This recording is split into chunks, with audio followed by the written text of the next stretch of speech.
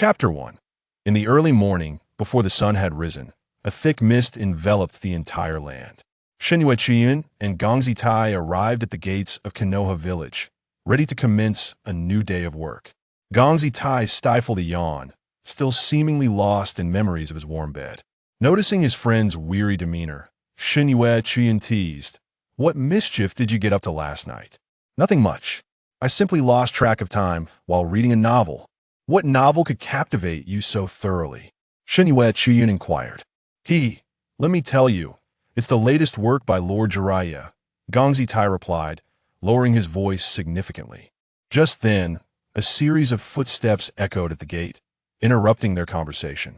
They looked up to see a boy with dark hair approaching them. The boy appeared to be around 14 or 15 years old, standing at 177 centimeters tall. His slightly disheveled hair was surprisingly appealing, and his bangs partially obscured his eyes. His youthful visage instinctively suggested he might be even younger. Shenyuechian noticed that the boy was not wearing the Konoha headband, leading him to speculate that he might be a participant from another village in the upcoming Chunin exams, or perhaps just an ordinary person drawn to the excitement. "Hello, what brings you to Konoha? Which village are you from?" Shenyuechian asked, adhering to protocol. The boy slightly lifted his head, revealing his piercing gaze concealed beneath his fringe. The intensity of his eyes instantly put Shenyuechian and Gongzi Tai on high alert, and they suddenly realized that this boy was no ordinary individual. "I'm a ninja from Konoha, just returned from a mission," the boy stated, turning slightly to the side. The two of them noticed the worn headband hanging from his waist, suggesting it had not been replaced in quite some time. "Are you a comrade from the village? How come I have never seen you before?" Gongzi Tai remained wary despite the sight of the headband. Logically, given the boy's tender age, it was unlikely he had become a ninja. During their tenure, they were familiar with nearly everyone in the village and had never encountered this boy. Noticing the cautious demeanor of the two, the boy explained, "I encountered unforeseen circumstances during my mission and drifted on a deserted island for an extended period. I have only just returned, and it was a task personally assigned to me by the Hokage." The boy's account seemed plausible, yet his direct reference to the Hokage felt somewhat disconcerting. Shenyuechian responded, "We will report to the Hokage, so please wait here for a moment." He then gestured for Gongzi Tai to notify their superior and continued, "We haven't yet asked for your name, so we can properly inform the Hokage." "My name is Uchiha Yalan," the boy replied without hesitation. Upon hearing the boy's name, their expressions shifted dramatically. Steel Ziddy stammered, "Are you a member of the Uchiha clan?" Upon hearing his words, Uchiha Yalan furrowed his brow. It had been quite some time since he left home. Had the village's prejudice against the Uchiha clan not yet dissipated? What on earth did Shursui do? "Indeed, I am of the Uchiha clan. Is there a problem with that?" Yalan replied, his patience waning as he regarded the two men. His black pupils swiftly transformed into the three-demo Sharingan, and combined with his inherently piercing gaze, he resembled a ferocious beast unleashed, causing the pair to tense up suddenly. "A three-demo? Do not be alarmed. We are merely surprised to encounter a member of the Uchiha clan. Come, I shall take you to see Lord Hokage." Shingetsu Izumi hastily waved his hands, urging Yalan to follow him upon noticing the three-demo in his eyes. Surprised? Yalan mused, perplexed. Did the Uchiha clan seldom undertake missions nowadays? "Indeed, you must have been away from the village for quite a while. Lord Hokage will provide you with further details," Shingetsu Izumi replied, unwilling to elaborate extensively. Some matters were beyond the purview of a mere Chunin to disclose. At the Hokage building, Sarutobi Hiruzen was preparing to commence his duties for the day. The upcoming Chunin exams had made his already hectic schedule even more demanding, leaving him little time to indulge in the telescope technique for relaxation. Knock, knock, knock. A series of urgent knocks echoed through the room, prompting Sarutobi Hiruzen to frown. Who could be so frantic this early in the morning? Taking a puff of a cigarette, he called out, "Enter." Upon hearing the request for entry, a Leaf Village ninja, adorned with sunglasses, hurriedly rushed in. Sarutobi Hiruzen recognized this ninja as Yamashiro Aoi, who was not typically known for his steadiness. "Hokage-sama, Kanetsu told me over the radio that a ninja returning from a mission today requires your verification. He has been away for an extended period, Yamashiro Aoi panted. Has Jiraiya returned? Sarutobi Hiruzen's first thought was of his apprentice, but he quickly sensed something amiss. Kanetsu would surely recognize Jiraiya. He mentioned the returning ninja's name is Uchiha Yalan. Yamashiro Aoi added, catching his breath. Are you certain you heard correctly? Sarutobi Hiruzen's expression changed instantly. The name Uchiha Yalan resonated within him. He recalled that this boy was the younger brother of Uchiha Shursui. 5 years ago, on Shizui's recommendation, the mere 10-year-old Yalan had participated in its Shrank mission. The objective of that Shrank mission was to gather intelligence on the inner workings of the hidden Mist Village. Following the war, the village had sealed itself off from the outside world, leaving uncertainties about the happenings within. Sarutobi Hiruzen dispatched a small team to undertake this crucial task. In an effort to alleviate tensions between the Uchiha clan and the village, Shursui had proactively recommended his brother for this mission. Uchiha Yalan, a prodigy who possessed the double Tomo Sharingan at the tender age of 10, that all the ninjas assigned to this mission have failed to return. The intelligence gathered by the Umbu revealed that they encountered an unprecedented maritime tempest, likely resulting in their demise. In the aftermath, little attention was given to the incident, especially since the Uchiha clan had been decimated. However, to everyone's astonishment, years later, Uchiha Yalan has made a reappearance. How should one address the current plight of the Uchiha clan to Yalan? The entire clan perished during a mission, and the sole survivor is the very brother responsible for the clan slaughter? This thought caused Sarutobi Hiruzen a considerable headache. After a moment of contemplation, he instructed Yamashiro Aoi, please summon Danzo and the 2 advisors. Upon receiving the command, Yamashiro Aoi hurriedly departed to locate Danzo and the advisors. Uchiha Yalan, Sarutobi Hiruzen murmured, taking a couple of deep puffs from his pipe, feeling the immense difficulty and trouble of what was about to unfold. It wasn't long before a knock echoed at the door of the Hokage's office. Enter, Sarutobi Hiruzen commanded, observing the young man who stepped into the room. Despite some alterations in appearance, he could not be mistaken. Yalan, I appreciate your efforts. I had not anticipated such significant losses on this mission. Sarutobi Hiruzen's initially stiff demeanor softened. Lord Hokage, you flatter me. The Uchiha clan is part of Konoha, and fulfilling our duties is my inherent responsibility, Yalan replied, retrieving a scroll from his robe. The information may be somewhat outdated, but I endeavored to complete the mission assigned by you, Lord Hokage. Sarutobi Hiruzen took the scroll with a hint of curiosity. The prolonged isolation of the Mist Village had rendered it nearly impossible for other ninja villages to gather any substantial intelligence. Thus, Nightwave's ability to return with information was, in essence, a mission accomplished. In recent years, the most significant event concerning the Mist Village was the failed assassination of the Mizukage by Zabuza Momochi, who subsequently became a rogue ninja, only to meet his demise at the hands of Kakashi. As for the current state of the Mist Village, Kanehagakure was rather uninformed. The intelligence brought back by Nightwave was, in fact, more crucial than he had initially presumed. Hiruzen swiftly perused the contents of the intelligence. Initially, he was somewhat indifferent, still assessing Nightwave's condition, but as he delved deeper, his astonishment grew. Is this information credible? Hiruzen questioned, still grappling with disbelief regarding the intelligence submitted by Nightwave. The Mist Village had apparently engaged in the wholesale slaughter of clans possessing bloodline limits and had descended into internal strife. Moreover, the 4th Mizukage, Yagura, was the very architect of this policy. This situation is indeed accurate, Nightwave responded gravely. At that time, the Mist Village was in utter chaos, and they even propagated the notion that those with bloodline limits were scourges and monsters. Aside from the elite ninja, who initially resisted, the remainder were mere orphans wandering the streets. Nightwave's expression was somber. Ultimately, this was a conflict between clans and the village, and he had not anticipated the 4th Mizukage to adopt such extreme measures. Reflecting on the relationship between the Uchiha and the village, Nightwave feared the occurrence of such an event the most. Rebellion, is it? Sarutobi Hiruzen cast a somber glance at Yalan. The intelligence gathered this time holds immense value for the village. Yalan, is there anything you require? The village shall undoubtedly provide a reward. I hadn't given it much thought. I've been away from home for quite some time now.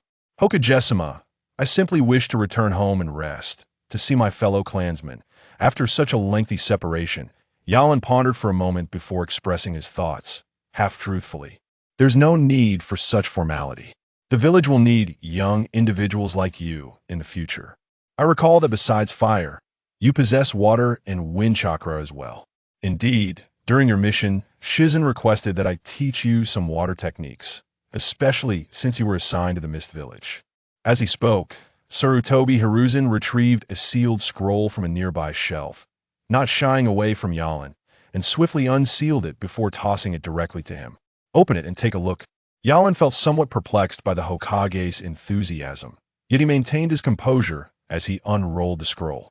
The scroll revealed an array of water techniques: water release, water surge wave, water release, water dragon bullet, water release, water wave strike, water release, water severing wave. In truth, Yalan had already mastered most of these techniques during his mission in the Mist Village, yet he refrained from expressing any dissatisfaction. However, the Hokage's demeanor instilled in him an unsettling premonition. Hiruzen, why have you summoned us? With a resounding bang, the office door swung open, revealing an elderly man who leaned on a cane, his chin marked by a cross-shaped scar and one eye wrapped in bandages. Yalan recognized this man as Shimura Danzo, under whom Shursui had previously served. The two individuals, a man and a woman, who appear to be of similar age to Danzo, were likely the Hokage advisors, Mito Kamen and Takakrin. Next time, do remember to knock. Sarutobi Hiruzen glared at Danzo with mild irritation before picking up the scroll that Yalan had handed him earlier. Do you recall that Shrank mission from 5 years ago, the one aimed at gathering intelligence on the Hidden Mist Village? Upon hearing Hiruzen bring up the old incident, Danzo appeared somewhat perplexed, while the two advisors listened attentively as Hiruzen recounted the events. I initially believed that mission had ended in failure. The search and rescue team discovered the wreckage of the ship devastated by the storm, leading us to assume that all participants had perished. Hiruzen cast a meaningful glance at his old friends. However, today, a lone survivor returned to the village, bringing with him vital intelligence concerning the hidden mist. Tuanzong and the two advisors understood why the Hokage had chosen to leave a young individual here. It was likely due to that survivor.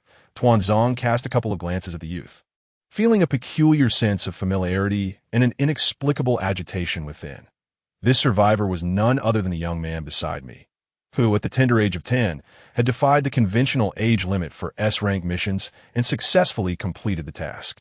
Upon hearing that the survivor had participated in a mission at such a young age, Tuanzong and the advisors seemed to have a realization, their gazes fixated on the handsome face of the black-haired boy.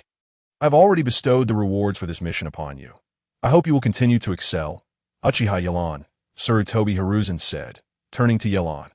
However, the complex expression on Sarutobi Hiruzen's face made Yalan feel uneasy, especially after Sarutobi Hiruzen's words. The Hokage's office felt eerily silent, as if the 5 of them were the only ones present. I must express my gratitude to you, Lord Hokage. If there are no further matters, I shall return to my clan. Yalan finally broke the silence. Wait. Just as Yalan was about to leave, the Hokage and his 4 companions simultaneously called out to him. Yalan turned around, somewhat puzzled, wanting to inquire if there was anything else. But the 4 fell silent again, just as Sarutobi Hiruzen was internally cursing his old friend for being unhelpful at such a critical moment. Shimura Tuanzong spoke up. If I am not mistaken, you are Shursui's younger brother, correct? Yalan nodded. So many years have passed, and many things have indeed changed, especially concerning your Uchiha clan. Upon hearing that there were issues within his clan, Yalan's heart tightened. His absence had not been long, yet he wondered what had transpired. Allow me to speak, Sarutobi Hiruzen interjected. Seeing that his friend had initiated the topic, he continued. In fact, shortly after you left for your mission, Shursui went missing. Missing? Where? Yalan felt a sense of foreboding. Within the village, but despite our extensive search, we found no trace, no body, No information to IT was as if he had vanished from existence, Sarutobi Hiruzen said gravely. However, there were witnesses from your clan who claimed that the last person to see Shursui was Uchiha Itachi. Itachi, Yelan recalled that boy, a couple of years his senior, taciturn and seemingly burdened with thoughts, regarded as a genius and the son of the clan leader. Yet he did not seem to get along well with the clan members. Save for Shursui, who would occasionally seek him out. So, to uncover Shursui's whereabouts, we need to locate Itachi. Yelan inquired patiently, suppressing his discomfort. That may prove to be somewhat difficult at that moment. Mito came and spoke up. Itachi is now an S-rank rogue ninja. What has he done? Yelan knew that an S-rank rogue ninja must have committed a significant crime against the village, and this seemingly quiet boy likely harbored deep thoughts. Let me continue discussing your brother's disappearance. Sarutobi Hiruzen shot a disapproving glance at Mito Kamen. After your brother went missing, the police force sought out Uchiha Itachi, and a fierce confrontation ensued, ultimately ending with Itachi's apology. However, he has never admitted to having any involvement in Shursui's disappearance. Upon hearing this, Yelan began to piece together the situation. Shursui was likely no longer alive, and Itachi was perhaps the perpetrator. If that were the case, then Itachi might possess those fabled eyes. And then, Yelan's voice grew heavy. He realized that this alone was insufficient to classify Uchiha Itachi as an S-rank rogue ninja. There must be further events that transpired. Itachi may have harbored resentment towards the Uchiha clan and, in collaboration with a mysterious man, wiped out the entire Uchiha clan in one night, Sarutobi Hiruzen finally stated. What kind of joke is this? The fury within Yelan surged uncontrollably, erasing any respect he had for the Hokage. A chilling and piercing black chakra erupted from Uchiha Yelan, his bangs swirling in the gusts of energy, the three tomo in his pupils rotating slowly, as if ready to transform into another form at any moment. Yelan, please calm down. I share your sorrow regarding the Uchiha clan's plight. However, we must address the issues at hand. Sarutobi Hiruzen was taken aback by Yelan's display of power. That eruption surpassed that of most Jonin. Though he was unaware of the specifics of Yelan's strength, it was evident that he was formidable. Perhaps heeding the Hokage's words, Yelan gradually regained his composure, closing his eyes to reflect on the actions and behaviors of those he had encountered since entering the village. The events concerning the Uchiha clan were undoubtedly more complex than they appeared. Despite being only 15, Yelan had undergone 9 years of compulsory education on Blue Star in his previous life. He could not simply accept everything at face value. Slowly opening his eyes, the tomo in his pupils had vanished, returning to their normal black hue, and Sarutobi Hiruzen and the others breathed a sigh of relief. I wish to visit the Uchiha clan's cemetery, Yelan expressed, filled with curiosity and anticipation upon arriving in this world. He had never heard of such a ninja realm, where people wielded the mysterious force known as chakra to perform dazzling jutsu. However, fate had dealt him a heavy blow. His mother passed away shortly after giving birth to him, plunging the young Yelan into a period of grief. Fortunately, he had a loving elder brother, a grandfather who taught him ninjutsu, and a warm, welcoming clan that supported him through his growth. The presence of these individuals provided Yelan with endless warmth and encouragement, helping him gradually emerge from the pain of losing his mother. He began to identify with his clan and took pride in being an Uchiha. During Shursui's time, Yelan often told him, some matters cannot simply be changed by individual will. He understood well the complexity of worldly affairs. People's thoughts and actions are often influenced by various factors, not solely determined by personal choice. Yet, Shursui naively believed that he could achieve everything, prompting Yelan to shake his head in resignation, deeming it nearly impossible. Nevertheless, Shursui remained convinced of his ability to foster mutual understanding, leaving Yelan utterly perplexed, viewing him as a fooled foolish brother. This was the Uchiha clan cemetery. The Hokage personally accompanied Yelan to a grove of tombstones, not far from the former Uchiha compound, where remnants of their dilapidated homes could still be seen. The scattered tombstones bore no names, causing Yelan to glance questioningly at the Hokage. Ahem, nearly all members of the Uchiha clan have perished. Those buried here were interred by the Umbu. They did not inscribe names for those they were unfamiliar with. Mito came and interjected immediately. Yelan, unwilling to hear such a poorly constructed excuse, was certain that the circumstances surrounding the Uchiha clan were far more intricate than presented. However, he had just noticed a detail, that if nearly all have perished, does that imply there is a survivor? Yelan inquired. Sarutobi Hiruzen shot another glare at Mito Kamen, clearing his throat before responding, "Indeed, there is one survivor named Uchiha Sasuke, who has just graduated this year and recently become a genin." Uchiha Sasuke? Yelan couldn't help but chuckle in disbelief. He was quite familiar with this individual. Sasuke was none other than Itachi's younger brother. The elder brother annihilated their clan, while the younger became a victim. Moreover, given Itachi's strength, even if he had allied with others, how could he have wiped out so many Jonin in the police force in a single night? What had truly transpired within the Uchiha clan? What role had Shursui played in all this? The information was too scant, and it seemed that he needed to reassess Konoha village. Sasuke was also rescued by the Umbu.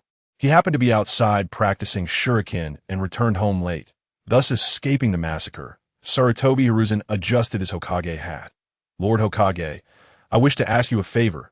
Yelan stood up and said, "I would like to apply to become a Jonin and accept the mission to hunt down Uchiha Itachi." "Absolutely not." Before Sarutobi Hiruzen could respond, Shimura Tuanzong interjected with a firm refusal. "Lord Hokage, now the entire Uchiha clan consists only of Sasuke and me. That I graduated from the Ninja Academy at 9, became a Nin at 10, and have since completed S-rank missions. That I believe my strength is beyond question. Furthermore, there is an S-rank Uchiha Itachi outside, while Konoha lacks even a single Uchiha Jonin. Although the noble clans may not voice their opinions, they will undoubtedly harbor concerns." Yelan recognized that his words would likely provoke displeasure or apprehension from the Hokage's faction. But he had no choice. He lacked information and could only strive to ascend, at the very least. He needed to attain the rank of Jonin to access confidential information and uncover the truth behind the Uchiha clan's massacre. "What nonsense are you spouting? The nobles care about your Uchiha clan."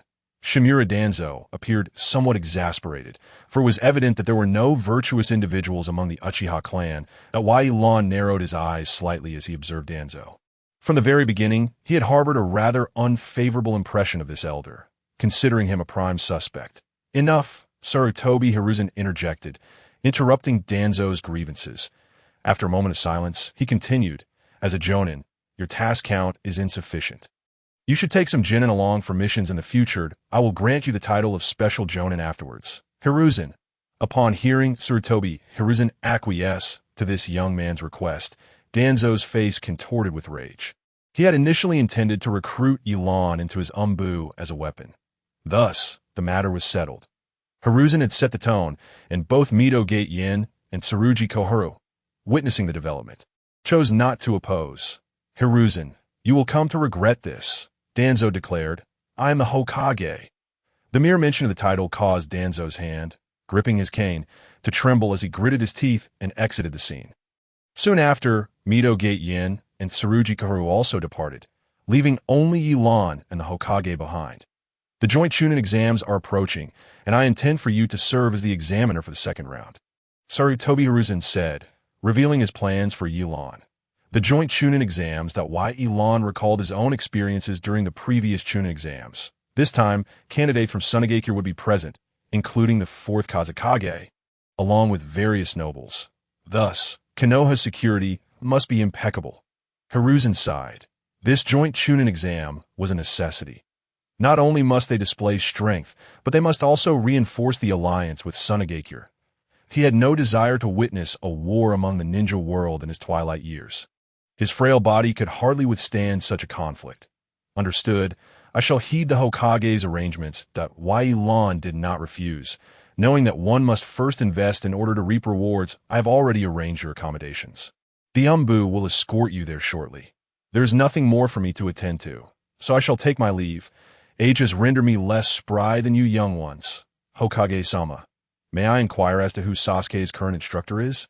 Yelan posed a question that caught Sarutobi Hiruzen off guard. "Kakashi Hitaki." Hiruzen answered without much contemplation, glancing back at Yelan. "That I see.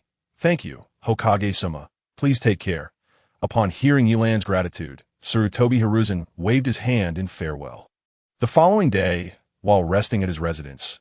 Yilan received his appointment letter for Special Jonin. Greetings, Yilan Koen.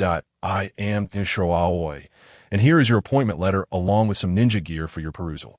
The individual who arrived at Yilan's abode was a Special Jonin wearing sunglasses that, in addition to the appointment letter, he brought a ninja vest, clothing, and a new Konoha headband. Why Yilan glanced at the somewhat nervous Yamashiro Aoi, nodded, and accepted all the items. Ignoring the ninja gear for the moment, he opened the appointment letter to confirm the Hokage's signature before stowing it away. Noticing that Yamashiro Aoi had yet to leave, he inquired, "Is there anything else I need to do?" Right. You should prepare yourself. There will be a meeting regarding the Chunin exam shortly. You are unfamiliar with the location, so Hokage-sama has asked me to escort you there. Yamashiro Aoi replied, regaining his composure. Please wait a moment. Yilan turned and entered his room, donning a fitted dark jacket, securing his usual arm guards, and slipping on his combat boots, with the Konoha headband casually hanging at his waist. Within 2 minutes, he was ready. Upon seeing Uchiha Yilan re-emerge, Yamashiro Aoi glanced at the ninja vest he had just brought and inquired, "Is this acceptable?" Yes. Although Konoha did not have a strict mandate requiring the wearing of ninja vests except during wartime, many Special Jonin and Jonin opted for their own comfortable attire. However, it was indeed rare for someone like Yilan to disregard the vest altogether, with the Konoha headband carelessly draped at his waist. "Oh well, as long as I get him to the meeting, my task is complete," Yamashiro Aoi thought. As they approached the meeting location, Yamashiro Aoi distinctly felt the gaze of those around them, which was clearly directed at Uchiha Yilan. That clan emblem is... How could it still exist? Yamashiro Aoi sensed something amiss, glancing back at Yilan, who walked with an impassive expression, seemingly oblivious to the murmurs surrounding him. He passed Yamashiro Aoi and queried, "Are we there yet?" At that moment, Yamashiro Aoi noticed the Uchiha clan emblem emblazoned on the back of Yilan's jacket. Though small, it unmistakably indicated his lineage. Adjusting his glasses, Yamashiro Aoi quickened his pace to position himself ahead of Yilan, exclaiming, "We're almost there. I trust you all understand the reason for my gathering," Hiruzen stated from his elevated position. "Indeed, it has come to this," remarked a female ninja with crimson eyes. "So, when exactly 1 week from now?" Hiruzen replied after taking a deep drag from his pipe. "How very urgent," a silver-haired ninja remarked. "For this joint examination, nobles from other nations will be in attendance. Therefore, Konoha's security rests in the hands of those present." Hiruzen continued. As Hiruzen elaborated, Kakashi found himself lost in thought, suddenly jolted by his friend Mike Guy poking him from behind. "What's up, Guy?" Kakashi whispered. "Look, Kakashi, that kid in the corner. Doesn't that clan emblem on his attire belong to the Uchiha clan?" Guy lowered his voice, aware of the inappropriateness of the situation. However, several other familiar Jonin overheard Guy's remark and turned their gazes toward Yilan, who stood in the corner, with black hair and eyes. His dark jacket bore the unmistakable emblem of the Uchiha clan. There could be no mistake. That moment, Sarutobi Hiruzen announced. The chief examiner for the second round will be Mitarashi Anko, and the examiner will be Uchiha Yilan. When the name Uchiha Yilan escaped Hiruzen's lips, all eyes in the room turned toward him, filled with curiosity, confusion, suspicion, animosity, and schadenfreude, creating an uncomfortable atmosphere. Silence. "Do you have any objections?" Hiruzen asserted his authority as Hokage, prompting the murmuring ninjas to fall quiet. I would like to inquire about this Uchiha ninja." One of the ninjas raised a question. He is a Uchiha Jonin who recently returned to the village after completing a long-term mission. "There is no cause for alarm," Hiruzen clarified, addressing the concerns of those present and indicating that Yilan had been out on a mission prior to the Uchiha clan massacre. However, this revelation did little to quell the curiosity among the crowd. A Jonin, regardless of whether they were special or regular, was a key figure in the village, and the youth's appearance only deepened their intrigue. Unperturbed by the gazes and whispers of others, Yilan stood quietly. Resembling a statue, that moment, a hand landed on his shoulder, and a woman in her 20s, adorned in a beige coat and sporting a pineapple ponytail, exclaimed, "Looks like you're my new colleague. I didn't expect a handsome Uchiha like you." Yilan resisted the urge to swat away the hand and replied, "Mitarashi Anko-san, I look forward to working with you in the coming days." "Absolutely," I was worried you might be difficult to approach. I'll treat you to some dango later. Mitarashi Anko playfully patted Yilan's shoulder multiple times, pleasantly surprised by how easygoing this Uchiha was. All right then, do you have any recommendations for Genin to participate in this examination? Hiruzen quickly redirected the conversation, inquiring about the Jonin present. While Kakashi and the others were initially taken aback, they promptly recovered, reporting the names of their respective Genin. Understood, I have gathered the necessary information. Hiruzen prepared to conclude the meeting when suddenly someone interrupted Hokusama. Though I may be overstepping, those students are ones I once taught. While I acknowledge their talents, I believe it is still too early for them. They should focus more on missions to hone their skills, spoke Irika. Kakashi recognized that Irika's concerns were primarily directed at one individual. Naruto is different from you. Hey, Captain, disregarding the quarrel between Irika and Kakashi. Yelan took the initiative to engage in conversation with Hondo. Without employing honorifics, Hondo paid no heed to this informality. What is it? She inquired. Was there anything that needed addressing regarding the second examination? There's no need to concern yourself too much with work matters. We have another week that will simply arrange the examination setting when the time comes, primarily focusing on ensuring no students cheat during the exam. Hondo replied that if there's nothing pressing today, I have some personal matters to attend to. If that's permissible, that is acceptable. Before Hondo could finish her sentence, Yelan had already taken strides towards Kakashi that Irika's points were not without merit. Observing the incessant bickering between the two, Rihai felt a surge of annoyance and decided to prepare them for a mock examination. A mock exam. Irika was taken aback as Yelan stepped directly in front of him. Then, Lord Hokage, I shall take charge of Uchiha Sasuke's mock examination. Kakashi was taken aback by the Hokage's unexpected agreement to this arrangement. The Hokage undoubtedly has his reasons, Yelan remarked, casting a glance at Kakashi ahead of him. He had heard many tales of Kakashi's exploits during his time in the village. In particular, the fact that Kakashi, not being of the Uchiha clan, possessed a Sharingan had a significant impact within the clan. Shursui had previously mentioned his name. It was remarkable that an outsider could wield the Sharingan to such an extent, making Kakashi a unique case. I understand your concerns. The Hokage has already conveyed the events of 5 years ago to me, and I would not trouble a mere child. Yelan directly addressed Kakashi's inner worries. Despite this, Kakashi struggled to fully quell his own apprehensions upon hearing Yelan's words. Shall we meet him together, or would you prefer to arrange it yourself? You can simply observe. Rest assured, I will not harm him. Yelan responded with a hint of a smile, having formulated a plan in his mind. Not overstep. After all, they are my subordinates. Upon seeing Yelan smile, Kakashi's previously eased tension surged back. That he is your subordinate, yes, but also a ninja of Konoha. Do not forget, he bears the Uchiha name. What do you intend to do? Kakashi's vigilance heightened significantly. Fear not, Kakashi, Yelan stated after a moment of silence. My attitude towards him will depend on his attitude towards Itachi. As the sun reached its zenith, the 3 genin of Team 7 languidly loitered on a bridge in Konoha village. Why does that guy call others out only to make them wait for him? Sakura, with her pink hair, could no longer restrain her complaints. Exactly, Naruto chimed in, while Sasuke, standing aside, observed the two grumbling about Kakashi, bemused by their unexpected morning vigor. Good morning, everyone. At that moment, the tardy Kakashi finally arrived. Today, I lost my way on the path of life. You're lying. Naruto and Sakura were no longer swayed by such excuses. Well, actually, I was handling some matters for you, Kakashi replied, undeterred by their disbelief as he approached the trio. In fact, I recommended the 3 of you for the Chunin exam. He then produced 3 application forms, stating, here are the application forms. The Chunin exam, Sakura was momentarily taken aback. Let me clarify, this exam is not mandatory. Whether you participate is entirely up to you, Kakashi continued. That's fantastic, Kakashi-sensei. You like us the most. Unlike Sakura, Naruto was instantly exhilarated and embraced Kakashi.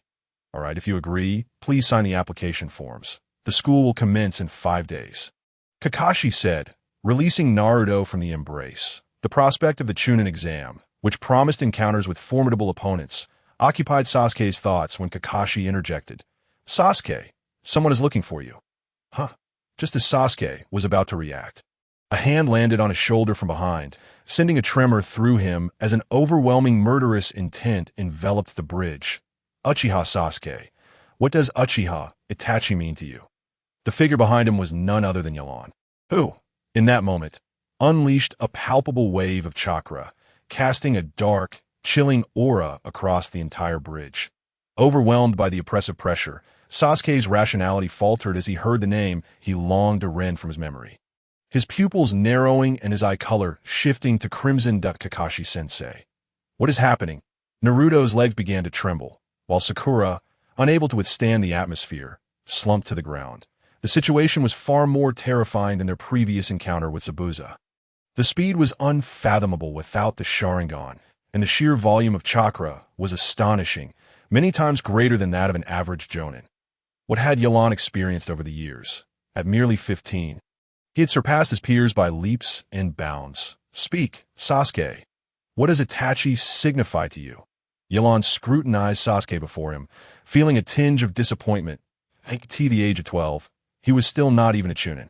At this age, both Shursui and Itachi, as well as himself, had far surpassed their contemporaries, each having attained the three-tomo Sharingan. Though Sasuke had been nurtured by the Hokage, his abilities were woefully inadequate. I forbid you from uttering that name. Sasuke, struggling against the discomfort brought on by the murderous intent, did not ponder why Kakashi had not intervened. He retrieved the kunai from his ninja pouch, his Sharingan spinning rapidly, and aimed a stab behind him. Yelan effortlessly grasped Sasuke's arm, halting his movement, and subsequently retracted his oppressive chakra. I have begun to understand your mindset. However, to lose your rationality over a mere name, Sasuke, will ensure you never triumph over Itachi. Yelan released Sasuke's arm. Sasuke desired to retort, yet he found himself entranced by the three-tomo Sharingan within Yelan's eyes. Who are you? To come at us with such aggression. I shall teach you a lesson. Upon regaining his freedom of movement, Naruto rolled up his sleeves, ready to charge at Yelan. Naruto, do not move, Kakashi interjected, blocking Naruto's path with one hand. As Naruto and Sakura exchanged puzzled glances, Kakashi slowly explained. That individual is Sasuke's cousin. Yelan? Sasuke could hardly believe it. Aside from himself, there were other survivors of the Uchiha clan, and he felt a flicker of familiarity towards this individual. Yelan was 3 years older than Sasuke. However, by the time Sasuke enrolled, Yelan had already graduated early. He had often trained with Shursui in the Uchiha clan's training grounds, while Itachi frequently sought out Shursui. When Itachi led Sasuke to the training grounds, Yelan had teased Sasuke for needing his older brother's assistance at such an age, leaving a lasting impression on Sasuke. When Yelan had departed on a mission, he had visited the Uchiha Fugaka household for a farewell. And after the night of the massacre, Sasuke had clung to the hope that Yelan had been away on a mission, only to be informed by the Hokage of the mission's failure and the clan's tragic fate. It seems you still remember me. Yelan did not display any signs of joy, then turned to Kakashi and stated, Kakashi, I will take Sasuke to the clan grounds. With that, he gestured for Sasuke to follow. Kakashi paid little mind to the exchange, prompting Naruto to grumble. What's this? Just because he's Sasuke's brother doesn't mean he can be so rude, Kakashi-sensei. I had never heard of Sasuke having an older brother. What is going on? Sakura inquired, equally puzzled. Cousin, not older brother, Yelan clarified, having been away on missions for many years and just recently returning. This time, I merely wish to see Sasuke, Kakashi casually replied. But I sense that Sasuke is quite surprised. Sakura was eager for more details. She sensed that Sasuke's astonishment stemmed not only from Yelan's presence, but also from other reasons. Who is this Itachi mentioned by Yelan, and why did it incite such anger in Sasuke? Very well, let us conclude for today. As for the Chunin exam, consider it at your leisure. As your teacher, I cannot provide too much guidance. I will definitely participate in the Chunin exam. I will surely become a Chunin. Naruto's fervor was ignited at that moment.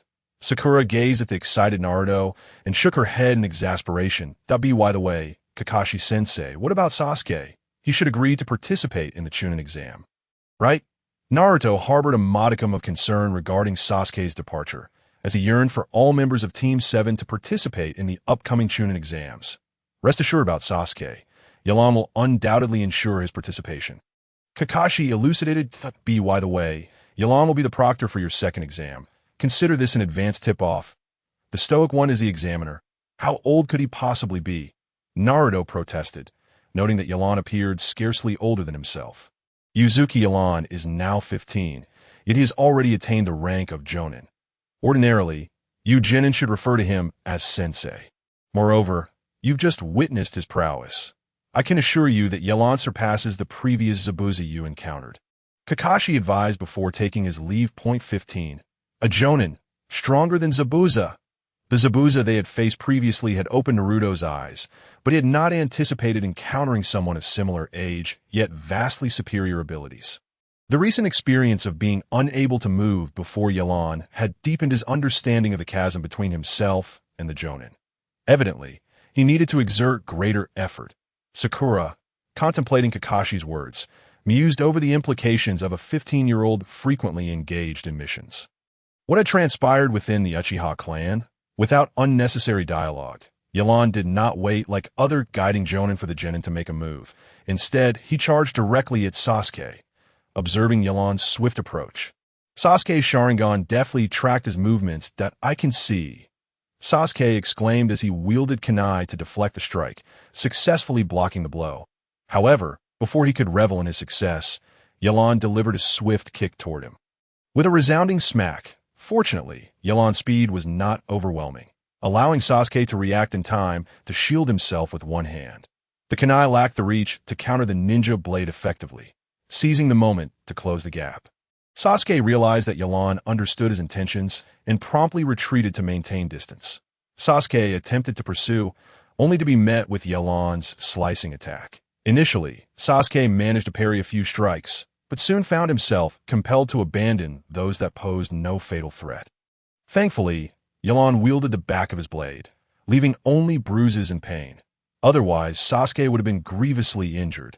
Recognizing the futility of his efforts, Sasuke willingly distanced himself, fingers swiftly forming hand seals.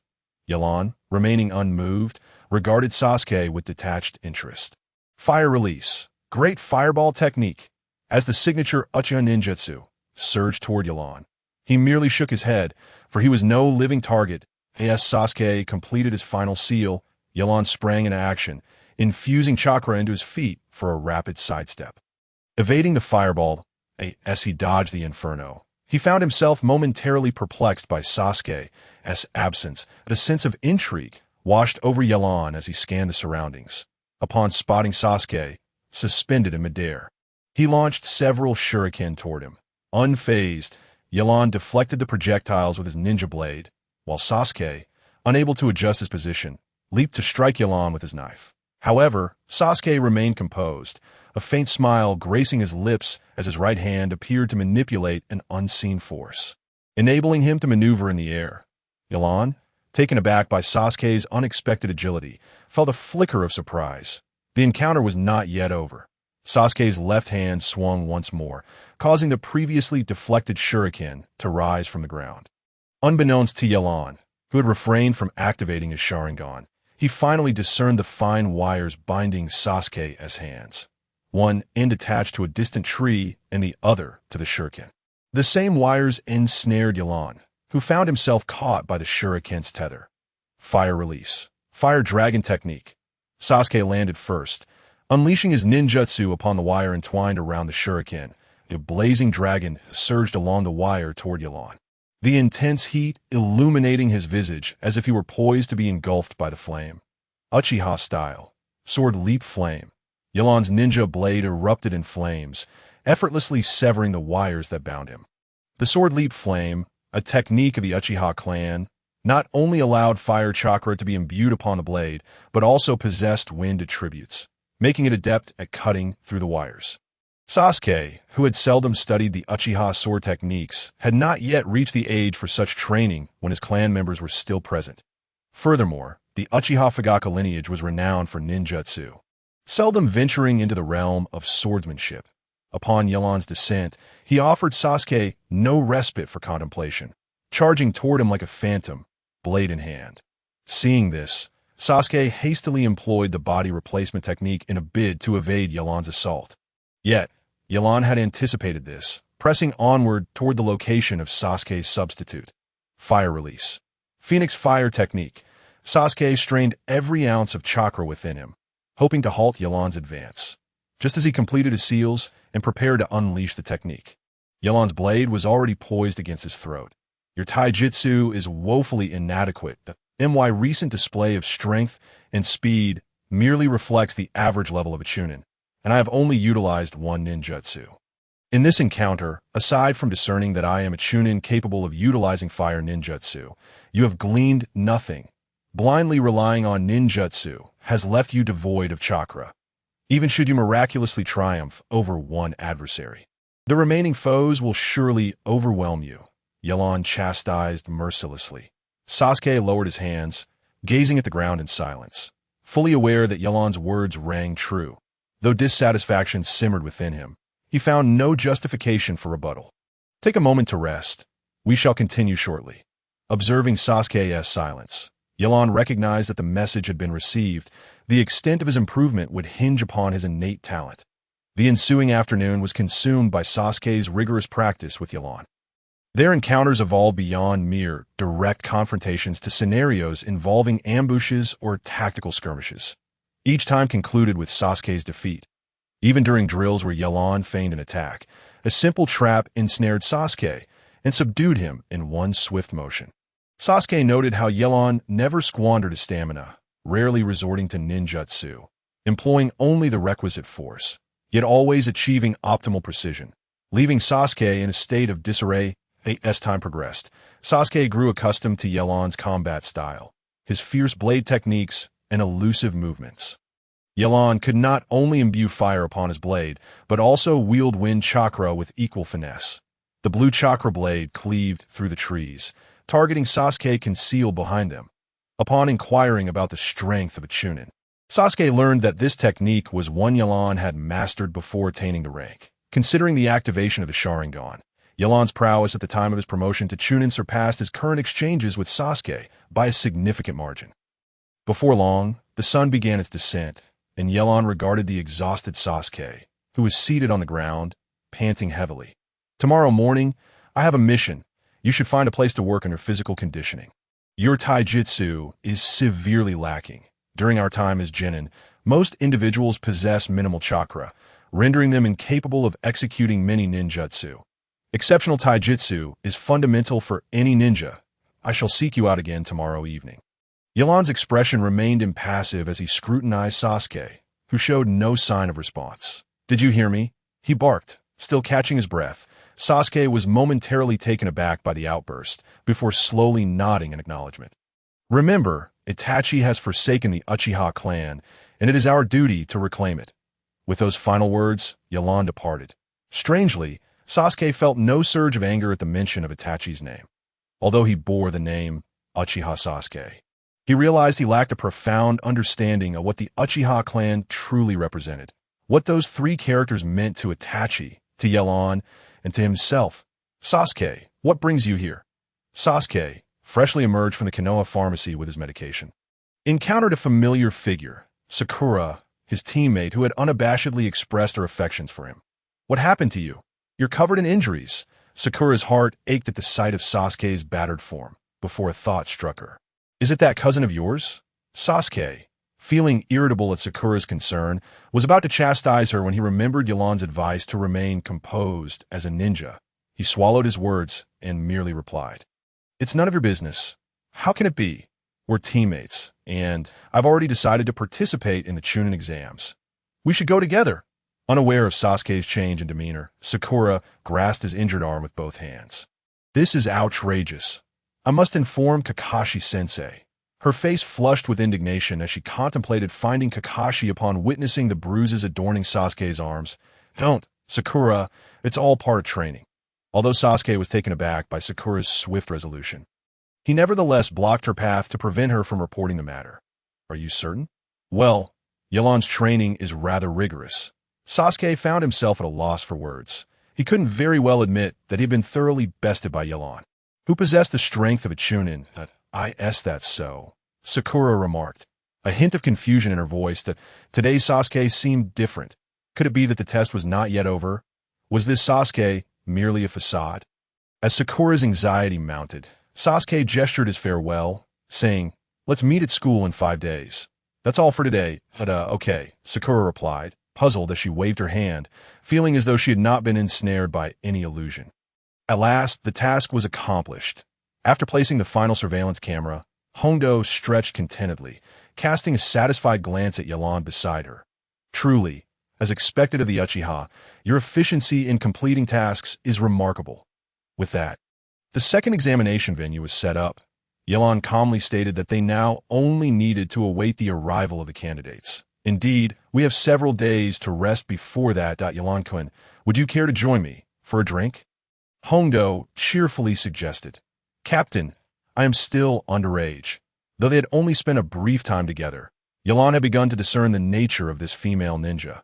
One might call her forthright and unconcerned with trifles, while others might describe her as lacking in depth. Haha, don't be such a bore, Hondo teased with a smile. Come on, come on. At worst, I'll treat you to juice. Would that suffice? I apologize, Captain, but I have some personal matters to attend to. Yelan remembered that he needed to train Sasuke. It was not yet time to rest. What a pity, Hondo mused. When Lord Hokage announced the Chunin exams, Kakashi mentioned that some of his students would be signing up. One of them seems to be your clansman, right? Yelan nodded. What was his name again? Ah, yes, Uchiha Sasuke. After a moment's thought, Hondo recalled, as the sole survivor of the Uchiha clan at that time had indeed caused quite a stir in the village. You're not planning to provide him with extra training, are you? Hondo had already sensed what Yelan's personal matters entailed. It's merely some basic training. That kid is still quite a distance from becoming a Chunin. Didn't expect you to care so much for your clan brother, Hondo remarked, playfully slapping Yelan on the shoulder, as if he had no sense of personal boundaries. That's how it is, Captain, if there's nothing else. I'll take my leave. We can plan a gathering after the Chunin exams conclude. Yelan regarded Hondo with a sense of exasperation. To assimilate into Konoha and gather more intelligence, he had to engage on multiple fronts. Although Hondo was merely a special jonin, her appointment as the chief examiner surely indicated the third Hokage's trust in her. This was his first mission since returning to the village, and he couldn't afford to let others find fault. As he undertook more missions in the future, he might enjoy greater freedom, but for now, he had to bide his time and develop steadily. Then it's settled. After the Chunin exams, I'll treat you.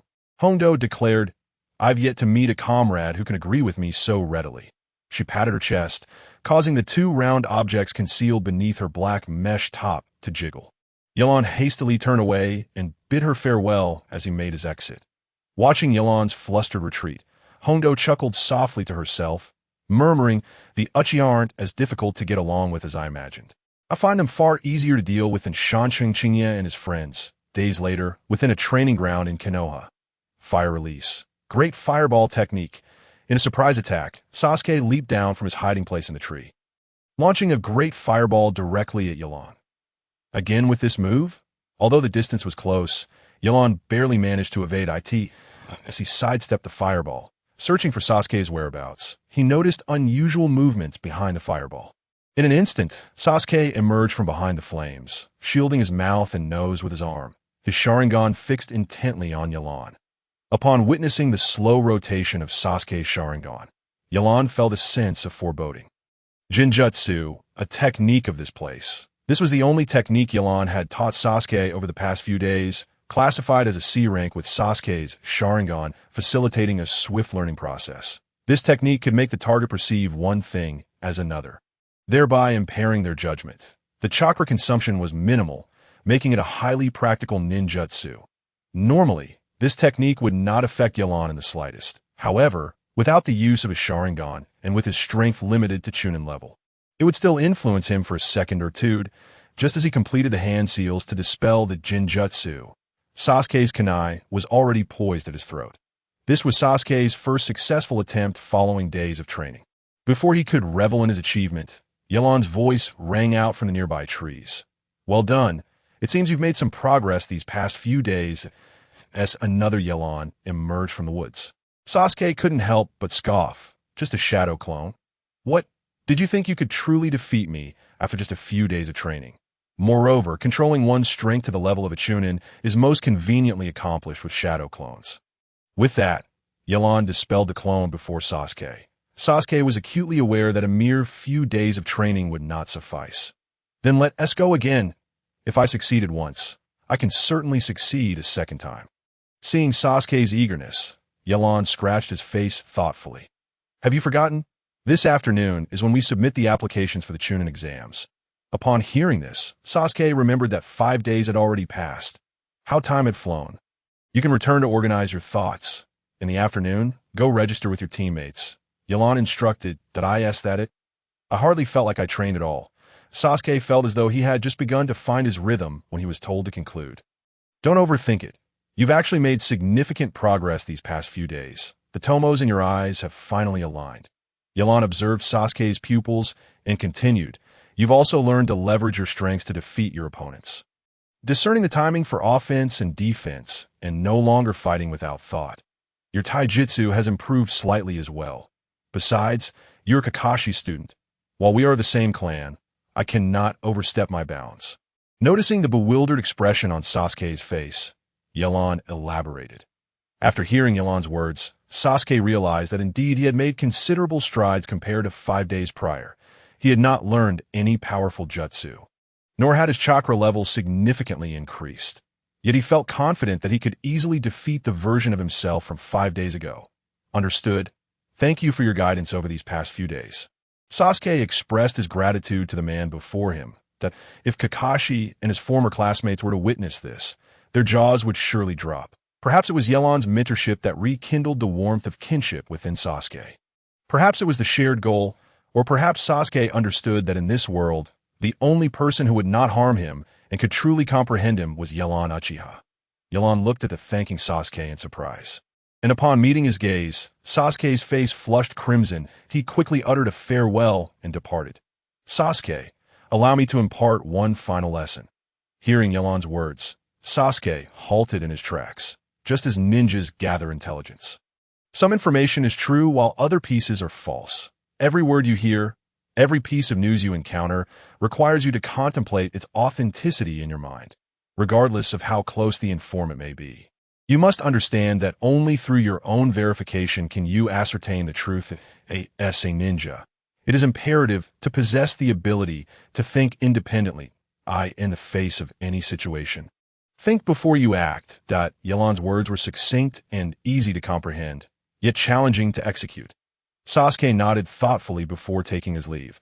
Shortly after Sasuke departed, Yelan sighed helplessly as he gazed into the inky blackness of the forest. Come out. Do I need to invite you now that everyone has left? Oh dear, I seem to have lost my way and ended up here. A man with white hair and a cheerful demeanor suddenly approached. Yelan could not be bothered to expose him. The newcomer was none other than Sasuke's teacher, Kakashi Hitachi.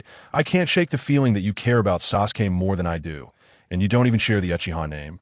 Yelan quipped. This is my first time leading a team. I ought to show some concern for my subordinates. Keep pretending, Yelan retorted, recalling the cold reputation Kakashi had as per Shusui's account before leaving the village.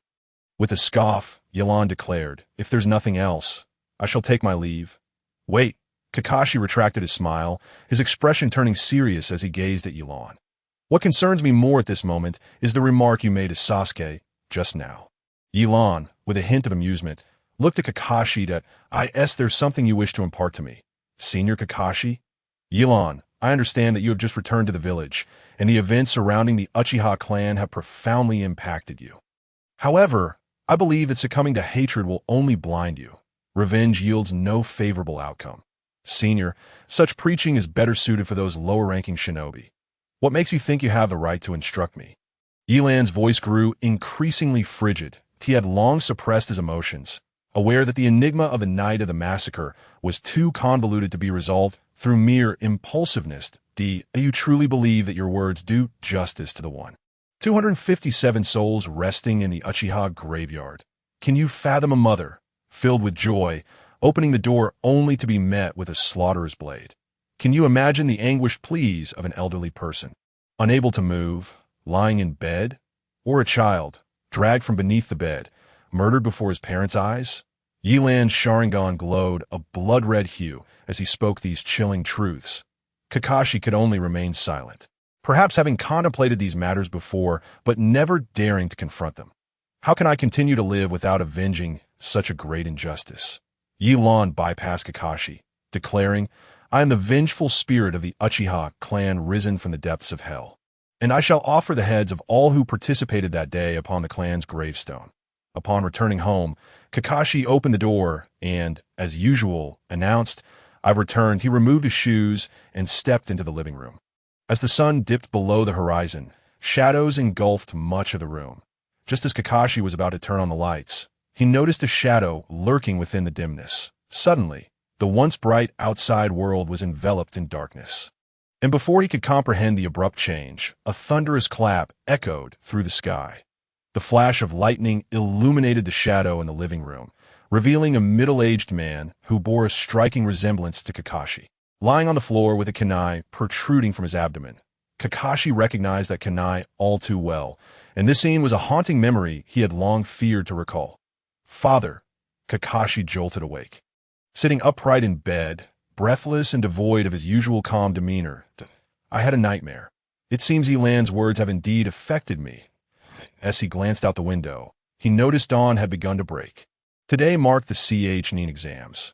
He hoped that no unexpected incidents would occur. Yelankin, it seems your clan brother has already commenced his first exam. Aren't you going to take a look? Hongdo remarked leisurely as she observed Yelan seated before the monitors. Captain, as the chief examiner for the second venue, is it really wise to leave your subordinates unattended like this? Yelan felt exasperated by the captain's lack of foresight, who seemed to be more of a distraction than a leader. Well, I merely wish to alleviate your boredom, Hongdo replied with a grin. The exam should conclude swiftly. By the way, aren't you concerned that your clan brother might fail? He appears to be the top student of his cohort. If he cannot pass the first round, he might as well abandon the Uchiha name. With the Sharingan at his disposal, even if he doesn't resort to copying, he should manage to pass. Yelan, having participated in the CH-9 exams, felt no anxiety. How could I forget that the Uchiha possessed the Sharingan? They could easily copy their way through. Hongdo finally grasped the situation, realizing that the first round was the simplest for the Uchiha. By the way, are you going to join me in welcoming those who passed the first round? I've yet to meet this year's newcomers, and this should prove to be quite interesting. Hongdo expressed enthusiastically, I think I'll pass. Yelan felt apprehensive about what calamities might ensue with Hongdo's unpredictable nature. Come on, let's go see your adorable juniors. This is an essential life lesson. And perhaps you'll one day become a guiding J-nin. It's wise to familiarize yourself now.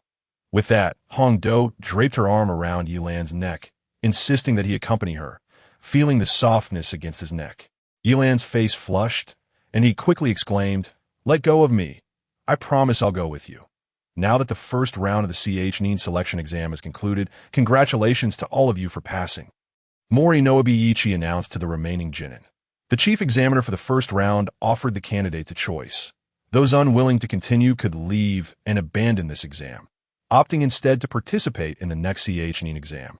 Those who remained would proceed to the final question, but if they failed to answer correctly, they would be immediately disqualified and barred from future CH-9 exams.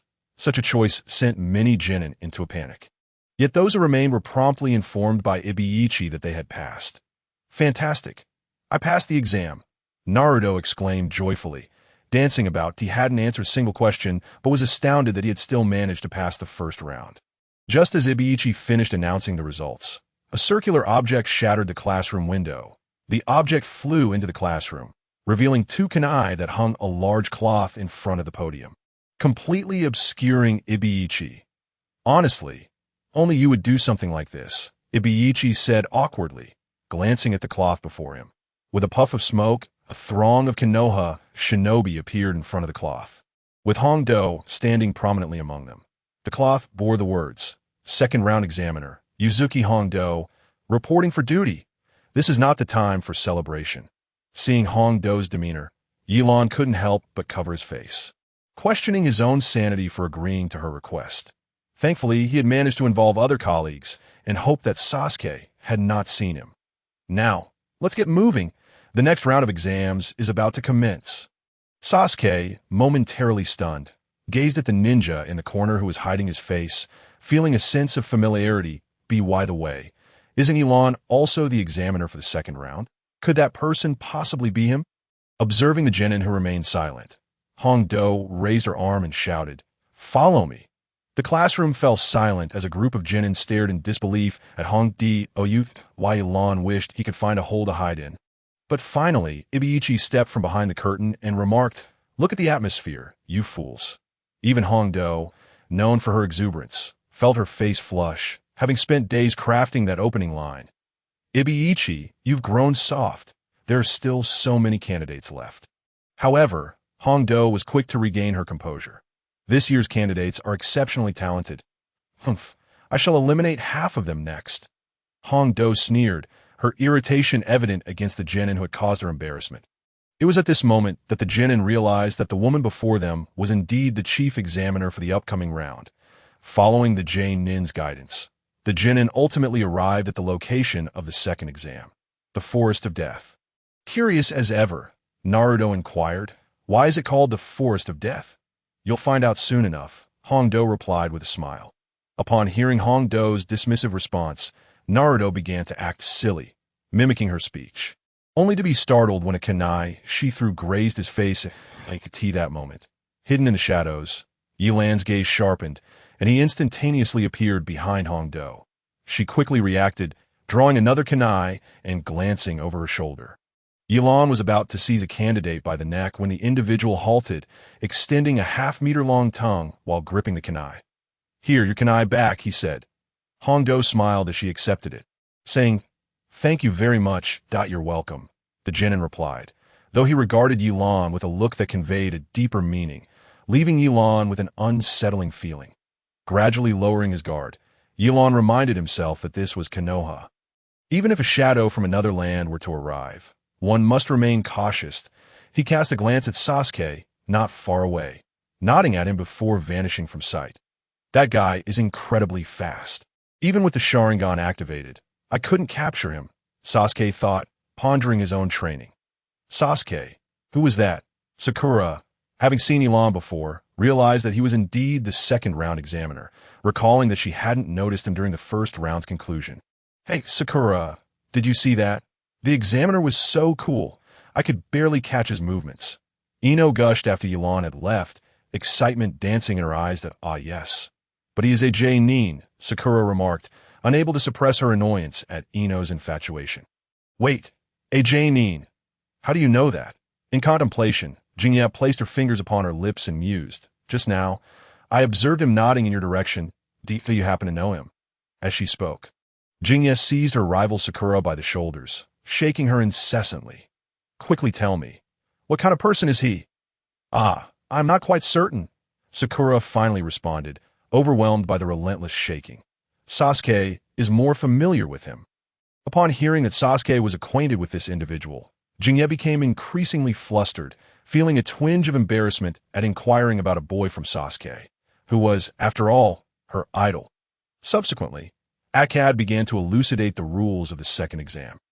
In essence, each team must obtain a scroll, which can either be of heaven or earth. To successfully complete the second exam, they must possess both types of scrolls and reach the central tower of the exam venue within 120 hours. With the rules delineated, each team entered the examination site through different entrances, marking the commencement of the second exam. When the figure before them, whose gender was indeterminate, exuded a palpable aura of menace, Sasuke instantly recognized that this was not an adversary he could contend with. Sakura had collapsed onto the ground, her expression fraught with terror and panic, appearing as though her spirit had fled. Naruto's fate remained uncertain. Sasuke clenched his jaw, gripping his kunai tightly, while the tomo of his Sharingan whirled frantically within his pupils. "Oh, you can still move? Sasuke, you truly surprise me," the androgynous voice echoed once more. "What do you intend to do?" "Tisuch," Sasuke exclaimed, swiftly embracing Sakura and retreating at full speed. "Are you simply fleeing?" The figure extended its tongue, licking its own face. "Listen to me, Sakura. That person is an entity we cannot possibly confront. There is no chance of victory. At the very least, they are of Jonin caliber." Sasuke panted as he spoke to Sakura. "You must flee immediately, back to the entrance we used, find the proctor, and inform them of the situation. No, it would be best to locate Yelan and have him resolve this. Sakura stared blankly at Sasuke, the young girl still unable to comprehend the gravity of the situation. Did you hear me? Sakura, where are you two going? A chilling voice, reminiscent of the earlier figure, echoed once again in his ear. Akkad, we have a situation.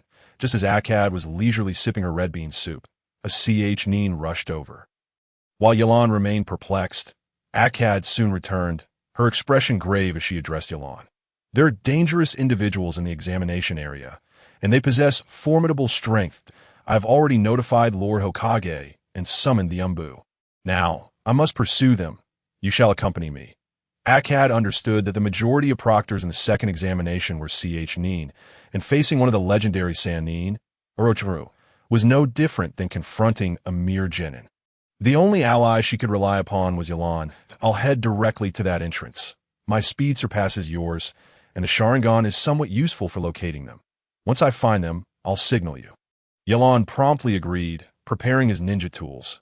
All right, then, Orochimaru observed as the rampaging Naruto unleashed the five elements sealing technique upon him, causing Naruto's wild chakra to dissipate, and he fell into a deep slumber. Damn it, Sasuke, witnessing Naruto's effortless defeat, was engulfed by a profound hatred for his own weakness, fire style. Phoenix Fire Technique. Passive resistance was not Sasuke's choice. Since escape was futile, he would fight to the death. Then let us play. Orochimaru contemplated as he watched Sasuke resist. With ease, Orochimaru evaded the Phoenix Fire and closed the distance, launching a punch toward Sasuke's head as so swift, yet I can barely perceive it. Sasuke continuously parried Orochimaru's onslaught, but the attacks grew increasingly rapid, akin to a cat toying with a mouse, and Sasuke struggled to keep pace with the rhythm. Sasuke, when confronted by an opponent significantly stronger than yourself, and you find your eyes cannot keep up with their movements, do not rely solely on the Sharingan. Consider the potential angles from which the enemy may strike, while the human body has many weak points. When an adversary attacks beyond your dynamic visual range, the slightest disturbance in airflow will betray their intentions. Simply defend in that direction. These were Yelan's words during training, which Sasuke had practiced only briefly. It was still a daunting challenge for a genin, as his primary focus had been to surpass Yelan, who possessed Nin-level strength. Recalling Yelan's advice, Sasuke relinquished his reliance on the Sharingan, slowly closing his eyes to keenly sense the flow of air, gradually blocking Orochimaru's attacks. How intriguing, a member of the Uchiha clan who does not solely depend on the Sharingan. Sasuke, you truly exceed my expectations. Orochimaru, noticing Sasuke's shift, maintained his offensive cadence, eager to witness what further surprises Sasuke might unveil. Sasuke felt the direction of the enemy's assault, the legs, the arms, the chest directly behind him, and then straight ahead. At that moment, Sasuke opened his eyes and locked gazes with Orochimaru, executing the Jinjutsu he had recently mastered, the Shinjutsu, non-existence technique. What? This little brat can use Jinjutsu? Orochimaru was taken aback, recalling that Kakashi had taught a genin such a high-level technique. The sight of Sasuke's Sharingan evoked memories of a humiliating past. Orochimaru momentarily faltered. And in that fleeting half-second, Sasuke seized the opportunity, foregoing ninjutsu, and thrust his kunai towards Orochimaru's chest. Just as the kunai grazed Orochimaru's skin, penetrating a mere 2 millimeters, Orochimaru abruptly reacted, delivering a powerful kick that sent Sasuke sprawling. The impact was far more forceful than Orochimaru's previous attacks, causing Sasuke to cough up blood and remain prostrate on the ground, unable to rise.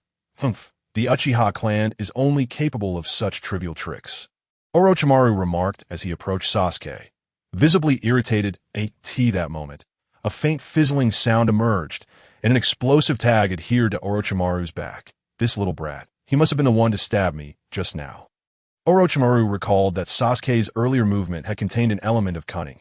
The Uchiha clan's prestige is beyond your capacity to critique. Sasuke struggled to his feet. Shuriken technique. Sasuke hurled his shuriken, which was entwined with wire. 1 layer. 2 layers, 3 layers, binding Orochimaru to the branches of a large tree. Fire style. Dragon fire technique. A dragon of flame surged along the wire, striking Orochimaru, who emitted a ghastly scream. Sasuke observed as Orochimaru's skin began to melt and char from the dragon's flames. A sense of suspense began to lift. Had he finally secured victory? Sasuke, splendid. We have triumphed, Sakura exclaimed joyfully upon witnessing the scene. Just as Sasuke intended to smile at Sakura, the charred corpse began to speak. The voice was no longer the androgynous tone from earlier, but rather a hoarse, aged male voice. Truly remarkable, a descendant of the Uchiha clan, so much like your brother, Sasuke. Beneath the scorched flesh lay another person, the identity of whom was unveiled as the burnt skin peeled away. Who are you? How do you know my name and Itachi's? Sasuke's mind was flooded with questions, and he finally had the opportunity to inquire. My name is Orochimaru, and I am aware of your desire to kill Itachi.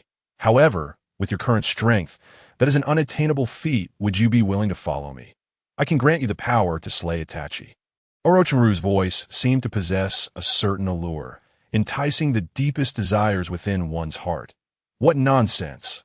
I would never follow someone like you. Regardless of the circumstances, Sasuke remained unyielding to his words that I anticipated you would respond thus. So today, I shall bestow upon you a gift, a taste of power.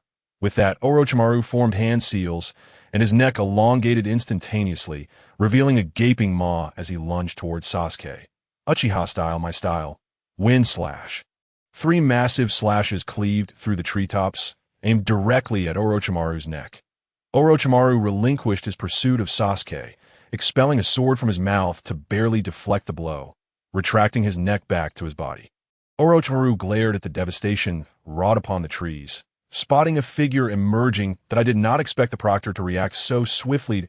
It seems my absence from Konoha has allowed some impressive ninjas to emerge. Orochimaru remarked with a calm demeanor, believing that aside from his disciple Akkad, the proctors were merely special jonin, lacking truly formidable opponents. What right do you, a filthy insect hiding in the shadows, have to utter such words?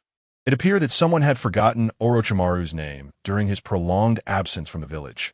Orochimaru had never been so disrespected by anyone before. He had already devised a plan to teach this ninja a lesson. When Yelan approached Sasuke, Orochimaru's eyes widened in disbelief, unable to comprehend why the arriving ninja possessed the Sharingan of the Uchiha clan, and a 3-tomo 1 at that. Sasuke, take your teammates and leave this place. The person before you is not an examinee. This is beyond your capabilities to handle. Yelan then produced a signal flare and launched it into the sky. Upon seeing Yelan, Sasuke finally felt relieved, realizing that the situation was coming to a resolution, but he still informed Yelan, this guy is named Orochimaru. He knows about Itachi and me, and for some reason, he attacked us directly. Yelan recalled the name Orochimaru, a figure he was not particularly familiar with. When Orochimaru defected from the village, Yelan was merely 3 or 4 years old. He only learned from clan records that this individual was one of the legendary Sannin, who defected shortly after the Night of the Nine Tails and was classified as an S-rank rogue ninja, possessing formidable strength. Who exactly are you? Aside from Itachi and Sasuke, there are no other survivors of the Uchiha clan. Orochimaru could hardly believe that another Uchiha was still alive, especially one who appeared to be quite young, seemingly no older than 15 or 16, and who was evidently familiar with Sasuke. Yelan suddenly felt that something significant was about to transpire during this Chunin exam. Looking at Orochimaru, he simply stated, I am merely a malevolent spirit of the Uchiha clan, risen from the depths of hell. Orochimaru was not satisfied with Yelan's response, seeing Sasuke pulling Sakura to leave. He immediately launched an attack on Sasuke, Shadow, Snake Hands. Orochimaru extended his right hand, and several serpents emerged from his sleeves, racing toward Sasuke at incredible speed.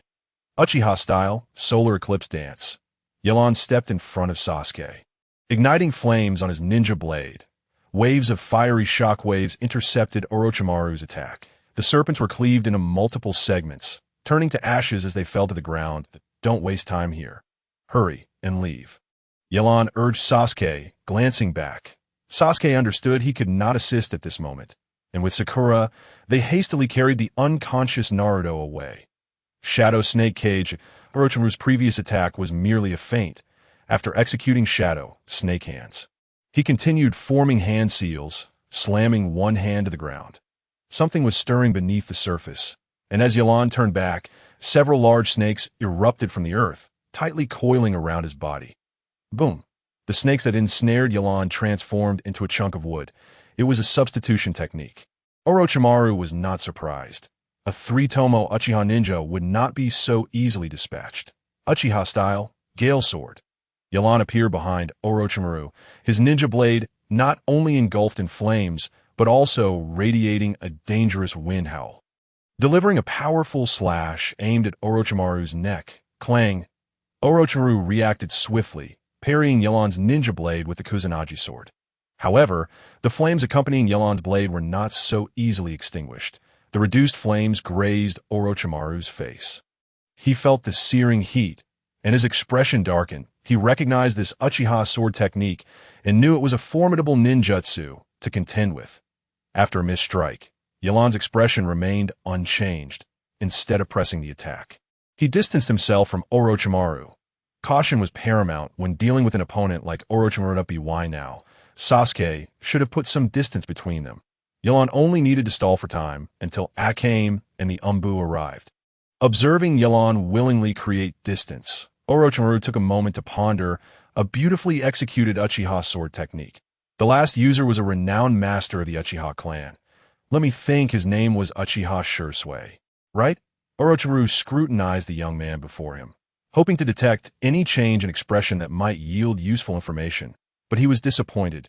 Yalan's face betrayed no emotion that it seemed he would need to summon Kabuto to gather intel. Unable to extract any information, Orochimaru chose to take the initiative, rolling up his sleeve and using a bitten finger to draw a mark on his already inscribed arm. Summoning technique. A cloud of smoke enveloped him, and several giant snakes appeared at his feet, all charging forward under Orochimaru's command. Yalan quickly formed hand seals, concluding with the sign of the noon. Fire release. Great fire annihilation. A tempest of flames erupted from Yalan's mouth, forming a fiery vortex before him. The advancing snakes let out minimal cries before being incinerated, while the remaining snakes scattered in panic, fleeing from the overwhelming fear of death. The once densely wooded death forest was transformed into a sea of flames, the air becoming unbearably hot. The onslaught was not over. Yalan intensified his chakra release, the flames shifting from a bright yellow to a blinding white, indicating a drastic rise in temperature. The parched trees did not merely burn, but erupted with violent explosions upon contact with the flames. Yalan's intent was to warn the examinees against venturing into this area, drawing the Umbu's attention. Water release. Water barrier. Orochimaru's countenance darkened upon witnessing such terrifying fire techniques. He hadn't anticipated that this young Uchiha would possess such formidable strength. In haste, he executed a water release ninjutsu to momentarily shield himself, then softened his bones to burrow into the earth.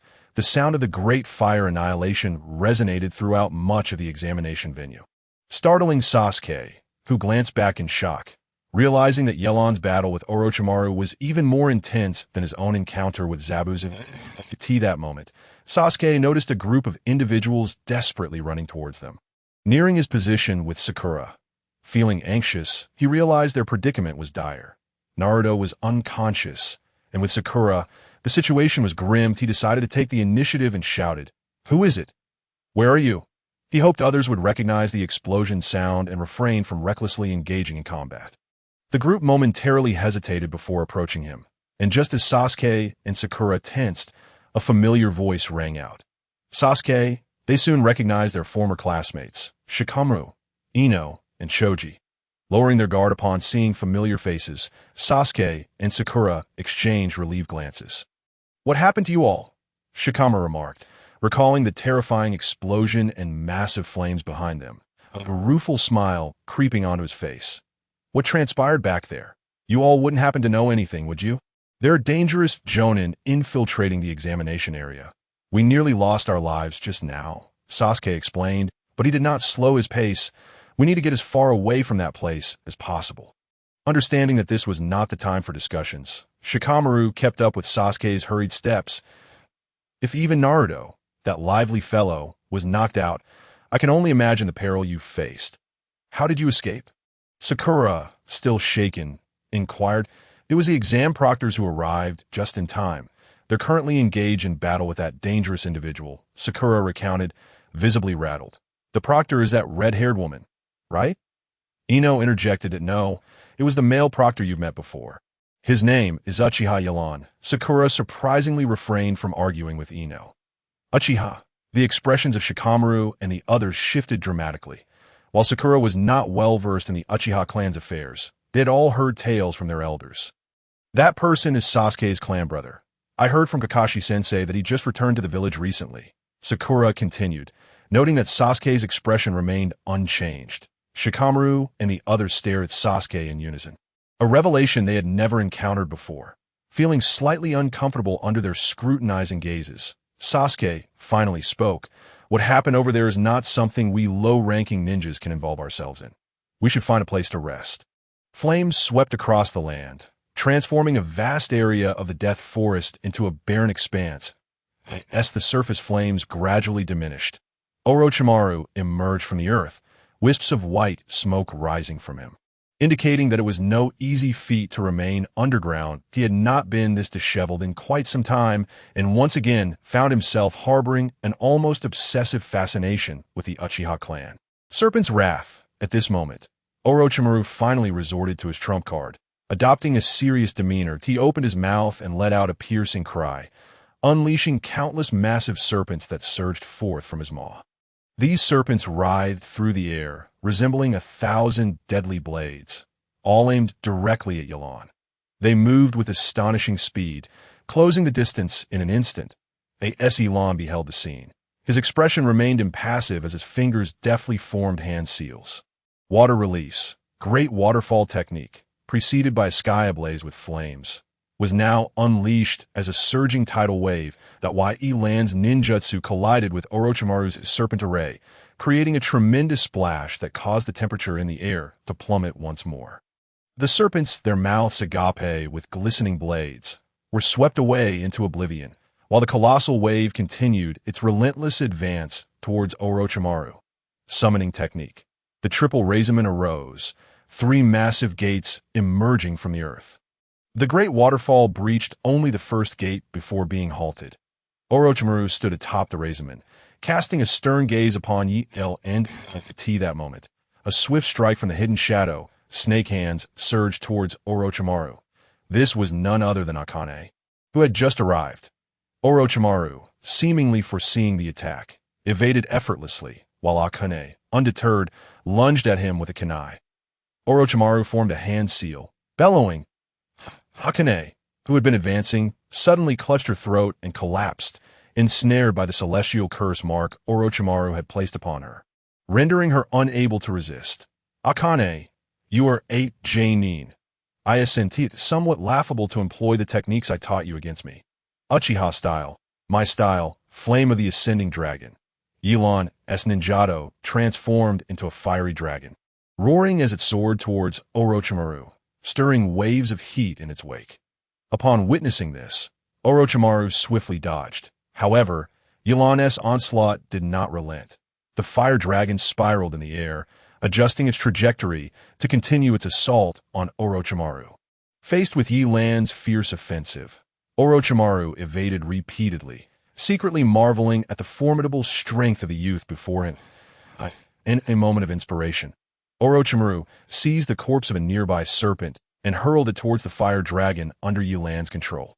The collision resulted in a massive explosion, shrouding the battlefield in thick smoke, obscuring vision for both combatants. Seizing the opportunity, Yalan dashed to Akane's side, vigilant as he queried, "Captain, how are you faring?"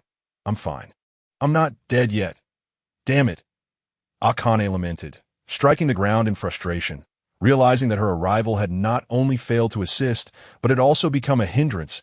As the smoke dissipated, Orochimaru's presence vanished without a trace. Just as Yalan pondered this mystery, he suddenly sensed a chakra disturbance beneath his feet. Instinctively, he turned and embraced Akane, intent on a swift retreat.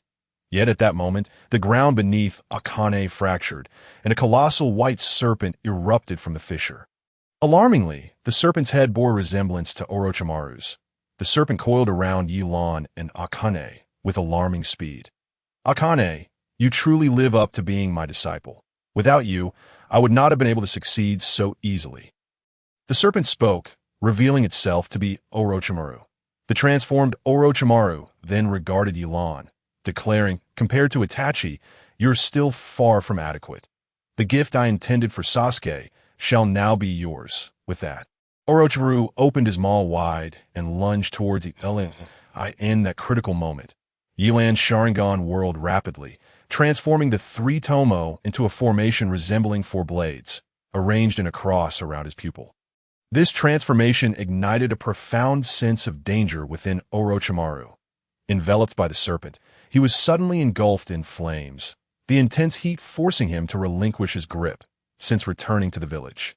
Yilan had activated his Manjiki Sharingan for the first time, utilizing the technique Butsuden-gyu. Did he not fear being burned by the flames? Orochimaru's features dried in the heat of the firestorm. Meanwhile, Yilan, unperturbed by the flames enveloping him, stood expressionless, while the unconscious Akane exhibited no sign of distress. Butsuden-gyu allowed him to manipulate all chakra within at will, transforming it into any form.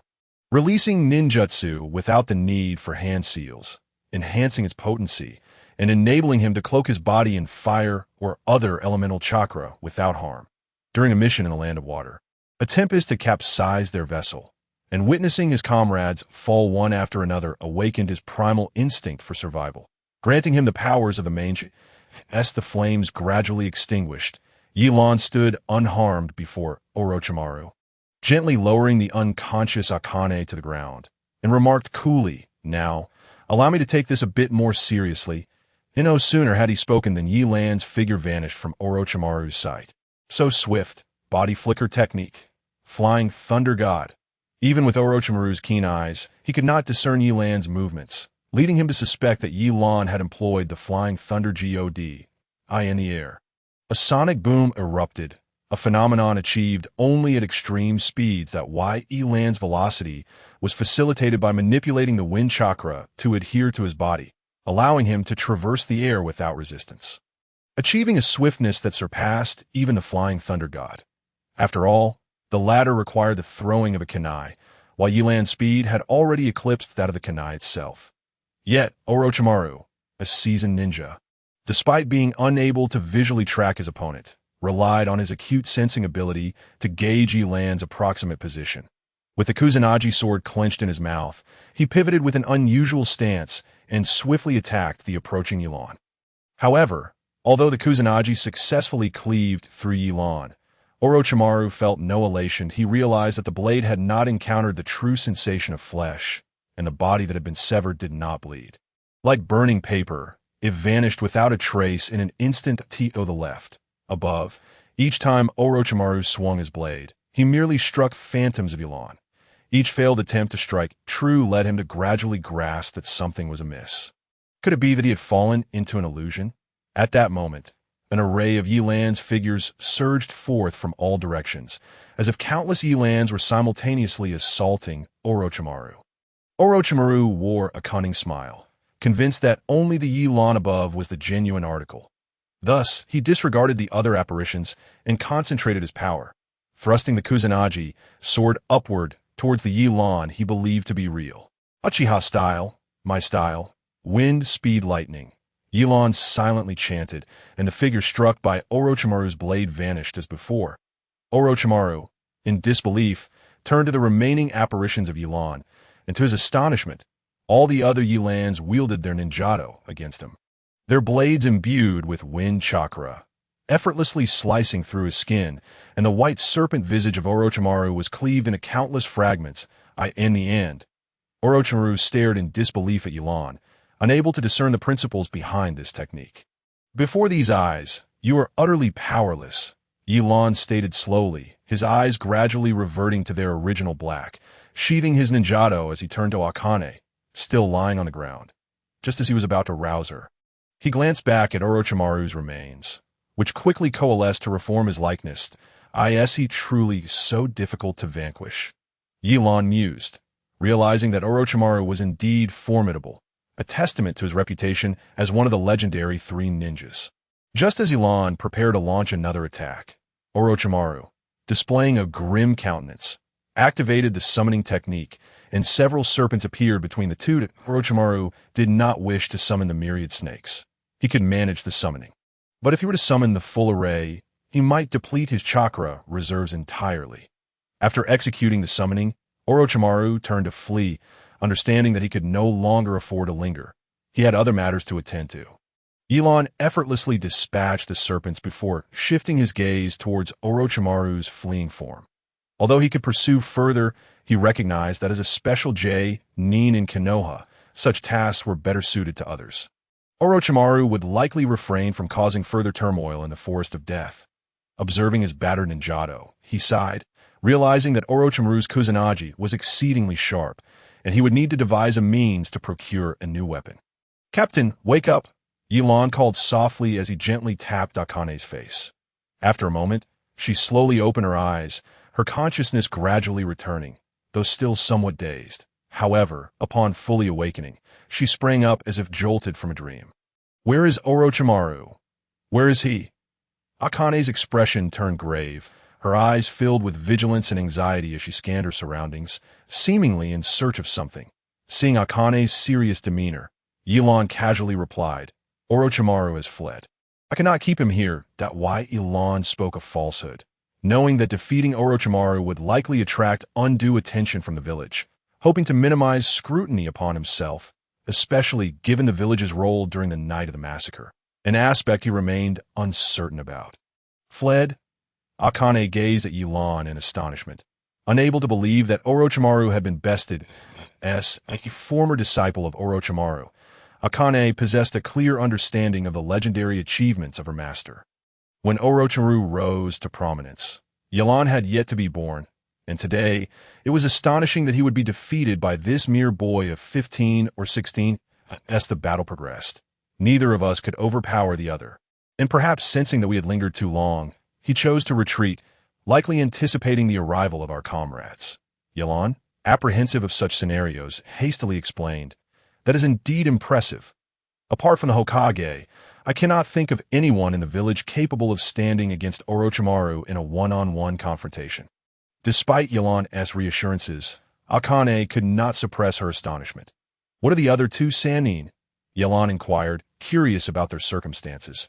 Given Orochimaru's status as one of Konoha's legendary Sannin, it was reasonable to assume that the other two could contend with him.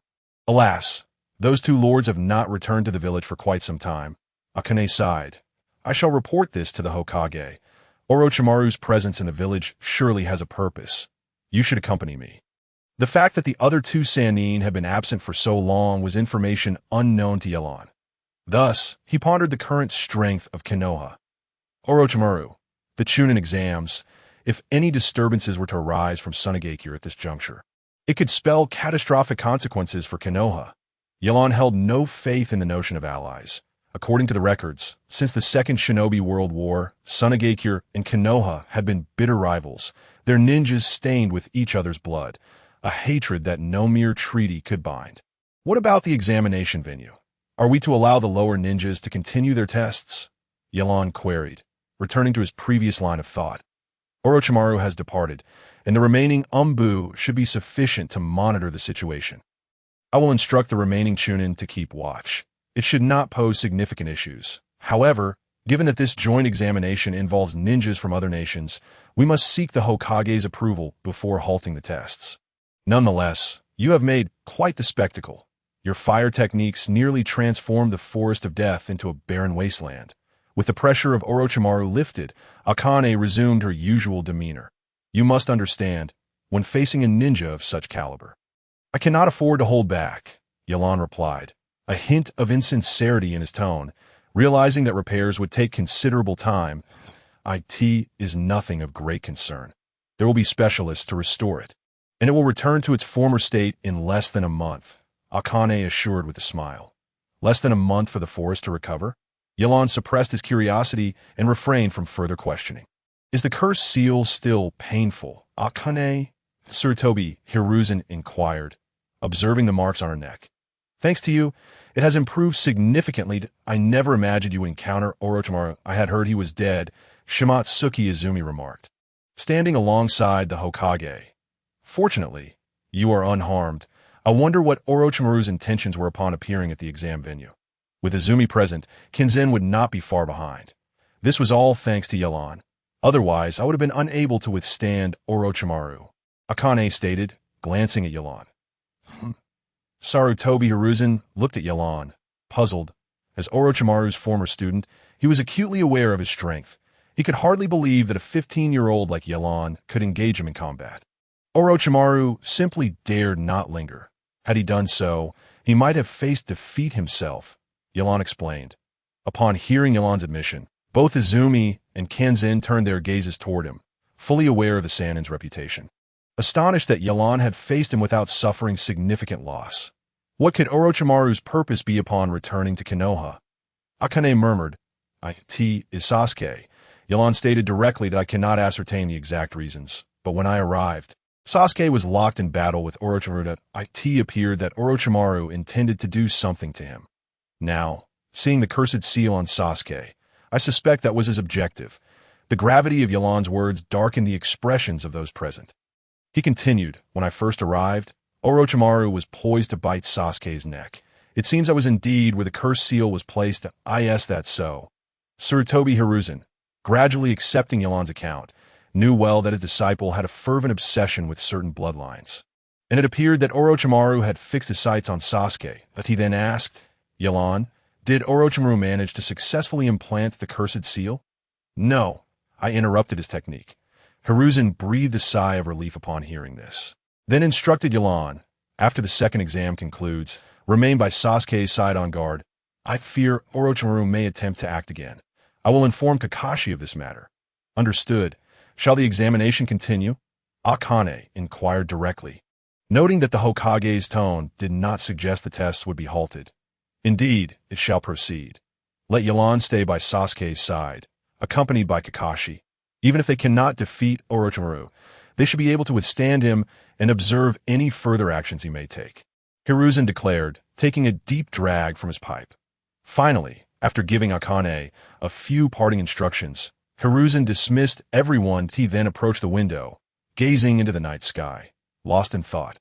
Although Orochimaru was a student, Hiruzen had never truly comprehended him. 5 days later, the second exam finally concluded. Due to the overwhelming number of participants remaining after the second round, it was necessary to eliminate some before commencing the third exam. All who passed the second exam were required to engage in one-on-one duels at the tower in the heart of the Forest of Death. Only the victors would advance to the third exam.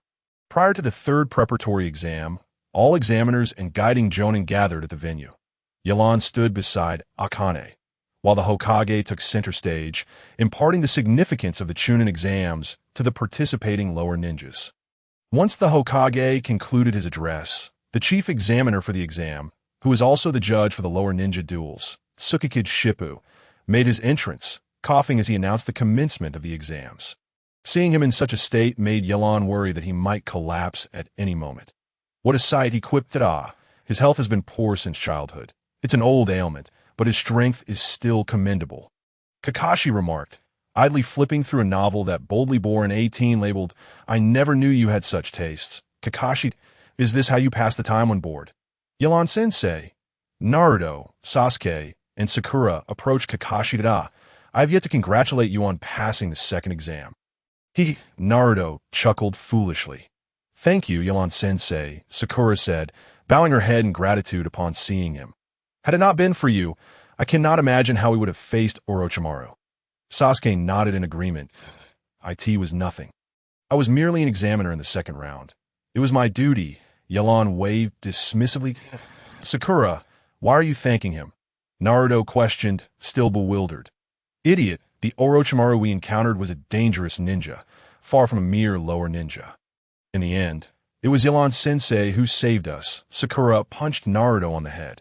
Observing their playful banter, Yelan felt reassured that Orochimaru had not left them with lasting trauma. What became of Orochimaru in the end? Sasuke inquired, but he realized he could not subdue me and ultimately retreated. There were other jonin present, Yelan replied. Was there no decisive victor? Sasuke murmured. You are the one who drove Orochimaru away, Uchiha Yelan. I cannot believe the youth of today are so remarkable. A resounding voice interjected. It was Mike Guy, Kakashi's lifelong rival. Tio say, I drove him away, is too much praise. Yelan wished to avoid drawing further attention at a valiant rescue of the innocent lower ninjas from the clutches of the wicked ninja. I have already acknowledged you, Guy exclaimed, tears streaming down his face as if Yelan had achieved something monumental. Seeing Yelan's discomfort, Kakashi remarked, people are like that. Do not take it too personally as they spoke. The large screen displayed the first match, Sasuke versus Akatsuki. Sasuke, it's you, Naruto exclaimed, his voice rising. Enough already. I heard you, Sasuke replied, slightly exasperated by Naruto's enthusiasm. Being the first to compete meant he could rest sooner. 5 days of survival in the wilderness had left him utterly exhausted. Humph, Uchiha Sasuke, I shall be the one to defeat you. Akatsuki taunted as they entered the arena. Humph, such arrogance, as the Moonlight Gale declared the commencement. Both parties sprang into action. Sasuke refrained from recklessly approaching his opponent, opting instead to wield shuriken while continuously probing. The crimson-armored warrior gripped his kunai tightly, persistently fending off Sasuke's assaults, while swiftly advancing towards him. As the distance diminished, rather than thrusting his kunai at Sasuke, he liberated one hand in an attempt to seize him. However, Sasuke's reflexes were exceptionally swift. He agilely evaded the grasp with a deft sidestep. Teacher Kakashi, will Sasuke emerge victorious? Sakura inquired directly, unable to discern the unfolding situation. Well, as long as Sasuke remains vigilant, he should be fine, Kakashi responded, casting a glance at the two contenders below. The opponent's intentions are glaringly obvious. That free hand likely conceals a ninjutsu. Once Sasuke comprehends this, victory will be his. Nightlawn elucidated, Is that so? Naruto turned to Kakashi for confirmation. It should be so. Kakashi replied dismissively. All right, Naruto exclaimed, taking a deep breath. Sasuke, be cautious of that empty hand. It must be the enemy's ultimate technique.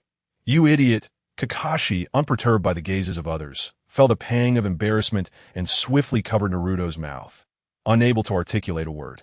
Naruto's protest was muffled. He cannot interrupt others during their examinations. Do you wish for Sasuke to be disqualified? Kakashi whispered. All eyes shifted to Naruto, prompting Kakashi to raise his hand. Children often speak thoughtlessly. Please do not take offense.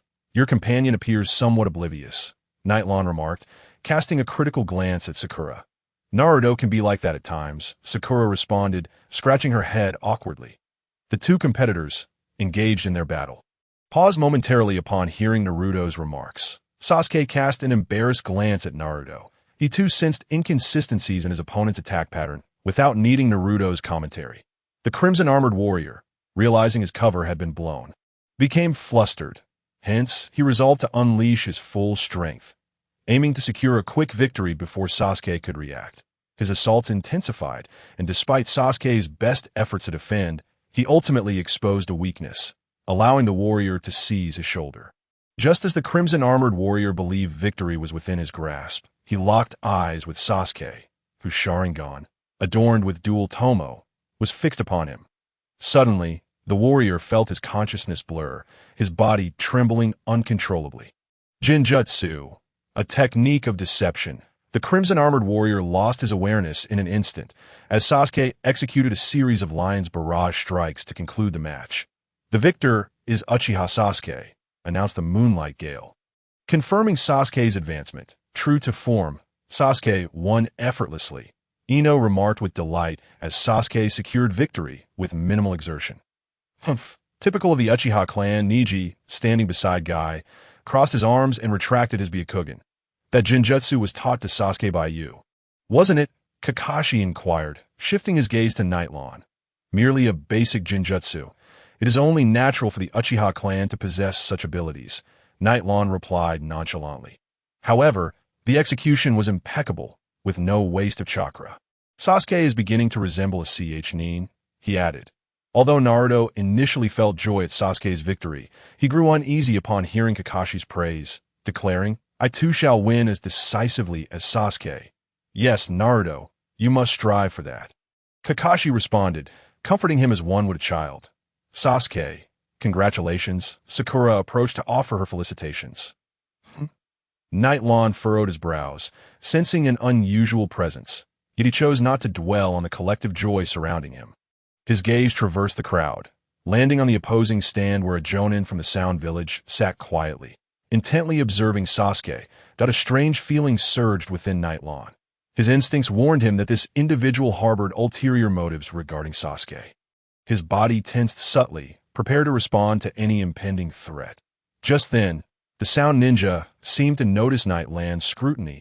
Turning to meet his gaze, as their eyes locked, Nightlawn discerned a chilling glint within the ninja's eyes, accompanied by a sly smile curling at the corners of his mouth. "This fellow," Nightlawn murmured, aware that this individual was no benign presence and could very well pose a significant threat.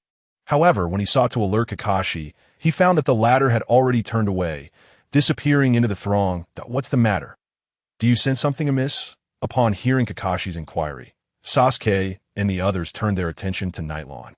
"Nothing much, just spotted a familiar face," Nightlawn replied casually, preferring to keep the details to himself. The Sound Ninja was undoubtedly Orochimaru, a presence he could not mistake.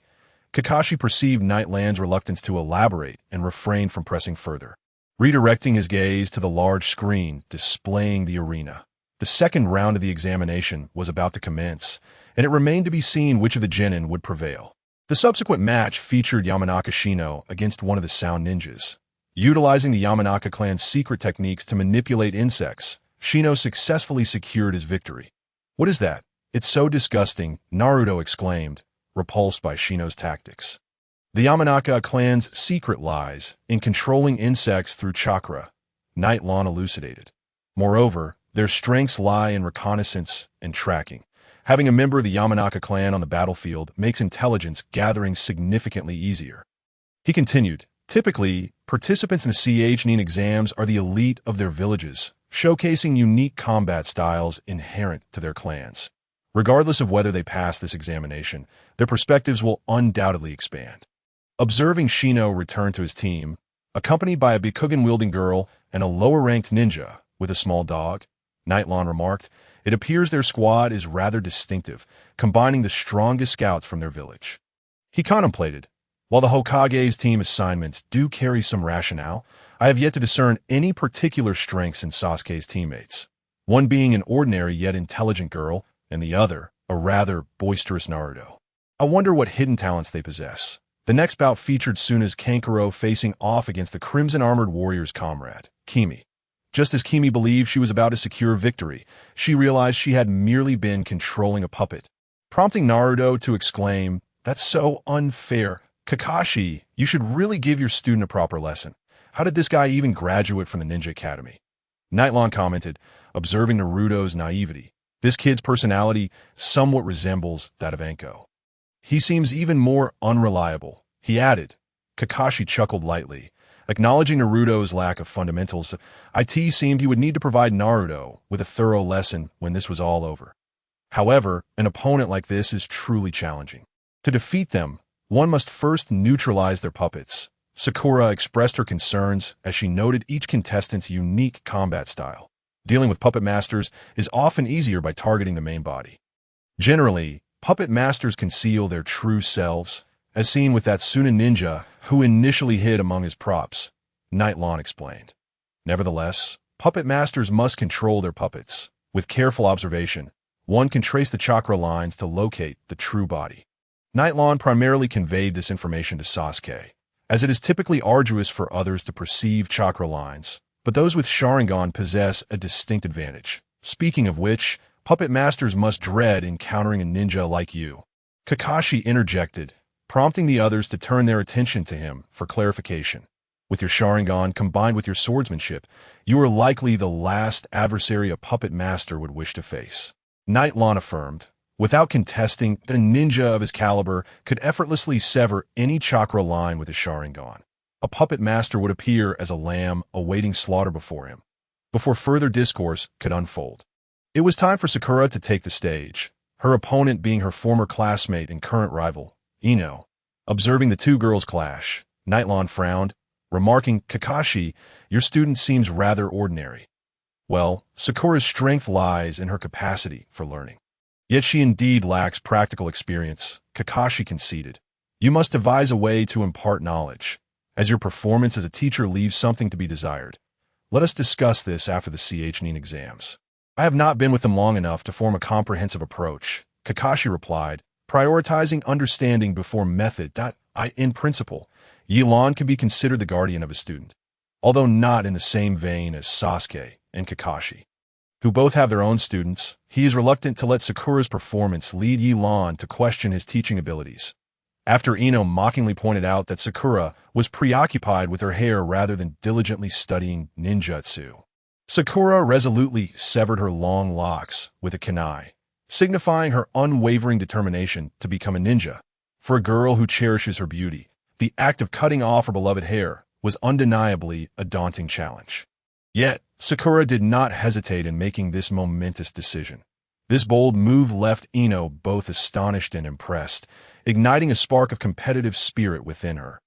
Initially, Ino believed she held the upper hand in this rivalry. However, Sakura's steadfast resolve made her realize that she could not underestimate her opponent. Consequently, amidst the astonished gazes of their peers, Ino too boldly cut off her own hair to demonstrate her equal determination and courage. Thus, the two girls found themselves in an unexpected stalemate. Perhaps due to their shared plight, these bitter rivals ultimately reconciled. Damn it, Sakura actually lost to that Ino, Naruto lamented, tugging at his hair in frustration. This level of ninja seemed to reach a dead end here. Most of the J-nin present felt that the battles of the Genin were akin to children's games.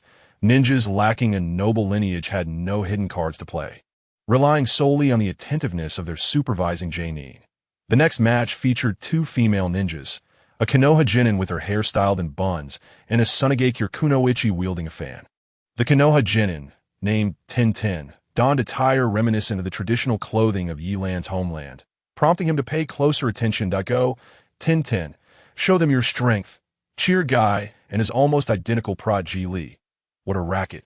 Naruto complained, covering his ears, still finding the noise annoying even in his exuberant demeanor. Tintin showcased her unparalleled arsenal. Kunai, shuriken, spiked hammers, sickles, and flails, all hurled at her opponent as if they were worthless. Yelan discerned her fighting style and concluded that regardless of Tintin's prowess, she must come from a wealthy family. Her flamboyant combat approach was met with ease by her opponent, Ri, who skillfully wielded her exaggerated fan and adeptly countered Tintin's attacks, utilizing her mastery of wind release. After Tintin had expended all her ninja tools, Ri dispatched her with a single gust of wind, carelessly tossing the unconscious Tintin amidst the discarded weapons. At that moment, Tintin's ally, Lee, could no longer contain himself and leaped from the stands to embrace her. Pointing at Ri, he accused her of excessive cruelty, only to be restrained by his teacher. What? She already won and still resorts to such behavior. Naruto muttered under his breath that Yelan had grown weary of critiquing Naruto. Ninjas raised in times of peace could hardly fathom the grim realities of life and death, believing they could plead for mercy on the battlefield. Following a match between Shikamaru and a female sound ninja, it was Naruto's turn to compete. Witnessing Shikamaru cleverly unravel his opponent's illusion with his family's shadow imitation technique, securing victory, Naruto clasped his fists in preparation, eager to showcase his own technique. His opponent was the dog-wielding Genin. Inuzuka Kiba. Go Naruto, Sakura cheered, undeterred by her own defeat. Hey, you better not lose, dead last, Sasuke added in his own way of encouragement. Upon seeing the names on a large screen, Yelan felt a spark of curiosity. It was then he realized Naruto's surname was Uzumaki, leading him to wonder about the coincidence of his bright blonde hair. Naruto, what a surprise to face you, Kiba exclaimed, feeling fortunate to have drawn what he considered the best matchup, as if the title of CHNIN was already within his grasp. Let me show you my new technique, Naruto replied without reservation. Kakashi, witnessing this exchange, could only shake his head at Naruto's lack of discretion in revealing his trump card. As the match commenced, Kiba's loyal dog, Akamaru, transformed to mirror Kiba's form, and the two engaged in a fierce Inuzuka-style assault, leaving Naruto reeling and unable to retaliate. The relentless onslaught left Naruto battered. yet like an indomitable cockroach. He somehow managed to rise again after each fall. Kakashi, is this kid from the Uzumaki clan? Yelan inquired, observing Naruto's remarkable resilience. Upon hearing Yelan's words, Sasuke and Sakura exchanged astonished glances. Their understanding of Naruto as an orphan with no family was suddenly challenged by the revelation of his clan. Well, in a sense, Naruto can be considered one of them. Kakashi conceded after a moment's thought. What kind of clan is the Uzumaki? Sakura asked anxiously, realizing her own background was the most ordinary among their group. While even Naruto, an orphan, had ties to something greater. You wouldn't have heard of them, as the Uzumaki clan was wiped out decades to their peak. They had their own village, the village of the Whirlpool, which was ultimately destroyed in war, scattering the remaining members throughout the ninja world. Today, it is rare to encounter anyone from the Uzumaki clan, Yelan elucidated. The Uzumaki possess an innate capacity for rapid healing, heightened sensory perception, and vast chakra reserves, not to mention their expertise in sealing techniques, making them a formidable lineage. Don't count on sealing techniques. Naruto isn't well-versed in ninjutsu at all. Right now, he only has his tough physique. Kakashi remarked, observing Naruto's ongoing punishment. True, given his personality, he doesn't seem cut out for learning sealing techniques. Yelan mused, gaining a clearer picture of Kakashi's team composition, just as everyone anticipated Naruto would be worn down by Kiba. He executed a transformation jutsu, mirroring Kiba's appearance, which temporarily halted Kiba's assault. Kiba, unimpressed, scoffed, claiming his sense of smell was thousands of times sharper than that of an ordinary person, easily discerning Naruto's ruse. However, with a single punch, Kiba found himself transformed into Akamaru. When he turned to attack what he presumed was the real Naruto, he only met with the same fate. Initially floored, Akamaru was transformed after being struck, and at that moment, Naruto seized the opportunity to apply the inspiration he had gleaned from Sasuke's line barrage, employing shadow clones to launch Kiba skyward. With his original self positioned above, Naruto unleashed a finishing blow, christening it Naruto Barrage. While one might consider Naruto's battle intelligence somewhat commendable, it was evident that he only grasped strategies after enduring punishment. Fortunately for him, being an Uzumaki afforded him some resilience. Had he been any other genin, he would have been eliminated long ago. Moreover, the so-called Naruto Barrage was merely a derivative of the Uchiha techniques. Now it seemed even the Uchiha were being imitated. The name almost a direct copy. Yelan found this blonde boy rather intriguing. Well done, Naruto, Sakura cheered, her voice ringing out triumphantly as she celebrated her teammate's victory. Naruto responded by giving a thumbs up to his comrades. The large screen whirred to life, revealing the remaining contenders, and soon enough, the names appeared. Hyuga Hinata versus Hyuga Neji. As the two approached the arena, Hinata greeted Neji, addressing him as brother. Wait, are they siblings? Naruto, who had just returned, inquired, having previously exchanged pleasantries with Hinata. Yes, Hinata and Neji share a familial bond, akin to the relationship between Sasuke and Yelan. However, they belong to different branches of the same clan. The main family and the branch family. Kakashi explained, such as the hierarchy within the Hyuga clan, Yelan remarked disdainfully, noting that the Uchiha had an inherent discord with the Hyuga, not merely with certain individuals of the clan, but with their methods of familial governance, which divided them into main and branch families. Seeing Yelan's scornful demeanor, Sasuke and the others were left questioning that moment. Lee interjected, clans like the Hyuga and Uchiha possess unique secret techniques. And to preserve these arts, the main family has established numerous rules, most of which favor them, leading to significant friction between the main and branch families. Neji belongs to the branch family, while Hinata is from the main family. Thus, this is a causative confrontation.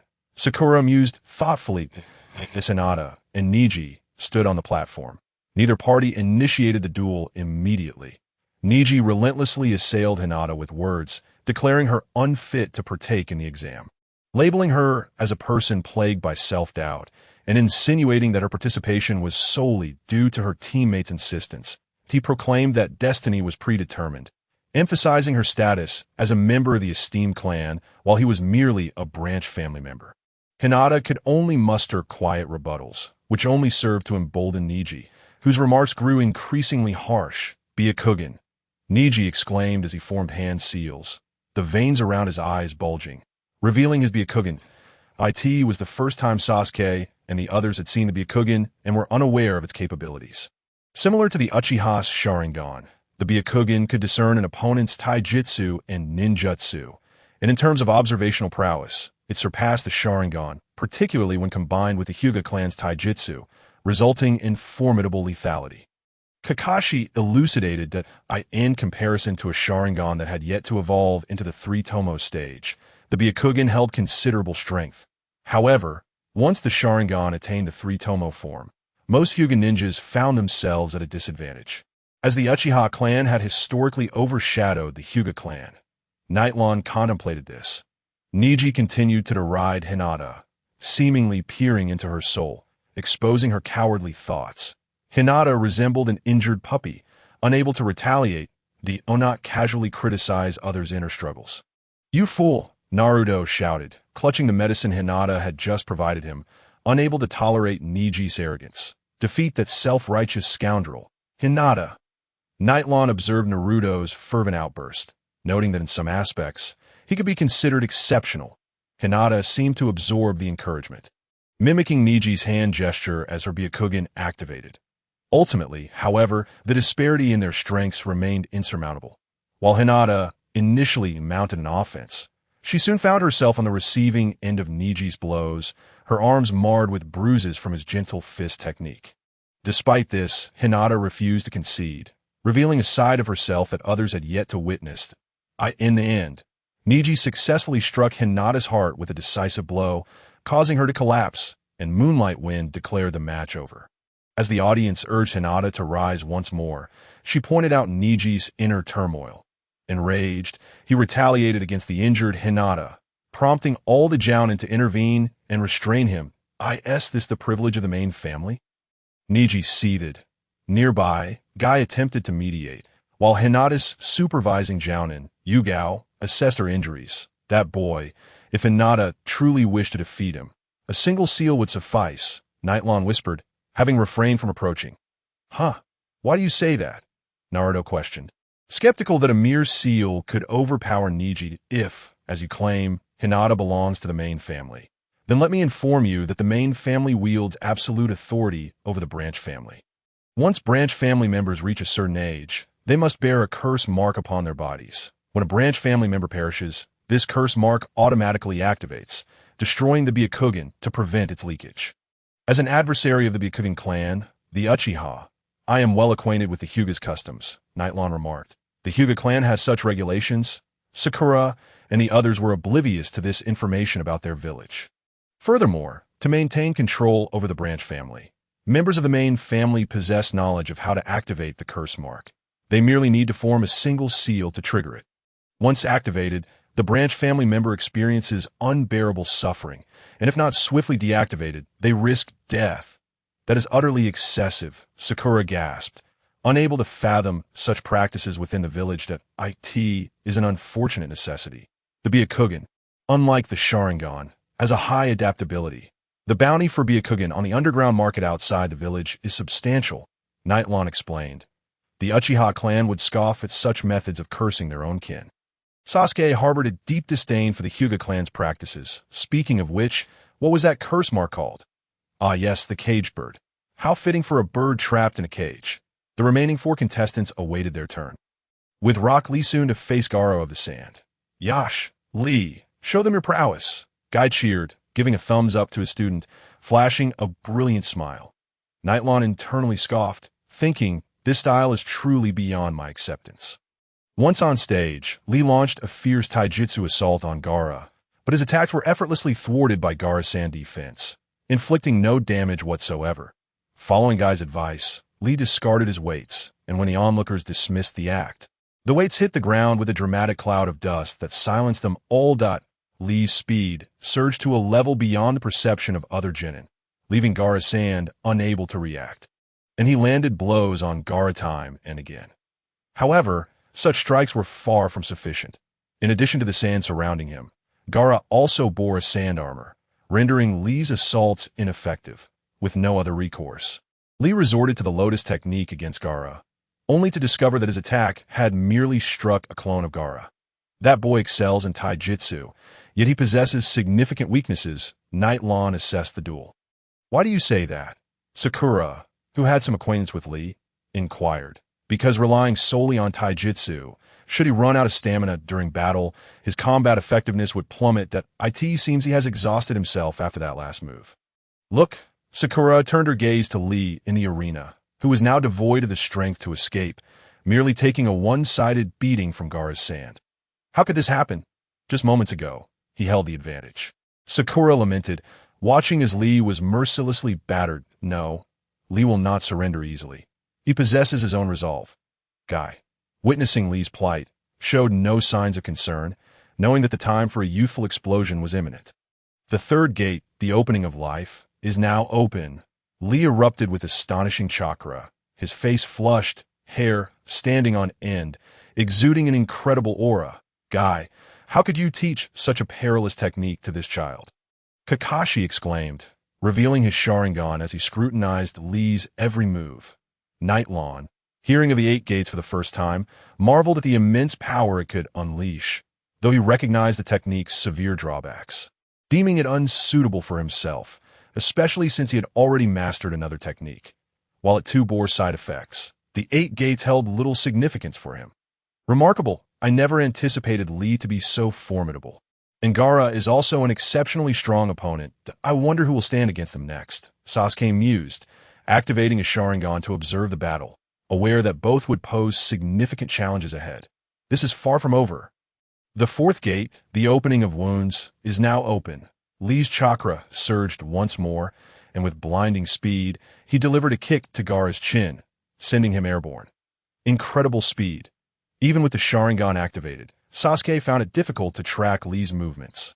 Should Lee launch an attack, he would struggle to respond. Lee continued to batter Gaara in midair, the sand armor disintegrating under his relentless onslaught, leaving Gaara unable to retaliate. Still not enough? The 5th gate. The closing of death is now open. Lee unraveled the bandages around his hands, ensnaring Gaara's waist and forcefully hurling him to the ground. The resulting cloud of dust obscuring everyone's vision. It's over. Lee has lost. Night Lawn closed his Sharingan, having foreseen the outcome. How could this be? Naruto and the others were incredulous that Lee could still be defeated. The dust settled. Gaara lay among the sand while Lee, having reverted from the 8-gate state, was left vulnerable. Gaara manipulated the sand to snap one of Lee's arms and a leg, and upon noticing Lee's continued struggle, he relentlessly commanded the sand to assault him further. At that moment, Guy rushed onto the arena to disperse Gaara's sand, understanding that Lee had lost and that if he did not intervene, Lee's life would be in jeopardy. Subsequently, Moonlight Wind proclaimed Gaara the victor, while Lee, despite losing consciousness, managed to rise to his feet, striking a fighting pose.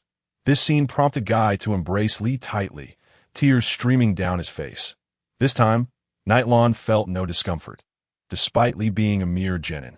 He had accomplished feats beyond the capabilities of many jounin. Kakashi, that child has potential. While Naruto and the others were preoccupied with Lee's injuries, Yelan approached Kakashi and whispered, "There is no doubt, that child is the Jinchuriki of Tsunagakure." Yelan trusted his own eyes. Although rare, he had sensed a trace of chakra that did not belong to Gaara during their earlier confrontation. "Are you certain?" Kakashi inquired, aware that this was no trivial matter. The fact that another village had sent a Jinchuriki to participate in the Chunin exams raised significant concerns about Tsunagakure's intentions. I am certain. You must understand, I am a member of the Uchiha clan. With the preliminary rounds concluded, Kakashi stated, "I will report this to Lord Hokage." Such matters are not to be taken lightly. The potential for a Jinchuriki to spiral out of control was a grave concern, as even elite jounin might struggle to contain such a situation. Kakashi fell silent, recognizing that there were few capable of dealing with tailed beasts in the village. If the Jinchuriki truly erupted, they might have to rely on Yelan, given his Uchiha heritage. When Naruto and the others learned that Lee might never recover and would have to abandon his ninja status, they were taken aback. This was the first time a valued friend would leave the path of a ninja due to injury, and a somber silence enveloped them. Naruto began to shout, unable to accept such a fate. While Sasuke remained silent, and Sakura held her mouth, tears streaming down her face. "Calm down, Naruto," Kakashi said, placing a hand over Naruto's mouth. "But Kakashi-sensei, Lee has always said that hard work can overcome talent. He hasn't had the chance to prove himself yet." Naruto's emotions began to unravel. "You must accept this, kid. You should be grateful to live in an era of peace," Yelan interjected. The gazes of the others turned towards him. Death was a common occurrence for ninjas. He had witnessed his comrades perish one by one before his eyes. Helpless to intervene, that if you feel discontent, carry on the wishes of that thick-browed boy and strive forward. Yelan, who appeared not much older than them, had experienced such harrowing events, leaving Sakura astounded by his words. Observing Naruto's defiant gaze, Yelan continued, "Let me tell you, every Jounin present has faced the loss of comrades. They do not speak of it to avoid reopening their wounds. We can only persist by bearing the wills of others." "Stop it, Yelan. This is too much for them to bear," Kakashi interjected, concerned for his students' mental well-being. Yelan shook his head in resignation. Despite Kakashi's words that they were no longer students but subordinates, he still regarded them as children that he himself had been on the battlefield at a much younger age. Peace could indeed change a person. The final match concluded with the Sound Ninja Toshi's victory over Chuji. The Hokage reappeared before the people, announcing that the third round of the exams would commence in a month's time. This would also be a one-on-one competition, but in addition to the ninjas present, nobles from various countries would also attend to witness the events. He urged everyone to seize this month to enhance their skills, so they could present their best selves on the day of the competition. A few days after the conclusion of the second exam, the Hokage gathered the village's Jounin at the Hokage Tower. Yesterday, the Umbu discovered the body of the Moonlight's swift wind, Sarutobi Hiruzen stated gravely. Could it be Orochimaru? Red Beans speculated, believing that the ability to infiltrate the village undetected pointed to Orochimaru as the prime suspect. No, I had instructed Swift Wind to track Yakushi Kabuto. He is a suspect. But I never anticipated that it would lead to his demise. Hiruzen felt a pang of guilt. However, he quickly composed himself and spoke seriously. According to the Umbu report, Swift Wind died from a powerful wind technique. The assailant must be at least a Jounin level, very likely Yakushi Kabuto or his accomplices, though we cannot confirm that it was Orochimaru. We must prepare for other potential threats, with only a month until the final stage of the Chunin exams. Hiruzen continued, "Nobles from other countries and the Kazekage will be arriving soon. The village's vigilance must be at its peak. I will instruct the Umbu to assist with security measures. Everyone must remain alert." Following this, Hiruzen made a series of arrangements, and the summoned Jounin began to depart. Eventually, he called Yelan aside, saying, "Yelan, you did well to thwart Orochimaru's plans in the Forest of Death. This is a reward I have decided to grant you." He handed Yelan a scroll, which surprised him as he opened it. He had not expected Hiruzen to bestow such a jutsu upon him. "Lord Hokage, this technique belongs to the second Hokage." Hiruzen waved his hand dismissively. "You are a descendant of Kagami and the brother of Shursui. I truly regret what happened to Shursui. He was a good child who tirelessly worked toward harmony between the Uchiha and the village. Now, only you and Sasuke remain of the Uchiha clan that I hope you can inherit his will." Yelan fell silent. There were numerous questions surrounding Shursui's disappearance. He remained in the village to uncover the true reasons behind the Uchiha clan's massacre. His casual donning of the Leaf Village headband and refusal to wear a ninja vest spoke volumes of his lack of attachment to the village. Observing Yelan's silence, Hiruzen sighed, "I understand that you have concerns regarding the Uchiha clan. But now is a time when the village needs strength the most. I must unite everyone. Yelan, consider this an old man's request." Noticing the age spots on Hiruzen's face, Yelan nodded. "Lord Hokage, what do you require of me for the Chunin exams?" Upon hearing Yelan's response, Hiruzen smiled faintly. "Kakashi has informed me that there is a student from Sunagakure participating in the exams who is a Jinchuriki, that I trust your judgment on the day of the competition. I will need you to monitor that Jinchuriki at the venue. If there is any sign of an outburst, you must act immediately. The village cannot afford the destruction that a Jinchuriki could cause." Hiruzen then offered a few more words of advice, and after Yelan accepted his orders, he took his leave. Is it truly wise to give that child the teacher's technique? After Yelan departed, Nara Shikaku inquired. We owe too much to both Kagami and Shursui. We cannot allow the last two Uchiha to feel abandoned. Sasuke has yet to mature. We need Yelan's strength. Perhaps it was age that had softened Hiruzen's heart. If Jiraiya and Tsunade were here, we would not be in such a passive position. I wonder where those two are now, Narashikaka said in frustration, upon hearing the names of his other two disciples. Hiruzen fell into a contemplative silence. None of his disciples had been able to inherit his legacy. They had all left the village. In some respects, he considered himself a failure as a teacher. Yelan. As soon as Yelan exited the Hokage Tower, he found Kakashi waiting for him at the entrance. I have something I wish to discuss with you. Kakashi's gaze drifted, unable to meet Yelan's eyes.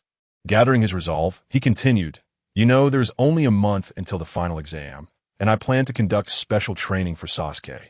However, Naruto, who also qualified, has yet to find a mentor. Could you? No, Yelan interrupted before Kakashi could finish. It's not that I refuse to help, but Naruto's personality clashes with mine, and my combat style is entirely incompatible with his. You expect him to learn my fire techniques or swordsmanship? Can you imagine Naruto fighting in the same manner as I do? Is that so? Kakashi sighed, clearly worried about Naruto's progress. Moreover, that child has a poor foundation and struggles to effectively control his chakra. If I were to teach someone, I would prefer to instruct another girl in your class, Haruno Sakura.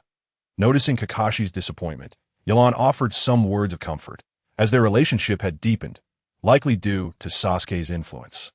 You would be willing to teach Sakura? Then it's settled. Kakashi seized the opportunity. But Sakura doesn't need to participate in the competition.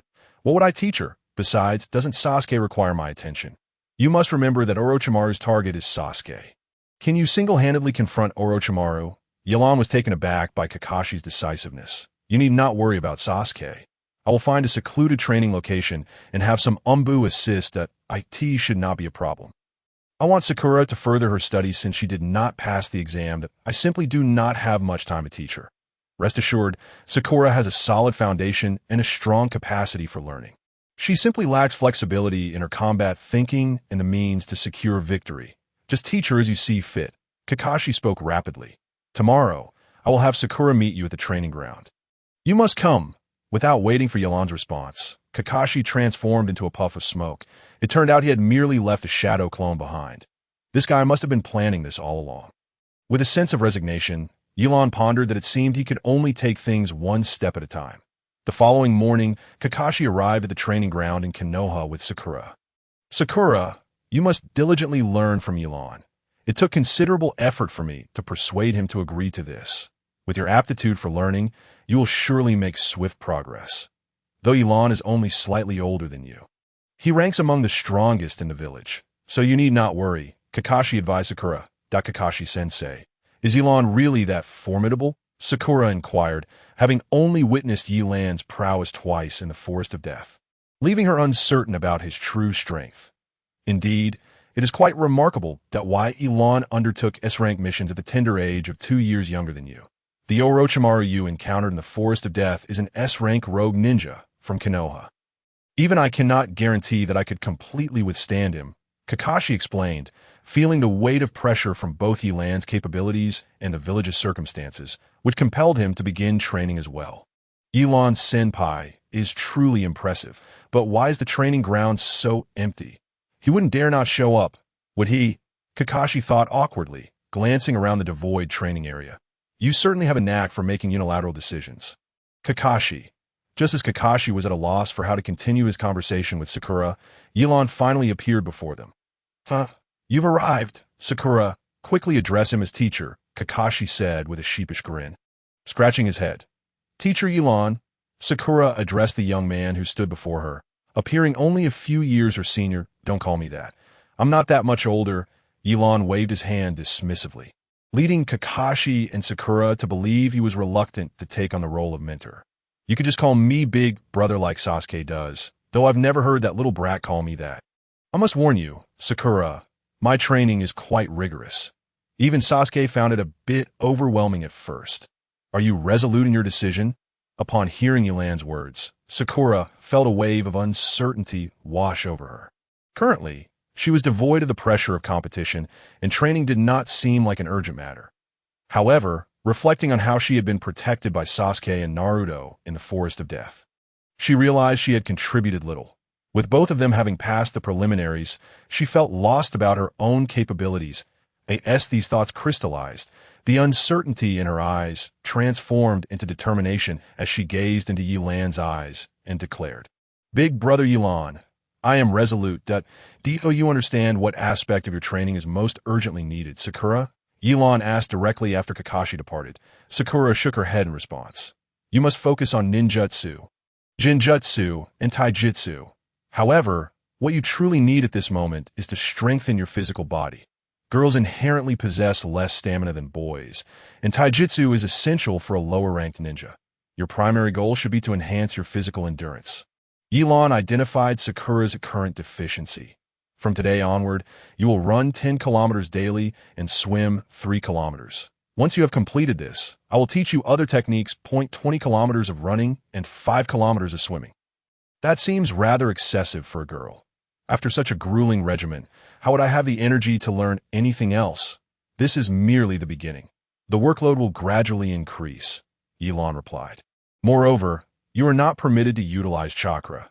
You must rely solely on your physical strength to accomplish this. Why Yilan would not supervise Sakura, leaving her adherence entirely to her own discipline. Understood, Sakura had not anticipated such a stringent training regimen. "Go ahead. Return to me when you have completed your tasks. I will be waiting for you at this training ground." With that, Yilan turned his attention elsewhere, as he was at an age where his strength was rapidly developing, and he could not afford to halt his own training. Taking a deep breath, Sakura steeled herself. She understood that this training was for her own growth, to become a more accomplished ninja. She set her feet in motion, embarking on a long run, each stride filled with resolve and determination. Why Yilan arrived at the lake by the training ground and unwrapped the scroll given to him by Sarutobi Hiruzen. Inside were 5 ninjutsu techniques, all of B-rank difficulty or higher: Water Release, Heavenly Cry, Hard Water Blade, Water Dragon Bite, followed by the second Hokage's original chakra sensing technique, the art of dark movement. Water Release would be set aside for now. But the chakra sensing technique developed by the second Hokage could allow one to sense chakra from 1,000 miles away upon mastering it. However, no one had yet achieved such mastery, and Yilan would be satisfied if he could cover a range of 100 miles. The art of dark movement, an A-rank jinjutsu, specifically devised to counter the Sharingan, could completely obscure the opponent's vision, plunging them into darkness, a highly useful technique. Let us begin with the chakra sensing technique. After perusing the scroll, Yilan closed his eyes and commenced releasing his chakra according to the scroll's instructions. It was only until dusk that Sakura completed her training. When she arrived, panting heavily, Yilan was already preparing to leave. "Have you finished your training? I thought it would take you a few more days," Yilan remarked, gesturing for her to sit down. Sakura obediently settled on the ground, curious about what ninjutsu Yilan would teach her. Why Yilan slowly raised his right hand, instructing Sakura to observe his hand movements closely, emphasizing the importance of concentrating chakra into his palm. However, he cautioned against concentrating too much chakra at once. It needed to be gathered gradually. Sakura focused intently on each of Yilan's actions, then mirrored him by lifting her right hand.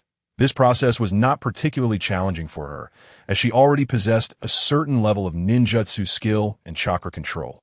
Then, she placed her hand on her other arm, slowly releasing her chakra to stimulate her muscles. "Will this really enhance my physical strength?" Sakura asked curiously. "It merely facilitates the relaxation of your muscles. After your training, they will undoubtedly be tensed if you wish to avoid being unable to rise tomorrow. Follow my instructions and apply chakra to every muscle group you exercised," Yilan stated expressionlessly. Upon hearing this, Sakura's cheeks flushed. She understood that Yilan had opted for this method because he felt uncomfortable directly assisting her in relaxing her muscles. Seeing that Sakura had grasped the concept, Yilan stood up and said, "That will be all for today. If you wish to learn more, complete your physical training earlier each day." "Yes," Sakura replied, brushing off the dust from her clothes before departing. The next day, Sakura arrived at the training ground half an hour early. Upon her arrival, she found Yilan with his eyes tightly shut, half squatting on the ground, a finger pointed at the earth, seemingly engaged in some activity. Not wanting to interrupt, Sakura observed quietly from the side. "You're here," Yilan said, opening his eyes and addressing her directly. Sakura was momentarily taken aback, but nodded in acknowledgement. Yilan retrieved a card from his ninja tool pouch and tossed it toward Sakura, saying, "This is chakra paper, used for detecting chakra attributes. Inject a small amount of your chakra into it." Following his instructions, Sakura infused her chakra into the paper, which promptly displayed one half wet and the other half crumbling. "Water release and earth release," Yilan mused, stroking his chin. "I excel in fire release. Water release and wind release. I have some knowledge of earth release, but not as proficiently as water release. Which one do you wish to learn?" If asked to choose, Sakura found herself uncertain and looked conflicted as she gazed at Yilan. Water release is renowned for its extensive attack range, though it typically requires a substantial amount of chakra, while earth release is known for its defensive capabilities. Sensing Sakura's hesitation, Yilan continued, "The choice of which ninjutsu to learn largely depends on your combat style. What do you envision as your ideal approach to battle, Sakura?" Seeing Sakura still shy and unsure of how to articulate her thoughts, Yilan pressed on, "Once you determine your fighting style, it becomes quite challenging to alter it. It is best to express your true feelings." With a reddened face, Sakura shyly admitted, "I hope to separate Naruto and Sasuke when they are arguing and give each of them a punch on the head." "Is that so?" Yilan contemplated for a moment before pointing at a tree nearby. "Imagine that tree represents Naruto and Sasuke. How do you think it would feel if I did this?" In a swift motion, Yilan dashed to the tree, forming several hand seals along the way. Upon reaching the tree, he swung his fist down with tremendous force, splitting the tree cleanly in two before Sakura's astonished gaze. "I want to learn that." Sakura's heart soared with excitement. When Yilan turned to see the shining determination in Sakura's eyes, he understood she had made up her mind about her combat style. This technique is called earth release, hardening technique, which fortifies your body through earth release. Not only does it enhance the power of one's physical techniques, but it also fortifies one's defense, thereby reducing the body's susceptibility to physical harm. "It is quite a practical ninjutsu," Nightlon remarked. Sakura nodded in agreement, eager to learn this technique. She could already envision a scene where she was pummeling Naruto and Sasuke. Mastering this technique requires meticulous control over chakra, necessitating one to envelop their body with their own chakra. However, in your case, with insufficient chakra, you might not be able to sustain it for long if used directly. During offensive maneuvers, it is advisable to cover only your fists, while during defense, envelop the areas being attacked. This way, you can conserve quite a bit of chakra, Nightlon explained. Subsequently, Nightlon began instructing Sakura on how to practice and manipulate her chakra to cover her body. True to her reputation as an academic achiever, Sakura grasped the principles after a single explanation and commenced her practice independently. Unlike Naruto, who would likely take an eternity to comprehend, days passed swiftly, and in the blink of an eye, half a month had elapsed. Sakura was finally able to complete her physical training before 2 o'clock every afternoon. Then, to her astonishment, Nightlon presented her with weighted leg straps. Fortunately, they were not like those of Lee S. They were merely 2 5-kilogram straps.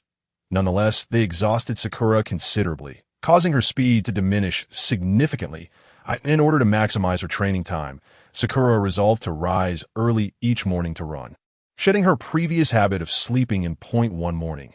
As she was concluding her running regimen, she encountered a familiar face, her dear friend Ino. "Sakura, what are you doing?" Ino inquired, astonished by Sakura's drenched appearance. "I am engaged in physical training," Sakura replied, slightly embarrassed to encounter Ino during her workout. "Training? You don't even have a competition to prepare for. Why are you training so hard?" Ino regarded her with newfound respect. "It is precisely because I was eliminated that I must train. Otherwise, the gap will only widen," Sakura responded, regaining her composure and speaking boldly. "Oh, I didn't expect you to have such thoughts. Has Kakashi-sensei set training goals for you?" Ino queried. "Kakashi-sensei seems to be training Sasuke. He assigned Nightlon to train me," Sakura clarified, That examiner from the second testing ground? What do you call him, brother? Ino was even more surprised than when she saw Sakura training. He asked me to call him that, claiming he's not much older than me. Calling him sensei makes him sound old, and senpai feels too distant. So, just like Sasuke, I call him brother, Sakura explained. I see. But you also mentioned that Night Lawn is not much older than you. Can he really teach you? Ino casually remarked. Why do you refer to him as such too? Night Lawn is quite formidable. Have you noticeably grown stronger over the past half-month? Sakura retorted, looking at Ino with curiosity. Oh, come on. Aren't we good friends? You can call me whatever you like. You mentioned you become much stronger. What exactly has he taught you? Sakura replied, pointing at a sizable rock nearby. Let me show you. With that, she bent down and sprinted toward the stone with remarkable speed. Incredible. She's much faster than during the Chunin exams. Ino thought, utterly amazed at Sakura's current speed. Take this, Sakura exclaimed, launching her delicate fist, slicing through the air with a whoosh, and striking the enormous rock, which was twice her size, with a thunderous crash. The rock shattered into countless fragments, scattering in all directions. Ino stood there, dumbfounded, her mind racing in astonishment. No way. In just half a month, Sakura has become this powerful. Had she possessed such strength a month ago, I would have been the one losing. Ino gasped in disbelief. Sakura turned around, a confident smile adorning her face as she looked at Ino. Well, how about that? Am I impressive? Ino snapped back to reality and sincerely praised. That's amazing, Sakura, but you've turned into quite the violent girl. Sakura's expression darkened at the remark, her demeanor shifting ominously as she raised her punch, poised to strike. Ino, seeing this, hurriedly waved her hands. No, it's nothing. I was just joking. You're too formidable now. I wouldn't dare. Ino quickly changed the subject to avoid a beating as a month approached its end. Sakura practiced diligently at the training grounds, having mastered the ability to cover any part of her body with a hardening technique in under a second. While she was resting with her eyes closed, Naruto arrived at the training area and spotted her. Sakura, are you training? He asked sheepishly, scratching his head as he approached her. Naruto, aren't you undergoing special training? Sakura, having not seen Sasuke or Naruto in a while, found it odd that Naruto sought her out. I've been in special training. My instructor is quite formidable. I just wanted to talk to you about something. What is it? Sakura inquired. Well, Naruto fumbled with his fingers in front of his chest, struggling to articulate his thoughts. Observing Naruto's hesitant demeanor, Sakura felt a wave of irritation wash over her. She was well aware of her pressing training responsibilities. What is it you want to say? Hurry up, she urged impatiently. However, Naruto remained indecisive, stammering. It's just his words hung on the tip of his tongue, yet he couldn't express them smoothly, unable to tolerate Naruto's procrastination any longer. Sakura turned to resume her ninjutsu training that moment. Naruto called out, Wait, Sakura! He rushed to catch up with her, oblivious to the condition of the ground beneath him. In a moment of carelessness, he stumbled and fell, his body inadvertently lurching toward Sakura. In truth, had Naruto wished, he could have steadied himself with ease, given his abilities. Yet a thought flashed through his mind. Perhaps this was the opportunity to embrace Sakura. Consequently, he allowed himself to topple toward her. Sakura instantly recognized Naruto's intentions. Her expression shifted sharply as she shouted, What do you think you're doing? Without hesitation, she swung her fist and struck him squarely in the face. Although she hadn't employed the hardening technique, her speed and strength had significantly improved after a month of rigorous physical training. Naruto felt a blinding flash before him, and like a kite severed from its string, he flew backward. After spinning several times in the air, he landed clumsily on the ground. Dazed and disoriented, Naruto found himself surrounded by twinkling golden stars, spinning around him. He couldn't comprehend how Sakura had become so incredibly strong, capable of sending him flying with a single punch. It was astonishing that the girl he liked had turned out to be so violent, reminiscent of Tsunade in her prime. Jiraiya, lurking nearby, couldn't help but think. Clearly, this month of training had been remarkably effective. Pleased with the power of her punch, Sakura turned and walked toward Night Lawn's training area. When she spotted him and was about to greet him, She noticed the lake before him seemed to be boiling. Water release. Water dragon bomb. The lake's waters formed a massive vortex, which then coalesced into a colossal water dragon that roared through the air and surged toward the center of the whirlpool. With a resounding crash, water splashed everywhere, startling the fish in the lake into a frenzy. Nightlawn withdrew his hand, a slight smile gracing his lips. He was satisfied with this technique, having never witnessed such an exaggerated display of water release. Sakura took a moment to regain her composure before excitedly rushing to Nightlawn's side. Brother Nightlawn, that water release technique was truly spectacular. It's passable. I still haven't team mastered it perfectly and require further practice. Nightlawn replied casually, as for tomorrow, you want need to do physical training. Just come to the training ground. I have something to discuss with you. Sakura nodded, curiosity piqued about what Nightlawn had to say. The following day, Sakura arrived at the training grounds as instructed. Sakura, today you will engage in combat training with me. I will use a Chunin-S shadow clone to spar with you. Don't hold back. I want to see how far you can go, Nightlawn stated upon her arrival. Understood, Sakura replied, excitement bubbling within her at the prospect of practical training, although it was merely a shadow clone. Sakura, having witnessed Nightland's water release the previous day, was not complacent. Remove the weights from your legs. From now on, don't wear them unless you are doing physical training. Prolonged use of these will hinder your physical development. As you are still in your growth phase, he advised, on the eve of training, Yelan had issued his instructions, as Sakura of shed her burdens. The practical training commenced in earnest. She aimed to close the distance between herself and Yelan. Confident that her formidable fists would be her greatest asset, she believed that a single strike would suffice to vanquish his shadow clone. However, the shadow clone maintained its distance with remarkable speed, persistently using shuriken to disrupt Sakura's advance. Despite a month of training that had significantly enhanced her strength and speed, she found herself unable to keep pace with the clone, relegated to a defensive position. Realizing that this impasse could not persist, Sakura swiftly retreated behind a massive boulder. She recalled Yelan's earlier remark that this was a practical training exercise, though he had not explicitly stated that hiding was off-limits. If that were the case for the shadow clone to launch an attack, it would need to approach her, presenting an opportune moment for a counterattack. Observing Sakura's maneuver, Yelan's lips curled into a subtle smile. He promptly commanded the shadow clone to advance towards her hiding spot. As it approached, it was met with the startling realization that Sakura had vanished without a trace. That moment, the clone detected a slight rustle above and instinctively began to evade. Simultaneously, a cloud of smoke enveloped the area, and an arm emerged abruptly, seizing one of the shadow clones. Ingeniously, Sakura had utilized a transformation technique, disguising herself as a pile of rubble adjacent to the boulder, while the figure above was merely a clone of her own. Got you, Brother Yelan, she exclaimed with exhilaration. She then gathered her strength and delivered a powerful punch to the captured shadow clone, dissipating it into a cloud of smoke. Yelan, having witnessed the entire sequence, could not help but applaud as he approached Sakura, remarking, "Well done." Flushed with embarrassment from the praise, Sakura smiled shyly. Yet Yelan pressed on. "But have you recognized your shortcomings? Is it that my speed is still insufficient?" Sakura pondered, believing that greater speed would expedite her victories. Well, that's part of it. However, you must understand that many ninjas possess greater speed than you. No matter how hard you train, you'll never achieve absolute speed.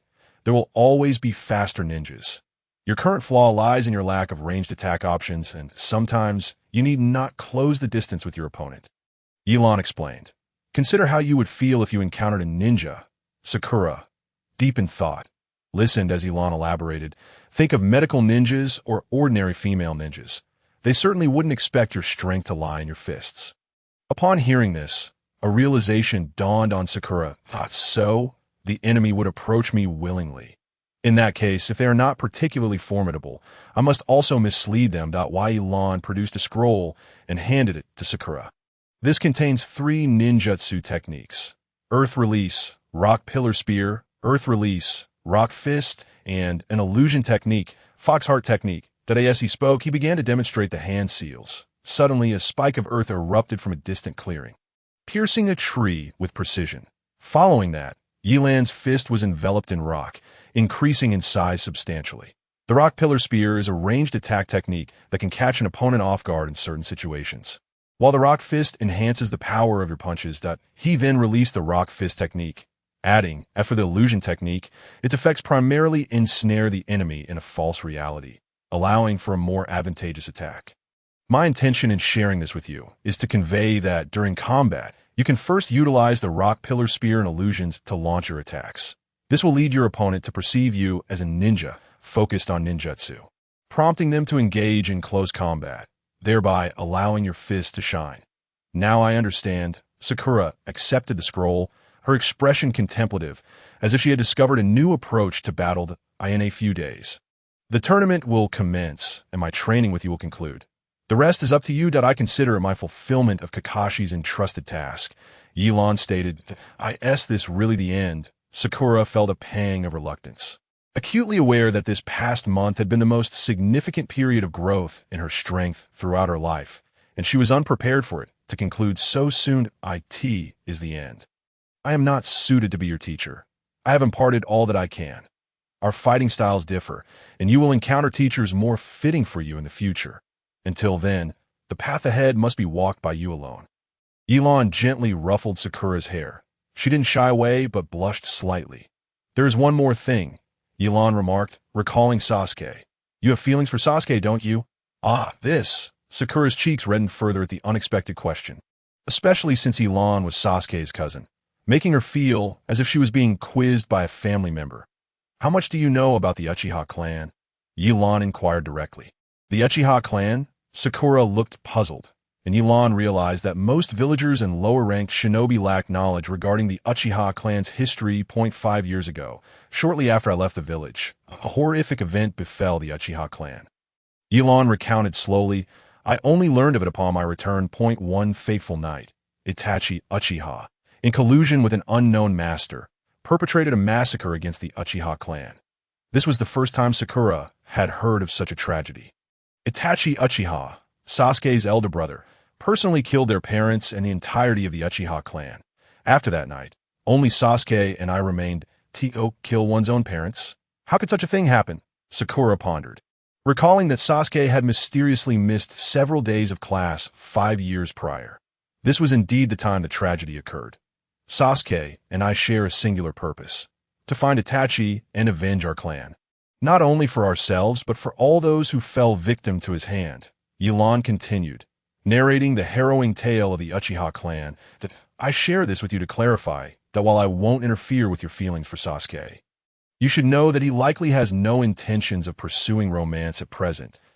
I merely hope that you can harbor your feelings quietly for now and express them when the time is right.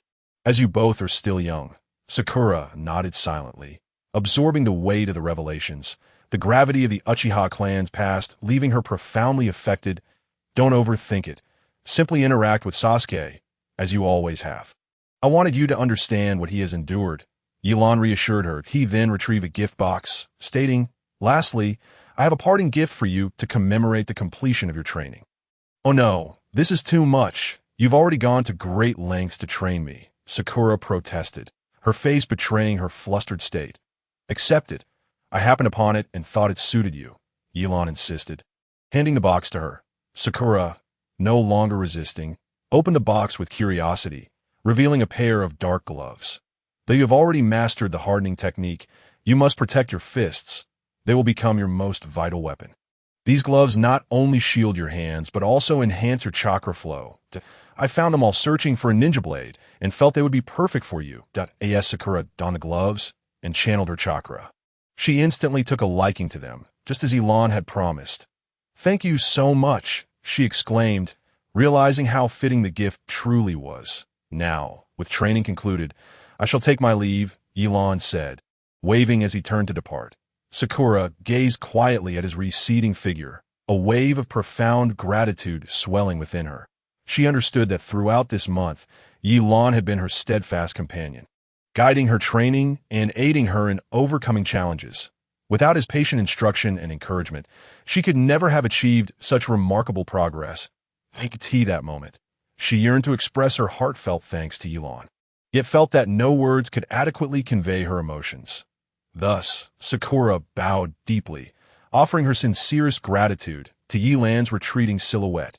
Brilliant fireworks erupted in the venue, signaling the arrival of the city's elite.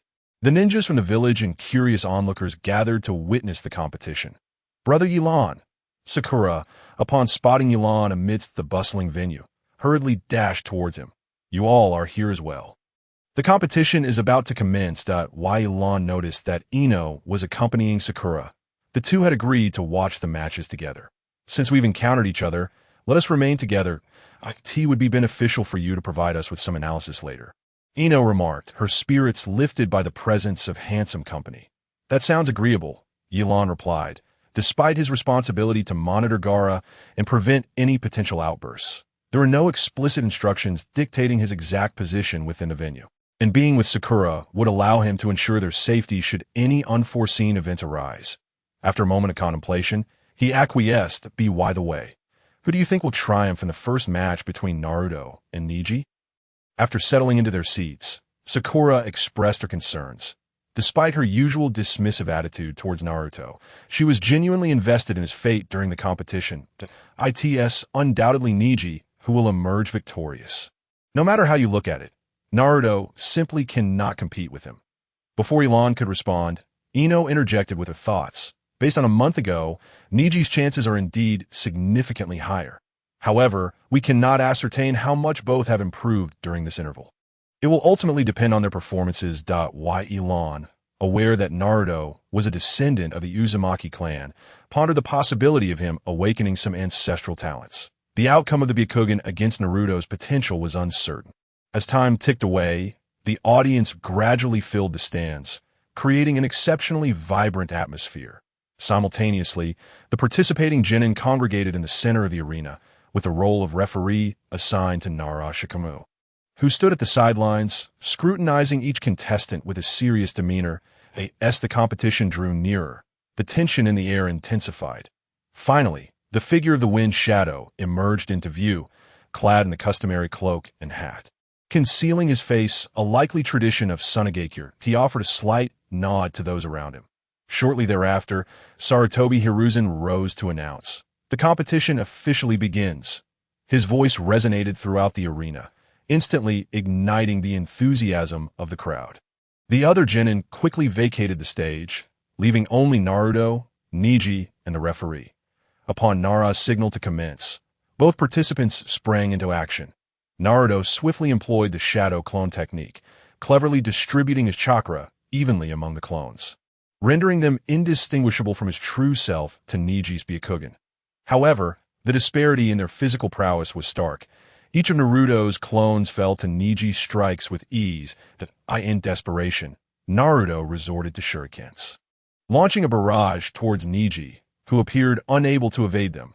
Neji, however, raised his arm and spun rapidly, enveloped in a hemispherical shield of chakra, deflecting all of Naruto's shurikens effortlessly. "What kind of attack is that?" Ino exclaimed, astonished as she recalled that she hadn't witnessed Neji use such a technique a month prior. "That's Kaiten," Yilan explained, being well-versed in the secrets of the Uchiha clan. However, only members of the main branch can utilize this technique. For Neji, a branch member, to employ such a move indicates he has either mastered it independently or received clandestine training. Seems the Hyuga branch has produced a formidable talent. Kaiten provided a 360-degree defense against physical attacks, essentially constituting an absolute defense. Yilan elaborated for Sakura and Ino. But if every attack from Naruto is thwarted by Kaiten, how can he possibly win? Sakura voiced her concerns. Even the strongest jutsu depends on its application. Moreover, Kaiten consumes a considerable amount of chakra. Neji cannot sustain it indefinitely. We shall see how Naruto manages the situation. Yilan reassured her. In the blink of an eye, Neji dismantled Naruto's clones, leaving only the original standing before him. Seizing the opportunity, Neji executed the 8 trigrams 64 palms, sending Naruto crashing to the ground. But it's over. Naruto has lost, Ino lamented, covering her face in disappointment. Yet, Naruto struggled to rise once more, having been struck by the gentle fist. His chakra could scarcely gather. Observing Naruto's plight, Neji began to taunt him, declaring that fate was inescapable, recounting the injustices inflicted by the main branch upon his father, even revealing the caged bird seal on his forehead to substantiate his claims. Unlike Hinata, who had previously defended Neji with words, Naruto retorted that should he become Hokage, he would abolish the Hyuga clan's oppressive customs. Neji, finding this amusing, dismissed Naruto as someone who knew nothing, trapped in his own delusions. Just as everyone anticipated Naruto's defeat, a surge of red chakra erupted from him, instantly healing his wounds. This chakra, Yelan gasped, recognizing it as the power of the Nine Tails, a legacy of the fourth Hokage. The Uzumaki clan, the Nine Tails. So this boy is the village's Jinchuriki. Although aware of the Nine Tails' presence in the village, Yelan had been oblivious to the identity of the Jinchuriki, a detail likely known to most jonin. His prolonged absence from the village had rendered him uninformed, and he had never inquired about the Jinchuriki, which led to his current revelation that Naruto was the host, with the Nine Tails chakra coursing through him. Naruto's speed and strength surged to unprecedented levels, prompting Neji to activate his Byakugan to match his rival's newfound prowess. The two engaged fiercely in the arena, the resounding clashes of kunai echoing through the air, accompanied by clouds of dust that bore witness to the intensity of their battle. However, as time wore on, both combatants began to tire. Ultimately, they unleashed their final techniques.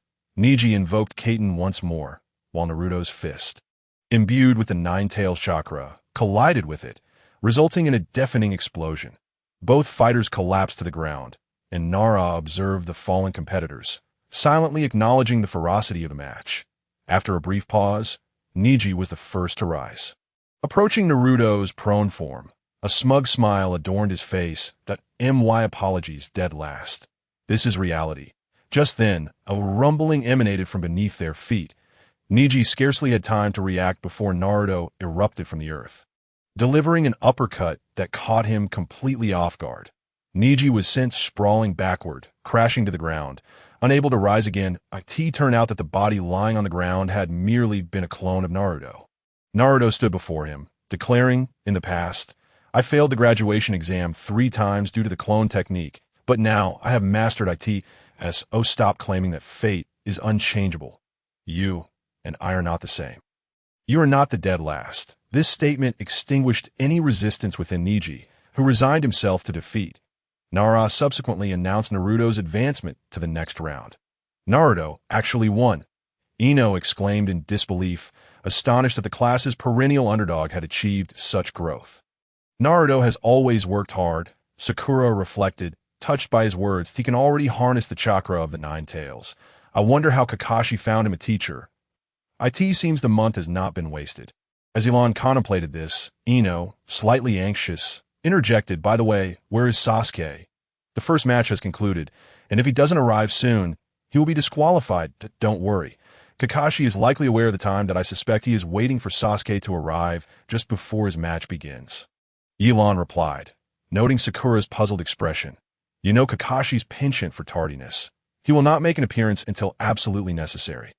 Upon hearing Yelan's words, Sakura recalled Kakashi's past behaviors and found it plausible. Following Naruto's match, the next bout was supposed to be Sasuke against Gaara. However, due to Sasuke's absence, other matches commenced first. Unexpectedly, in the match between Kankuro and Shino, Kankuro forfeited, leaving only Shikamaru and Temari. Why would he forfeit at such a crucial juncture? Sakura questioned, bewildered by Kankuro's sudden withdrawal. Shikamaru, observing the situation, remarked, I wouldn't be surprised if I also chose to forfeit that moment. A plump ninja, munching on chips, chimed in. It was Akimichi Choji, one of Ino's teammates. Choji, is your illness fully resolved? Ino inquired, recalling her visit to the hospital, where Choji had been bedridden for several days due to food poisoning. That I'm fine now, Choji replied, devouring another bag of chips. Why do you say that, Shikamaru? He has undergone special training. He might not necessarily lose to Temari, Sakura curiously probed. You really don't understand Shikamaru, do you? That guy's never been one to show much enthusiasm. Choji answered.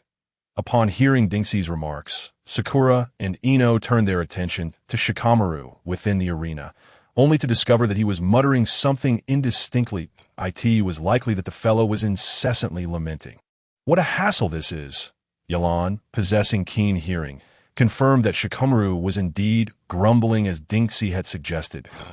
In stark contrast, Temari was brimming with enthusiasm. As soon as the referee announced the commencement of the match, she launched an offensive, deploying her 3-star fan to unleash a barrage of wind release attacks against Shikamaru. Meanwhile, she remained vigilant of Shikamaru's shadow imitation technique, having familiarized herself with it during the preliminary rounds.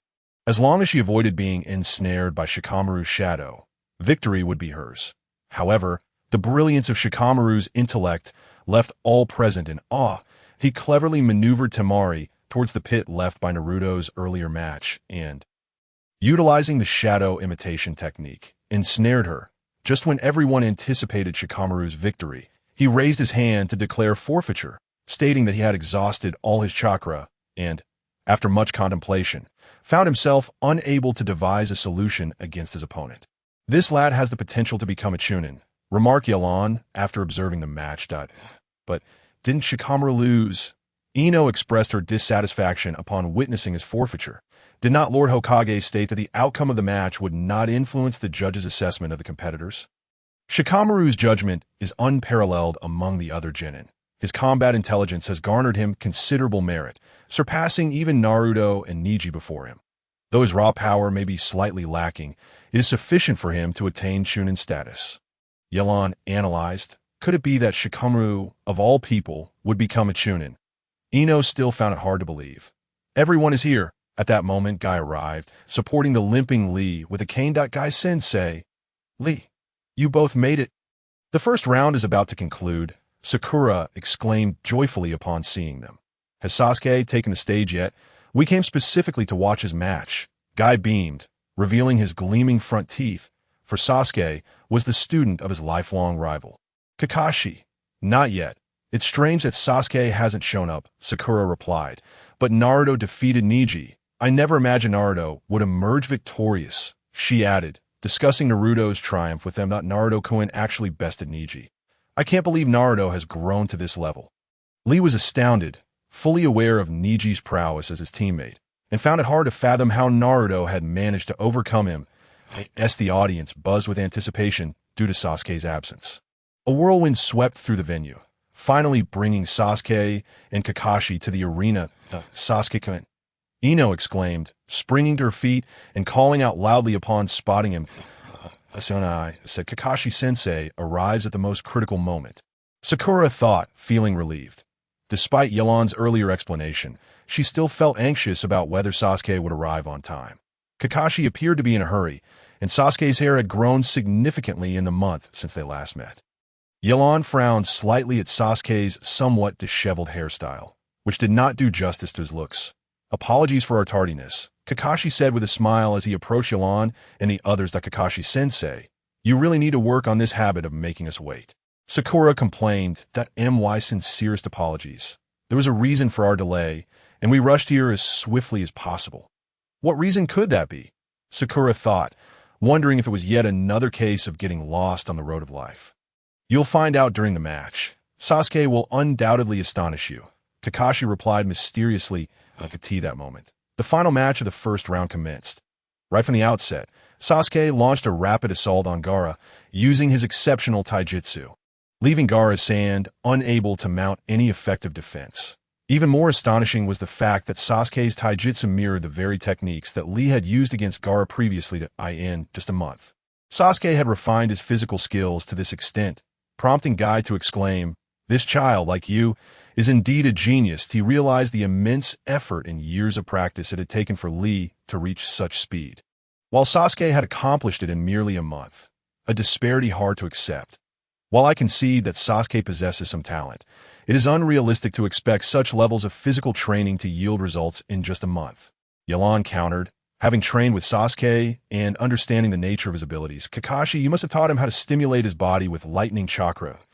As expected, Yalan easily discerned my training method. Indeed, Sasuke shares similarities with me as a ninja. I taught him to use lightning release to invigorate his muscles, significantly enhancing his taijutsu. Kakashi admitted, surprised that Yelan had deduced his technique so quickly. So you taught him that technique as well? Yelan observed, noting that aside from the Uchiha clan's fire release, Sasuke displayed commendable talent with lightning release. Indeed, I did teach him that technique, Kakashi responded, engaging in a riddle-like exchange with Yelan. Ino glanced left and right, puzzled by their conversation, and curiously inquired, "What technique are you referring to?" Chidori.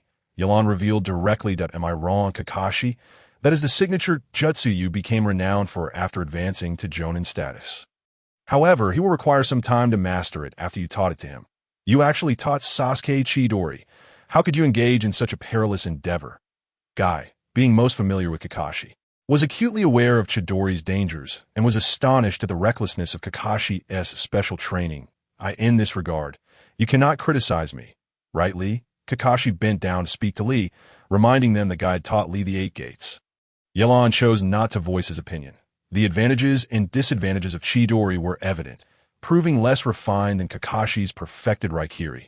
Chidori involved a high-speed charge to strike an opponent, with no opportunity to change direction mid-attack, making it challenging to hit targets with quick reflexes. While its power was considerable, its offensive approach was rather rigid. Kakashi-sensei, you must stop Sasuke's match. That Gaara is a dangerous individual who kills without hesitation. Naruto and Shikamaru, who had progressed past the first round, rushed over. Rest assured, with us Jonin present, Sasuke will be fine. Kakashi reassured Naruto. As they conversed, Gaara had enveloped himself in a sphere of sand, effectively blocking Sasuke's attacks. Observing the motionless Gaara, Sasuke proactively increased the distance for a sprint, forming hand signs as a brilliant bolt of lightning materialized in his palm. The sound of chirping filled the air, as if 1,000 birds were singing. And the rapidly charging Sasuke left behind traces of destruction on the ground from Chidori, ultimately piercing through the sand sphere. Finally, the sphere that had thwarted him was shattered, and a smile graced Sasuke's face as he felt Chidori penetrate flesh. However, before he could revel in his triumph, a chilling scream emanated from within the sand sphere, followed by a surge of immense power gripping his Chidori-wielding hand. Sasuke shrieked, yanking his hand away in panic. Kakashi! Yelan stood up, having activated his Sharingan. His earlier perception had not been mistaken. It was the chakra of a tailed beast. Kakashi's demeanor turned serious, recognizing that Yelan's mission was to monitor the Jinchuriki from Sunagakure. And he too sensed that malevolent chakra. Typically, such entities were beyond the capability of even Jonin to handle. The exam needed to be halted immediately. Just as Kakashi prepared to intervene, a flurry of feathers seemed to pour down from the sky, causing the audience to succumb to slumber. Kakashi quickly realized it was an illusion.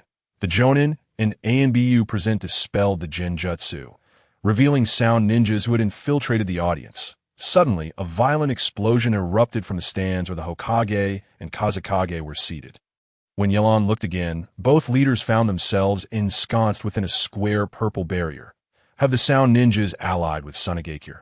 It seems they have come well prepared this time, Kakashi mused, drawing a kunai. Yelan and Guy focused on the unconscious genin nearby. Kakashi, it seems Sasuke has gone after Gaara. Gama is obstructing that Sunagakure Jonin. Sasuke is unaware of the Jinchuriki's danger. He cannot handle it alone. Orochimaru has yet to make an appearance, and I fear he may target Sasuke. Yelan warned Kakashi. What do you intend to do? Kakashi inquired, surveying the chaos filled with sound ninjas, realizing that the ANBU had all gone to assist the Hokage, leaving only the 3 of them. Cover me. I will break through with Sakura and Naruto to find Sasuke and subdue the Jinchuriki. If the Jinchuriki erupts in a village, many lives will be lost. Yelan articulated his perspective.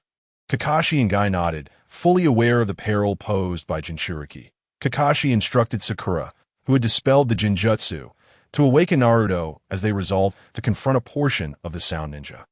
Orochimaru. It was during the skirmish with the Sound Ninja that Yelan and his companions discovered that the imposter Kazekage, Orochimaru, was ensnared alongside Sarutobi Hiruzen within the barrier. Upon their encounter, the master and apprentice immediately initiated with a B-rank ninjutsu. After enduring a barrage of intense techniques from the Hokage, Orochimaru swiftly formed hand seals and shouted, "Summoning Jutsu, Reanimation Jutsu." Yelan observed the clash between Orochimaru and Sarutobi and as Orochimaru invoked the reanimation jutsu. Two coffins emerged. To his astonishment, the first and second Hokages emerged from the coffins and greeted Sarutobi, seemingly imbued with a flicker of awareness. The existence of a jutsu capable of resurrecting the dead left Yelan wide-eyed. He had never encountered such a ninjutsu before. Shikamaru, you weren't caught in the jinjutsu, were you? Sakura's voice snapped Yelan out of his contemplation. Given Shikamaru's abilities, he could easily see through the illusion. But he feigned being ensnared due to his reluctance to deal with the ensuing complications. I pretended to feint to avoid such troublesome matters, he lamented as Sakura aroused him. What on earth happened? Naruto, still groggy, rubbed his eyes. Why Yelan? Guy delivered a powerful punch, slamming a sound ninja against the wall, creating a spiderweb of cracks. With a mighty roar, Guy punched through the already damaged wall, creating a large opening. Seizing the opportunity, Yelan rushed to the gaping hole and called to Sakura. Let us go, Sakura, Naruto. With that, he leapt through the opening, and Sakura, grasping Naruto and Shikamaru, followed suit. Why are you grabbing me along? You didn't even call my name. Shikamaru thought that with Yelan present, his presence mattered little. I'm just trying to give you something to do, considering your lackadaisical demeanor. The rush of air from their descent whipped Sakura's hair upwards, rendering Shikamaru unable to catch her words amidst the howling wind. Summoning jutsu, Thunderhawk. As they descended, Yelan formed hand seals, and a massive hawk materialized beneath him. This hawk, cloaked in a pale blue hue with wings as white as snowflakes and a tuft of black hair upon its head, possessed piercing eyes that seemed to harbor human emotions. Upon its first summoning in the hidden leaf, the hawk surveyed its surroundings and spoke. Yelan, is this the village you long to return to? It appears rather lacking in natural resources. When will you master what I taught you? Now is not the time for such discussions. I summoned you because I require your assistance, Yelan replied. This Thunderhawk was the same one Yelan encountered on the island after being swept away by a storm. Initially, it regarded him as an intruder and gave him a thorough lesson, but spared his life. Once the hawk understood Yelan's plight, it allowed him to stay on the island. That why Yelan sought to return to the mainland with the hawk, but it declined, citing its inability to leave its ancestral home. Only after Yelan demonstrated significant growth and defeated it did the hawk agree to become his summoning beast. This Naruto and the others settled onto the back of the enormous hawk. They marveled at the size of this summoning beast, realizing for the first time that Yelan possessed such a colossal companion. Its name is Pajuan, but it is quite the temper, so hold on tight, Yelan said, closing his eyes and forming hand seals as he utilized chakra sensory technique to locate Sasuke, although he had yet to master it to the degree of the second Hokage. Yelan could now sense the entire Hidden Leaf village. The village was teeming with sand ninja and colossal summoning snakes, yet the Hokage's defenses had successfully thwarted the enemy's incursion, alleviating concerns.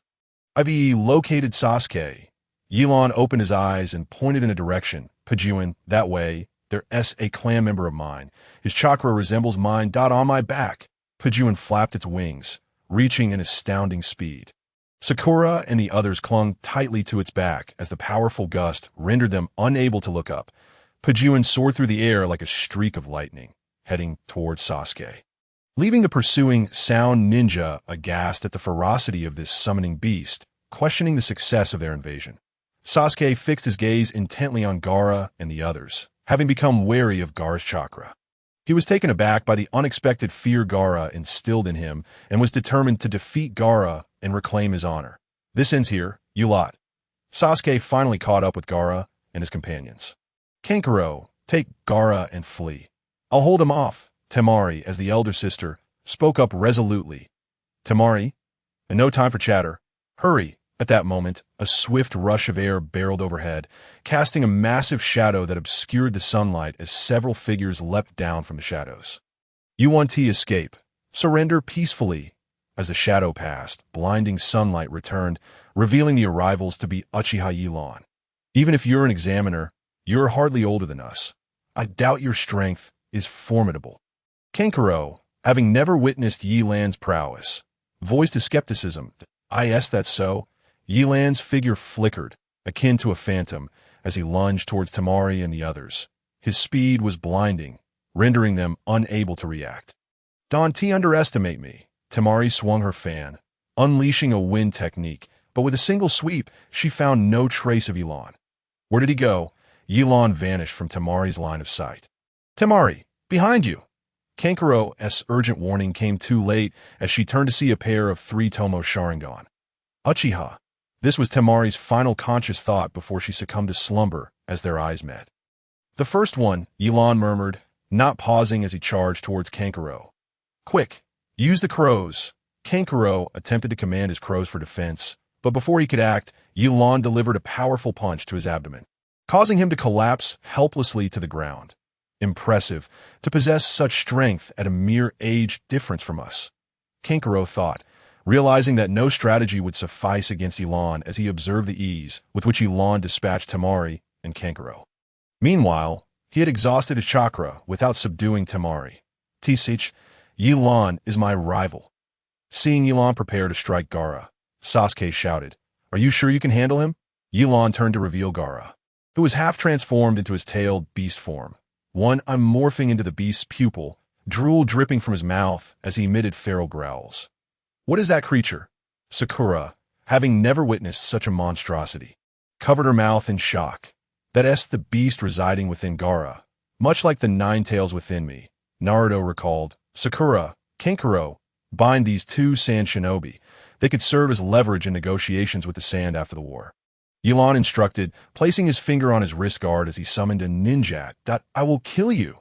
The half-tailed beast Gaara lunged at Elon, but in Sasuke's eyes, Elon effortlessly evaded the attack, as Gaara's clawed hand obliterated several sturdy trees in a single swipe. Fire release. Great fireball technique. A massive fire dragon erupted from Elon's mouth, incinerating everything in its path.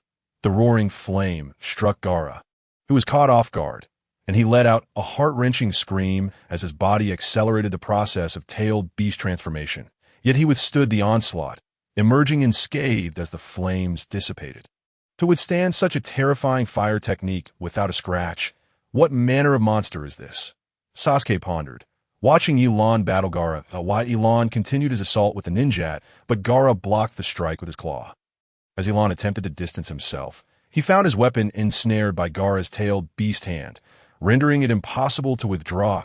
Is this all you've got? This is the extent of your abilities. Once, the voice of Gaara was indistinguishable from its original form. Humph. A faint smile graced the corners of Elon's lips as he employed his Genjutsu and Sharingan. Through the lens of a Sharingan, Elon delved directly into Gaara's inner world, where he beheld a small boy sobbing on the ground, resembling Gaara's childhood self. Shortly thereafter, a colossal, earthen-hued tanuki materialized beside him. I wish to emerge. You brat, let Shikaku out. It bellowed that I yearn for a bloodbath. This was indeed Shikaku. Elon approached to observe the guardian. Who are you? And how did you enter? Shikaku screeched in a shrill voice. If you value your life, behave yourself. The 3 Tomo in Elon's eyes began to rotate slowly, transforming into a cross shape, as a dark chakra, no less ominous than that of a tailed beast, surged within him. That Shikaku's movements came to a halt, its expression growing vacant, its eyes morphing to mirror Elon's. Just as Elon was about to leave this inner realm, he felt a tug on his clothing, turning to find the small Gaara clutching a stuffed toy. Can you take that monster away?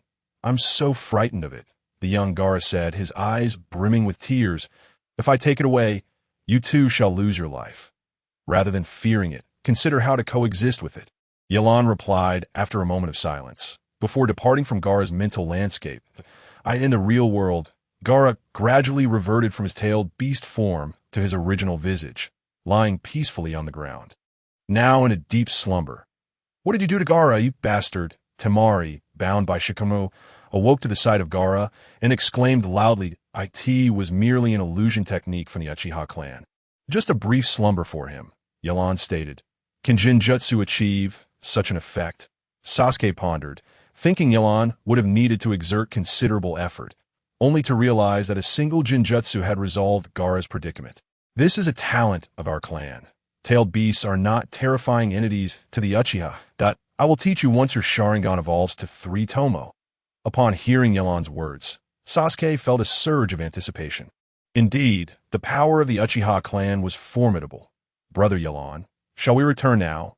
Sakura suggested, eager to return to the village and assess its condition after their mission had concluded. Yes, you take these sand shinobi to find Kakashi. I have some matters to attend to, Yelan instructed, pointing a finger to the ground, activating his chakra perception technique once more. Before anyone could inquire further, Yelan vanished from their sight. How troublesome. We were summoned merely to babysit, Shikamaru remarked, observing Yelan's sudden disappearance. Quit complaining, Shikamaru. At least Gaara has been resolved. We should focus on our duties, Sakura replied, assisting Temari to her feet, as it was more fitting for her, being a fellow female ninja. To watch over Temari, Orochimaru's chakra was significantly weakened as he hastily retreated from the village, accompanied by a total of 6 individuals, including 1 Jonin and 4 Chunin-level shinobi, presumably his subordinates. Yelan swiftly pursued Orochimaru's direction, not out of concern for Konoha, but rather fixated on Orochimaru's forbidden technique, Edo Tensei. Before leaving the assembly, Yelan had witnessed the first and second Hokage, alongside Hiruzen Sarutobi, conversing as Edo Tensei summoned them, indicating that the resurrected shinobi retained their consciousness and memories from life. Thus, should he resurrect the deceased members of the Uchiha clan, he could obtain crucial intelligence regarding the Night of Annihilation. He must compel Orochimaru to divulge this technique. With a grim expression, Orochimaru fled under the cover of his subordinates, his hands hanging limply at his sides, as if he had lost all sensation. He had not anticipated that Hiruzen Sarutobi had learned the 4th Hokage's technique, sealing part of his soul within the Shinigami, rendering him incapable of forming hand seals with his hands henceforth. This would diminish his combat effectiveness by at least half, and his plan to annihilate Konoha had evidently failed. Who goes there? Orochimaru's serpentine pupils constricted sharply as he sensed a powerful chakra nearby. Abruptly halting in his tracks, the Sound Four, upon hearing this, brandished their weapons, surrounding Orochimaru protectively, willing to sacrifice their lives to ensure his safety. Kabuto adjusted his glasses, acutely aware of their precarious situation, should they encounter any formidable foes. Their survival was far from guaranteed. Orochimaru, we meet again, emerged a ninja from the shadows, his forehead protector casually hanging at his waist, wielding a kunai. It was Uchiha Yelan. What a surprise, Yelan Orochimaru hissed, intrigued as he had gathered intelligence on Yelan from Kabuto, knowing him to be the younger brother of Uchiha Shursui, who had recently returned to the village. What brings you here, Yelan? This is hardly a place for conversation. Orochimaru sensed that Yelan's restraint indicated a purpose behind his visit. Though he was presently agitated and eager to flee Konoha, I seek the technique of Edo Tensei. Yelan stated plainly So you have seen that technique. Yelan, it seems you also desire to resurrect a comrade. Given the tragic events that befell the Uchiha clan, Orochimaru replied, unfazed, for anyone with a vested interest in resurrection would inevitably seek to control such power. I have my own methods for utilizing that technique, and I require no assistance from you. You insolent brat, Kabuto's temper flared at Yelan's demeanor. With a swift motion, Yelan unleashed his chakra, dark energy erupting from him, imposing a tremendous pressure that rendered Kabuto and the others speechless. Hand it over, and I shall allow you to pass. Refuse, and you know what fate awaits you. Orochimaru. Yelan issued his ultimatum without a hint of courtesy, mindful of Hiruzen Sarutobi's current state, fearing that the enraged Konoha shinobi and Umbu would pursue Orochimaru relentlessly. Prolonging this confrontation would undoubtedly benefit one. It has been a long time since anyone dared to threaten me. You insolent child, Orochimaru growled, revealing a glint of malice in his eyes, unaccustomed to such a state of disarray, especially at the hands of a younger foe. Yelan tightened his grip on his kunai, preparing for a confrontation, while Kabuto and the others anxiously regarded him. Kabuto understood that should a fight ensue, their best outcome would likely result in the demise of all 4 sound ninjas and himself, while Orochimaru's escape remained uncertain. Wait. Yelan had already begun forming hand seals when Orochimaru unexpectedly interrupted him. Realizing he had no confidence in escaping Konoha while under Yelan's watchful eye. Moreover, he caught a glimpse of Jiraiya's signature toad during his hasty retreat. If Jiraiya pursued him, Death was a distinct possibility, an outcome Orochimaru, who cherished his life, could not accept. Orochimaru produced a scroll from his mouth, gesturing for Kabuto to hand it to Yelan. This is the scroll for Edo Tensei. I hope you will uphold your promise. Orochimaru's mood had soured considerably. Yelan accepted the scroll with a hint of disdain, glancing at its contents. Although the specific method and principles of Edo Tensei remained unclear to him, he could discern the authenticity of high-level ninjutsu. And upon finding no discrepancies, he pocketed the scroll and stepped aside. Allow me to remind you, Yelan-kun, that utilizing Edo Tensei requires a living sacrifice. The higher the sacrifice's strength, the stronger the resurrected being will be. So be prepared for that, Orochimaru remarked, his mood slightly improving as he passed by Yelan. Yelan remained silent, lost in contemplation. It is evident that Yelan-kun harbors no loyalty to Konoha. Why not leave with me? Orochimaru proposed, intrigued, for he possessed a pathological desire for the Sharingan, that Yelan's formidable abilities were difficult to subdue.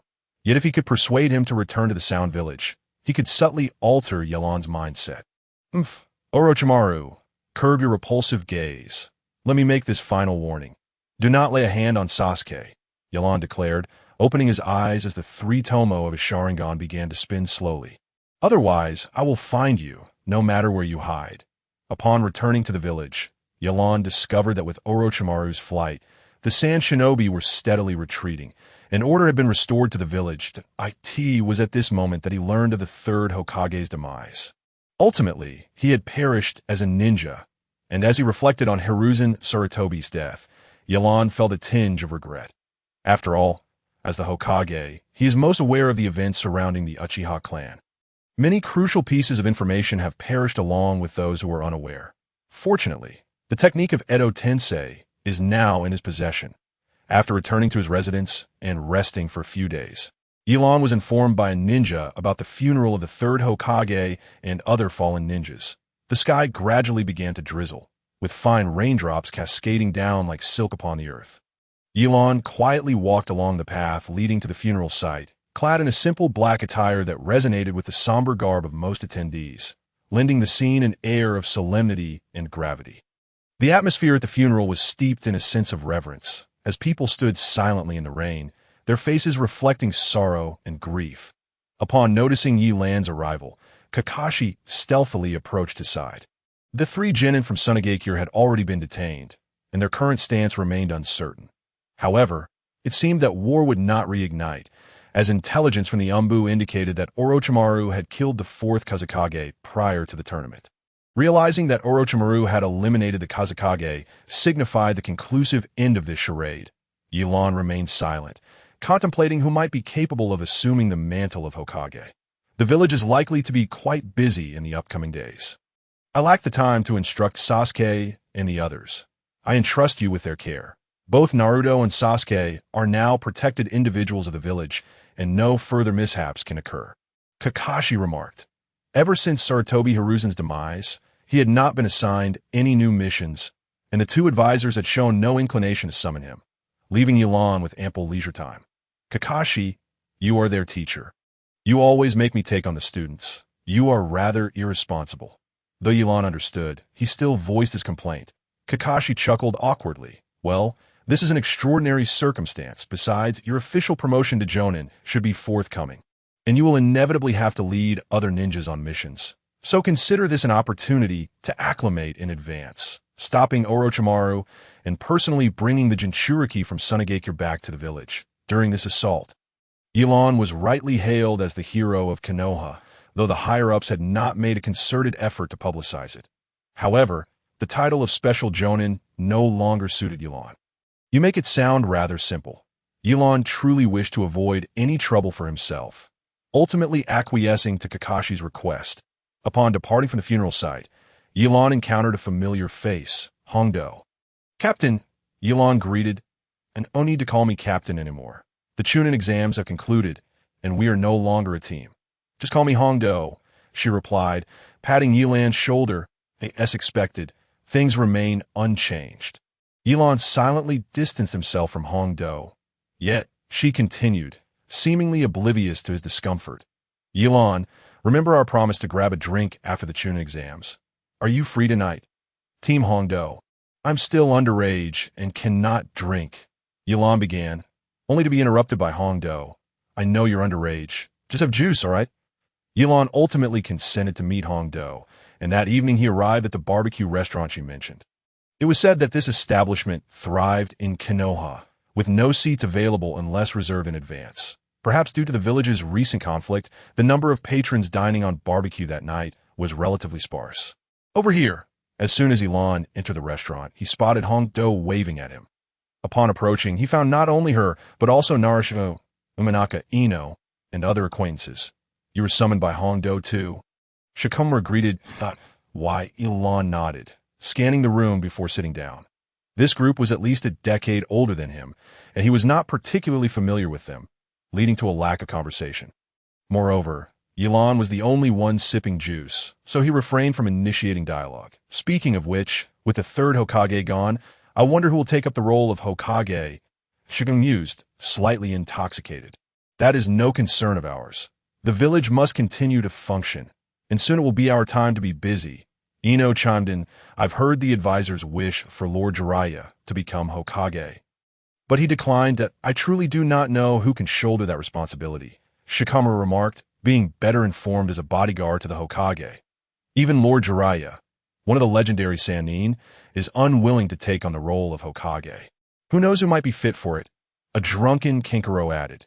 Perhaps Lord Jiraiya intends to bring Lady Tsunade back to the village. She would certainly be capable of serving as Hokage. Hongdo suggested. Her cheeks flushed. Ino, Lady Tsunade has been away from the village for quite some time. No one knows her whereabouts. So how could she be found so easily? Listening to the conversation among his peers, Yilan chose not to interject, remaining quiet until the gathering concluded with everyone nearly inebriated. In the following days, Yilan accompanied Naruto and the others on various D and C-ranked missions issued by the village, all conducted in the vicinity without straying far from home. During their spare time, he led them in training at the training grounds that Sakura's prowess astonished both Naruto and Sasuke, as in close combat. They found themselves unable to withstand even a few of her punches. While Sakura continued to hone the ninjutsu taught by Yilan, Sasuke focused on perfecting his Chidori, which prompted Naruto to become increasingly dissatisfied. Brother Yilan, teach me some powerful ninjutsu too. Seeing Sakura grow stronger under Yilan's guidance made Naruto eager to learn new techniques. Haven't you already mastered the use of the Nine-Tails chakra? What more ninjutsu do you need? Just continue to train your control, Yilan replied, somewhat bored. But I also want to learn a technique like Chidori. Although reluctant to admit it, Naruto found Sasuke's Chidori far more impressive. The problem is, I cannot teach you Chidori. While I can use it to some extent, it is not my own technique, and I lack the authority to teach it as Kakashi does. Moreover, I find it less useful than my ninja blade. Then teach me some other cool ninjutsu. Naruto persisted, tugging at Yilan's arm like a child. Naruto, stop bothering Brother Yilan. Sakura interjected, disapproving of Naruto's antics. Che, so biased. You teach Sasuke and Sakura, but refuse to teach me. Naruto pouted, muttering under his breath. Here, take this, Yilan said, handing Naruto a piece of chakra paper. What is this? Naruto asked, puzzled as he accepted it. This is chakra paper, idiot. Brother Yilan is testing what kind of chakra you possess to determine what to teach you. Sakura explained from the side. Sasuke, noticing Naruto with the paper, paused his training, curious about what kind of talent Naruto possessed. As Naruto infused chakra into the paper, it split into two halves. Huh, what is happening? He stared in astonishment at the torn paper. It's wind. You actually possess chakra similar to mine. Yilan observed the split chakra paper, stating that wind release is known for its potent offensive capabilities and is quite difficult to master. I happen to excel at wind release. Naruto, would you like to learn it? If lightning release is known for its piercing strength, then wind release possesses the greatest cutting ability among ninjutsu. Once mastered, it can sever anything. As Yilan spoke, he gathered a sphere of chakra in his hand, and with a swift motion, a wind blade emerged, slicing through several trees in the training ground before Naruto's astonished gaze. Wow, that's amazing, Naruto's eyes sparkled. Brother Yilan, I want to learn that. Reaching such a level is not something that can be achieved overnight. First, you must fully grasp the nature and form of wind release. Yilan's expression shifted as he turned to see behind him. Who is it? Hey, no need to be so tense. A middle-aged man with white hair and an oil-stained forehead protector stepped forward. Waving his hand, I am here to find Naruto. Kakashi mentioned he has been with you lately. Perverted sage, what brings you here? Upon recognizing Jiraiya, Naruto's demeanor relaxed, and Yilan lowered his guard, feeling a sense of familiarity with the man. I've told you countless times, don't call me perverted sage. Address me as Lord Jiraiya. Jiraiya retorted, Kid, I'm here to discuss something with you. Will you join me? He gazed at Naruto. What is it? Although aware of Jiraiya's lecherous nature, Naruto also recognized him as a formidable ninja that Yilan used, so he is one of the legendary Sannin, rivaling Orochimaru. No wonder I found him familiar.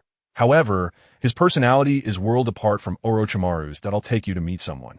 This person will become the 5th Hokage in the future. Are you interested? Jiraiya announced. The 5th Hokage? Who is it? Upon hearing this topic, Naruto exhibited a flicker of interest. His aspiration was to become Hokage.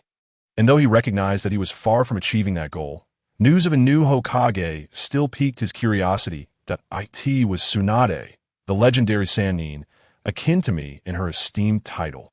Naruto, is she just another old woman like you? Not quite, he retorted. Tsunade had mastered a particular ninjutsu that allowed her to maintain the appearance of an 18-year-old maiden, and she was indeed quite beautiful.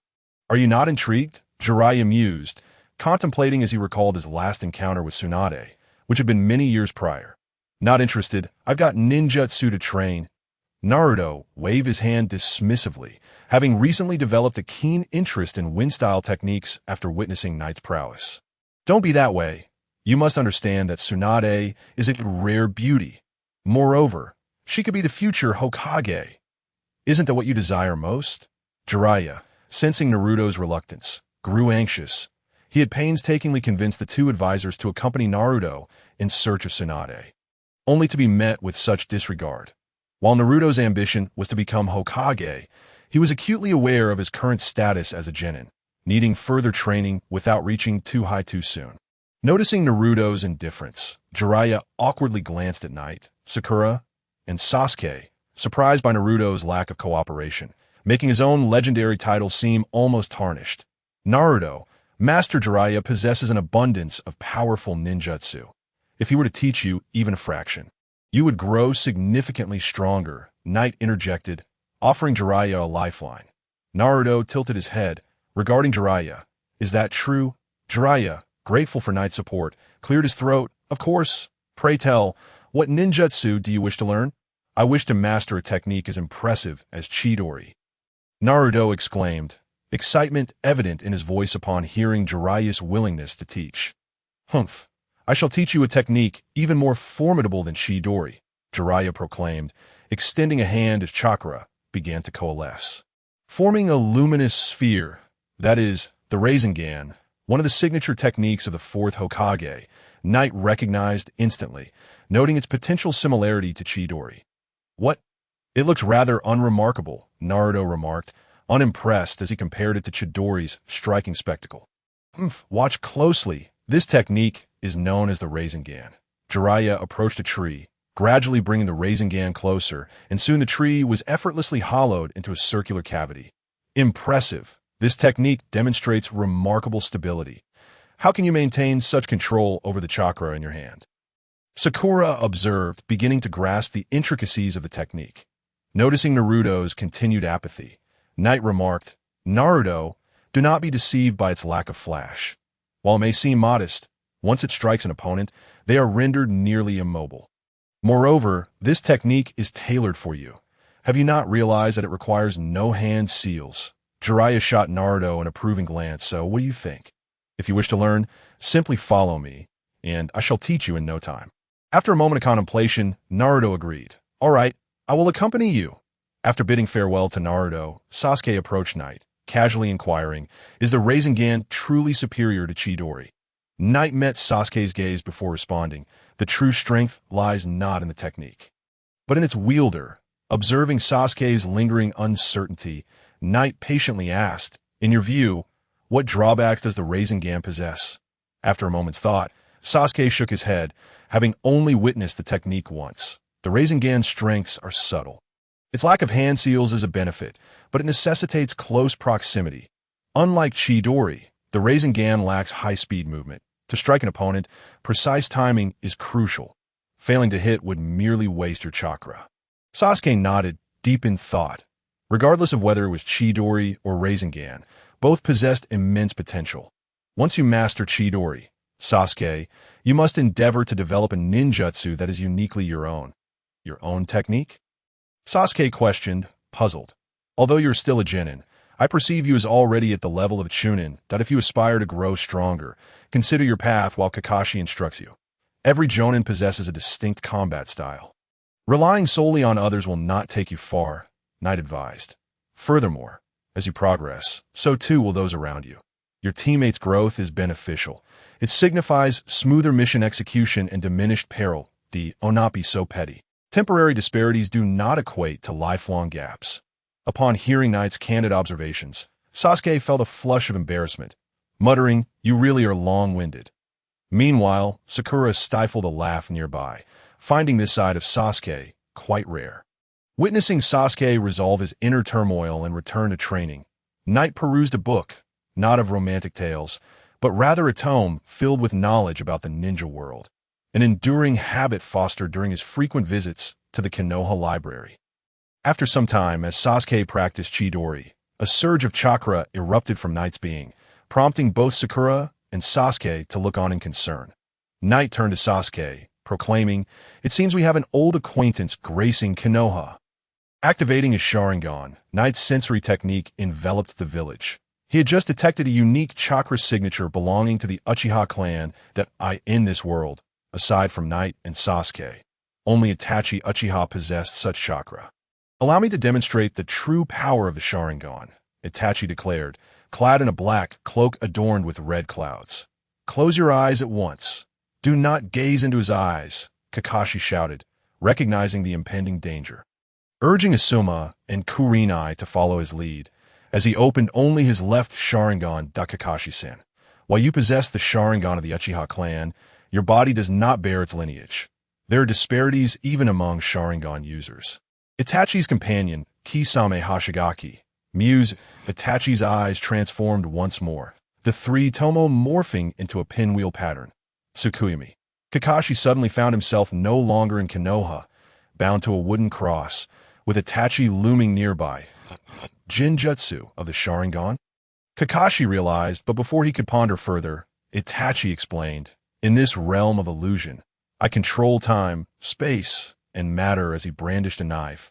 Plunging it toward Kakashi, the latter felt a visceral pain as the blade pierced his flesh. Astonished that even in a Jinjutsu, such agony could be felt. "You shall endure this torment for the next 72 hours. We have 71 hours, 59 minutes, and 59 seconds remaining." Countless apparitions of Itachi appeared beside Kakashi, each wielding a blade aimed at him. Kakashi could not suppress his scream. In reality, mere moments passed, yet he crumpled to the water's surface, having endured 3 days of anguish in the illusion, his mind nearing collapse. "Kakashi, what ails you?" Asuma, eyes tightly shut, sensed something amiss as Kakashi collapsed beside the water. "What is your purpose for coming to Konoha?" Itachi. Kakashi struggled to lift his head, determined to gather intelligence even in defeat. "I harbor no intention of taking your lives, Kakashi-sen. We are merely here to retrieve something," Itachi responded, his Sharingan reverting to the three tomo, his tone steady. "Retrieving something? Is it Sasuke?" Kakashi gasped, breathless, nearing his limit. "No. We seek the legacy of the fourth Hokage." At Itachi's revelation, Asuma and Kurenai exchanged astonished glances, realizing Itachi had set his sights on the Nine Tails. "The target is the Nine Tails within Naruto, is it not? So this is the true aim of your Akatsuki organization?" Kakashi surmised, directly naming their organization, which startled both Itachi and Kisame. "Kisame, take Kakashi away. The rest of you, disregard him," Itachi commanded decisively. As Kisame prepared to act, a sudden rush of wind pierced the air. Konoha's great whirlwind. Might Guy arrived, delivering a powerful kick that sent Kisame reeling. Who dares intrude? Kisame demanded irritably after being struck. The Azure Beast of Konoha, Might Guy, as the ominous figure of Kisame expressed his displeasure. He was poised to advance and engage in combat with Kai, only to be intercepted by Itachi's imposing presence. Kisame, this individual is quite troublesome. With the Nine Tails absent, we should refrain from excessive conflict. Upon encountering Kai, Itachi had already begun to contemplate a retreat. If that fellow is aware of your arrival, he is likely to be quite exhilarated, Kakashi remarked, leaving Itachi perplexed before he could no longer contain the chakra raging within him and collapsed into the water. Is it Sasuke? As Itachi pondered internally, he and Kisame suddenly sensed a disturbance in the river beneath their feet. Just as they prepared to vacate the area, a colossal whirlpool ensnared them. How is it that all you leaf ninjas are so proficient in water release? I feel as if I've returned to the hidden mist village, Kisame grumbled, yet his hands remained active. Water release. Water prison technique. The surrounding waters coalesced into a sphere, encapsulating Kisame and Itachi, providing them a measure of protection from the whirlpool's wrath. However, the challenge was far from over. The whirlpool merely hindered their movements, while above them, the water swirled into a formidable water dragon that roared and struck violently against the water prison technique. Astonishment etched on their faces. Itachi and Kisame were taken aback, marking the first instance of surprise since their arrival in the leaf. The waves generated by the impact transformed the once tranquil river into a tumultuous surge. Under Kai's guidance, Asuma and Kurenai reopened their eyes, astonished to discover that the leaf possessed such adept masters of water release. Could it be? Kai mused, lifting the unconscious Kakashi with a contemplative expression. After the water dragon's assault, the forms of Itachi and Kisame reemerged before the leaf ninjas, no longer exuding the calm demeanor they had moments prior. They were now thoroughly drenched, appearing quite disheveled despite being uninjured. Water release. Hard water blade, droplets of water, still hung in the air. A swift silhouette skimmed across the water's surface, a spiraling spike of water release hurtling towards Itachi. How swift! Before Itachi could discern the assailant's features, he instinctively formed hand seals, summoning a water clone to intercept the attack that he swiftly maneuvered behind the attacker. Wind release. Wind cutter. A blade of wind materialized from his hand, slicing towards the assailant, who astonishingly transformed into a puddle of water, a water clone. A piercing shriek resonated through the air, as if seeking to pierce the skin. As Itachi turned once more, he caught sight of the figure attacking him. Too late to form seals. Kodowa Mitsukamid, Itachi's Sharingan morphed into the design of pinwheels as he locked eyes with the assailant, only to discover that the opponent's eyes bore the same Uchiha clan Sharingan. Sasuke? No, Sasuke would not wield such a high-level water release. Arriving in the realm of Kodowa Mitsukami, Itachi refrained from immediate confrontation, observing the ambusher within this illusionary domain. This illusion. The assailant slowly raised his head, revealing himself to be Yelan, his three-tomo Sharingan glinting with an alluring malevolence. Is this the power of your Kodowa Mitsukami, Itachi? Truly, a pathetic individual ensnared in his own false reality. Itachi's eyes widened not in anger at Yelan's words, but in shock at his appearance.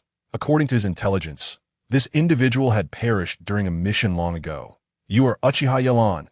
Itachi pronounced Yelan's name slowly, familiar with him as the friend of his late brother Shursui. The resemblance was undeniable, and he could not be mistaken. When did you return to the village? Within the world of Kodowa Mitsukami, where time outside felt like but a fleeting moment, Itachi was taken aback to find Yelan before him. Uncertain of Yelan's current motives and thoughts, Itachi resolved to extract information first. Not even 2 months since my return, Yelan replied as if an old acquaintance. Yet his tone shifted. What transpired in the leaf upon my return is beyond my wildest beliefs.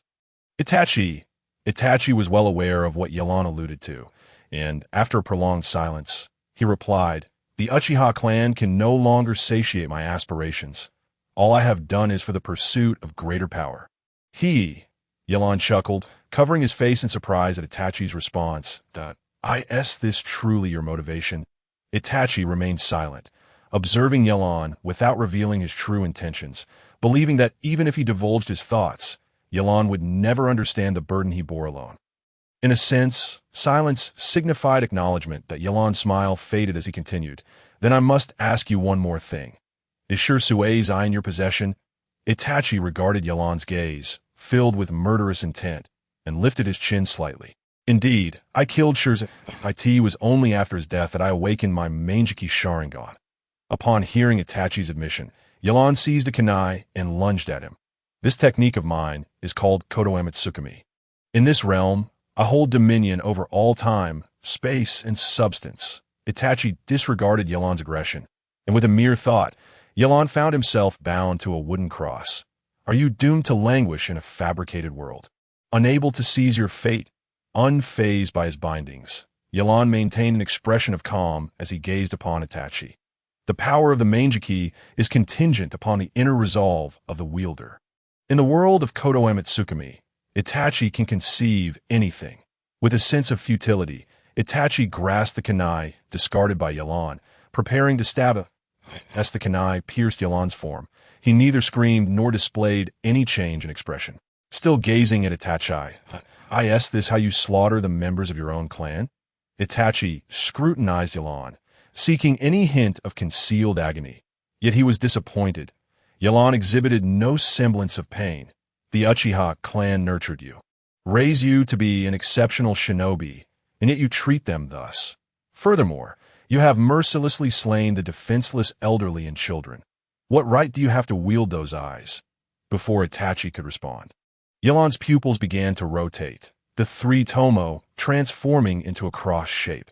Mangeki Sharingan, Yelan's eyes gleamed with a crimson light, and Itachi realized, without a doubt, that Yelan was indeed formidable. Just as Itachi contemplated further, the blood-red sky began to fade, and the world of Kodo Emetsukami shattered, causing Itachi to shield his eyes from the backlash. Uchiha style, my style, wind of wounds. Upon returning to the real world, Yelan unleashed his fastest technique.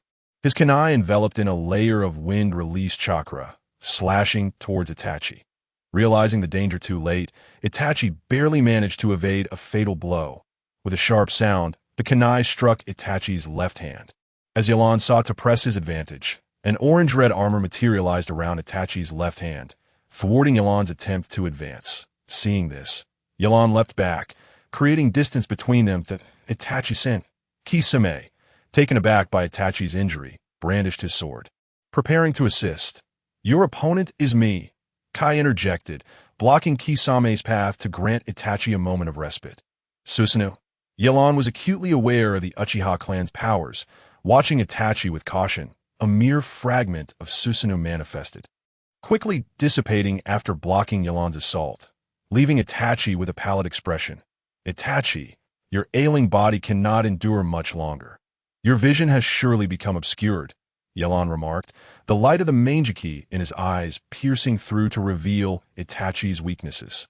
Is this the extent of your Mangeki's power? Itachi pondered. Yelan's right eye, known as Jiken, could perceive not only typical ninjutsu, taijutsu, and genjutsu, but also identify every hazard and weakness, perfectly discerning the flaws in an opponent's techniques to launch effective counterattacks. In certain respects, it served as an absolute nemesis to genjutsu. Moments ago, within the world of Kodo Emetsukami, Yelan had effortlessly dismantled Itachi's technique. Every weakness shall be laid bare before my gaze, Yelan declared. Itachi, just as Itachi aimed to retaliate.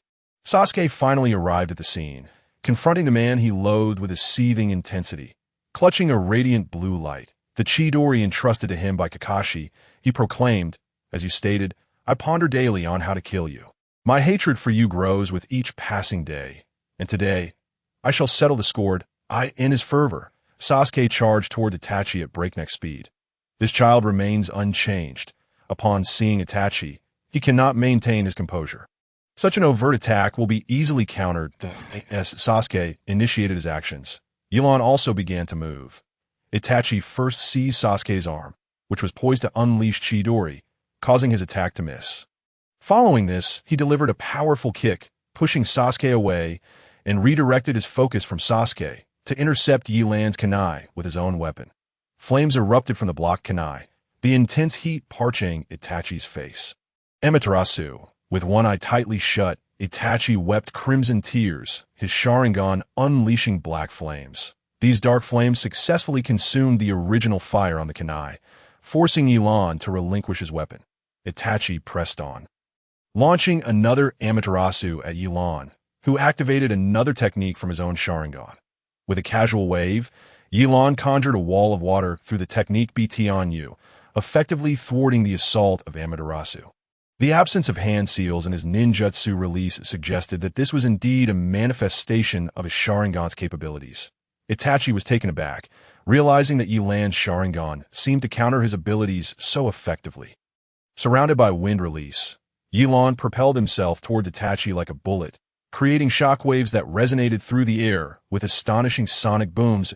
So swift was Yelan that Itachi's Amaterasu could not touch him. Having just utilized a water clone to fend off one attack, Yelan was already upon him again. Reluctantly, Itachi had no choice but to summon his Susanoo, yet even before it fully materialized, cracks began to appear from Yelan's onslaught. Had Itachi not reacted swiftly, that attack could have sealed his fate in Konoha forever. What is happening? Sasuke, lying on the ground, gazed in astonishment at the clash between the two. Itachi was enveloped by a colossal half-giant, the fiery orange figure profoundly shaking Sasuke's worldview. I suppose I should take this a bit more seriously. Itachi to Yelan halted, a massive black skeletal structure gradually forming around him, transforming into a chakra giant akin to Itachi's, albeit one that radiated a more oppressive aura. The emergence of two Susanoo figures captivated the attention of all present, surpassing their understanding of ninja prowess.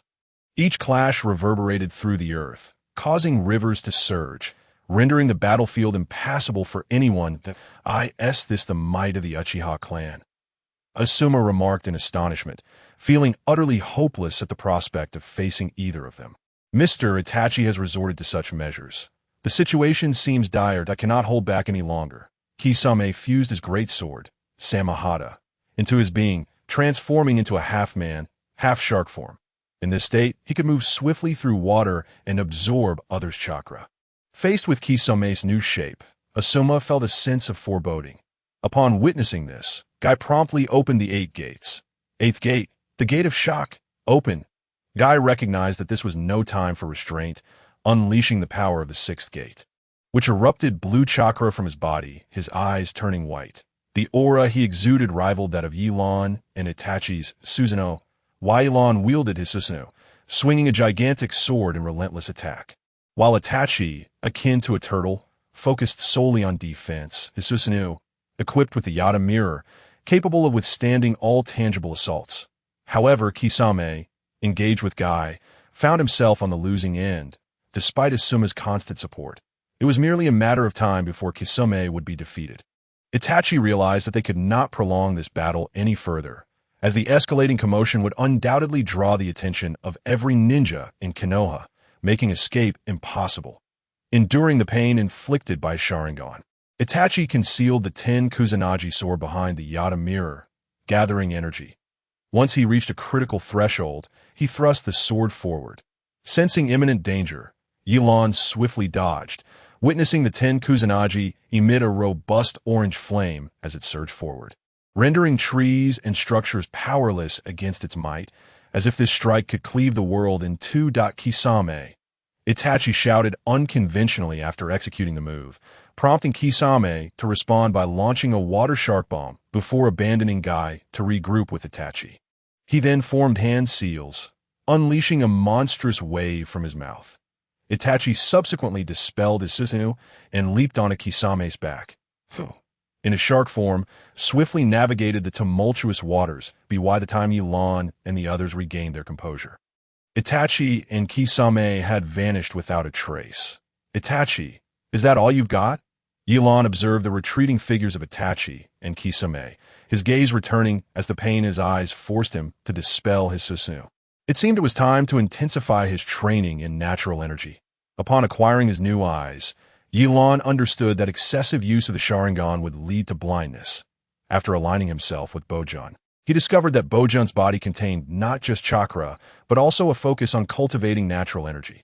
Though he had been instructed by Bojun, Yilan, eager to return to his village, had not engaged in thorough training. Natural energy could significantly enhance physical strength and possess restorative properties against the aftereffects of the Sharingan, allowing a brief period of rest to restore his vision. Are we just going to let them escape? Sasuke approached Yilan, his tone tinged with reluctance. Moments ago, he had been a mere spectator, unable to intervene due to the vast disparity in power. We could pursue them, but even if I exhaust my chakra, capturing them remains uncertain, especially with the possibility of other members from their organization arriving. Yilan rubbed his eyes, feeling he had gleaned sufficient information on Itachi for now. Next time we meet, I will not let him slip away so easily. Sasuke. Sakura looked at Sasuke, concern etched on her face as she noticed his discontent. What was that giant-like technique?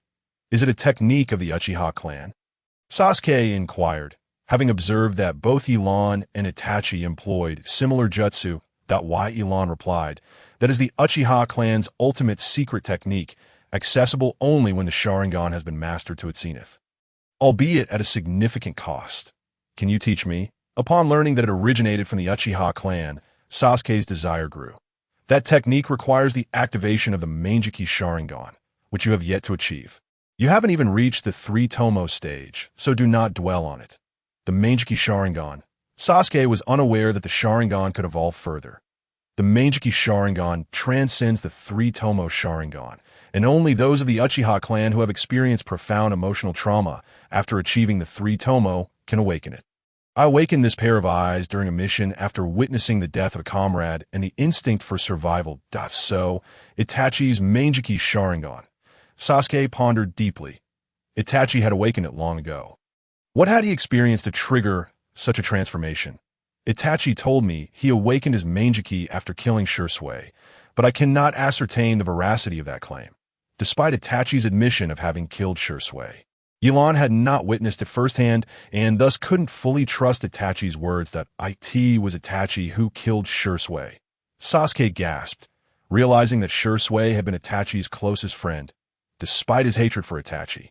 He could not deny the bond they shared. Have you forgotten my words, Sasuke? You must possess your own judgment. Sasuke contemplated the possibility, believing that Itachi had slain Shursui to gain power before massacring the Uchiha clan. Moreover, I recall that our family's named shrine holds a stone tablet that can only be deciphered using the Sharingan, that my 2-tomo Sharingan can only discern fragments of the text. I suspect that stronger ocular power is necessary. And the reason behind Itachi's massacre of our clan is linked to that tablet. Sasuke set aside his thoughts about Shursui's death and provided Yilan with this information. Is that so? I understand now. I will make time to visit the named shrine and examine that tablet. Yilan gestured for Sasuke to cease further discussion, as Kai and Asuma were approaching. Matters concerning the Uchiha clan should be resolved by the Uchihas themselves. Hey Yilan, I didn't expect you to be this formidable. Truly, you are a genius of the Uchiha clan. Having completed the 7th gate, Guy approached Yilan, slightly fatigued but revitalized. Remarkable indeed. Had I not witnessed it myself, I would never have believed that battles between ninjas could reach such heights. Asuma marveled, you're too kind. In the end, Itachi and the others managed to escape. But what about Kakashi? Yilan humbly remarked, curious about Kakashi's whereabouts, as he had not seen him during the confrontation. Kakashi has fallen victim to Itachi's Jinjutsu and is currently unconscious. I've already instructed Hong to take him to the medical department. Guy stated seriously, not expecting Kakashi to suffer such a defeat this time. Tsukuyami. Kakashi must have thought his Sharingan could resist it, and thus stared directly into Itachi's eyes. It seems he will be bettered in for a while. Kakashi-sensei is unconscious, Sakura exclaimed upon realizing that Kakashi had been ensnared, her worry intensifying. Unexpectedly, Sasuke also found himself surprised. Kakashi, in his eyes, was a formidable genin, yet he had succumbed to Itachi's Jinjutsu with such ease. Indeed, it seemed that members of the Uchiha clan had to rely on one another to confront their own kind. This thought prompted him to glance towards Yilan. The 3rd Hokage had just been laid to rest, and now such troubling events were unfolding in the village. which was undeniably concerning. Asuma lit a cigarette and inhaled deeply. It could be said that Konoha was in a state of extreme weakness. The fifth Hokage had already been determined. Lord Jiraiya had taken Naruto to seek out Lady Tsunade, and upon her return, the village would surely improve considerably. Yelan remarked, "Is it true? Lady Tsunade is returning to the village to assume the role of fifth Hokage?" Kai was particularly exhilarated by this news. If anyone could heal Lee's injuries, it would undoubtedly be her. Indeed, not long ago, Lord Jiraiya personally took Naruto from me, informing me that they were in search of Lady Tsunade. Yelan confirmed. Then all we need to do now is keep watch over the village and await her return, Asuma said, feeling a sense of relief. Excuse me, but who is Lady Tsunade? Is she really going to become the fifth Hokage? Sakura, who was unfamiliar with Tsunade, asked curiously. She had only learned that Tsunade was one of the legendary Sannin and was astonished to find that all the Nin held her in such high regard, especially as a woman. Lady Tsunade possesses not only immense strength, but also the most formidable medical ninjutsu in the ninja world. One could say she is capable of curing any ailment. Kai declared, "How remarkable. I never imagined there would be such a powerful female ninja in the world," Sakura thought, filled with admiration. Subsequently, the group went to visit Kakashi. Upon seeing Kakashi still unconscious, Kai's expression turned to one of concern. Fortunately, the medical team assured them that there was no immediate danger to his life, though it was uncertain when he would recover. Sasuke, witnessing Kakashi's disheveled state, clenched his fists and ultimately departed from the room alone. Yelan refrained from saying much, as it was clear that Sasuke was likely off to continue his training. "What has happened?" In a shadowy cave, Itachi raised his head towards the voice that spoke. A man wearing a swirling mask had entered the cave, his voice deep and gravelly. "I've encountered someone unexpected." Kisame had gone out for supplies, leaving Itachi alone in the cave. He turned to address the man who claimed to be Uchiha Obito. Unexpected? Under the mask, Toby narrowed his eyes. He had not anticipated that anyone could reduce Itachi to such a state of disarray in the current Konoha. Cough, Uchiha Yelan, he did not perish and has returned to Konoha, Itachi said, clearing his throat. Toby had never met Yelan, only knowing him as Shirsue's younger brother, and he looked at Itachi with some curiosity. He has also awakened the Manjiki Sharingan, and it seems his abilities somewhat restrain me. Upon hearing that Yelan possessed the Manjiki, Toby's eyes widened slightly as he inquired, "What is the nature of his abilities?"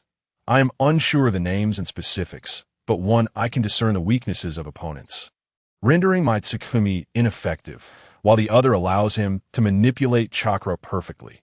Yelan can release ninjutsu without hand signs and envelop himself in wind release." Itachi had analyzed Yelan's Manjiki abilities after just one encounter. "It seems the Uchiha clan has given rise to quite the promising descendant," Toby remarked, adopting the tone of an elder. "Moreover, Yelan's speed, enhanced by the wind release, is astonishing. I was unable to strike him with Amaterasu. Although I have yet to witness the Raikage, reputed to be the fastest in the ninja world, I suspect Yelan's speed rivals his." Itachi continued, "Such abilities are indeed troublesome. If Toby were to battle Yelan, the latter could easily evade him using this capability, rendering Kinui ineffective. Fortunately, Yelan possesses only the Manjiki, not the eternal Manjiki that Shirsue's body has yet to be located by Black Zetsu, nor do we know the whereabouts of his eyes. We merely need to wait for Yelan to overexert his Manjiki before Toby reveals himself again. That I never anticipated that Shirsue's brother would survive the mission," Toby remarked as he departed from Itachi. From the ground emerged a half-black, half-white humanoid figure. Black Zetsu .1 cannot deny that he is indeed Shirsue's brother, having also awakened the Manjiki and possessing quite troublesome abilities. Toby responded. He was not in favor of Itachi's venture to Konoha. The Tail Beast plan had not yet been fully implemented, and it felt rather rushed. Still, the intelligence brought forth was crucial to Toby .1 wonders if he will become a variable in the plan.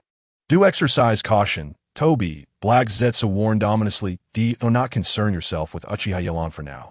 We shall proceed with the plan as scheduled." Judging by his demeanor, a confrontation with Itachi is inevitable. Toby's Sharingan slowly transformed into the shape of a shuriken. "And I have reiterated not to mention that name." I now go by Uchiha Obito. Understood, Lord Obito. Black Zetsu chuckled softly before vanishing with Toby. Yelan opened his eyes anew, a frown creasing his brow. Indeed, the journey ahead was proving to be exceedingly arduous, and his progress felt painfully slow. Since Itachi's departure, Yelan had dedicated himself to mastering natural energy, which was far less manageable than chakra. It was wild and difficult to control. Should he lose control, he risked petrifying his own skin, compelling him to acclimate gradually. Yelan and I. Sakura came rushing over, exclaiming that Naruto had brought Lady Tsunade back, and that she was on her way to treat Kakashi and Lee. Has Lady Tsunade returned to the village? Yelan followed Sakura to the Konoha hospital. Upon reaching Kakashi's hospital room, they heard a young woman's voice. How could you end up in such a state because of two little thieves? Kakashi, I once thought you were a genius. As they entered the room, they beheld a young woman clad in a green long coat, her golden hair styled in twin ponytails, reprimanding Kakashi to my sincerest apologies. Lady Tsunade, Kakashi replied, his eyes drooping in shame. She is indeed Lady Tsunade. How beautiful she is, Sakura thought, impressed by her first impression of Tsunade. Tsunade turned to see Yelan and Sakura, her gaze lingering on Yelan. You must be Uchiha Yelan. I've heard from Jiraiya that during the Nin exams, you repelled Orochimaru, and recently you triumphed over those two little thieves. I did not expect that after my departure from the village. Such a talent would emerge from the Uchiha clan. I am flattered, Lady Tsunade. These are merely my duties as a Konoha ninja, Yelan replied, knowing that this woman was soon to become the 5th Hokage and would inevitably be his superior. Offering a slight bow. There is no need for such formality. I'm not like the 3rd Hokage. I'm not particularly familiar with the Uchiha clan's affairs and do not hold any strong opinions on the matter. So do not overthink it. Tsunade waved her hand dismissively before leaving the room to check on Lee. Yelan chose to remain in Kakashi's room, observing the still unconscious Kakashi. Are you nearly fully recovered? Almost. Just a day or two more of rest, and I shall be completely healed. One must say, you truly are worthy of being called Hokage, Kakashi replied. I heard from Kai that you faced Itachi as well. The commotion you caused startled the entire village. Was it truly that exaggerated? Yelan inquired nonchalantly, sitting down and peeling an apple. It would be abnormal if it were not. That level of ninjutsu is beyond the comprehension of ordinary ninjas. Kakashi admitted, feeling a sense of pressure. He had not expected these younger ninjas to possess such extraordinary abilities. Clearly, he would need to train diligently once fully recovered. In the end, Itachi managed to escape. Yelan said, taking a bite from the apple he had just peeled. You certainly are not being very courteous, Kakashi remarked with a hint of resignation, noticing Yelan's casual demeanor despite being the one in recovery. I have been watching your students for so long, and you have yet to treat me to a meal. What is wrong with me having an apple? Yelan glanced at Kakashi, who felt slightly guilty. Well, enough of that. I plan to request that Lady Tsunade promotes Sasuke to Nin. Kakashi changed the subject, focusing on Sasuke. Sasuke's abilities are sufficient. Allowing him to undertake more challenging missions would broaden his horizons. Once Lady Tsunade assumes the role of Hokage, the village will likely become quite busy again. I heard from Kai that there are already numerous pending tasks, Kakashi continued, at which point you may also be tasked with leading missions. The two continued their conversation about village matters, and upon confirming that Kakashi was in stable condition, Yelan took his leave. Knock knock, come in. Tsunade did not lift her head. The overwhelming pile of documents cluttering her desk was a testament to her new role as the 5th Hokage. The sheer volume of paperwork required her personal attention, and she was so occupied that she could hardly spare a moment to indulge in a drink. It was only when the visitor approached her that she glanced up and said, Yelan, please wait a moment while I finish this document. Yelan remained silent, unsure of the purpose of his summons, and after less than 10 minutes, Tsunade stretched, indicating that she had completed the task. How exhausting. No wonder Jiraiya was so reluctant to become Hokage, she muttered before looking at Yelan and stating, Your Jounin appointment has been finalized. Here it is. Yelan accepted the scroll, noting that his promotion to Jounin came mere months after achieving special Jounin status. A pace remarkably swift by any village's standards. This not only affirmed his strength, but also granted him access to more information within the village. After glancing over it and confirming everything was in order, he tucked it away and inquired, "Is there anything else, Hokage-sama?" "Indeed, there is a mission that requires your assistance. The Jounin in the village are all occupied with other tasks, and I truly have no suitable candidates for this one. After much consideration, I believe you are the best fit." Tsunade propped her chin on her hands, reflecting on the recent attack by Sunagakure.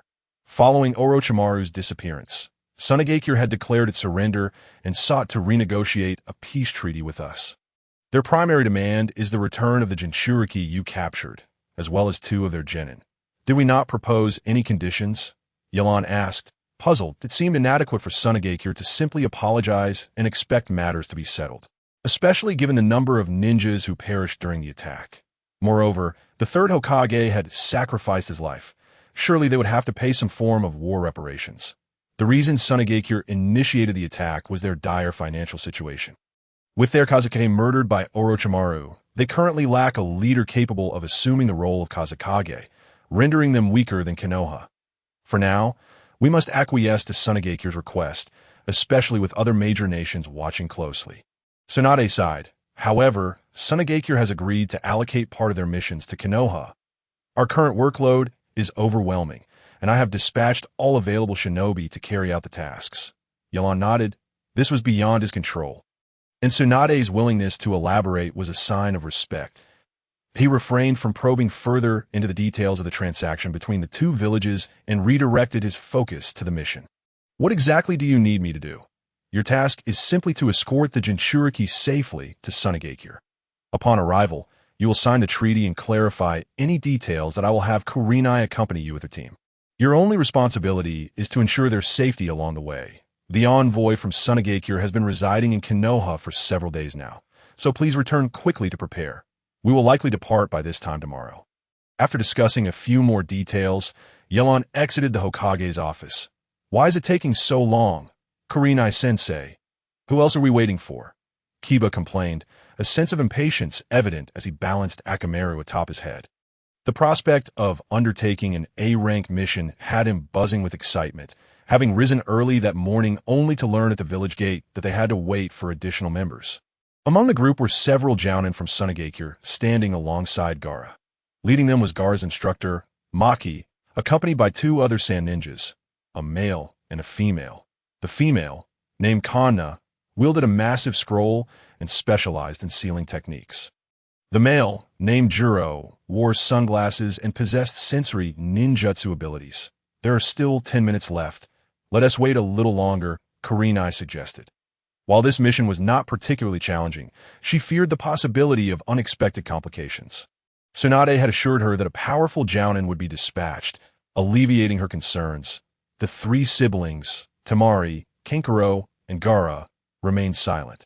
Although they had been detained by Konoha for a time, they had not suffered mistreatment.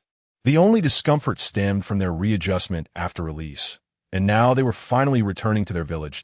"They're here," Maki announced, his sharp reflexes betraying his past as the former right-hand man to the 4th Kazekage. During the last attack, it was unclear how he had managed to escape, but now he was here as an envoy to Konoha. As the morning fog began to lift, the group gradually discerned the approaching figures, revealing none other than Uchiha Yelan. Upon arriving at the meeting point, he was surprised to find he was the last to arrive, having thought he still had 5 minutes to spare. "I didn't expect Tsunade-sama to send you," Kurenai remarked, a hint of surprise in her voice. However, she soon relaxed, having heard about Yelan's formidable abilities from her friends, Akane and Asun. "Yelan-senpai," Kiba greeted, unaware of why their teacher was so astonished. He, along with his companions, had seen Yelan during the Chunin exams, where he had served as an examiner. "There's no need for formalities. Sakura and the others call me brother, so you may address me in a similar manner as classmates," Yelan replied amicably. Turning to the sand ninjas, he noted the wary gaze of Temari, who regarded him with a hint of hostility, given that he was the one who had captured Gaara and the others. "We'll be executing this mission together, so I hope we can put past grievances behind us, especially now that Konoha and Sunagakure are renewing their alliance," Yelan stated, choosing to address Maki rather than dwell on Temari's scrutiny. "Yelan, I appreciate your courtesy. I trust you will take good care of us on our journey back to Sunagakure." Maki stated, having recently inquired about how Temari and her siblings had been captured by Konoha. Now, he recognized that this young Jounin was a newly promoted powerhouse from Konoha and a member of the Uchiha clan whose Sharingan was renowned throughout the ninja world. After exchanging pleasantries, they set off on their journey. Along the way, Kurenai instructed her students to take turns scouting the surrounding area. Fortunately, there were no immediate dangers, and after a series of stops, they finally reached the border of the Land of Wind. Temari felt an unexpected sense of warmth as she approached the desert of her homeland, knowing that within a few days they would return to their village, though thoughts of her deceased father cast a shadow over her heart. "Wow, it's scorching. What kind of place is this?" Kiba exclaimed, peeling off his jacket while Akamaru panted in the heat. "The climate of the Land of Wind proved challenging for the Leaf Genin. I apologize. This is simply the climate of our Land of Wind, which pales in comparison to Konoha," Temari remarked, her earlier sentiment of joy dampened by Kiba's comments. "Temari, let's not dwell on it," Gaara advised, having remained silent throughout the journey. Since Yelan had used his Sharingan to intimidate Shikaku, Gaara felt a newfound sense of tranquility, free from his previous violent urges. Temari noticed the change in Gaara's demeanor and chose not to press further, simply continuing forward in silence. "Someone is approaching us. There are two of them," Juro, the Sand Jounin, announced, having detected their presence through his sensory abilities. "From which direction?" Maki inquired, his expression grave. They were nearing the village, and he wished to avoid any complications. Safely escorting Gaara back was of utmost importance. "From the northwest, roughly 1,000 meters away, they've spotted us and are accelerating towards our direction," Juro replied, his face paling as he realized the potential threat. "Shino!" Kurenai called out to her student, and he understood her command and released his insects to scout the area, while the others began to conceal themselves. "Shino, what do the incoming ninjas look like?" Kurenai asked as they hid. "They're wearing straw hats, so I can't see their headbands, but they are clad in matching black cloaks adorned with red clouds," Shino reported, having observed their appearance through his insects. "Brother Scorpion, what do you think upon encountering our fellow village ninjas again?" Deidara, with his golden ponytail, inquired. "Deidara, if you continue to spout such trivialities, I will transform you into an everlasting piece of art." Scorpion's deep voice resonated from within his crimson garb. Their mission with Itachi had failed, and they could not allow themselves to grow complacent. "With you and me teaming up, our mission is certain to succeed," Deidara responded, quickening his pace to match Scorpion's stride. "They're from the same organization as Itachi." Kurenai exclaimed upon hearing Shino's report, her expression turning serious. She had witnessed the capabilities of both Itachi and Kisame, and she knew that anyone from their organization would not be weak. "The Jounin may have targeted Gaara, not the Jinchuriki within him," Yelan stated directly to Maki. "Are you certain? Who would dare lay a hand on a Jinchuriki?" Maki felt a sense of disbelief. He might have been willing to accept that individuals from other ninja villages could take action against Jinchuriki, but the audacity of an organization, as mentioned by Hong, was hard to fathom. Indeed, they had previously harbored intentions towards the Nine Tails of Konoha, and both he and Hong, Jonin, had clashed with them before. Yelan elaborated, noting that Orochimaru had once affiliated with this organization, and the last encounter had involved rogue ninjas of S rank from various villages, whose power was not to be underestimated. Such events had indeed transpired in Konoha. Just as Maki was ruminating on this, the figures of two individuals came into view, one tall and one short, who casually discarded their hats. The taller figure was a young man with golden hair, adorned with the headband of a Wagakure, which bore a deep gash made by Kanai, signifying his betrayal of the village. He nonchalantly stated, "Everyone present, do not hide. We are merely here to collect a few items." The desolate desert offered no response to his proclamation, save for the sound of the wind. "Deidara, your approach will not elicit their presence." Hiryu waved his iron tail, casually surveying the surroundings before aiming at a specific location. The tail of Hiryu elongated significantly, piercing towards that direction. Windblade. Upon realizing he had been detected, Maki activated his jutsu, deploying a scroll to block the impending attack. He was astonished at Hiryu's capabilities, as he had not anticipated that the newcomer possessed Suna's puppet technique, though he remained uncertain of the ninja's true form. "You all remain here. Hong, if the situation worsens, Do not concern yourself with me. Immediately escort Shino and the others back to Konoha. Yilan instructed, I am also a Jonin. How could I merely stand by? Hong replied, somewhat discontent with Yilan's command. We are not accustomed to cooperating. And besides, I should be able to handle this alone. With that, Yilan appeared directly beside Maki. Why only two? Where has the Jinchuriki gone? Deidara expressed dissatisfaction, feeling that he and Sasori were being underestimated. Fool! These two are the strongest on the opposing side.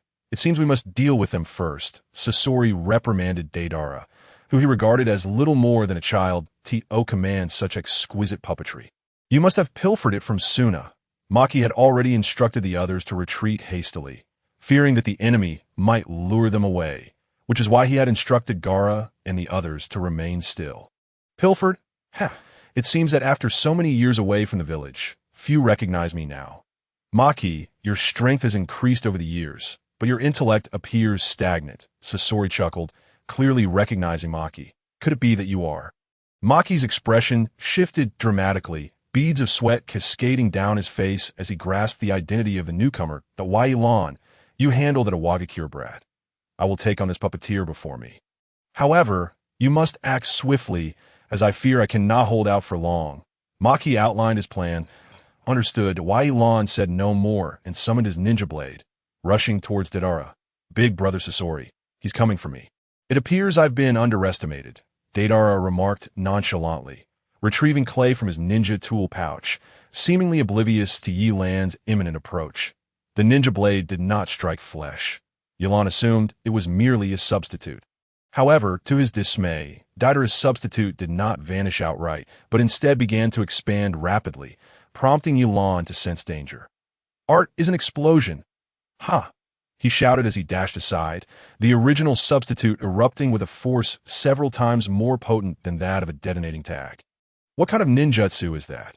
Is there such a combat style? Inuzuka, who had been watching from the sidelines, could not help but inquired, if I am not mistaken, this is the operational method of a Wagakure's explosive core. I did not expect the Akatsuki to harbor such individuals. Hong elucidated his broad knowledge, allowing him to identify Deidara's origins. Explosive core? Shino exclaimed, having never encountered such terminology before. In simpler terms, it is a specialized unit that employs explosions as a method of attack, serving as a Wagakure's trump card.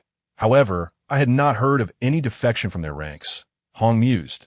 Big brother Sasori, does this kid seem weak to you? I dispatched him with merely an explosive clone.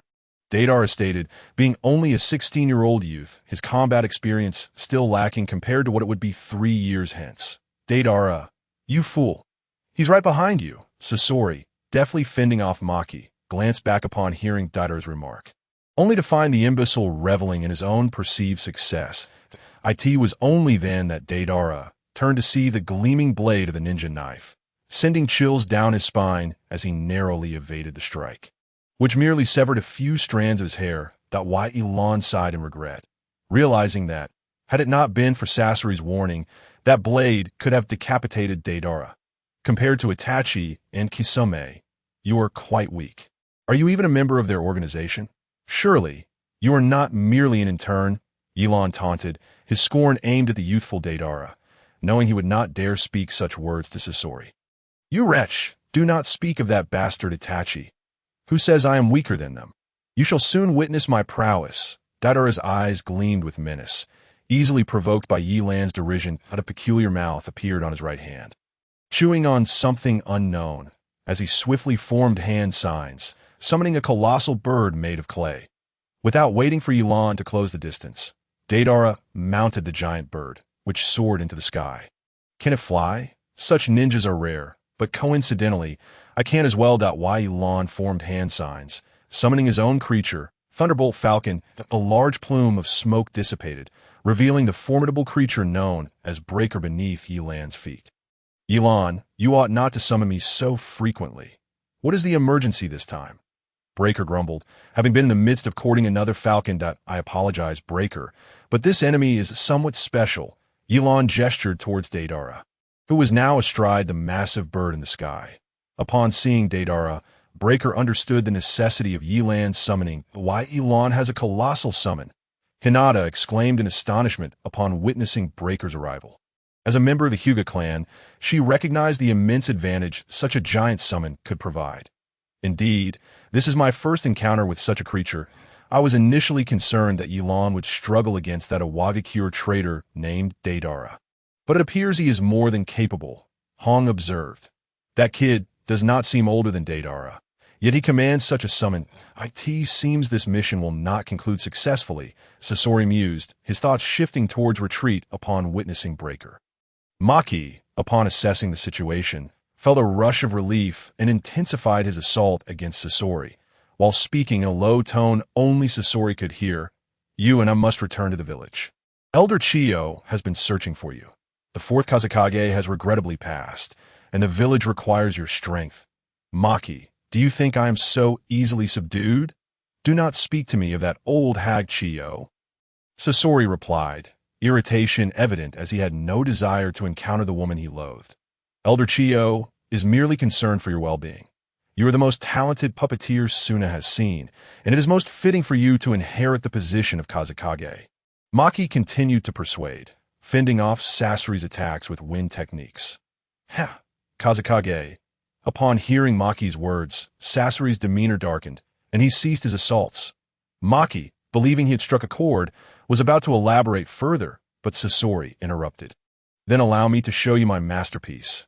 If, after witnessing it, you still believe I could be Kazekage, I shall consider your proposal.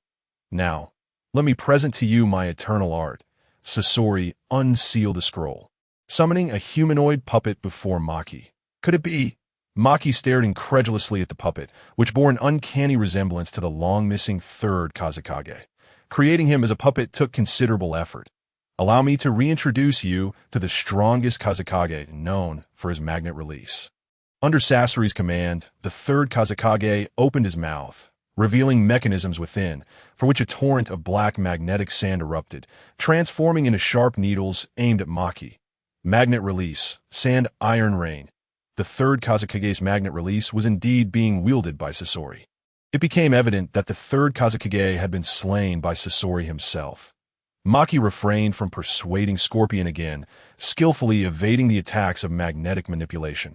The pressure from this puppet was overwhelming. The spectators from Sunagakure were taken aback upon witnessing the magnetic technique, a secret art of their own village that had not been passed down since the disappearance of the third Kazekage. They couldn't help but ponder the identity of their adversary. It was a human puppet, rumored to retain the jutsu of its former life, a forbidden technique within Sunagakure, as noted by the Jonin. Kankuro, a human puppet. Are you suggesting that Maki-sensei's opponent wields human puppetry? Who on earth is he battling? Kankuro, a puppeteer himself, was understandably agitated. To manipulate magnetic forces.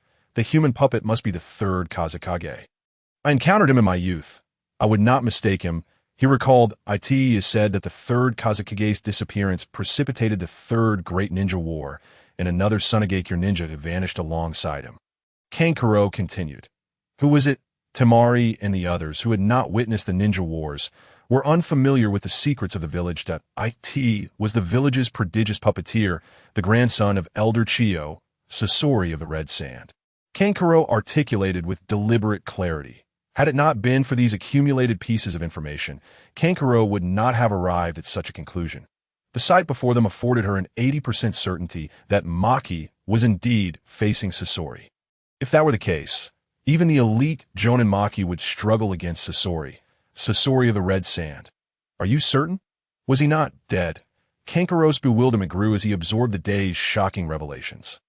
Since arriving in Konoha, each event had left him disoriented, especially since the crow he utilized was originally crafted by Sasori. If it truly is Sasori, Maki-sensei may not stand a chance that I must assist him. You all return to the village for reinforcements. Kankuro instructed the middle-ranked ninja, wearing sunglasses, and without awaiting a response, he dashed forward. Deidara was taken aback to discover that Yalan possessed a summoning beast capable of flight, and it was evidently swifter than his clay bird. He could only hurl clay bombs to obstruct her. From their earlier skirmish, he understood the necessity of avoiding close quarters with Yalan, believing that a mere half-second in proximity would spell his doom. Damn it, I have little clay left. C3 is unlikely to hit her. Should I use C2? Without much deliberation, Deidara extracted the remaining clay, chewing it with a mouth on his peculiar right hand, and expelled a clay dragon resembling a western dragon. Try this. Deidara launched the dragon, which grew steadily larger until it surpassed even the speed of lightning, flapping its colossal wings and spewing explosive clay in its wake, causing the sky to erupt with explosive sounds akin to fireworks. The dense barrage of clay from the dragon proved overwhelming. Although it initially managed to evade several attacks due to its size, it was ultimately struck multiple times. Fortunately, its robust constitution prevented any severe injuries.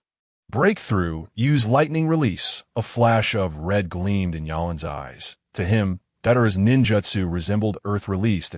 If that were the case, he would test it with Breakthrough's proficiency in lightning. Understood. Breakthrough soared higher, positioning itself above the clay dragon. As sharp beaks gathered chakra and natural energy to form a sphere of lightning, which it then unleashed into the sky with a piercing cry. The technique, lightning style. Thunderclap exploded in the atmosphere, illuminating the sky and forming an electric net that engulfed the blue expanse. The dragon disintegrated upon contact with the electric net, confirming Yalan's belief that clay was susceptible to lightning. Strictly speaking, Breakthrough's technique was not conventional lightning release. It encompassed more than chakra, drawing heavily from the natural energy it had cultivated, thus possessing significantly greater power than standard ninjutsu. Deidara gazed up in astonishment, realizing that his adversary was indeed a master of lightning release, a type that countered his OWNT that moment. He lost all motivation to continue the mission, wishing only to retreat. Just as Breakthrough unleashed Thunderclap, Yalan leaped from the sky, hurtling towards Deidara, who was still reeling from shock. The air crackled with the sound of tearing space as Deidara, caught off guard, failed to anticipate Yalan's rapid approach under Breakthrough's cover. With a swift strike, Yalan severed Deidara's right arm. The pain coursing through his body coupled with psychological pressure compelled him to spit blood. As he sought to retaliate, his gaze met Yalan's, the Sharingan spinning ominously. "You are Uchiha," were Deidara's last words before he fell into Yalan's Jinjutsu, losing consciousness and allowing his clay bird to dissipate into smoke. Breakthrough arrived just in time to catch the two falling figures. Yalan had no intention of killing Deidara. He sought to extract information regarding Akatsuki and Itachi. He wished to understand why Itachi had joined Akatsuki after annihilating his clan, and whether the aide from that day was affiliated with the organization. If so, who could it be? What was Akatsuki's ultimate goal in collecting tailed beasts? These inquiries lingered in Yalan's mind as he staunched Deidara's wounds, disregarding the severed arm that had fallen away. He proceeded towards the direction where Maki and the others had been moments earlier. Upon arrival, he was met with a startling sight. Maki was the sole survivor, struggling valiantly, while the female Jonin from Sunagakure lay defeated alongside Kurenai Yui. The other lower-ranked ninjas and the sensing ninja had seemingly vanished.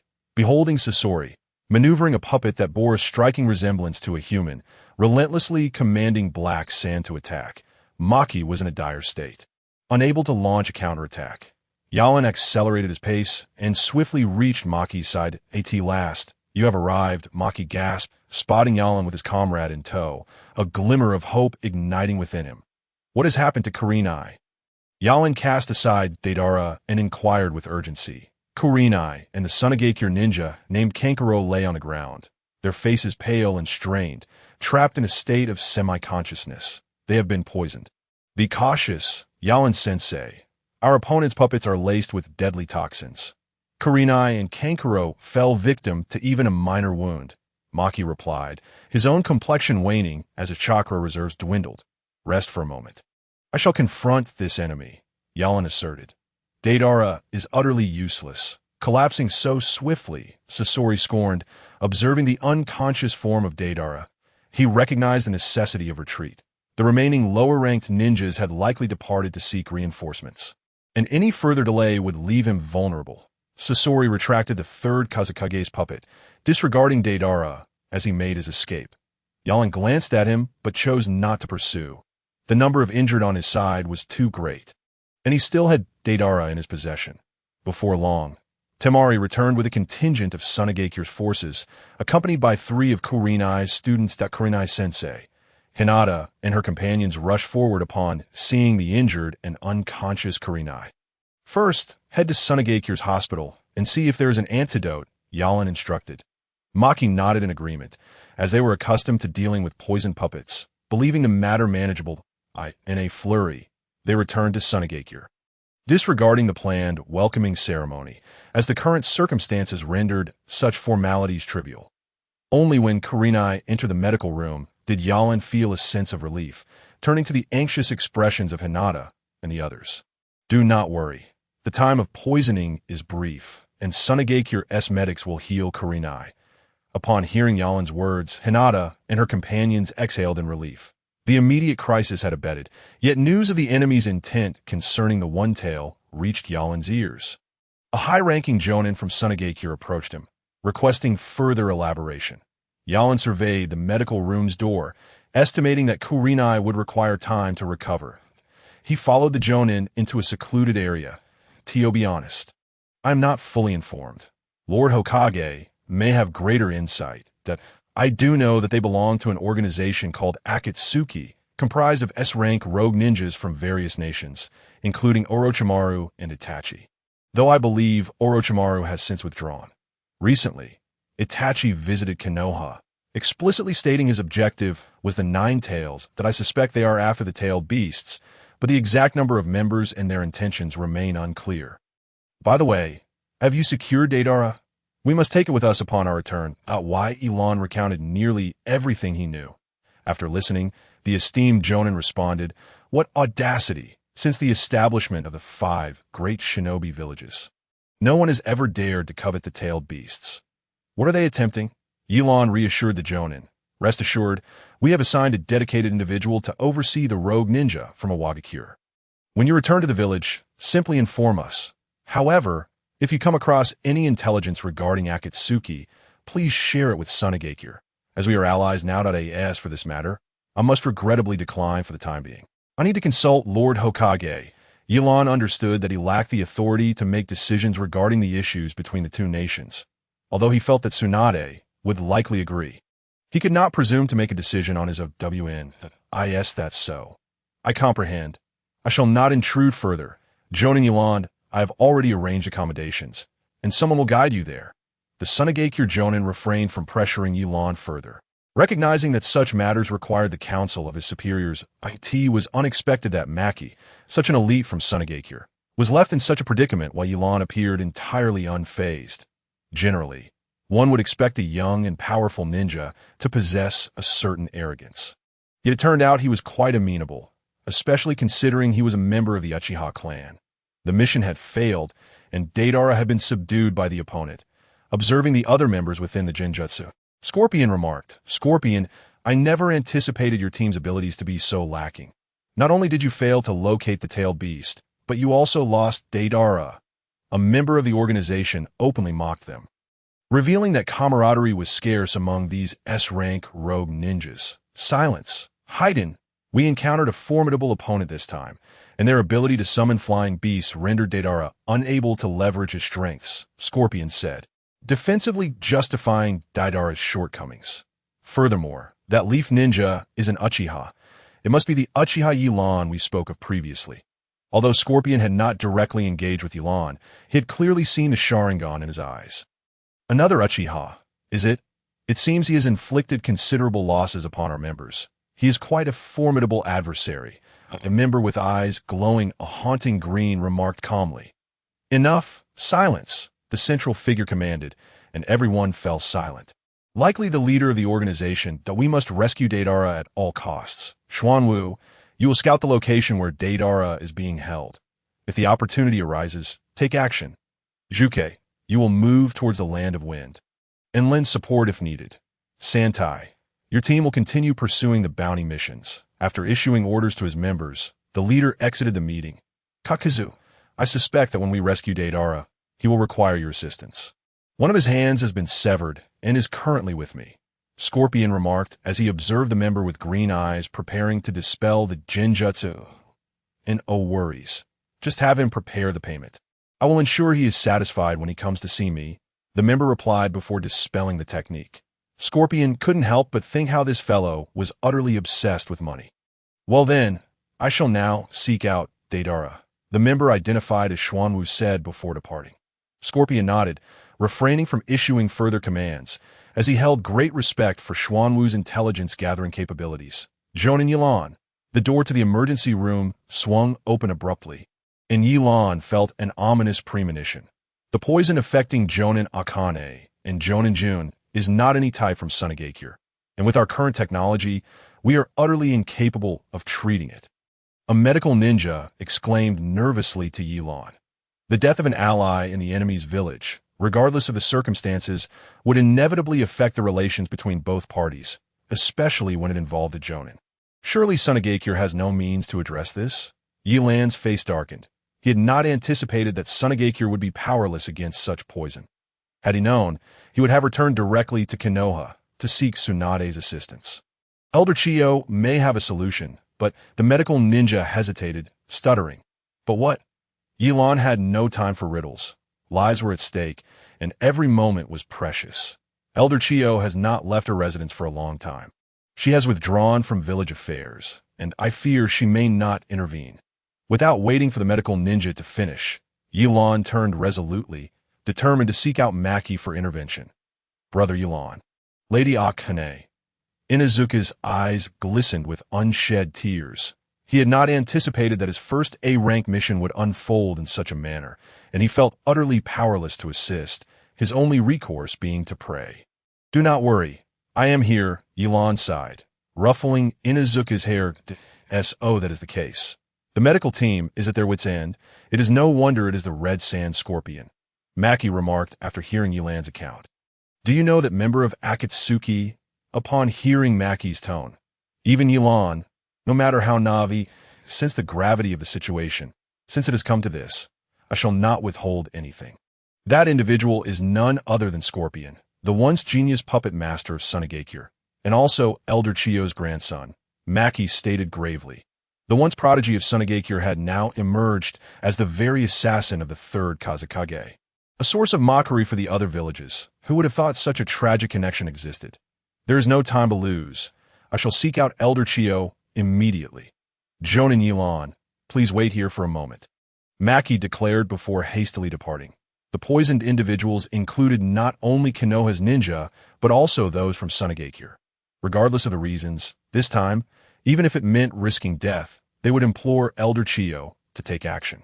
In a secluded area of Sunagakure, an elderly brother and sister were fishing, a rare leisure activity for them. They remained silent, indifferent to the number of fish caught, merely passing the time in boredom. Sister, the elderly man, named Hiroso, spoke first. He had previously engaged in intelligence work for Sunagakure, but was now ostensibly retired. It appears many events have transpired recently in the village. Has Rasha also passed away? I did not expect you would leave us first. The current ninja of the village are increasingly inadequate. The Kazekage actually collaborated with rogue ninjas, only to end up with nothing and lose his life. Chiyo lamented. Despite their apparent reclusiveness, they were well informed about all village affairs, not resembling retirees in the slightest. Well, sister, you must understand Rasha's predicaments, but who is truly capable of assuming the role of Kazekage now? Hiroso expressed his concerns, as it seemed there was no one qualified to take on the position of Kazekage. Despite Rasha's occasional disrespect towards them, he still possessed the strength to hold the position. What were they thinking when they cast aside Pakura? If there truly is no one suitable, then let the position remain vacant until a worthy candidate emerges. Chiyo sighed in resignation. The former glory of Sunagakure was now but a memory. In their heyday, Sunagakure's strength far surpassed what it was now. Would this not invite ridicule from the other villages? Do we not have Konoha as our ally? When weak, it is prudent to defer to the strong. Maintaining relations with Konoha is essential. That I have heard that the newly appointed Hokage is that girl who plays with slugs. Her ascendancy should not pose a significant challenge to Sunagakure as the two engaged in their discourse. They established the tone for Sunagakure's future, revealing that they were not as indifferent to worldly affairs as the outside world believed. Hush, sister, someone approaches. Hiroso interrupted Chiyo's musings, his gaze fixed on the door. Chiyo quickly realized and fell silent, feigning focus on fishing. Elder Chiyo, Elder Hiroso, I have important news to report, Maki declared as he entered, kneeling on one knee to show respect to the elders. You have come to the wrong place.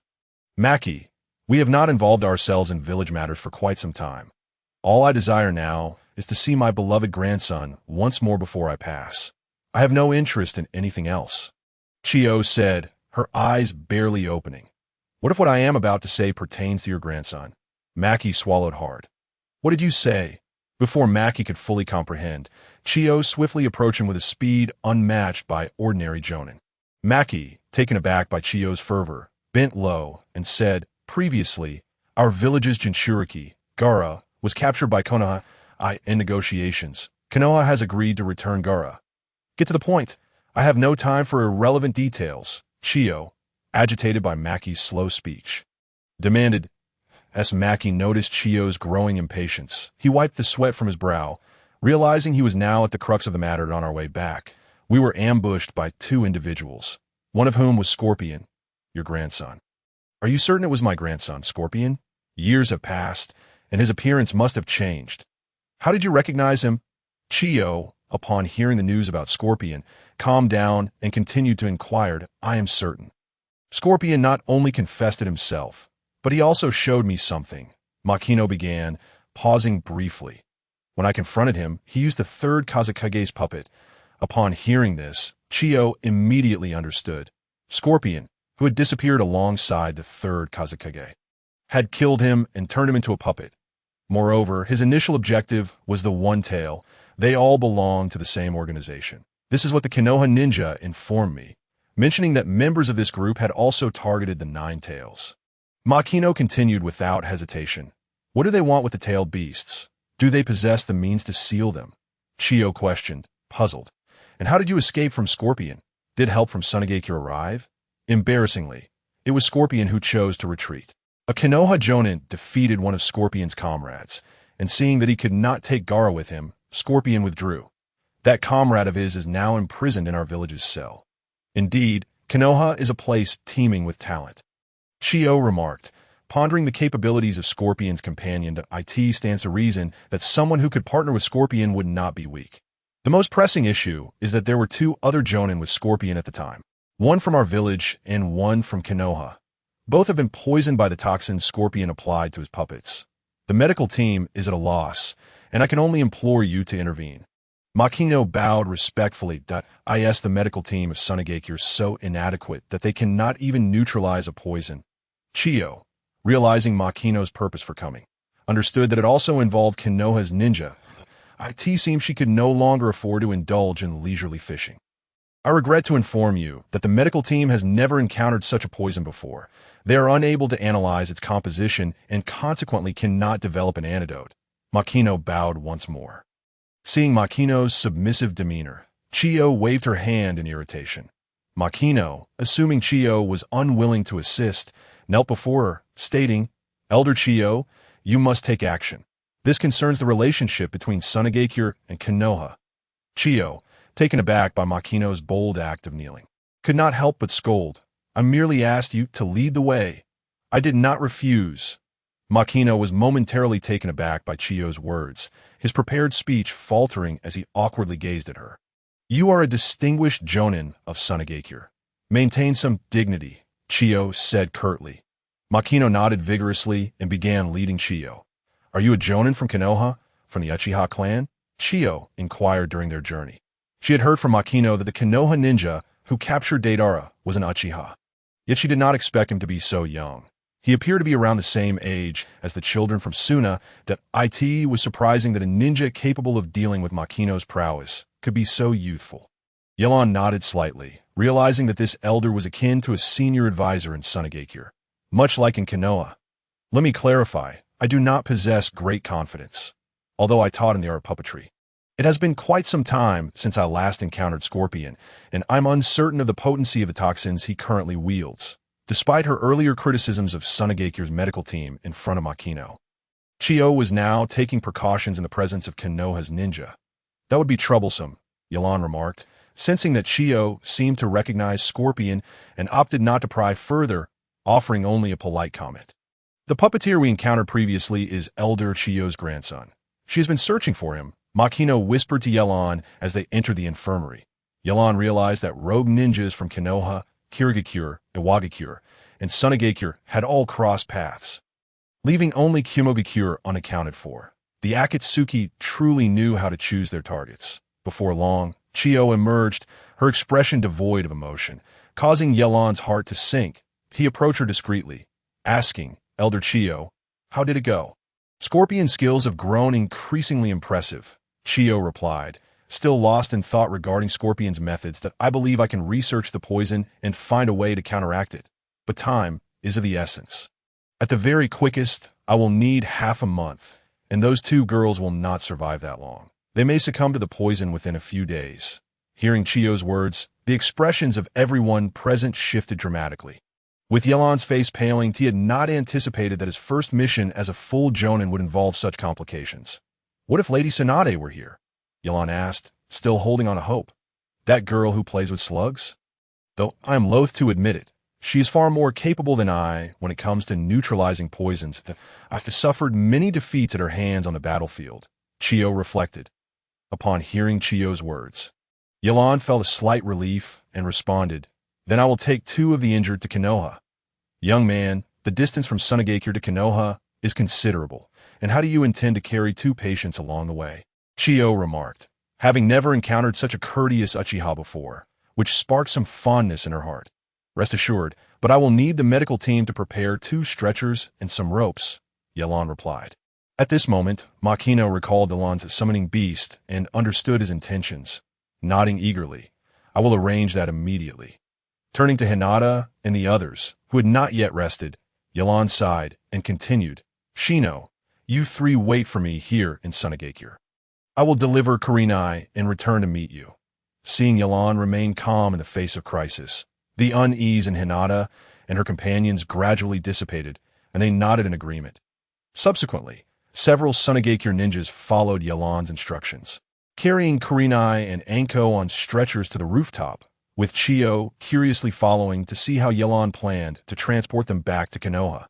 Once everything was nearly prepared, Yelan promptly performed the summoning technique. "What brings you here this time?" The mood of the beast, Bakugan, appeared quite cheerful, as it seemed the previous female hawk had found a companion. Yelan solemnly explained the situation to Bakugan, who, upon hearing it, responded nonchalantly, "So all you need is for me to help you take these 2 girls to Konoha, correct? They need to be transported as swiftly as possible. They cannot endure much longer," Yelan insisted, detailing the distance between Sunagakure and Konoha. "Considering the need for a smooth journey, it should take about a day," Bakugan replied. Hearing this, the expressions of those present brightened with excitement. Finally, there was a glimmer of hope. They proceeded to secure Kurenai and Anko on Bakugan's back. "Remarkable," Chiyo murmured softly, as Makino glanced at her in confusion. In this young man, I seem to see the shadows of the legendary Sannin. Given his age, he is bound to surpass them in the future," Chiyo remarked, observing Bakugan, the unusual summoning beast. Makino was taken aback by Chiyo's high appraisal of Yelan. Each of the Sannin possesses undeniable strength. And while Yelan's abilities are commendable, having successfully withstood Orochimaru, his current reputation pales in comparison to theirs. Perhaps in a few years, his name will garner the attention of all the villages. Once the injured were secured, Yelan mounted Bakugan's back and waved farewell to the Sunagakure ninjas and Hinata's group before turning to Bakugan, declaring, "Let us depart." "Okay," Bakugan responded with enthusiasm, spreading its wings and soaring into the sky. The powerful gust generated by its flapping wings kicked up a cloud of dust, prompting everyone to cover their mouths, as the air in Sunagakure was thick with it, creating a miniature sandstorm. As the dust settled, and others looked skyward, they could only see a distant speck remaining. Such speed is truly astonishing. Makino felt reassured by the sight. The injured Anko was also a jonin of Sunagakure, one of the few who understood sealing techniques. To lose her life so carelessly would be a tragedy. And thankfully, Konoha and Sunagakure were allies. I still wonder what Kakashi-sensei looks like. Naruto was with Sasuke and Sakura, as they had recently been assigned tasks near the village. They had yet to see Kakashi's true face, and their curiosity was piqued, only to ultimately remain unfulfilled. "Isn't it your fault for being so easily seen through by Kakashi?" Sakura complained in a rather typical manner. That guy Kakashi. After Kakashi finally removed his mask, only to reveal yet another mask beneath it, Sasuke couldn't help but feel that the three of them had been toyed with by Kakashi. A harsh buzzing sound suddenly echoed through the sky, prompting the trio to look up, where they spotted a dark figure soaring at high speed. "That's it," Sakura exclaimed, pointing. She recalled that it resembled Yelan's summoned beast. Yelan's summoned beast. How did it return to the village? "I heard from Granny Tsunade that Yelan was on a mission outside." Naruto also recognized it and couldn't help but inquire. This must be an urgent situation. Otherwise, Yelan would not use his summoned beast within the village. "It seems to be heading towards the hospital," Sasuke deduced, and after exchanging glances with Naruto and Sakura, he dashed towards the hospital. As they approached Konoha, the speed of the summoned beast, Pajuin, began to decrease. Given that most villagers had never seen Pajuin, he wished to avoid any misunderstandings. Upon reaching the gates, he greeted Kimizuki, Izumo, and Kitetsu, leaving behind a scroll detailing the situation and instructing them to inform Tsunade. Without dismounting from Pajuin, he flew directly to the hospital. Upon arriving at the hospital, Pajuin descended slowly, having arrived even sooner than anticipated after a non-stop flight of over 10 hours. Even such a formidable summoned beast appeared visibly fatigued. "Thank you for your hard work, Pajuin," Yelan said. Pajuin shook his head, remaining silent, as it was only yearning for rest. Seeing that Tsunade had already arrived with Konoha's medical team, the personnel quickly untied the ropes binding Kurenai and brought her down from Pajuin's back. Observing Tsunade's serious demeanor, Yelan was about to say something when she waved her hand, stating, "I'll perform the surgery first. We can discuss everything afterward." Yelan, after watching Tsunade enter the operating room. A familiar voice reached Yelan's ears. Turning around, he saw Naruto, whom he hadn't seen in a long time. "Naruto, long time no see. Have you mastered the Rasengan yet?" Yelan inquired, noticing Naruto's unchanged boisterous personality. "I've completely mastered it. I'll show you later," Naruto replied enthusiastically. "Now is not the time for that," Sakura interjected, cutting off Naruto's boasting. She turned to Yelan and asked, "Yelan, I saw your summoned beast. What happened?" Although Sasuke stood silently beside her, his gaze was equally inquisitive. Yelan explained, "We were ambushed during our mission. Kurenai-sensei and a Jonin from Sunagakure were injured, and I had to use my summoned beast to bring them back quickly." "Ambushed? Kurenai-sensei's injuries are not too serious, right?" Sakura exclaimed in surprise, recalling that Kurenai was also a teacher to Hinata, and they had a good impression of her. "Sama is already in the operating room. Now we must rely on her expertise," Yelan replied. The group fell into silence, recognizing that there was little they could do at this moment. Sasuke then inquired, "Who was responsible for the ambush?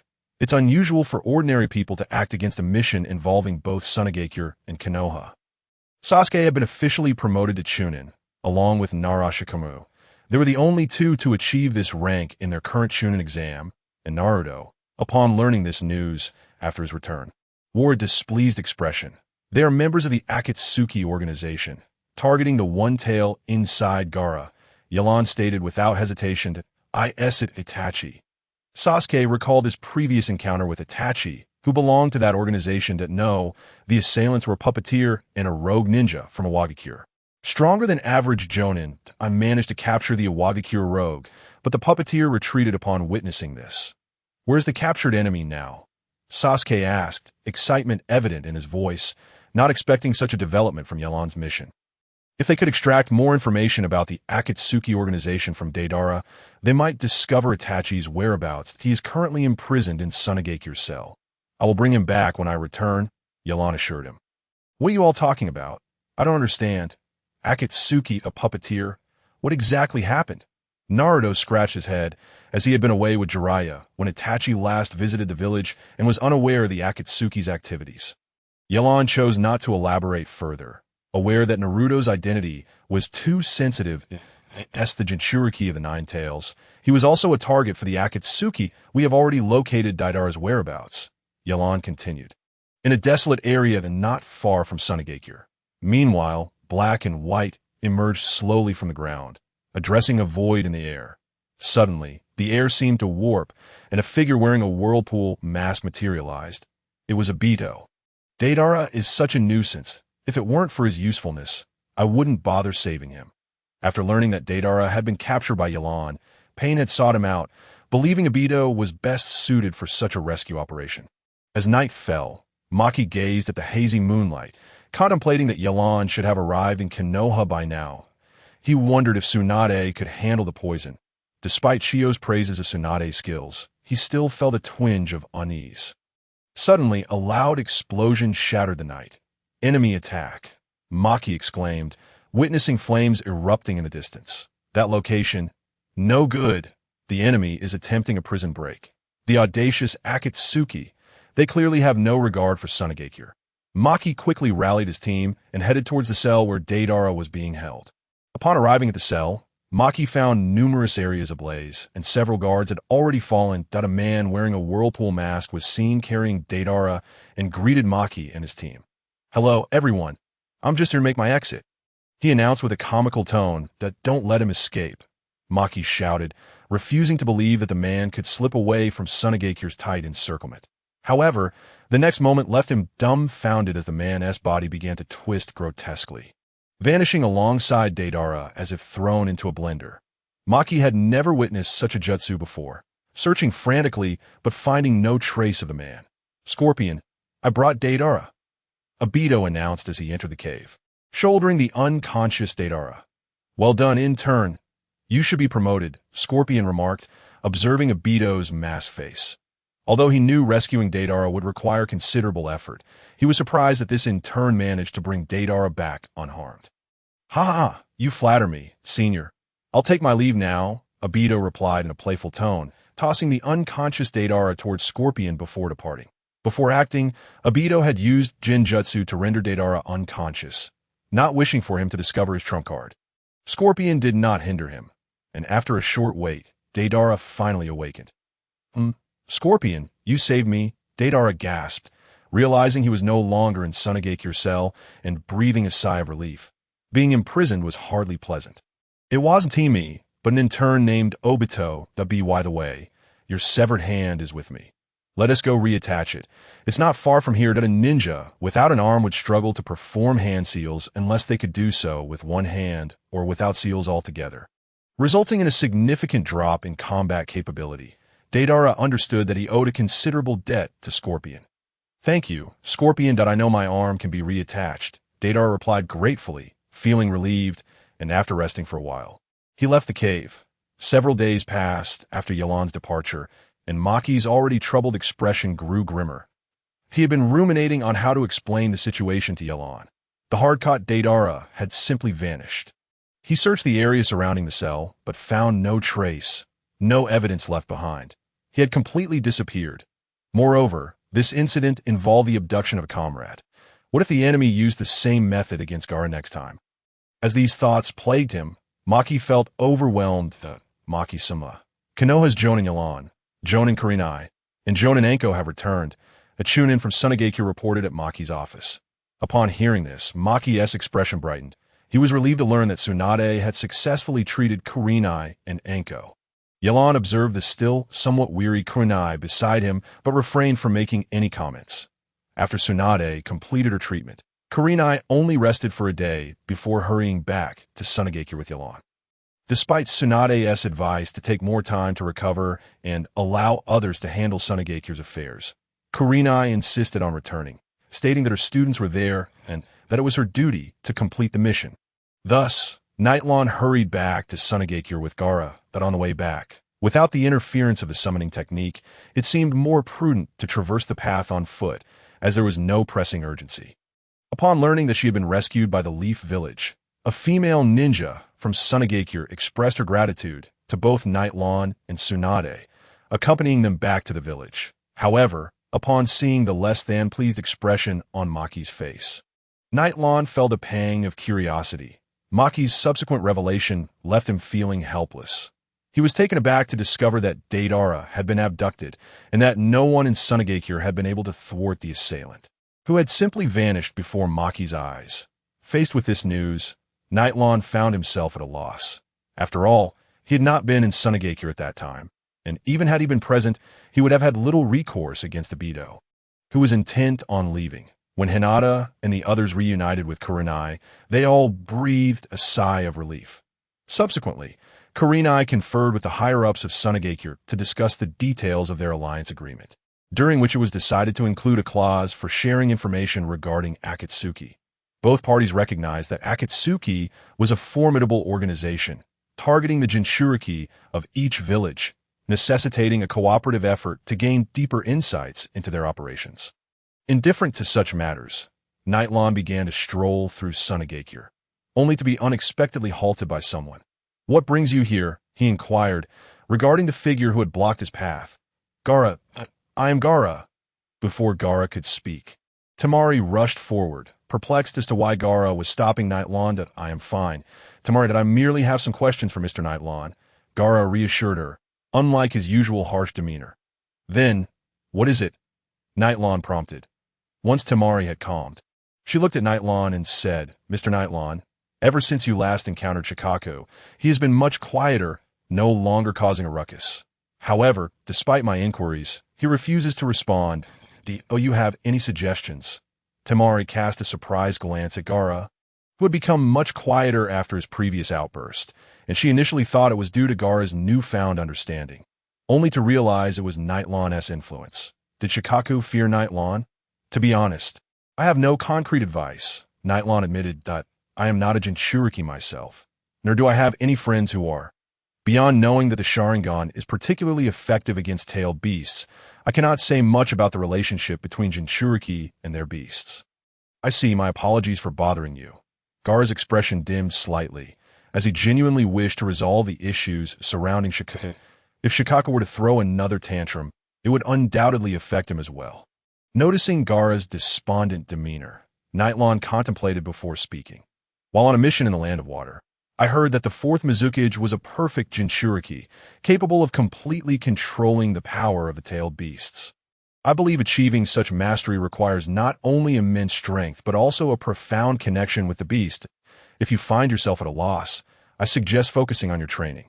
Strength is essential in any endeavor." Gara, who had been preparing to leave, halted at Nightlon's words. Perfect Jinchuriki. This was the first time he had heard such a term, and from Nightlon's description, it seemed to represent a formidable power. Nightlon was correct. He needed further training. "Thank you, Mr. Nightlon," Gara bowed, surprised by his newfound politeness. Tamari, equally astonished by Gara's transformation, mirrored his gesture towards Nightlon as a sign of appreciation. "That child bears a resemblance to Naruto." Nightlon turned to find Kurenai had approached him from behind. "Are you done with your tasks, Kurenai?" Nightlon inquired. Kurenai waved her hand dismissively. "No need for such formality. You saved my life. Just call me by my name. That MY work is finished, and we can return to Konoha at any time. This mission is finally drawing to a close. Then I shall obey your wishes, Kurenai. You certainly possess the courtesy that Hanabi spoke of. You are nothing like a typical 15-year-old, Kurenai remarked, as she shared a close friendship with Hanabi, often indulging in shopping and leisure together. "Have they confirmed the next Kazekage?" Nightlon, wishing to change the subject, inquired about other matters, hoping Kurenai might have insights regarding Sunagakure's upcoming decisions. "That no, I overheard the higher-ups mention that the next Kazekage has yet to be determined." Kurenai shook her head. "Currently, Sunagakure is weaker than Konoha, unable to even select a Kazekage. I see that if they do not reach a decision soon, Gara may end up becoming Kazekage." Nightlon mused, stroking his chin. "Gara, isn't he a Jinchuriki?" Kurenai expressed surprise at Nightlon's assessment. His eyes are devoid of hatred now, and he has normalized somewhat. Moreover, his instructor, Maki, is a respected figure in Sunagakure and will undoubtedly assist him. The fourth Mizukage was also a Jinchuriki. Such precedents do exist. Having considered Nightlon's analysis, Kurenai acknowledged the possibility, surprised at his foresight. "Have Sunagakure found any trace of Deidara or Sasori?" Nightlon inquired further about Akatsuki, noting the ninja from Sunagakure had been frequently seen heading outside the village. Despite their current reduced workload, Kurenai sighed. No, we scoured the entire village but found no signs of Daidara's escape. Chiyo even personally inspected the battlefield and discovered nothing. It seems the journey back should be devoid of further risks. Their associates have likely departed the land of wind, Nightlon thought, feeling a sense of helplessness. Having gone to such lengths to capture Daidara only to allow him to slip away, he had hoped to extract valuable information from him. The land of rain is perpetually drenched, its atmosphere perpetually humid, rendering agriculture nearly impossible, necessitating substantial financial resources annually to procure sustenance. In the heart of Amagakure stood a tall tower, where individuals were trickling in. Had Nightlon been present, he would have recognized several familiar faces. Not only Itachi and Kisame, but also Daidara, who had been reattached, and Sasori, all gathered there. It was unexpected to discover that Akatsuki's headquarters was located within Amagakure. Why have we been summoned by the leader? It has been ages since we all convened, Kakuzu grumbled, irritation evident in his green eyes. I still have bounty missions to attend to. The leader has called us together to announce something significant. Please be patient, Haiden interjected, attempting to calm the agitated members. Itachi and Kisame sat quietly to the side, as neither was particularly loquacious. When everyone had finally assembled, a man and a woman arrived. Both donned Akatsuki's uniform. The man had spiky yellow hair adorned with peculiar ornaments, and most striking were his eyes, reminiscent of the legendary Rinnegan. The woman sported short blue hair, a slender figure, and a paper flower adorning her head, a rare beauty. Is everyone present? Pain surveyed the room, noting that no one dared meet his gaze, the pressure from the Rinnegan too overwhelming. Consequently, the organization will temporarily suspend the tailed beast capture plan, Pain declared, much to the surprise of the others. Haiden boldly exclaimed, why the postponement? Is it because Itachi and Sasori's teams have both failed? We cannot allow our efforts to go to waste. Leader. His words ignited the ire of 4 others, with Kisame drawing his sword, itching to silence him. Pain, witnessing the imminent clash among his members, felt a headache coming on. The strength of his comrades was indisputable. They were all rogue ninjas from various villages, each with their own eccentricities. Pain had contemplated that a larger group could enhance their combat prowess. Yet he realized that a larger assembly might lead to internal strife before they even confronted the enemy. Thus, operating in pairs was already the limit. That was why he preferred to conduct meetings without gathering everyone in one place, opting instead for his body duplication technique. As tensions flared among the members, Pain raised his voice. Silence. An unimaginable pressure enveloped the entire venue. As the leader of Akatsuki, Pain's strength was unquestionable, and the members immediately fell silent. There has been an incident involving the 3 Tails Jinchuriki from Kirigakure. They have unexpectedly perished. Even if we capture the other tailed beasts, we will be at a disadvantage for 3 years. During this time, we must diminish other villages' scrutiny upon us, and only when the 3 Tails nears revival shall we take action. Upon hearing Pain's words, all understood the implications. Capturing tailed beasts would invariably provoke the wrath of the ninja villages. Generally, such operations must be executed swiftly before the villages could react. Once targeted by those hidden villages, it is highly probable that other villages will join forces against Akatsuki, rendering the plan unfeasible. Currently, the 3 Tails requires 3 more years to revive, and what Akatsuki is doing now is to reduce their visibility, to grow cautiously until the other ninja villages become indifferent, at which point they will choose to strike. So, what shall we do now? Asked the eldest, Jiao. Hidden within the room, Nagato pondered the arduous life of AIM and could not help but sigh.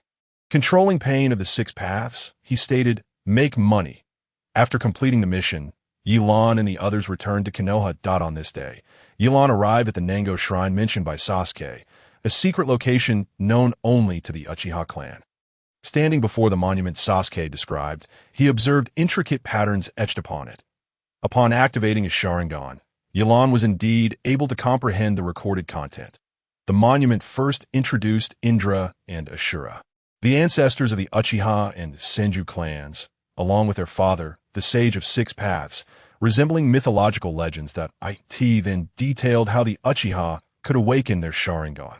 However, when Yilan reached the one-third mark of the text, he found the subsequent content incomprehensible to that moment. The three tomo in his eyes began to rotate slowly, transforming into the Mangeki Sharingan, allowing him to discern more clearly. The surface of the Mangeki was not the ultimate power of the Uchiha.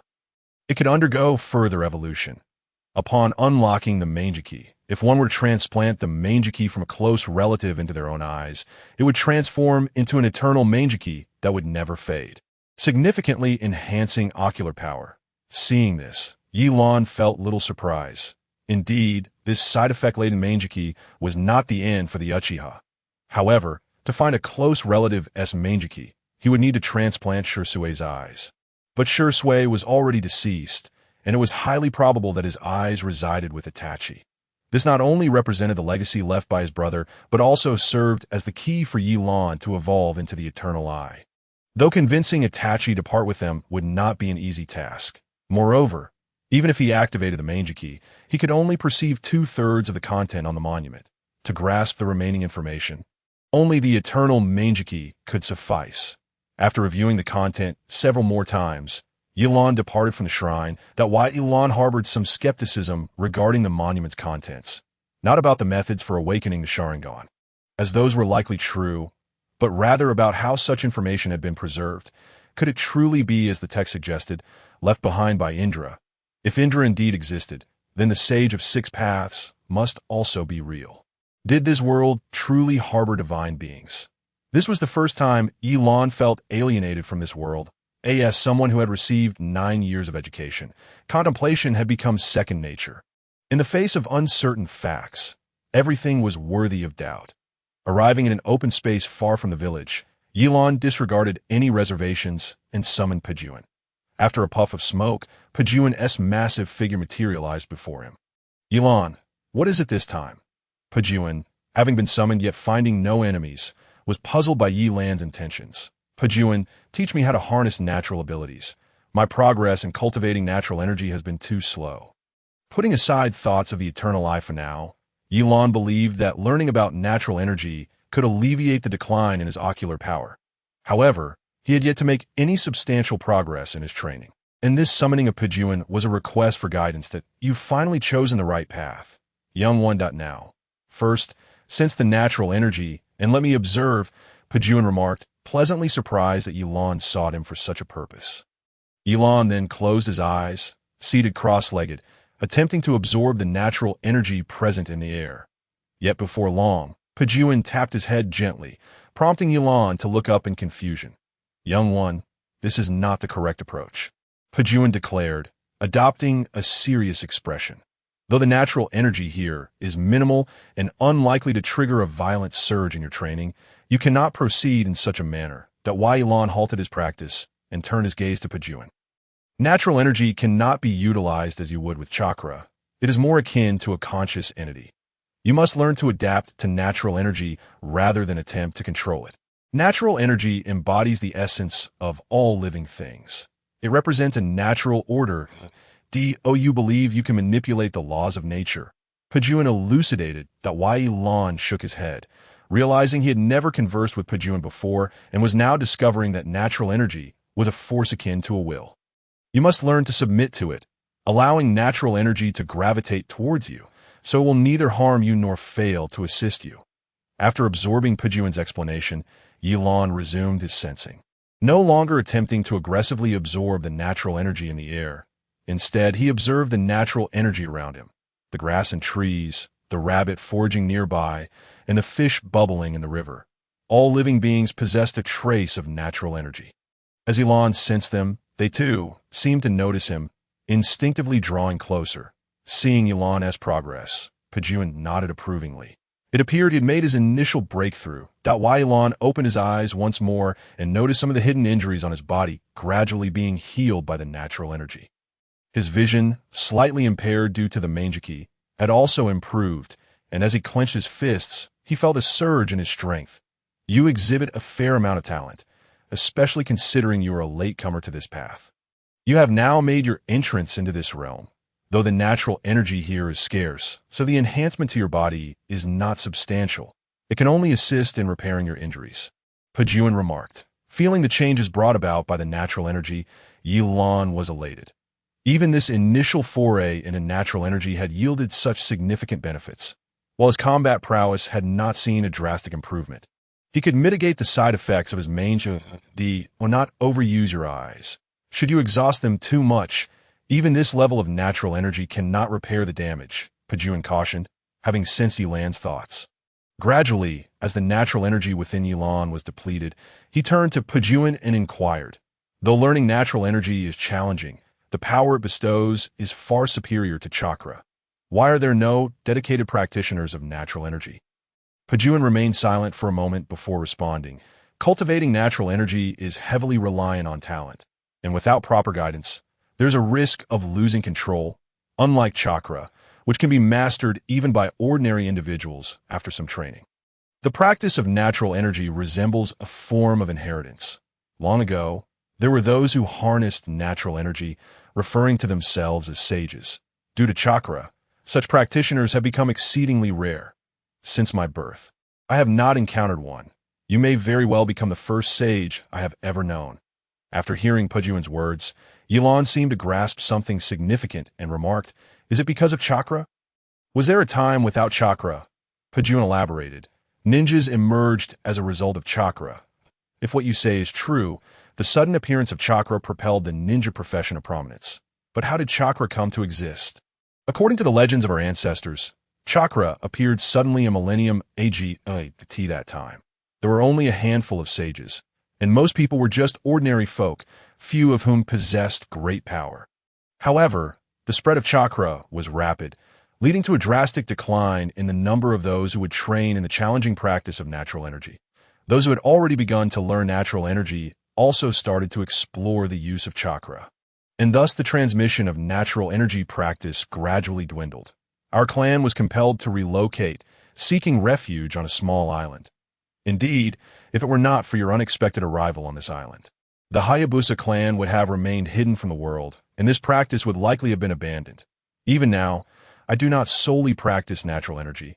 I also work on my chakra abilities. Then, according to your reasoning, chakra is an outsider, while natural energy is our true power, Yilan mused.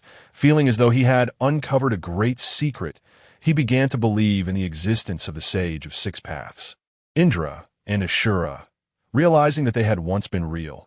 Yet, the roles they played and the events that transpired between them left him with countless questions, fueling his curiosity.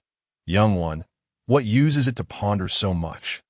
I, too, was once curious, but now I no longer dwell on such thoughts. I feel our clan's life on that island is quite satisfactory. Why pact with you was merely to gaze upon the outside world. I have never cared whether others train in chakra or natural energy. Overthinking only burdens oneself.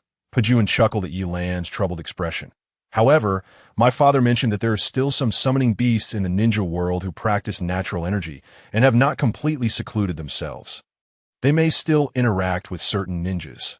You may encounter a ninja who cultivates natural energy in the future. Continuing, the warrior of natural energy, Yilan, noted that he had not yet encountered any ninjas of that nature. However, such abilities are likely not utilized unless one is faced with a life or death situation, and mastering them is quite arduous. Simply sensing energy consumes a significant amount of time. Applying it in combat requires extensive training. And perhaps they might meet such individuals in the future. What could Lady Tsunade possibly want us to do? Naruto, accompanied by his teammates, made his way to the Hokage building. Recently, the missions have been rather tedious. And upon hearing that Kiba and his team had executed an A-rank mission, Naruto couldn't help but feel envious. This time, I have a new mission for you, as Tsunade handed them a scroll detailing their task. Sasuke, as a Chunin, accepted it directly. Let's see what rank this mission is. Tsunade's personal assignment would undoubtedly not be trivial, Naruto remarked with a hint of excitement. A B-rank mission, a protective one, upon glancing at the scroll. Sasuke was reminded of their first mission outside the village, which was also a B-rank bodyguard task that had led them to confront the formidable Zabuza. What? Only a B-rank. Naruto, having grown stronger, now looked down upon missions of such rank. Do not be picky. Know your limits. Tsunade struggled to contain her irritation, recognizing Naruto's potential but finding his demeanor quite unappealing. Whereas Kakashi-sensei, Sakura observed that their teacher was absent during this mission assignment. Kakashi has been dispatched on another mission. I have arranged for a jonin to accompany you, Tsunade explained, sensing her unease about sending them out alone, especially given the presence of the Akatsuki, despite the village's busyness. She managed to allocate some personnel. Hello, everyone. Yelan's figure suddenly appeared before them. Having just returned from Sunagakure a few days prior, Tsunade had sought him out. Brother Yelan, the three, familiar with him, felt a wave of relief at his presence. I should mention that unless in an emergency, Yelan will not intervene in this mission. It is primarily for you to complete on your own, Tsunade clarified, noting that the B-rank task included a jonin from the Uchiha clan along with 2 competent genin, making for a sufficiently robust team. Rest assured, we can handle this mission ourselves without needing Brother Yelan's assistance, Naruto assured them with a pat on his chest. Let us hope so, Tsunade thought to herself, relieved that Yelan's non-involvement would signify no unforeseen complications. After several days of travel, they finally approached their destination. During this time, the trio occasionally sought Yelan's guidance on training, but he refrained from directing them excessively, allowing them the freedom to explore their potential. Upon reaching a restaurant, they decided to have their meal before continuing their journey. I'm so tired and starving. Boss, Naruto exclaimed upon entering, ordering an ample amount of food. Showcasing his impressive appetite, Yelan joined them at the table, still clutching a stack of books he had brought along. Brother Yelan, what have you been reading lately? Sakura inquired, curious about his constant literary pursuits, wondering if it was akin to Kakashi's notorious reading material. This, Yelan replied, displaying the cover of a book titled The Developmental Directions and Insights of Konoha's Ninjas. The trio exchanged puzzled glances, questioning the nature of the book. Noticing their confusion, Yelan explained, this book contains the learning experiences of civilian ninjas progressing from genin to jonin. It is immensely beneficial for planning one's ninja career. But Brother Yelan, you're already a jonin. Does it still help? Naruto asked, puzzled. This book does not contain any jutsu to learn. Instead, it comprises a wealth of theoretical knowledge, developmental suggestions, and insights into chakra nature and form transformations. Sakura, this book is particularly suitable for you. You might consider studying it when you have the time. Yelan added, noting that it was authored by the second Hokage, Senju Tobirama, reflecting his insights and experiences as a mentor that it was written by the second Hokage. Sakura exclaimed in astonishment. Upon learning that it was a book by the Hokage, Naruto was also taken aback, though he could hardly muster interest in studying. Seizing the opportunity, Yelan continued, Naruto, isn't your goal to become Hokage? You must understand that every village leader, aside from being exceptionally powerful, is also a well-educated ninja. Even Lady Tsunade continually seeks knowledge. I get it. When I return, I'll head straight to the library to find this book. Naruto responded, scratching his disheveled hair, clearly overwhelmed by the thought of studying. Sakura and Sasuke couldn't help but laugh at Naruto's expression. As their meal arrived, an unexpected individual approached their table. Yelan paid no heed, having already sensed the chakra of this diner upon entering. It was merely a genin. He observed how Sasuke and the others would handle the situation. Beautiful lady, it is truly fortunate to encounter you here. My name is Morinai Itoten. May I ask your name?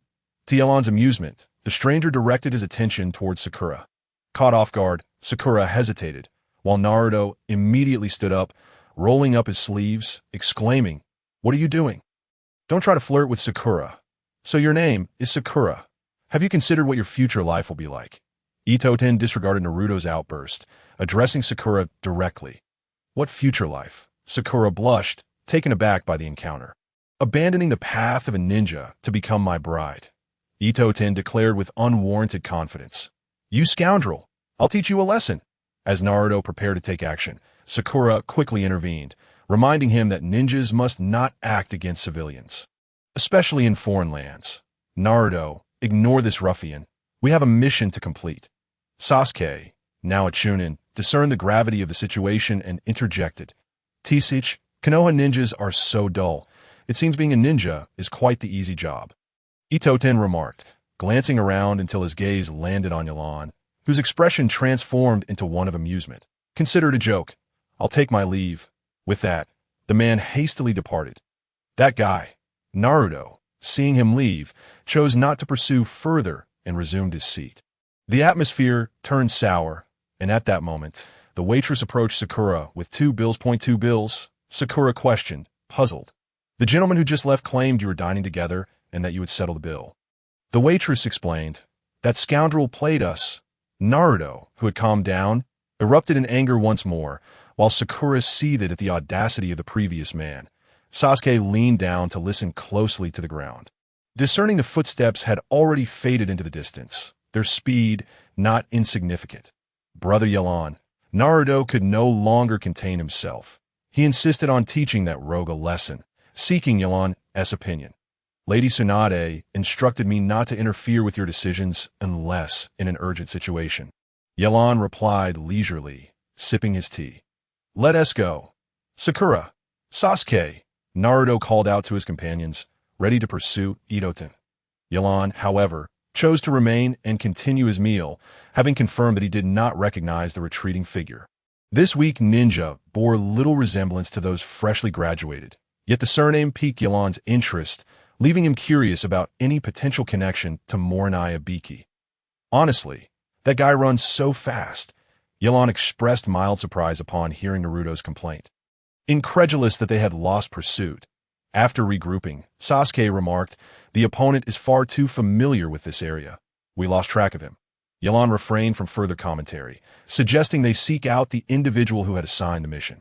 Soon, after some inquiries from Sakura and the others, they finally encountered the mission issuer, Yamabuki Tsugami. In summary, your task is to protect the participant from interference by others, Yamabuki explained, detailing that a competition was to be held, wherein 2 clans would each send a representative to retrieve a token from shrine and return.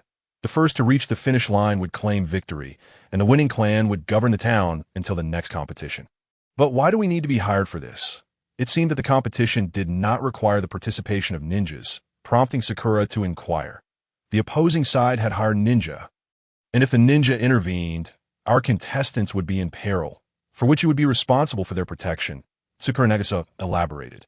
Come in, and you can meet the contestants. As he spoke, someone pushed open the door. And to Sakura and the others' astonishment, it was none other than Ito-ten, the one who had just made them pay for their meal. I TS you rascal, Naruto exclaimed, angered not only by the trickery, but also by the way he had belittled the ninjas. Boss, I don't need a ninja as protection. I will definitely win and show you, Ito-ten responded, surprised to see Naruto and the others, before turning and leaving the room. Sakura Nagasawa cast a helpless glance at Yalan, knowing that this individual was the strongest ninja on the opposing side, hoping Yalan would not mind and could complete the task effectively. This time, it is Naruto and his team taking on the mission. Unless we face an opponent of Jonin level, I will not intervene, Yalan said, slightly bowing before also exiting the room. Until the day of the competition, Yalan hardly left his quarters and remained oblivious to the means Naruto employed to persuade Ito-ten to agree to their protection, though that face was still quite unattractive. Once the competition commenced, Ito-ten did not follow the prescribed route. Instead, he charted a different course based on the wind direction. The competition required navigating a boat through a body of water, and unfavorable winds could significantly slow their speed. Upon seeing the boat Ito-ten had prepared, Naruto and his companions began to understand his determination. However, their plans were thwarted. Shortly after boarding, they were ambushed. Observing the attackers adorned with the rain-hidden village's forehead protectors, Yalan noted their strength was merely that of genin, thus opting to watch how Naruto and the others would handle the situation. Initially flustered, Naruto ultimately defeated the enemy using his newly learned Rasengan, a technique that caught Sasuke's attention. Although he was already aware that Naruto had mastered the Rasengan, witnessing its power firsthand was a revelation. After disembarking, Yalan chose not to follow Naruto and the others, but instead concealed himself, knowing that his presence would only foster dependency among them, as Naruto and his team neared the shrine. A green-haired, rain-hidden ninja obstructed their path. Clearly familiar with Ito-ten, he began to mock Ito-ten, belittling him, and it was then that Naruto and the others realized they were both originally from Konohagakure. Mori no Ito Ten was a genin, the younger brother of Mori no Ibiki, while the obstructing Green Aoi was once Ito Ten's instructor, a chunin from Konoha who had defected and become a jonin of the rain-hidden village. Despite this, Sasuke and the others did not relent, launching continuous attacks at Aoi, who effortlessly deflected their strikes using the legendary weapon of the second Hokage, the Raijin sword.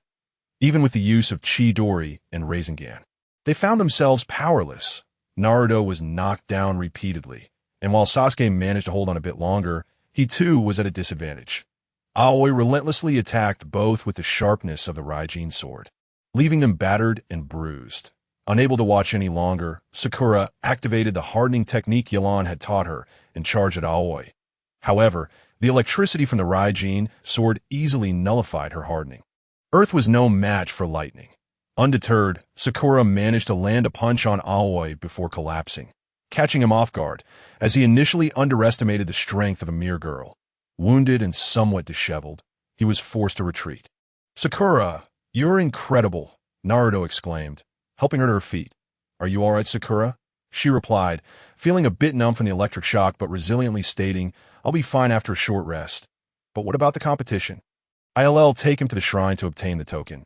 You two rest for now, and we will regroup when I return," Sasuke decided, being the least injured that I suppose that's the only course of action. Truly, where could Yelan be? He is a jonin, after all. Naruto grumbled, concerned for Sakura's injury that in truth, the opponent was merely of chunin level and hardly qualified as a jonin. The primary challenge lay in his formidable sword. Sasuke commented. Now a chunin himself, his understanding had grown somewhat. The always level was at best slightly above that of an average chunin. Not nearly as imposing as a true jonin would be. That I didn't expect this opponent to be so formidable.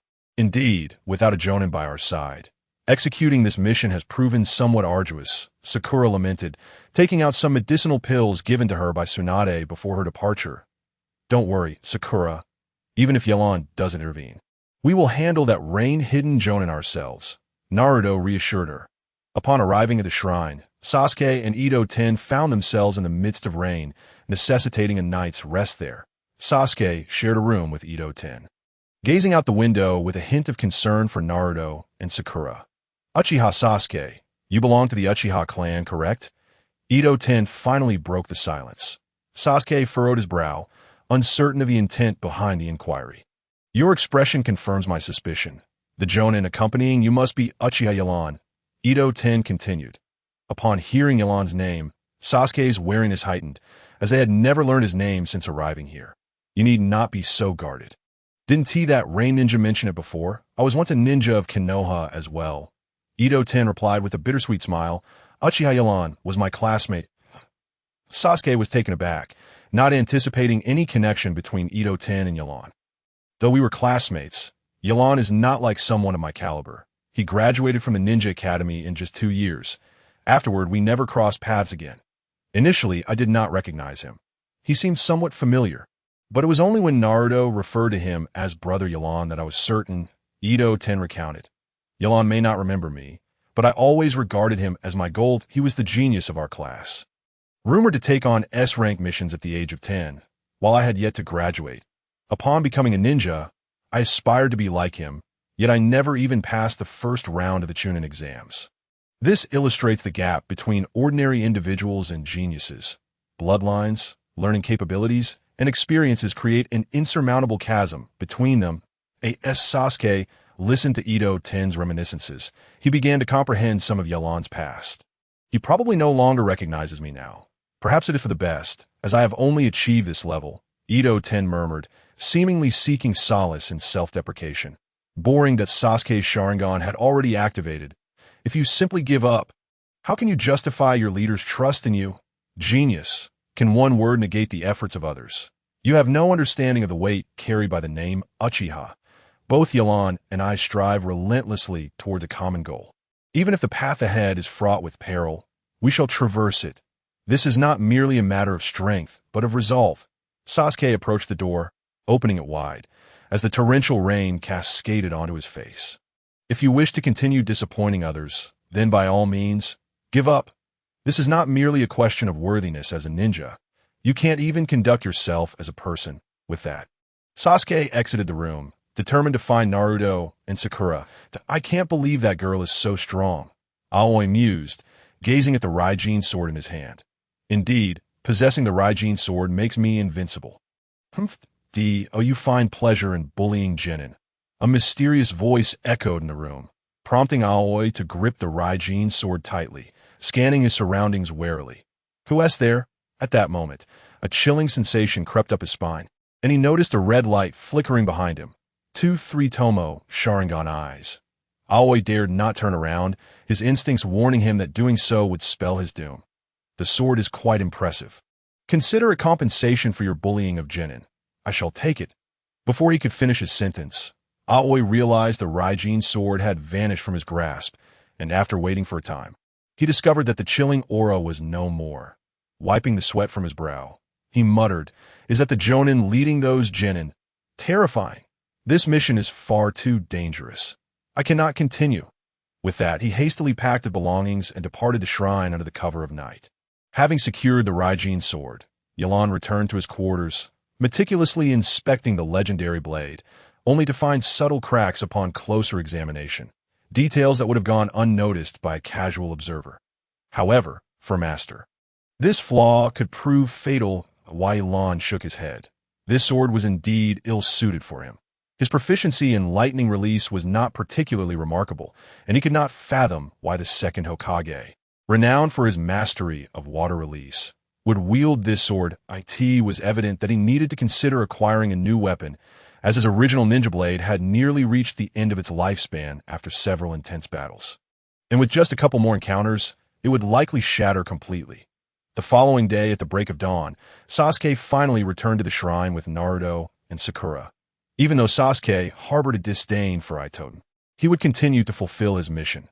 Initially, the group remained vigilant, anticipating an ambush from Aoi, but it was as if he had vanished in a thin air. He did not make an appearance throughout the ordeal. And without his interference, Itoten, seemingly unaffected by any setback, left his adversaries far behind and secured victory in the competition. The mission completed just like that. I still wanted to teach that green-haired fellow a lesson. While the conclusion of the competition signified the successful completion of the task, Naruto felt as though something was amiss. Well, the task is done, so let's hurry back to the village and not waste any more time. At that moment, Yelan, who had been absent until now, approached the group, carrying their backpacks. After Sasuke and Sakura exchanged glances upon receiving their bags, it was as if they sensed something. The Aoi who had been a menace was undoubtedly dealt with by Yelan. The return journey was uneventful. Yelan, as the leading Jonin, directly submitted the mission report and the sword of the Thunder God to Tsunade. Initially, Yelan had considered keeping the sword for himself, as it was an item obtained through the execution of a mission, and there would be no issue if he chose not to hand it over, especially since the sword was already damaged. However, given its significant symbolic value, he ultimately decided to submit it. Is this the weapon used by my great-uncle? Tsunade murmured as she picked up the sword of the Thunder God. The sword's power largely depended on its wielder. The stronger the user, the greater the sword's potential. An individual like Aoi, who merely brandished it recklessly and employed it as a shield, could never harness its true might. Keep this sword for yourself. As a token of compensation for the Uchiha clan, Tsunade insisted, noticing the sword's slight damage. Given the current circumstances in Konoha, there were few capable of wielding such a weapon, and Yelan was undoubtedly one of the village's finest swordsmanship experts. Lady Tsunade, I understand the matters concerning the Uchiha clan are not your concern. You need not. Yelan expressed his respect for Tsunade to him. She was the most dedicated and responsible among the legendary three shinobi, and the issues surrounding the Uchiha clan were deeply entwined with certain high-ranking officials in Konoha, yet had nothing to do with Tsunade, despite her surname being Senju. Enough of this prattling.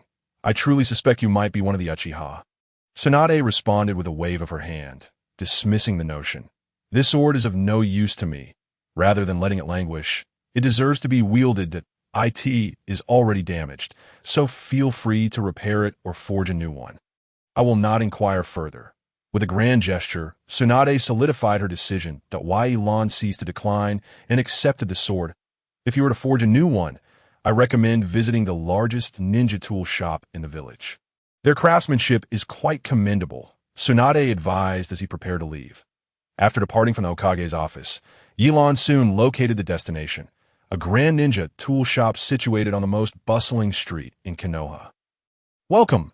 As soon as Yi-Lan stepped inside, a girl-esque voice greeted him. Sounding somewhat familiar, he turned to see Ten, Guy S. student. Yi-Lan senpai. Ten exclaimed in surprise. She had not conversed with him before, having only seen him during the Chunin exams. She was aware that this ninja, only 2 years her senior, had attained the rank of Jonin within Konoha. Is this the shop that Lady Tsunade mentioned? Yi-Lan recalled Ten's unique combat style, recognizing that her background must be quite substantial. Did Lady Tsunade recommend you? Ten asked, a hint of shyness evident in her demeanor. She idolized Tsunade and had always aspired to be a kunoichi like her. Indeed, I wish to forge a new ninja blade. Hence my visit, Yi-Lan stated plainly. Feeling that it was inappropriate to discuss such matters in the main hall, Ten led him upstairs and summoned her uncle, saying, if you're looking to forge a ninja blade, my uncle is exceptionally skilled. But Yi-Lan observed the newcomer, a middle-aged man in his 40s, with dark skin and thick calluses on his fingers, recognizing him as a seasoned blacksmith. Good sir, may I inquire what kind of ninja blade you wish to forge? Do you have your own materials, or shall we provide them? Ten's uncle asked, having heard from Ten that this seemingly young man was a jonin in the village. So he dared not be dismissive. Yi-Lan opened the sealing scroll with a thud, revealing the sword of the Thunder God and his previous ninja blade for all to see. My previous blade is damaged, and I require a new one. The specifications are that it must effectively channel different chakra elements and possess sharpness. Ten's uncle examined the broken blade closely, shaking his head in dismay. It was evident to him that this weapon was no ordinary item. He was curious about the fierce battles it had endured to reach such a state, and he knew that repairing it would be quite challenging. After setting the damaged blade aside, he picked up the sword of the Thunder God. This sword requires chakra infusion to reveal its blade, he noted, recalling his own past as a ninja, now retired. With a slight infusion of chakra, the sword of the Thunder God emitted a brilliant light, and the uncle's eyes gleamed with realization. Such a sword was exceedingly rare, yet upon closer inspection, he noticed it too bore some damage. Are you considering using this sword to repair your original weapon? The uncle asked tentatively, and upon seeing Yi-Lan nod, he continued, however, I would advise against it. Noticing Yi-Lan's puzzled expression, the uncle hurried to explain, fearing that Yi-Lan might take offense. Even though your previous weapon was of decent quality, it is not particularly unique. If we were to use your original blade as the base, infusing it with this sword would not yield significant improvements. Rather, it might diminish the quality of the sword. I suggest using this sword as the foundation instead, he said, gesturing to the sword of the Thunder God. Be candid, although I am proficient in fire release, water release, and wind release, my experience with lightning release is limited, Yi-Lan confessed, voicing his concerns. Given that, I can extract the lightning release properties from this sword, allowing you to wield it effectively, the uncle proposed after a moment of contemplation. Upon hearing that the uncle could extract the lightning release from the sword of the Thunder God, Yi-Lan's eyes brightened. Ten's uncle was indeed quite capable, prompting Yi-Lan to ask, would it be possible to use the extracted lightning release properties to forge another ninja blade? The uncle's expression shifted, revealing hesitation as he struggled to articulate his thoughts to Yi-Lan. Do not worry. If there are any difficulties, feel free to speak plainly, Yi-Lan reassured him. It is feasible, but given that you only have materials for one ninja blade, if you wish to forge a second of similar quality, the cost will be rather high, the uncle replied, realizing he could no longer withhold the truth. How much? Yi-Lan inquired, thinking that it must not be a significant issue, as he had completed many tasks since returning to the village, and money was not a concern for him. Considering material and processing fees, it will be 30 million ryo, the uncle stated with both hands together, believing Yi-Lan to be affluent. Upon hearing the price of 30 million ryo, Elon could hardly believe his ears. He never anticipated that forging 2 ninja blades would be so exorbitantly priced. Ultimately, he left the shop with a face full of embarrassment, finally understanding why 1010's combat style was so extravagant. It all came down to money. Once again, in this new life, he found himself grappling with financial constraints. Why Elon was not devoid of ideas for making money. However, the processes for implementing those ideas were lengthy. To earn quickly, he would have to continually accept high-difficulty tasks. Reflecting on this, Elon couldn't help but glance toward the Hokage Tower with a wry smile. It seems everything unfolds as you anticipated, Lady Tsunade. I truly have no time for leisure ahead. I have an A-rank protection mission. Will you take it? A few days later, Tsunade observed Elon with a playful smile, knowing he was in need of funds. Absolutely. Elon did not hesitate. This was no time to be picky. Very well. This protection mission involves the daughter of a noble from the land of fire, who is traveling to the land of hot water to visit relatives, and she has entrusted us with her safety.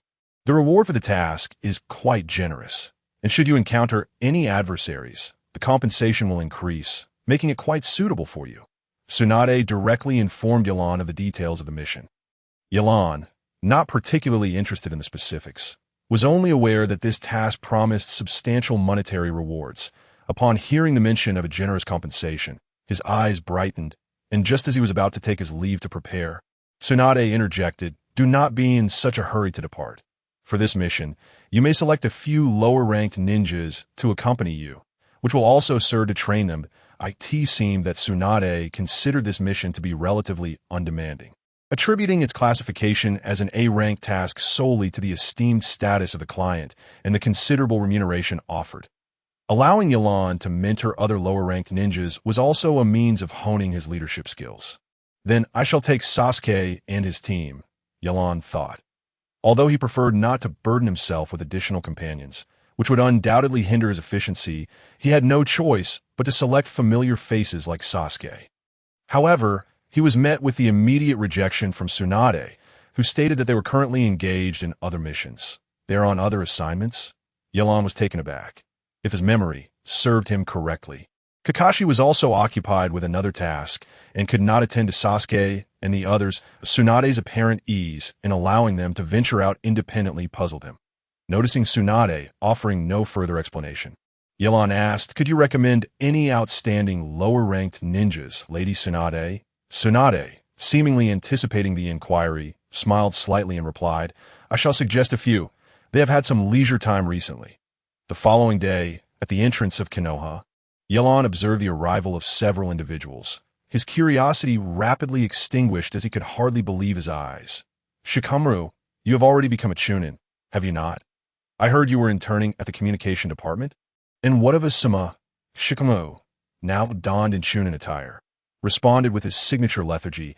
"I was indeed interning at the communication department, but who would have imagined Lady Tsunade would summon me for a mission?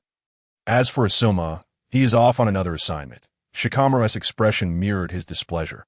He had been enjoying a leisurely pace at the communication department, completing tasks swiftly due to his intellect, often indulging in moments of idleness. Now, suddenly called upon by Tsunade, he pondered whether he had been discovered slacking off and resolved to feign a more industrious demeanor in the future. "Brother Elon, I look forward to your guidance this time." In stark contrast to Shikamaru's lackluster demeanor, Ino was positively buoyant at the prospect of undertaking a mission alongside Elon, greeting him enthusiastically upon their meeting. Choji, meanwhile, was contentedly munching on his chips, leading Elon to suspect that his large backpack was filled with nothing but snacks. Shikamaru, puzzled by Ino's newfound familiarity with Elon, couldn't help but think that her infatuation had remained unchanged. Elon merely nodded at Ino. In his eyes, she was the most obedient among the trio. As for their abilities, Shikamaru was unlikely to exert himself much with Elon around, and Choji seemed preoccupied solely with his food. Pigs, deer, and butterflies. Elon was well aware of their backgrounds, but was surprised that Tsunade would recommend them. He couldn't discern her underlying intentions. However, it was evident that the higher-ups in Konoha were exceedingly busy. Even Kakashi had no time to mentor his own students. Would he truly have to take on these lower-ranked ninjas entirely himself? Elon mused. You all understand the objectives of this mission, correct? He first sought to confirm that they were all clear on the task ahead. Yes, we are to escort a noblewoman on a visit to her relatives in the land of hot water. Ino, brimming with enthusiasm, was the first to respond, and it was clear that neither Shikamaru nor Choji had any intention of contesting her answer. Yelan nodded, noting that since the task had been assigned some time ago, the client was still residing in the Land of Fire. They would first need to visit the client's residence in the Land of Fire before commencing the mission. Those feudal lords and nobles would never choose to stay in a place like Konoha. They typically resided in bustling cities, indulging in endless opulence and luxurious living.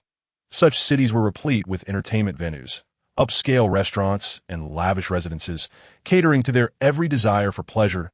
In contrast, while Konoha boasted a unique culture and rich history, it fell short in terms of material enjoyment compared to those grand cities. Thus, one could argue that true indulgence lay in the lives of the noble lords, having long heard of the splendor of the Land of Fire. Yelan was intrigued that they would now experience it firsthand. Ino continued to engage Yelan, while Shikamaru and Choji appeared less interested. Sensing their lack of enthusiasm, Ino felt a twinge of irritation. After all, she had finally been granted the opportunity to embark on a mission with Yelan, and she didn't want him to form any unfavorable impressions. Suddenly struck by an idea, she turned to Choji and said, "Choji, I've heard that the barbecue restaurants in the Land of Fire far surpass those in Konoha, both in quantity and quality. Are you interested in trying some?" Upon hearing this, Choji's nibbling on chips came to an abrupt halt, his eyes sparkling with excitement as he exclaimed, "I want to go to the Land of Fire. I want to eat barbecue." Shikamaru, taken aback by how easily Choji was swayed, could only sigh in resignation. Their mission was to escort the daughter of a noble, and he had little patience for dealing with women. Observing the enthusiasm ignited in Choji by Ino, Yelan couldn't help but chuckle, wondering what amusing antics this lively group might conjure along the way. After exchanging greetings with Kamizuki Izumo and Kotetsu at the gate, he led the group onward. "Who can assist me with this task? I am willing to offer my entire fortune." A figure cloaked in black entered an underground bounty office, proclaiming loudly. All eyes turned toward him. Such eccentricities were not uncommon in the bounty office. Yet it was rare to find someone willing to wager their entire fortune on a task. A few interested bounty ninjas approached to examine the details of the task he presented, but quickly shook their heads and departed. They were not foolish. While the bounty was substantial, the risks involved were deemed excessively high, and few were inclined to take on such a venture. The cloaked figure, remained silent, fully aware that this task not only posed significant challenges, but also risked offending certain noble lords. Despite the bounty office being an underground organization, many nobles participated in its dealings behind the scenes. "Only 8 million ryo?"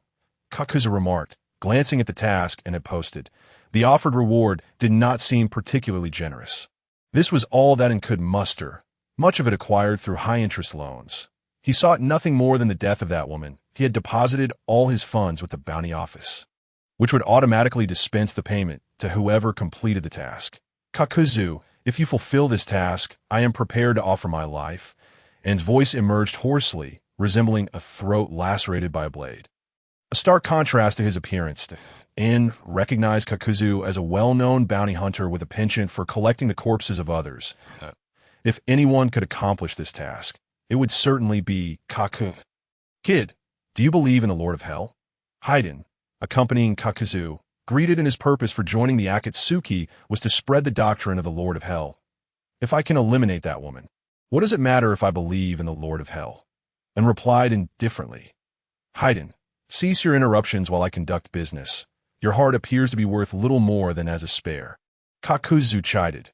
After a moment of consideration regarding the organization's recent objectives, he declared, "I will accept this task. Upon its completion, your life shall belong to me." Anne's once lifeless gaze flickered with newfound vigor. "Father, I will avenge you, an orange. This is delicious. This is great. This smells amazing." Upon entering a renowned city in the Land of Fire, Choji was akin to a rural lad discovering the bustling metropolis. Captivated by the array of street food and purchasing an armful of snacks, unable to hold them all, Ino and Shikamaru were momentarily entranced by the city's vibrancy, marveling at the unexpected grandeur of the world around them. while Yelan, having witnessed far more lively scenes in his previous life, remained somewhat immune to the spectacle. Choji, enough. We must report to the client. Ino, after her initial awe, twisted Choji's ear in admonishment. But Ino, you mentioned barbecue.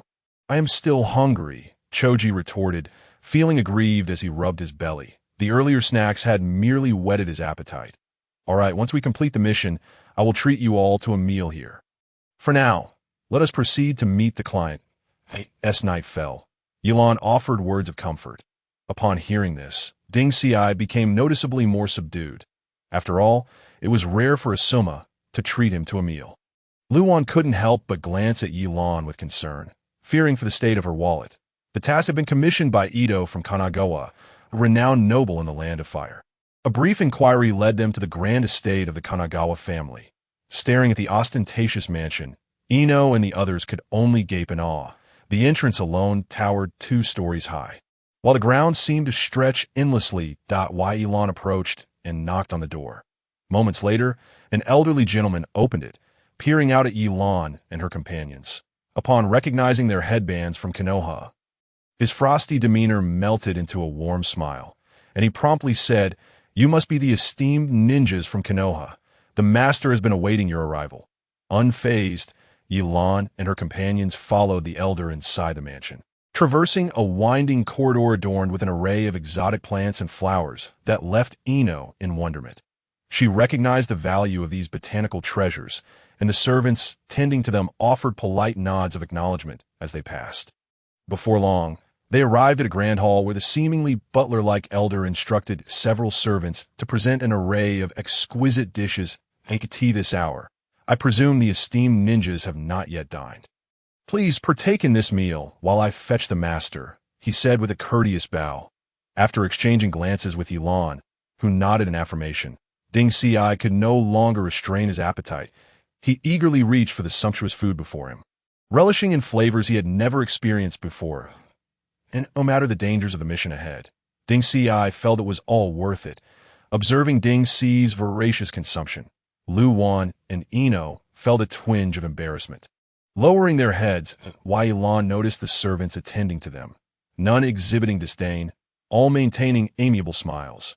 When Ding Xi's plate ran low, they even offered to replenish it, regardless of their inner thoughts.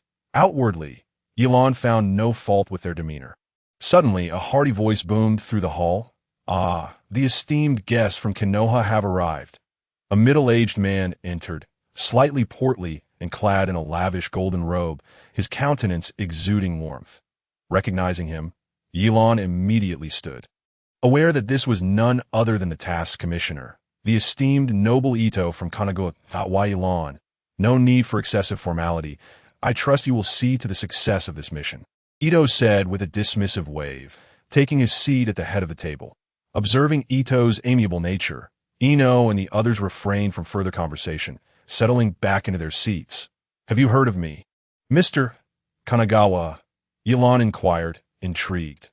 While it was not uncommon for ninjas to be known, she wondered why a noble would take an interest in her. "As the executor of my commissioned task," I inquired with Lord Hokage, who spoke highly of you. "I have every confidence in your ability to fulfill this mission," Ito replied with a chuckle, seemingly echoing whatever Tsunade had conveyed to him. The two engaged in casual conversation, discussing various trivial matters and the current state of Konoha. Throughout, Ito exhibited a profound respect for them, expressing his willingness to offer substantial financial support amidst the village's recent tribulations following the attacks from Sunagakure and Orochimaru, which had left considerable destruction and loss of life. Once their discussion had reached a natural conclusion, Ito stated, "The primary objective of this mission is to ensure the safety of my daughter. Her mother passed away early, and her maternal family longs for her, which is why I sought the protection of Konoha. Ordinarily, there should be no danger, but one can never be too cautious against unreasonable individuals. I trust you, Yelan, will keep her safe." With that, he signaled for his daughter to enter. All eyes turned to the entrance as Ito's daughter made her appearance. Despite being in her 20s and slightly plump, she possessed a striking beauty that rendered the exotic flora of the estate pale in comparison. Her skin was as fair as snow, and her tall stature embodied the allure that could ensnare an entire nation. Ito's daughter, Kanagawa Mako, offered a slight nod to Elon and her companions before approaching her father. While Elon then noticed a man in his late 20s trailing closely behind Mako, his demeanor delicate and footsteps silent. Clearly a skilled individual. Ino and Ding Ci were awestruck by the beauty of the young lady, feeling that only someone of such grace could belong to a noble family. Ito, observing their reaction, felt a swell of pride as he gestured towards the man accompanying Mako. "This is Sakura Ma-jie, an orphan I've taken in. Though not my biological son, he is like family to me. He possesses considerable talent and knowledge of various ninjutsu, and will accompany you in protecting Mako." While Ino and Ding Ci saw no issue with this arrangement, Lu Wan and Elon exchanged puzzled looks. Before Elon could voice her concerns, Ma-jie stepped forward, his voice dripping with sarcasm. "I is Konoha, merely playing a ninja game. Lord Ito has provided such generous funding, yet sends a mere handful of children? How dare you?" Ito thundered, his previously unassuming presence suddenly radiating authority. Ma-jie hesitated, sensing the shift in atmosphere, and quickly redirected his gaze to the resolute Mako, offering no further rebuttal. Instead, he bowed deeply to Elon, uttering, "I apologize." What could have been an uncomfortable moment for Elon shifted to one of awkwardness. Recognizing Ma-jie's youth and the normalcy of his skepticism regarding their abilities, she hastily waved her hand, indicating that it was unnecessary. Once Ma-jie had concluded his apology, he took his seat beside Mako, his expression now one of sullen silence. The earlier tensions had extinguished any appetite among the group, and after a few more exchanges, Ito instructed the elder to escort Elon and her companions to their quarters for rest. Only after the departure of Elon and her group did Ma-jie's countenance darken once more. "Lord Ito, dispatching such children from Konoha is clearly a lackadaisical approach. Ma-jie, you must learn to exercise restraint," Ito reprimanded, casting an admonishing glare at him. Mako, however, remained silent throughout. You know Yilan's surname?" Ito's question prompted Ma-jie to ponder deeply, as surnames held significant weight in Konoha. Could it be that the youth hails from a prominent ninja clan? "She bears the Uchiha name," Ito revealed, causing Mako to momentarily pause in her task of pouring tea. "Isn't the Uchiha clan nearly extinct? I recall the last survivor was quite young," Ma-jie mused, recalling the clan's tragic fate, despite not being officially registered as a ninja in any village. Yilan's prowess rivaled that of Nin, and he was somewhat knowledgeable about the intricacies of the ninja world. "Do not concern yourself with how she has returned. I have heard that she successfully repelled Orochimaru once. You must be familiar with the name of the legendary three," Ito remarked leisurely. His eyes widened in astonishment. Orochimaru was a figure known to all in the ninja world, recently having slain the third Hokage. And the notion that Elon had managed to fend him off at such a young age was staggering. "Father, what could be Lord Tsunade's intentions in sending her?" Mako's melodious voice chimed in, her perspective suggesting that every action of the Hokage bore significance. Although an A-rank mission was no trifling matter, sending someone of Yilan's caliber seemed excessive. Perhaps she has no ulterior motives. "You are aware of Konoha's current circumstances, and she is accompanied by 2 genin and 1 nin, likely providing them with valuable experience," Ito postulated, confident that Yilan's presence would ensure the mission's success. "If you encounter any threats, remember to eradicate them thoroughly." The two nodded, choosing to remain silent thereafter. On the following day, Mako opted not to bring too many servants, preparing a single carriage with only 1 personal attendant and a coachman. Alongside Ma-jie, totaling 4 individuals embarking on the journey with Elon and her companions. Before embarking on the carriage, Mosey exchanged a brief greeting with Elon before stepping inside, while Ma-jie served as both a guard and the driver at the front. Elon and his companions did not board the carriage, as their running speed far surpassed that of the vehicle. Instead, they maintained a vigilant watch around it. The journey to the land of soup was considerable, requiring nearly 10 days of travel by carriage, with the necessity of switching to boats along the way. As they distanced themselves from the bustling city, the group gradually departed from the borders of the Land of Fire. Adjacent to the Land of Fire lay the Land of Iron, where ninjas were exceedingly scarce, and the ruling class predominantly comprised samurai. Their combat methods revolved around the use of katana, with little inclination to study ninjutsu. Upon entering other countries, Yalan observed that the majority of the residents bore haggard visages and frail physiques, unmistakably indicative of famine. Not far along the road, a mother could be seen weeping uncontrollably while clutching her child. Inexperienced as they were, Ino and the others could hardly bear to witness such a scene. At that moment, Mosey's personal servant, Xiaona, emerged from the carriage, handing a small pouch to the driver while whispering instructions into his ear. Upon hearing her words, the driver immediately halted the carriage, leaving Ino and the others puzzled. They watched as the driver handed the pouch to the grieving mother, from which glimmering coins were evidently visible. Yalan Gidge, I didn't expect Miss Mosey to be such a kind-hearted lady, Ino remarked quietly, approaching Yalan. Yalan remained silent, pondering whether this act of direct monetary assistance truly constituted kindness. The villagers in the vicinity, their eyes hollow and lifeless, seemed to regard the mother with predatory gazes. Yalan sighed deeply, realizing he could not interrupt another's goodwill, especially since they needed to continue their journey.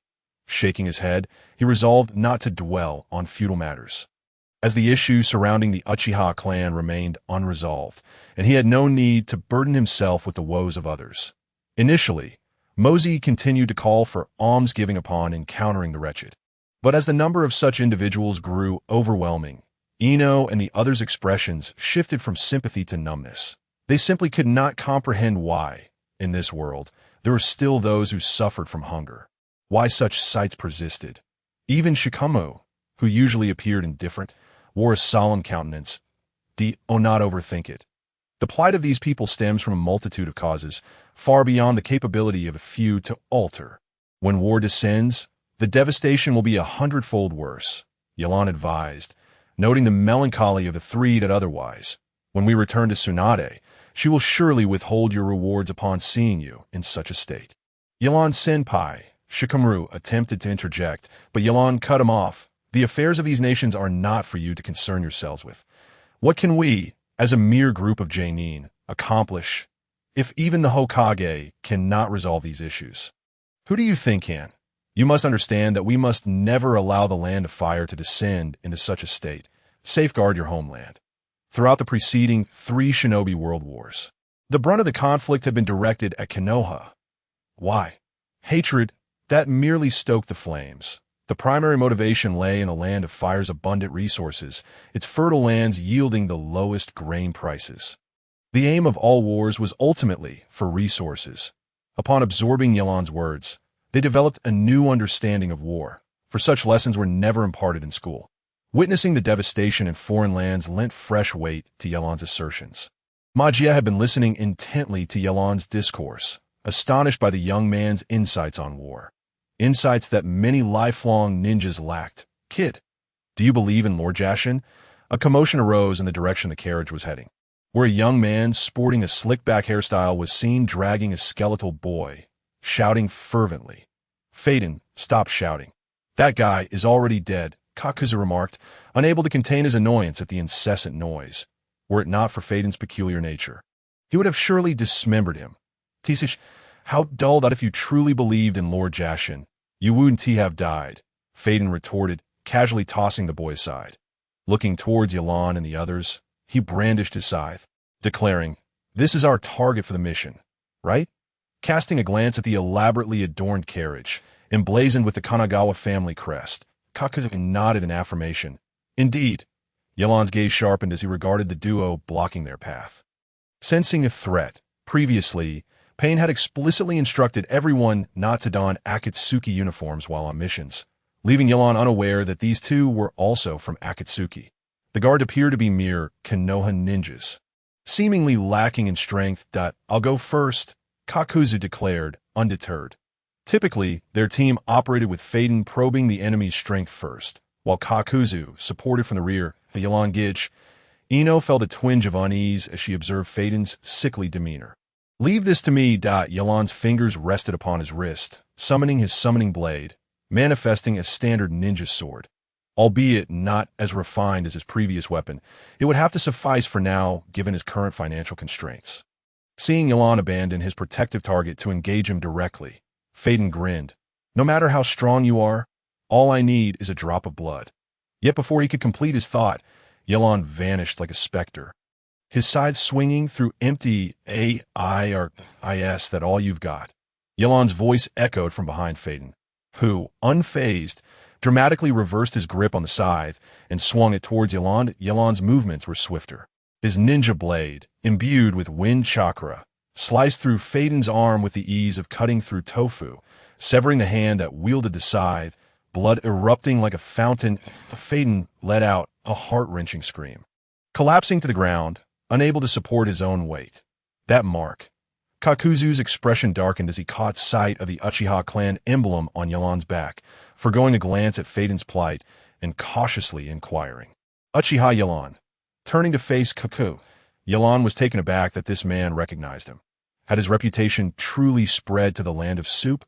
He offered no response, for the Sharingan in his eyes served as undeniable proof of his lineage. Indeed, your notoriety precedes you. No matter where you go, Kakuzu remarked, not without a hint of truth that Yelan's fame had been disseminated by certain individuals from Sunagakure. Unbeknownst to him, they had publicized his dealings with Orochimaru and Itachi, heralding Uchiha Yelan as the last glory of the Uchiha clan.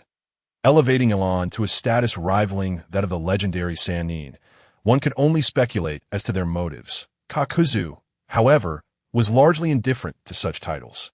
After all, he had assassinated the first Hokage, known as the God of Shinobi, and had lived for an unfathomable length of time. His interest in Yelan stemmed more from the fact that Yelan had thwarted Akatsuki's plans on 2 occasions. Both Itachi and Deidara had fallen at Yelan's hands, with Deidara even having been captured once. During meetings with Faden, Kakuzu often mocked their adversaries, yet facing Yelan for the first time, he felt an undeniable pressure. However, that alone would not deter Kaku. He would not leave without testing the waters. Instantly, he raised a hand, detaching his fist, which was connected by black tendrils akin to rubber bands, propelling it backward. Yelan had never encountered such ninjutsu before, yet he could still react swiftly. Initially intending to evade to the side, he reconsidered, realizing that Shikamaru and the others were directly behind him, and thus opted to block with his ninja blade. The sound of metal clashing resonated as if not a fist but a bullet had struck his blade. Instead of retreating, Yelan advanced towards Kaku, who disregarded him entirely, having failed to land his attack. He bypassed Yelan altogether, his sights set on Kanagawa Mozi. Yelan, realizing Kakuzu's intent was not aimed at him, sought to pursue but found his ankle caught by Faden's hand. Remarkably, the very individual he had just incapacitated. Presently, Faden bore no trace of pain, instead bellowing, "Trust in Lord Jashin. Lord Jashin shall grant you eternal life." Yelan was astounded by Faden's vitality, yet time was of the essence. He understood that the true threat lay with Kaku. At that moment, Shikamaru seized the opportunity as Kakuzu approached rapidly, employing the secret technique of his clan to ensnare him. Before he could revel in his success, he discovered that Kakuzu possessed tremendous strength, and he could not maintain his grip. "Ino," he shouted. "Understood. Mind transfer jutsu." Ino responded, forming seals aimed at Kakuzu, their trio, Ino, Shikamaru, and Choji, exhibiting seamless cooperation. The success of their plan now rested on Choji's shoulders. Unexpectedly, Ino just used the body flicker technique for less than a second before he was spitting blood and directly returned to his original form. Fear evident in his eyes, Sadamaki assumed that Shikamaru and the others had already succeeded, and he brandished his katana. Charging forward, a faint chakra shimmered around the blade, suggesting that his strength was not to be underestimated. He shouted at Kakuzu, "I'm coming, stop!" Before Shikamaru could finish his warning, Kakuzu had already broken free from the shadow imitation technique. Calmly, he raised one hand, black markings swirling on his palm, and effortlessly grasped Maki's katana, rendering Maki's attack completely ineffective.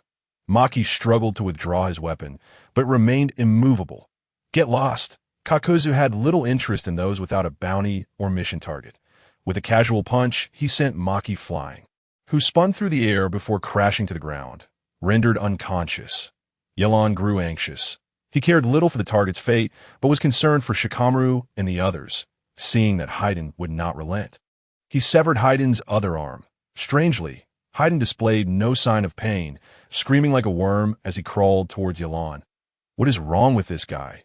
Yelan suppressed his curiosity and returned to his previous position. Fire style. Ashen gray cloak. A portion of Kakuzu's gray robe was torn away, revealing a peculiar black entity that emerged from his body. The masked black Fadewan understood that this time it was thanks to Kakuzu. It was rare for him to show any sign of yielding. Kakuzu, however, paid no attention to Fadewan. He was somewhat displeased that their mission had not been successfully accomplished, pushing through the noisy crowd. He made his way directly to the bounty office's front desk, where the bounty hunters promptly stepped aside upon seeing him. Kakuzu's reputation at the bounty office was far from ordinary. Oh my. Kakuzu-sama has returned. Upon noticing Kakuzu's arrival, the front desk clerk immediately donned a professional smile. It seems you have completed another mission. Allow me to escort you to collect your reward, observing Kakuzu's indifferent demeanor. The clerk awkwardly wiped the sweat from his brow. This mission was not particularly difficult. Could it be that Kakuzu had failed? Show me if there are any other missions with higher bounties. Kakuzu, feeling a bit humiliated, replied with dissatisfaction. But Kakukuma, that the clerk hesitated, recalling the previous instructions from a client and unsure how to convey this to Kakun. Kakuzu's mood was not particularly good at the moment. The opportunity to earn some extra money had slipped away, and he cast a displeased glance at the clerk. Kakuma, please follow me. The clerk, determined to maintain the bounty office's reputation, gritted his teeth and insisted. Upon hearing the clerk's insistence, Kakuzu felt a flicker of curiosity and followed him to a familiar morgue. Fadewan, too, looked around with interest. The clerk pulled out an ice coffin, revealing a man who looked somewhat familiar to Kaku. It was the very client who had posted the mission, and recognizing An's visage, Kakuzu's expression darkened. Since when did the bounty office engage in such dealings, disregarding even the life of the issuer? You are misunderstanding us. Kakuzu-sama, the clerk's face reflected bitterness. Mr. N took his own life. Suicide? Fadewan, intrigued, stepped forward with a grin. I've always tried to commit suicide, but have never succeeded. Fadewan, please, no jokes. Did and not inform Kakuzu-sama that upon the successful completion of the mission, his life would belong to you? The clerk sighed. Recently, a defector announcement was issued by Takigakure, placing a bounty on Mr. N's head, albeit a modest sum of 2 million ryo. Upon learning of this, Mr. N chose to end his life and instructed us at the bounty office that his bounty would go to the accomplished Kakuzu-sama. Seeing that Kakuzu was not angry, the clerk grew bolder and retrieved a box from beside the ice coffin, stating, "This is Mr. N's final belongings." He mentioned that this was all that remained of his estate, and ordered me to deliver it to Kakuma. Kakuzu's green eyes shifted to the box, where the most prominent item was a forehead protector from Takigakure, marked with the same scratches as his, signifying An's acknowledgement of his status as a defector. Along with a collection of various ninja tools, Kakuzu picked up a piece of paper that had been placed with the forehead protector. It seemed to describe the events that had transpired in An's life. After a brief glance, Kakuzu tossed it aside and turned to leave. This kid was also a ninja from Takigakure, just like me. Fadewan remarked upon seeing the forehead protector, but upon turning around, he noticed Kakuzu was already preparing to depart, prompting him to exclaim, "Kakuzu, where are you going? You haven't accepted a mission yet." Kakuzu turned back, his green pupils devoid of emotion, pronouncing each word deliberately. The previous mission remains uncompleted. Fadewan, fully aware of which mission Kakuzu referred to, felt a surge of excitement. All right, I've been wanting to teach that Uchiha brat a lesson. He annoys me greatly. We can complete the mission without confronting Uchiha Yelan. Kakuzu's voice resonated with a dull tone. Not going to fight? No, Uchiha Yelan cannot always remain with that woman. Neither Yelan nor Shikamaru chose to discuss the matter further, while Ino and Shuji sensed nothing unusual, even as Ino's bond with Meiko gradually deepened, sharing laughter and conversation daily. Along the journey, they encountered no formidable foes, only a few famished bandits who were swiftly dealt with by Meiko and his companions without needing Yelan's intervention. It seemed to affirm that he was not merely idling about. However, he dealt with the bandits with considerable severity. Had it not been for Mako's interjection, his actions might have been even more excessive. After a series of stops, they finally arrived at their destination, which was not a large city, but rather a prosperous rural town. Upon entering, Yalan and his companions noticed that the locals appeared significantly better off than the refugees they had seen along the way. Few were overweight, and at least they looked well-fed. Mako has returned.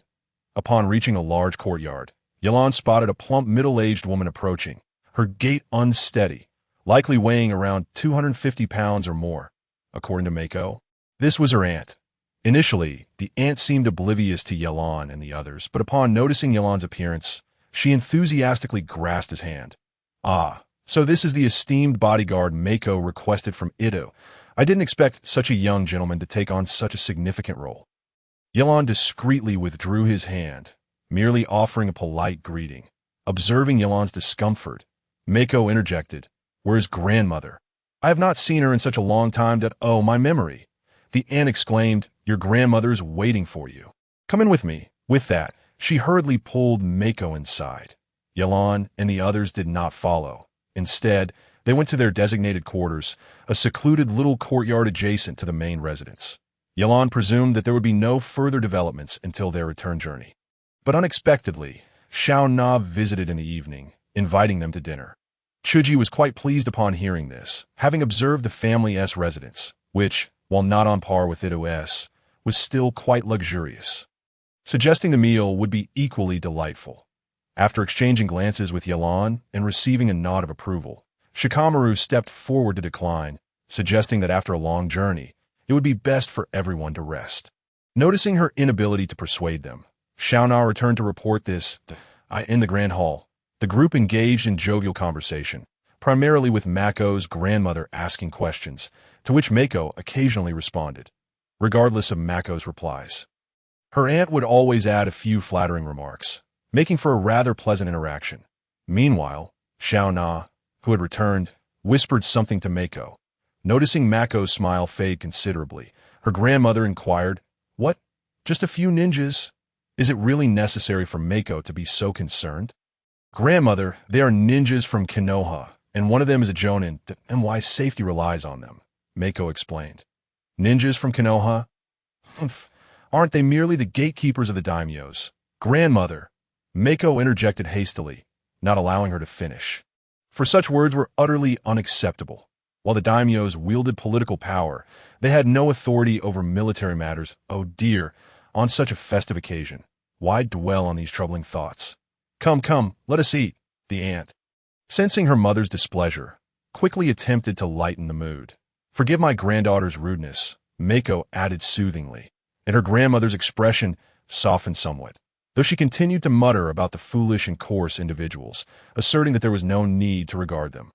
The meal concluded amidst laughter and merriment. The following day, Mako accompanied her aunt to the town's market for a stroll, while Yalan, believing there was nothing pressing, opted to stay behind. However, no sooner had they stepped outside than a servant rushed into their courtyard. Breathless with urgency, "Yalan-sama, trouble has arisen. Miss Mako has been intercepted by several Takigekyur ninjas. You must go at once." Takigekyur again. Could it be related to him, as Mako had mentioned? Yalan summoned Shikamaru and the others and hurried off. Their mission was to ensure Mako's safety, regardless of their personal feelings. Kanagawa Mako. Upon reaching the marketplace, Yalan heard someone calling out. Approaching, he saw a group of teenagers around 17 or 18 years old surrounding Mako. They were all wearing Takigekyur forehead protectors, and one boy with a scar on his face appeared to be their leader, pointing accusingly at Mako. Mako, on the other hand, maintained a calm smile, showing no signs of panic. "Don't think that just because you've done something, no one knows about it, and his family are dead because of you, and has become a defector of Takigekyur," the scar boy shouted, his companions sharing his dark expressions, as if ready to strike at any moment. "Senior Jonin, please do not get agitated. The elders of Takigekyur have already passed judgment. This matter has nothing to do with our family. If you wish to slander me, please present your evidence," Mako replied with poise. "As for in becoming a defector, I can only express my regret. However, we have reported his actions of burning down houses and killing my family's servants to Takigekyur. You ninjas must not act against ordinary people. That I believe Kimo's decision was entirely justified. You wretched woman. A female ninja beside Shio gritted her teeth and stepped forward, seemingly eager to take action. However, it was Shio, appearing agitated, who restrained his companion. Acknowledging that it was indeed Anne's fault for attacking an ordinary person, he lamented that the real mastermind was allowed to roam freed at that moment. Mosey's expression shifted slightly, and she raised her voice. Yelan, Janine, how long must you stand by and watch? Yelan, having arrived, had been holding down Shikamaru and the others without revealing himself. Only now did he slowly approach Mosey and say, I apologize for my tardiness. Humph. Mosey seldom displayed such temper, turning away to disregard Yelan. Shio and his companions were somewhat taken aback upon seeing Yelan, not expecting that Mosey's bodyguard would be a boy younger than they were. To the members of Takigaikure, Miss Mosey is my protection target. I kindly ask you to leave, Yelan stated, blocking Shio's line of sight without any malicious intent. Who do you think you are to take on any task? Aren't you afraid of losing your life? Shouted another of Shio's companions, a burly man who doubted that someone so young could truly be a Janine, suspecting it was merely a trick of Mosey's. You insolent fool! Ino, who had remained silent until now, finally spoke up. She had intended to assist Mosey, but had been pulled back by Shikamaru. Now, hearing someone insult Yelan, she could no longer hold her tongue. Ino, it's all right. Yelan took a step forward, and the blackness in his pupils transformed into 3 tomo. Despite the bustling market, Shio and his companions felt an icy chill wash over them. Yelan continued, Allow me to reintroduce myself. Uchiha Yelan. Upon witnessing the Sharingan, Shio's group felt the gravity of the situation. The reputation of this boy had already spread through Sunagaikure, and they had not anticipated that Mosey's protector would be him. Suddenly, none of his companions dared to utter a word, retreating 2 steps back. I could see that moment. Shio noticed the forehead protectors they wore bore the symbol of Konohana. It was difficult to discern, as only the last of them. Choji wore his visibly, while Yelan's was merely hanging at his waist, Ino using hers as a belt, and Shikamaru tying his around his Oh, we think you are from Konoha. Shio awkwardly greeted, uncertain of Yelan's temperament. Unless there is an issue, I suggest you disperse, Yelan stated, his pupils returning to their original blackness upon sensing their lack of hostility. Shio exhaled, realizing just moments ago, facing Yelan had made it clear he was no match for the boy. Accepting that Yelan bore no grudge, he began to disperse his companions. As he passed Yelan, he remarked, Be wary of that woman. Yelan was well aware of the issues surrounding Mosey, but regardless, she had not violated any regulations pertaining to the mission. As a ninja, he could not pry further. Sensing Yelan's mood, Mosey spoke after they left the market. Those Takigaikure ninjas were friends of him from before. Now that it has become a rogue ninja and defied their elder's decree. They sought me out. Before she could finish, Yelan raised a hand to interrupt. Miss Mosey, my task is solely to ensure your safety. I will not inquire further. Even Ino, who was typically slow to perceive, sensed the oddity of the situation. After glancing at Mosey, she chose to follow Yelan's lead instead. Mosey's once beautiful countenance darkened in an instant. She had not been so angered even in the face of numerous ninjas. Yet this boy, though young, seemed to see through her. In the days that followed, Yelan and his companions seldom ventured out, mostly remaining in the courtyard. The atmosphere of silence affected Ino and Choji, who ceased their usual banter over grilled meat. And Ino, despite her multiple attempts to inquire, fell silent. Finally, after Mosey concluded her tasks, the group prepared to return. This time, Yelan urged Shikamaru to remain vigilant, fearing a repeat encounter with Kakuzu and Haiden. He felt the pressure of having to protect Mosey while dealing with those two. To Yelan's surprise, the journey back to the Land of Fire was devoid of peril. He could only conclude that Kakuzu and Haiden had abandoned their mission, regardless of his thoughts, upon safely arriving in the city. Everyone breathed a sigh of relief. This mission has concluded successfully, and my father must have prepared a lavish feast. Would you care to join us on our return? Mosey invited Yelan once they were back in the city. Miss Mosey, we must report back to Lord Hokage early. I shall not impose further, Yelan declined, wishing to avoid entanglements with her. Very well. Then I wish you a safe journey. Janine Yelan. Mosey replied, her smile fading. Aware that Yalan was unlikely to acquiesce, seeing Mosey's swift change of demeanor, Yalan chose not to dwell on it and departed. Once Mosey's group had moved away, Choji approached Yalan with a pitiful expression.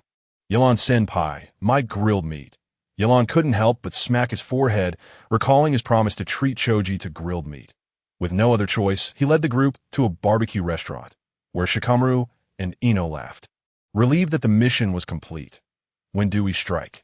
Hayden scratched his rear, having lingered in the Kanagawa family's courtyard for far too long, nearly devoured by mosquitoes. Even if he was immortal, he could not endure the itchiness. It seems Uchihalan did not return with them. We shall wait until after dinner. Kazu, cloaked in a gray robe that concealed him in the shadows, glanced at Hayden, who wore nothing but a leather jacket with most of his skin exposed. Vulnerable to mosquito bites. Let us act quickly. This family has too many flowers. The mosquitoes are unbearable. In the hall, Ida had indeed prepared a sumptuous meal, but the only diners were himself and Mosey. He had no idea where Maji had gone. Have all matters been resolved?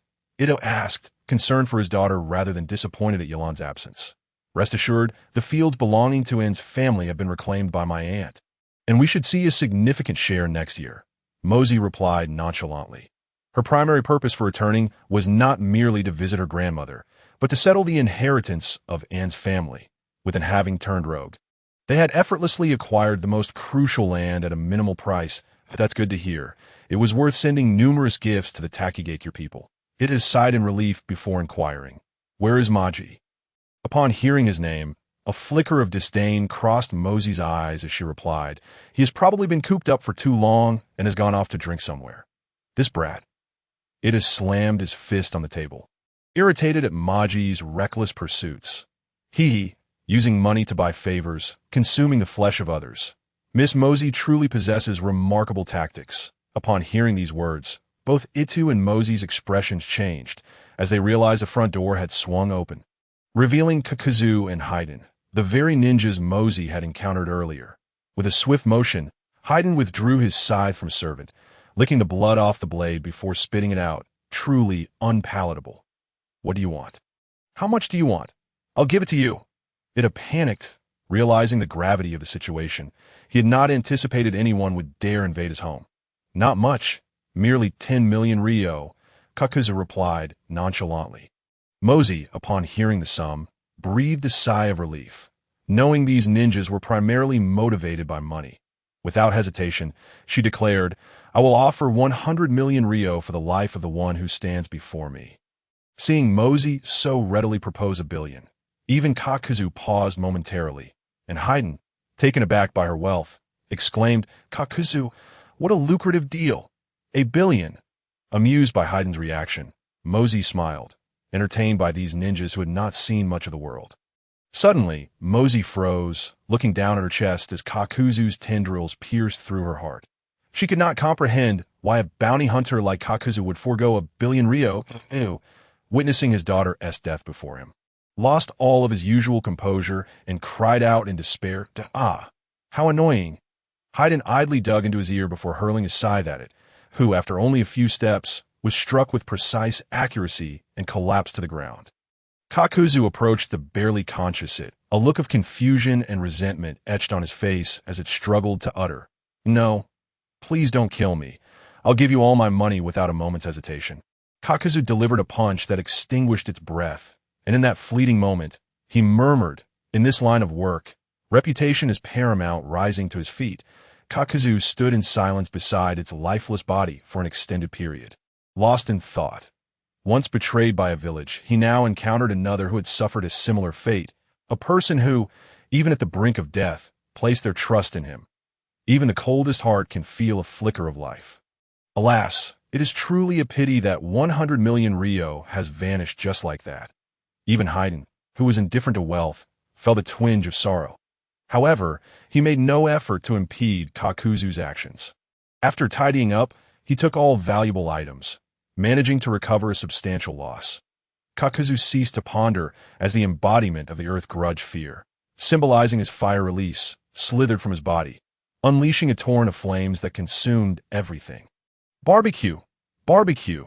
Yelan gazed at the table laden with food, feeling a pang of regret. Ino and Shikamaru chuckled, while Yelan's expression mirrored that of Asuma from long ago, bewildered that the Akimichi clan was renowned in Konoha for their voracious appetites. Suddenly rising from his seat, Yelan opened the nearby window to gaze at the distant roar, spotting numerous flames in the far-off horizon. Compared to the vast sky, those flames seemed insignificant, yet they grew larger, as if breaking free from their constraints. Intent on scorching the inky blackness of the night, does this mission count as a failure? Yelan had returned to the village and was currently reporting to Tsunade. Well, the mission can still be deemed completed. The Kanagawa family has already compensated Konoha, but is there truly no trace left? Tsunade bit her finger, taken aback by how this mission had culminated in such a manner. I later inspected the scene again, only to find a heap of charred corpses. The adversary was evidently a seasoned veteran, leaving no traces behind. Yelan reflected, realizing he had not anticipated anyone daring to act in such a large city.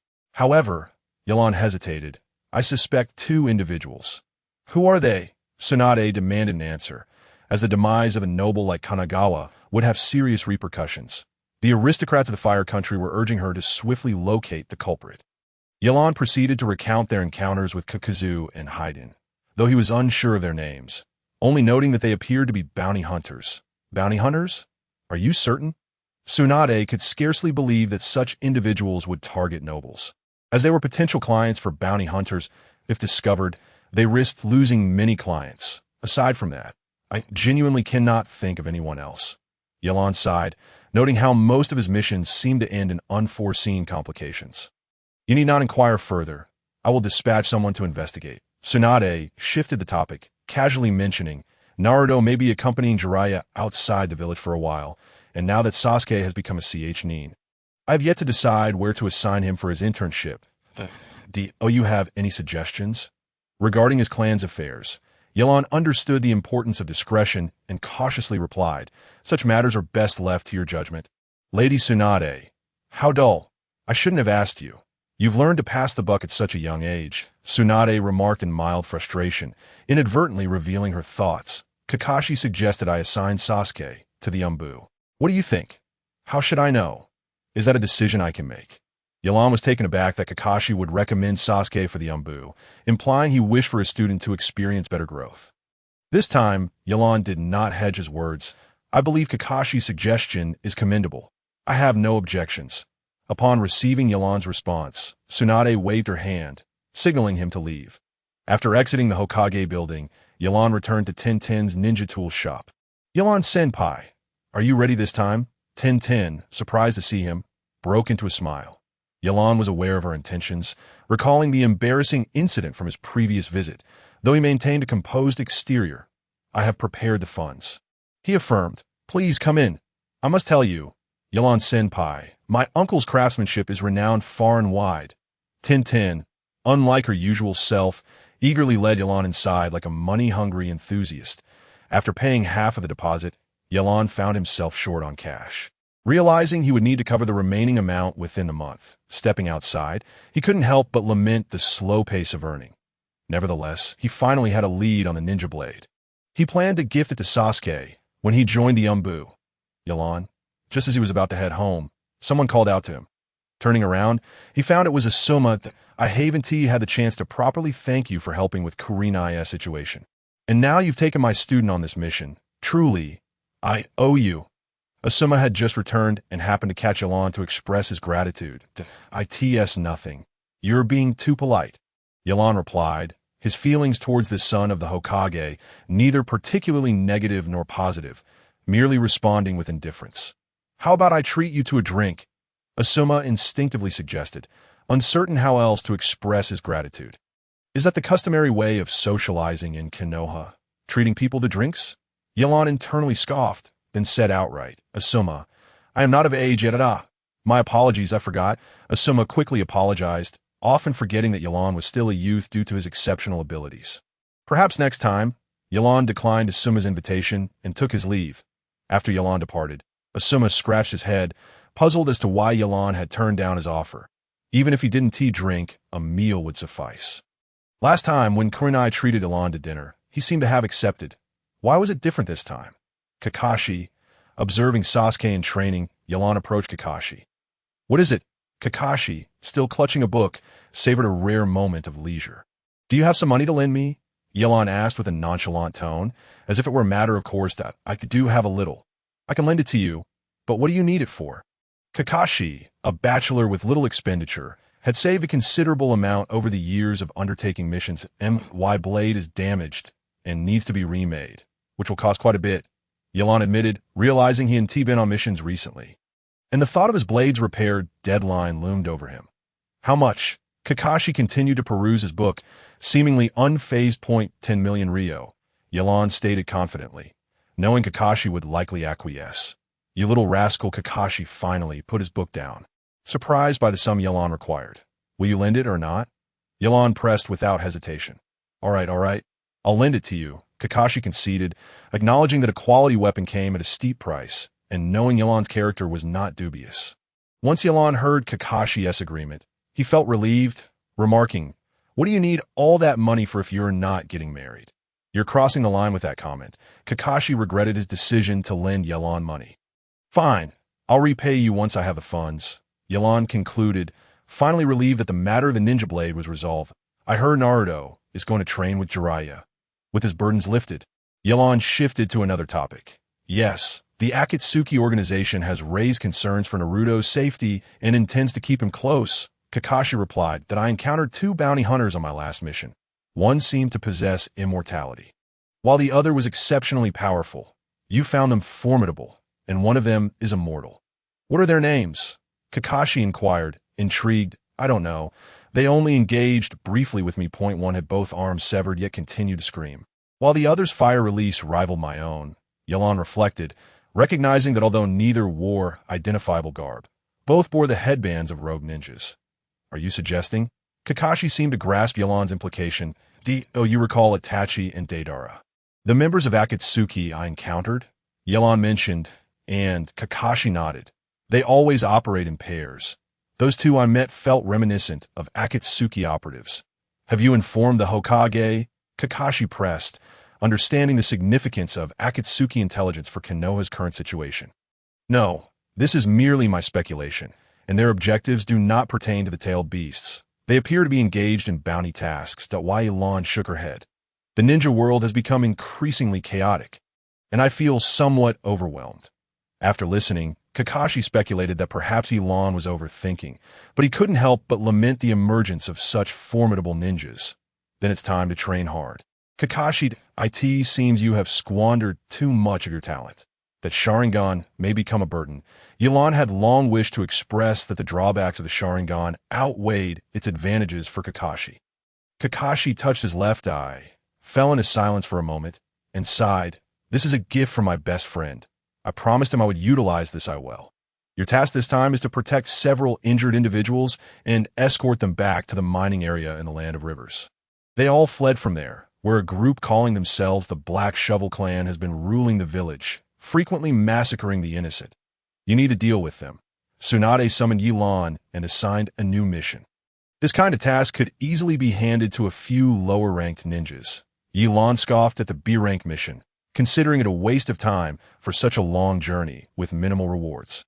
The key was that there was some intelligence regarding the leader of the Black Shovel Clan, Heisei Leia, who seemed to be one of the former 7 ninja swordsmen, that if that were true, as a rogue ninja, he could very well be a member of the Akatsuki organization.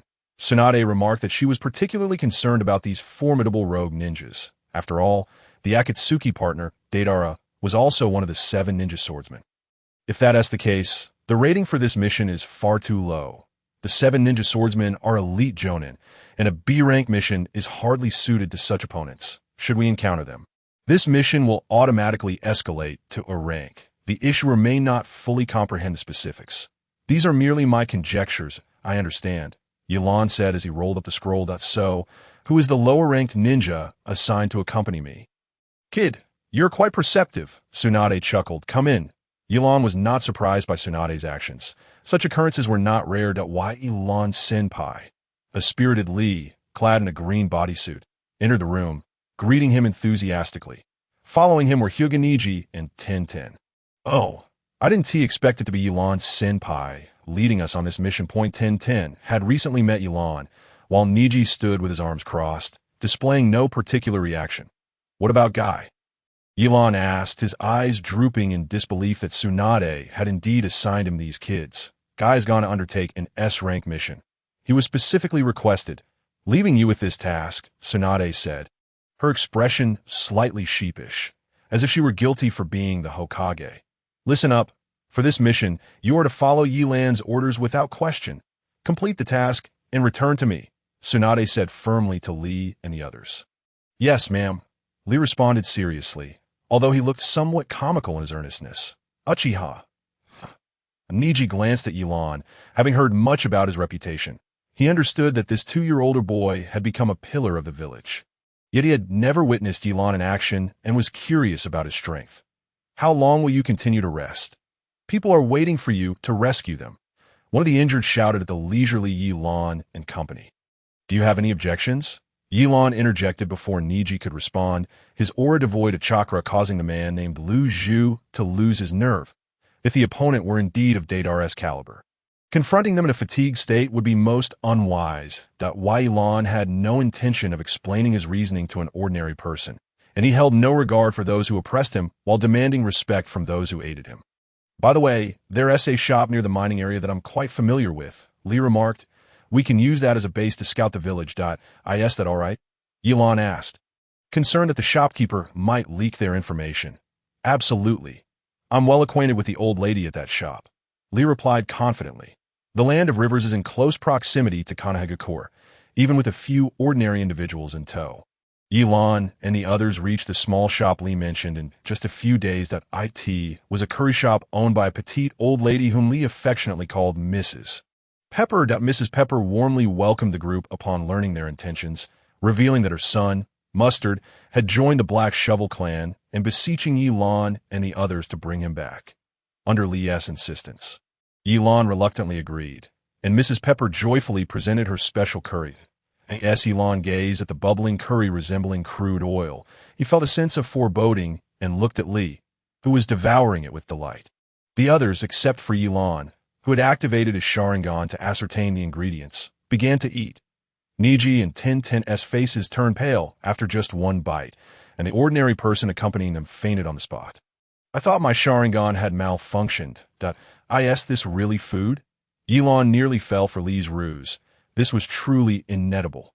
That night, as everyone settled down to rest, Elon suddenly noticed some movement, raising his eyelids. He saw Lu Zhu, the one who had argued with him earlier, sneaking out of the room. Why Elon did not intervene. The primary objective of the mission was to eliminate the Black Shovel clan. He had neither the time nor inclination to concern himself with the fates of these individuals. Where did Lu Zhu go? Early the next morning, Lu Zhu's companions awakened Elon, who was displeased and rose from his bed. Niji approached him and said solemnly, Elon Senpai, what shall we do? You and the others will disguise yourselves as villagers and return to the village to assess the situation. I'll have Lee and 1010 wait at the village entrance. If anything arises, you can discuss it among yourselves. I'll conduct my own investigation. Remember, if anything happens, you must withdraw immediately. I will handle everything, Elon instructed.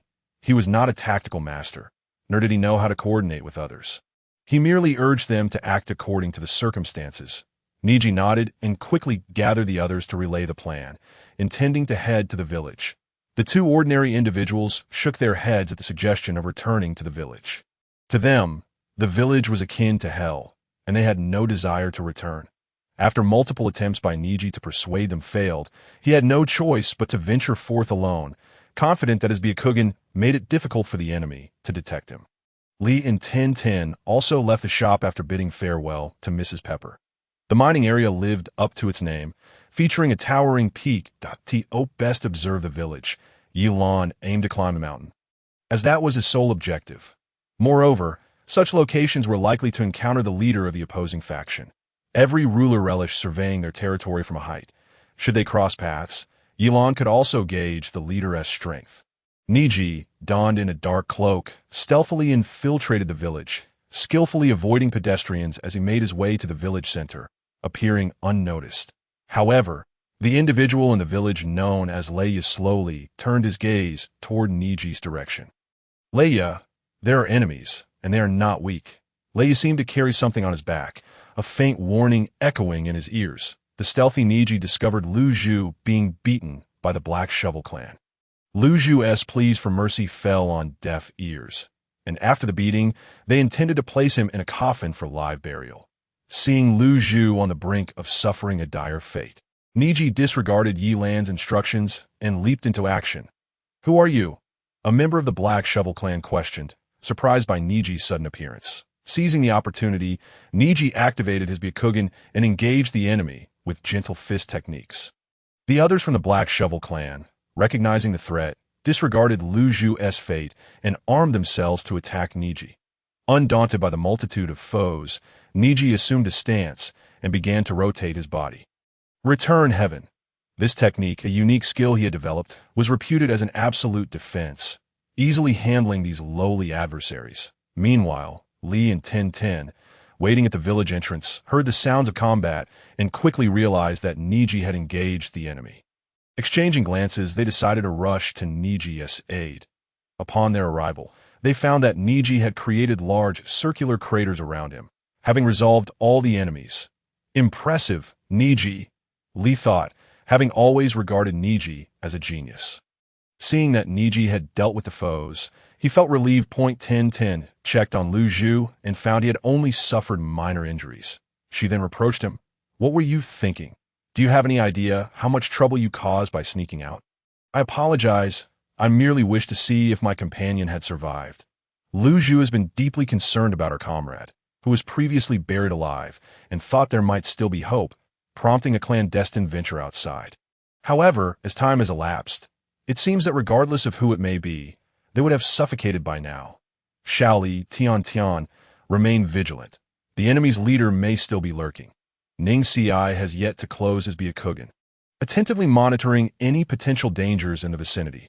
Upon hearing Ning Si's warning, Xiao Li and Tian began to be more aware of their surroundings. That moment, a thick fog enveloped them, and Ning Si quickly realized it was the mist shinobi's technique, indicating that the enemy was nearby, and he sought to alert his companions.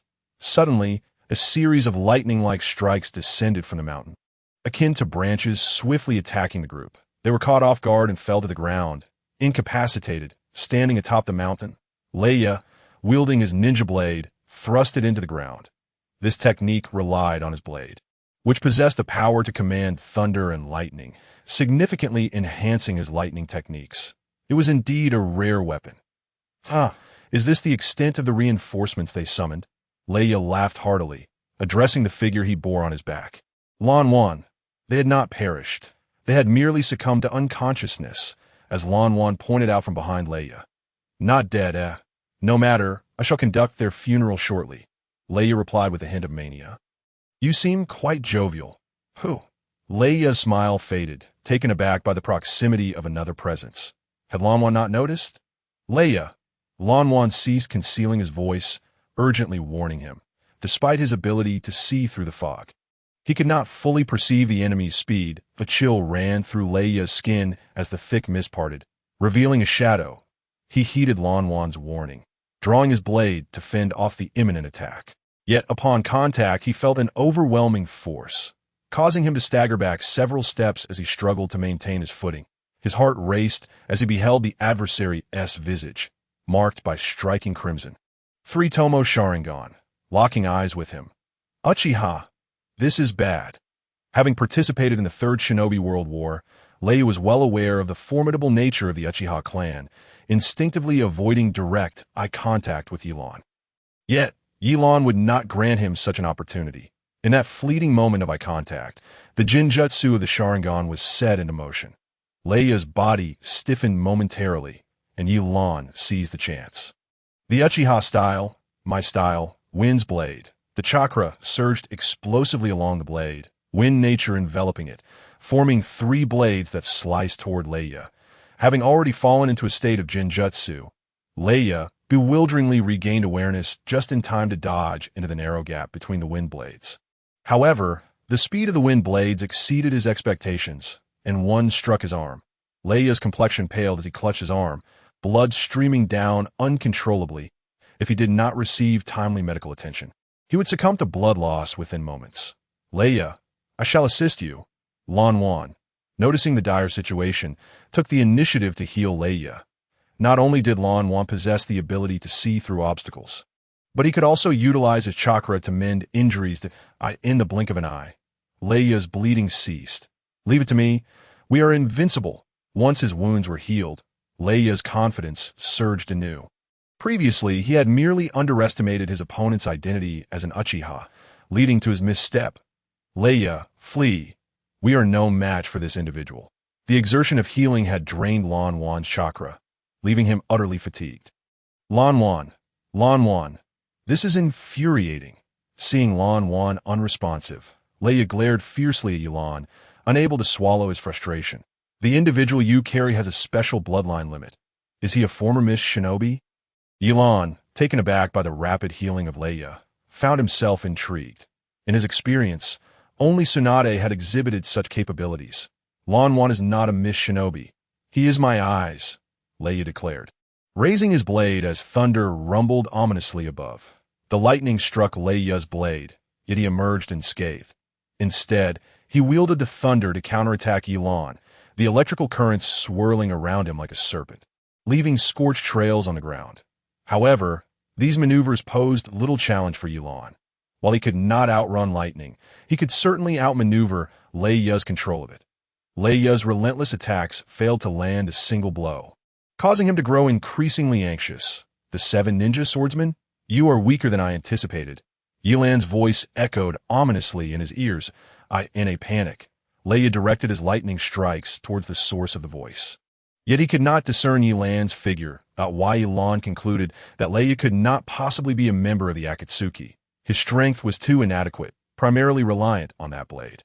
Without it, Leia was barely stronger than a mere genin. Do not underestimate me. Lightning release. Lightning dragon tornado, clearly provoked by Yilan's taunts. Leia raised both blades above his head, channeling all the lightning into forming a colossal lightning dragon, which, under his command, lunged ferociously at Yilan, employing the Uchiha style. His own style manifested multiple illusions of himself, simultaneously launching an assault on Leia. The wind nature affixed to the blades dispersed the lightning surrounding Leia, each apparition appearing as a solid entity. Leia was at a loss, unable to discern which figure to target. Before he could unleash the lightning dragon, multiple Yilans plunged their blades into his abdomen. Cough! Blood splattered from Leia's mouth onto Yilan's garments as the lightning dragon in the sky vanished. This time, no one could save him. What is your relationship with Shursui?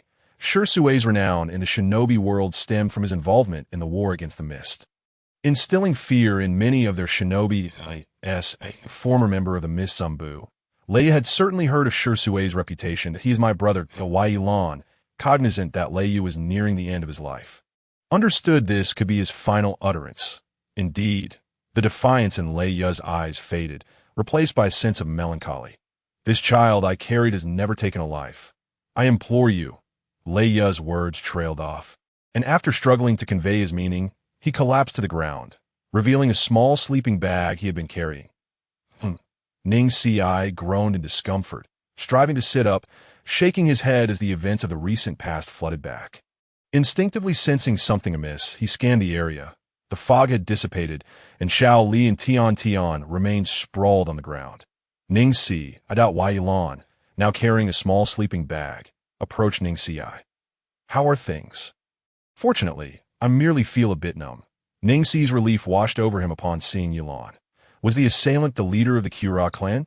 Yilan set down the sleeping bag and crouched to examine Tian and Xiao Li, noting their minimal injuries. Yes, it was Kurok Leia. I have dealt with him.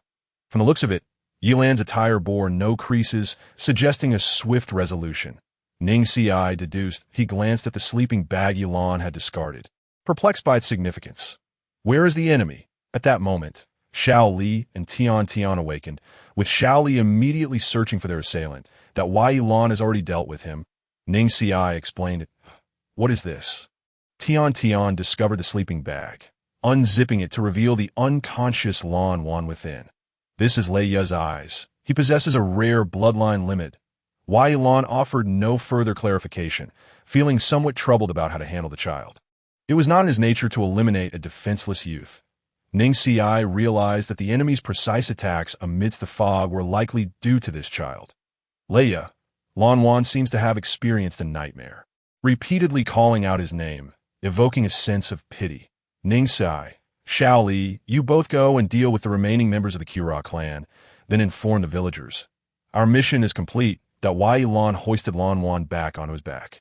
Intending to deliver the child to Tsunade, he had witnessed Lan Wan's healing abilities. If utilized effectively, he might become an exceptional medical ninja. As for how Tsunade arranges for Lamuru, let her deal with her own headaches. Yilan and Tian first returned to the curry shop of Granny Mountain Pepper.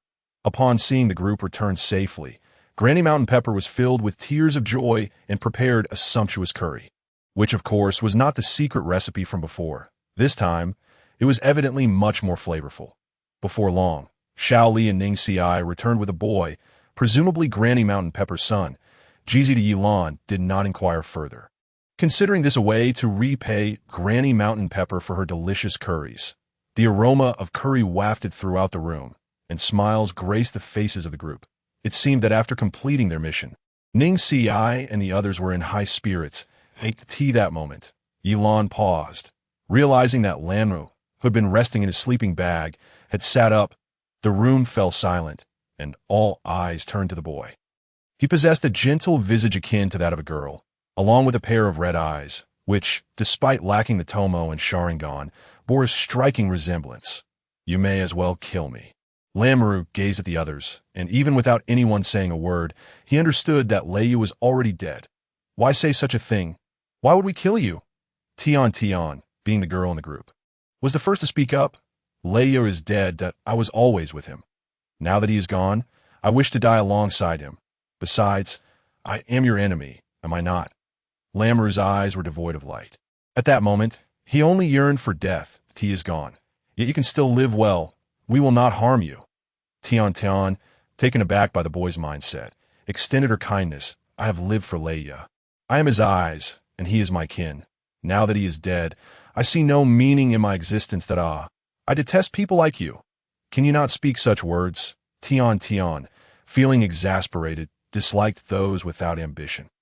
Although Lamuru's appearance was quite endearing, she felt no affection for him. Before he died, Leia told me not to kill you, and I agreed to his wish. You say your reason for living is Leia, but that is because you have only felt his kindness. You must interact with others more, rediscover the meaning of life. If, after some time, you still wish to die, then I shall not impede you.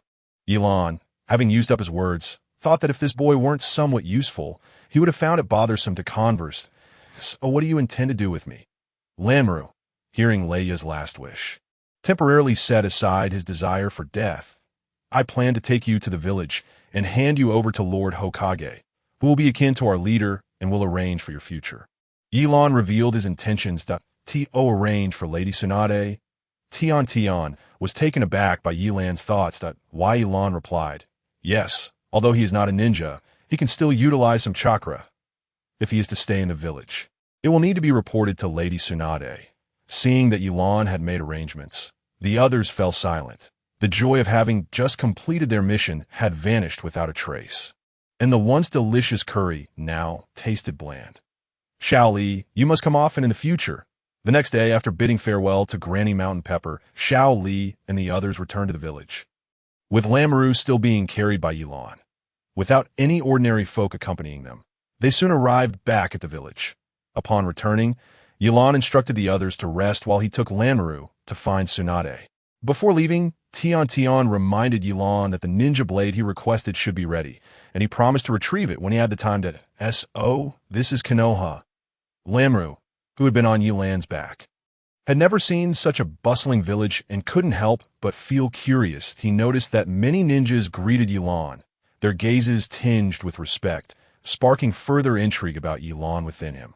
Lamuru kept to himself that, in addition to his ability to see through things, his eyes could also discern the emotions and thoughts of others, He had previously attempted to observe Elon, but only saw endless darkness, leaving him utterly bewildered about the kind of person Elon truly was.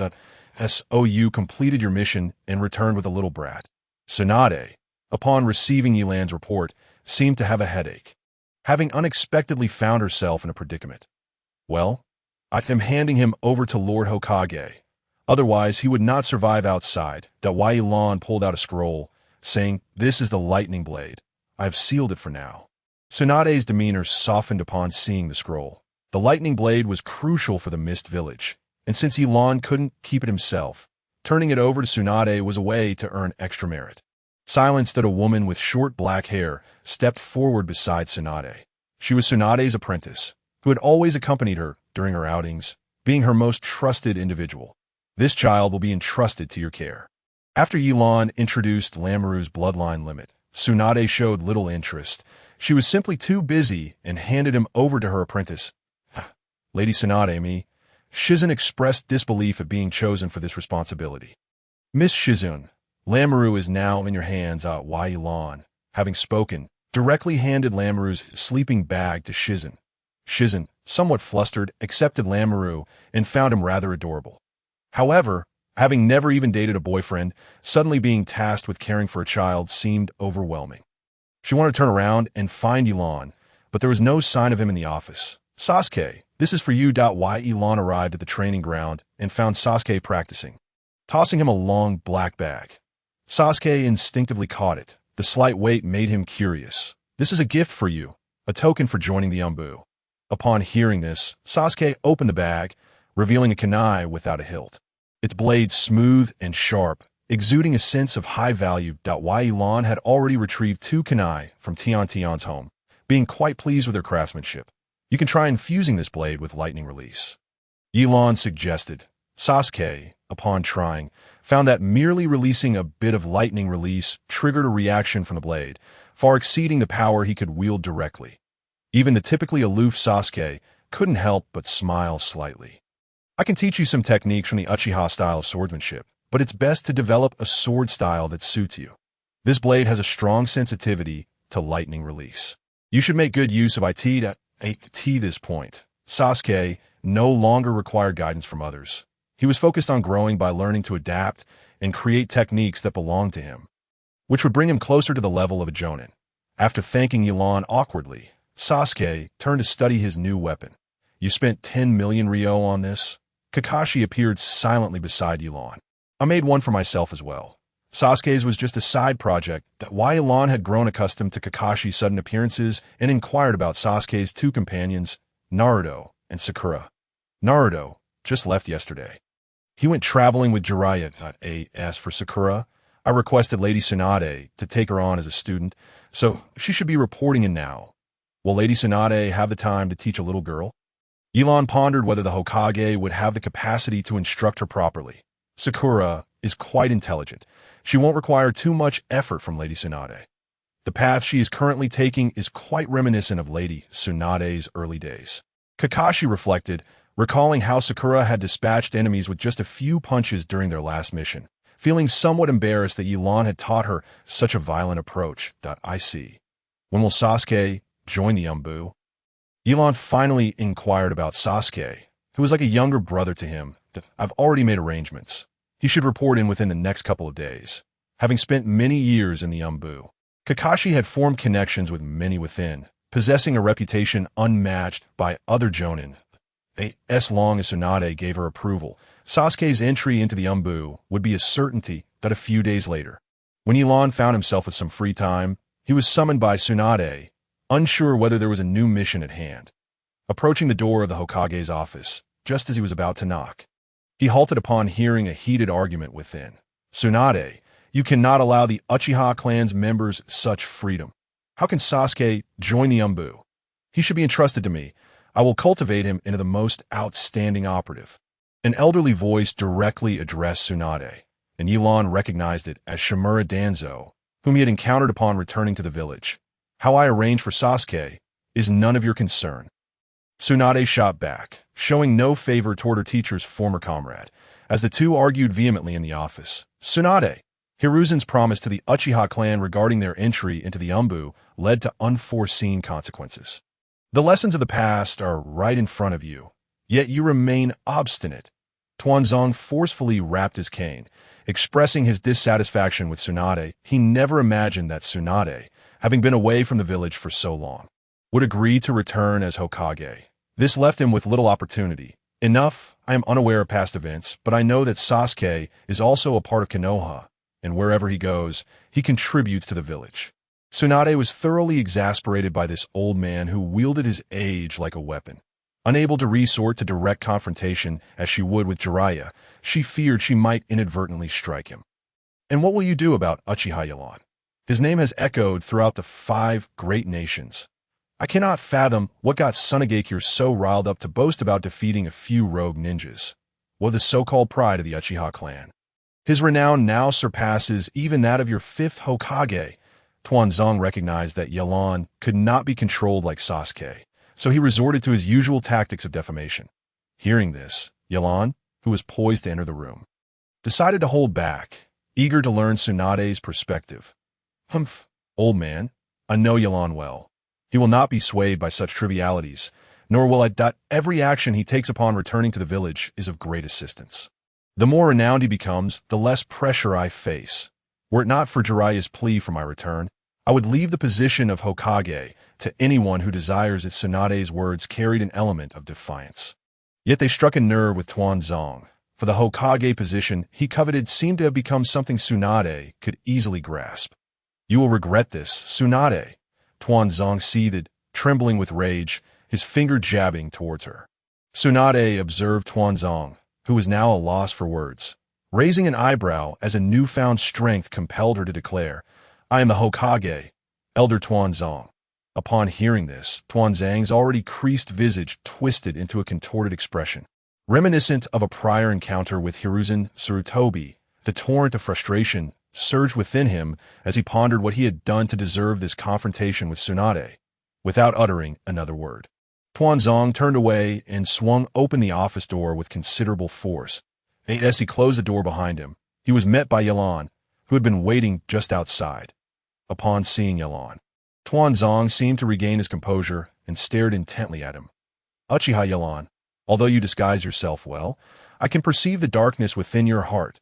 Do not entertain any malicious thoughts. I will be watching you. Before Yelan could respond, Tuanzong hastily departed. Eager to distance himself from the situation, as he exited the building, he cast a glance at the prominent kanji for fire emblazoned on structure. His yearning for the position of Hokage having morphed into an obsessive fixation, he muttered under his breath, the position of Hokage must be mine. Yelan silently watched Tuanzong leave, not uttering a word. However, a particular remark from their earlier conversation weighed heavily on his mind.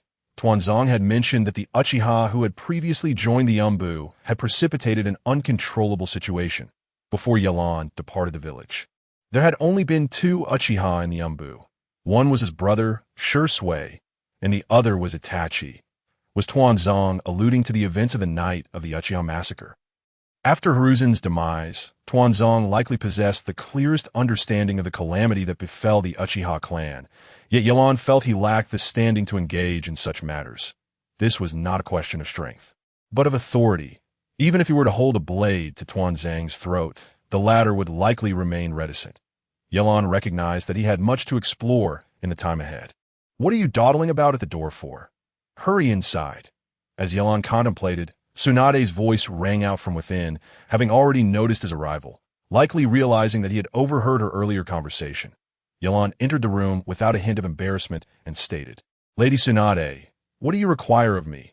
You've been eavesdropping for a while, haven't you? What do you think of my assessment of you? Tsunade did not respond directly to Yelan's inquiry, instead choosing to address her prior discussion with Tuanzong. As Hokage, I believe your evaluation is quite fair, Lady Tsunade. Yelan, unruffled, acknowledged her words, understanding that her questioning signaled her growing trust in him. Humph. Well, Tuanzong is simply an old man whose mind has become clouded. He harbors a bias against your Uchiha clan, so do not take it to heart. Tsunade opted to extend some courtesy to her mentor's former colleague in her response to Yelan. With all due respect, Lady Tsunade, Elders like Tuanzong have long since reached retirement age. His actions will only hinder the village's future choices and development. Yelan made no effort to shield Tuanzong from criticism, appearing amiable only towards those deserving of it.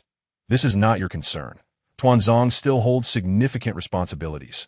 Recognizing Yelan's demeanor, Tsunade chose to shift the topic. Sakura has learned quite well under your guidance. Her foundation is solid. You do not resent me for taking her as my apprentice, do you? Upon hearing Tsunade mention the pink-haired girl, Yelan was momentarily taken aback, but quickly responded, not at all.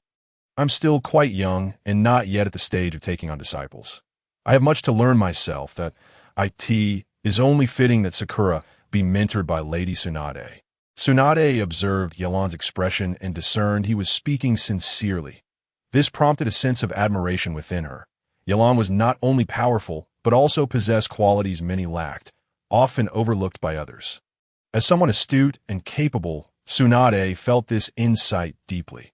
Regardless of the so-called geniuses, it was inevitable that some would become arrogant and lose their reverence for many things. Even the legendary Sannin had experienced moments of hubris in their youth. Yet Yelan exhibited none of these traits, but he interacted well with everyone in the village, wholly unlike a typical Uchiha. Moreover, he consistently served as a reliable support during missions. That it was important to note that the mission reports included not only the evaluations of Jainin, but also the reflections of Genin, many of whom would not pay attention. Tsunade, however, had meticulously reviewed others' assessments of Yelan, gradually dispelling her initial wariness towards him. Most crucially, he was still very young. She had heard he frequently visited the library to study, showing no signs of complacency in his training. Despite already achieving considerable renown, he maintained high expectations for himself. In Yelan, she perceived a reflection of Minato Namikaze, a true genius. Tsunade felt uncertain if she would possess the strength to contend with Yelan in a few years' time. After a moment of contemplation, Tsunade resolved, both Orochimaru and Itachi entered Konoha far too easily. Though they were once Konoha's shinobi, the village's vigilance is woefully inadequate. The barrier team, too, has failed to create a perception barrier without a hint of disturbance. Do they treat this place like a mere garden? Yelan listened attentively, understanding that Tsunade was now addressing the crux of the matter. Your mentorship of Sakura reveals your strong aptitude for learning and your independent thinking. I intend to assign you to oversee the restoration of the village's barriers. Tsunade's decision was not made lightly. The village's barriers were typically entrusted only to the most loyal and competent members of the Hokage's inner circle. As they were vital for the village's safety, this effectively meant handing the village's lifeline over to Yelan. Yelan was taken aback by Tsunade's decision, a hint of astonishment breaking through his otherwise placid demeanor. Lady Tsunade, I lack expertise in barrier techniques and have little experience. I suggest you assign this task to someone else. Tsunade closed her eyes and waved her hand dismissively. She understood that her decision was sudden and would likely draw discontent from many within the village, especially Tuanzong and the two advisors. However, this was precisely her intention. The advisors and Tuanzong wielded too much power, and with the presence of the Umbu, Tuanzong even commanded Root, an organization that did not heed the Hokage's orders. Every action she took had to consider the opinions of these individuals. While she was indeed the granddaughter of Senju Hashirama, she had also been away from the village for an extended period, and there were few she could truly trust. Many shinobi had shown her goodwill, but this goodwill was often conditional. Rather than ceding advantages to these clans, she preferred to rely on the two Uchiha. She recognized Yelan's desire to integrate into the village, and she was more than willing to facilitate that. The greater Yelan's accomplishments, the more they would reflect positively on her judgment as Hokage, while also ensuring he would inevitably clash with Tuanzong and the advisors, thereby indirectly diminishing their authority. Tsunade did not covet power, yet nobody relished the experience of having their decisions consistently undermined. I will provide you with some literature on barriers and sealing techniques. You may attempt to study them. The village currently lacks any proficient sealing experts, so it would be a shame to let this knowledge go to waste. Tsunade produced several scrolls and added, I will give you 1 month to prepare. The village's barriers must be restored by then. Whether you can maintain your oversight will depend on your achievements in this month. Yes, Lady Tsunade, I will undoubtedly fulfill this task. Yelan's expression, typically composed, now bore a hint of excitement as he accepted the scrolls with both hands. Seeing the desired response from Yilan, Tsunade could not help but smile. This was the normal behavior of a 15 or 16-year-old boy. If Yilan continues to remain calm and composed, she cannot help but harbor some doubts regarding his intentions. After exchanging a few more words, Yilan departed from the Hokage building as she pushed open the door. Sunlight streamed on her face once more. The excitement she had just felt dissipated, and with an expressionless demeanor, she lifted her gaze towards Tsunade's office. At that moment, Tsunade, still present in the office, seemed to sense something and turned to look out the window in Yilan's direction, where she found Yilan smiling and waving at her, resembling a cheerful and sunny young man. Upon returning home, Yilan wasted no time and picked up the scroll that Tsunade had given her to commence her studies. A blue star individual who had endured the rigors of the Zhonkao and Gaokao. She possessed her own methods for comprehending the material. For Naruto, perusing such cumbersome and convoluted theoretical texts, which many could not learn the sealing techniques from and had to self-study, would be nothing short of a nightmare. From the simplest binding arrays to the more complex four-symbol seals, the scroll Tsunade provided was filled with substantial content. Prior to this, Yilan had only acquired knowledge of basic sealing techniques, which could hardly be classified as true sealing arts. Having never encountered a sealing master, Yilan found herself with newfound insight, and should she ever meet a sealing expert in the future, she would certainly remain vigilant. Mastering sealing techniques requires not only precise chakra control, but also a vast amount of study. The principles of each sealing technique can deter many ninjas, let alone the need to perform numerous hand seals during their execution. A novice would find it nearly impossible to apply these techniques in actual combat, and reaching the level of a Jonin would not afford one the luxury of prolonged study, nor would it necessarily alter their fighting style. At that point, one could hardly ascertain whether it would enhance their strength or merely squander their time. Only those who had consciously pursued the study of sealing techniques from a young age could fully integrate them into combat. Yilan did not expect sealing arts to provide her with significant enhancement. She would be content if it merely increased her margin for error in battle. Tsunade did not anticipate that Yilan would become a sealing expert overnight. If she could reach a level of competence within a month, her position as supervisor would remain secure. Why Yilan occasionally recalled the Edo Tensei technique she had once used to extort Orochimaru for her studies.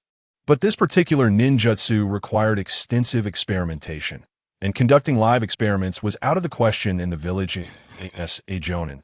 She could not leave the village without cause, understanding well that her every move was likely being monitored.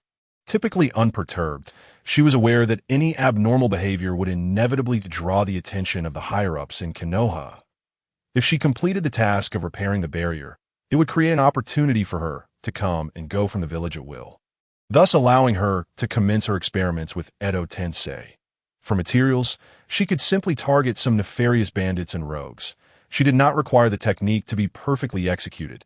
Merely summoning the deceased members of the Uchiha clan would yield a wealth of information. Yilan found her studies somewhat tedious, yet knowing the weight on her shoulders altered her mindset. Having already gained Tsunade's trust, she recognized that completing one or two more significant tasks would lead to greater responsibilities, bringing her ever closer to the village's core secrets and gradually unveiling the truth behind the night of the massacre. Tsunade, how could you make such a ludicrous decision? Tsubaki Koharu and Mito Gadian had learned of Yilan's impending role in the restoration of Konoha's barrier and confronted Tsunade directly. Ludicrous? I failed to see how.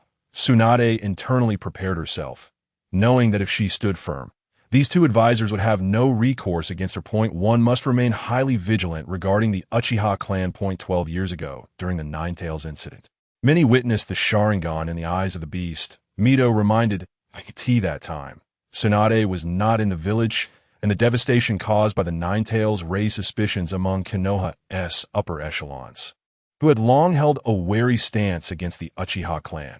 You do realize that was 12 years ago. How could a child as young as Yilan have the ability to control the Nine Tails? Tsunade dismissed those old grievances, asserting that they had no bearing on Yilan. Perhaps, but even if he did not control the Nine Tails, there might still be a connection to him. You must remember that Yilan possesses eyes akin to those of Uchiha Madara. We all witnessed it recently. Tsubaki's eyes widened, her fear palpable at the thought of such power. Yet Tsunade, having only heard of the Susanoo, did not take it too seriously. She sighed as she regarded the advisors, who had always harbored biases against the Uchiha. Konoha was founded by my grandfather and Uchiha Madara.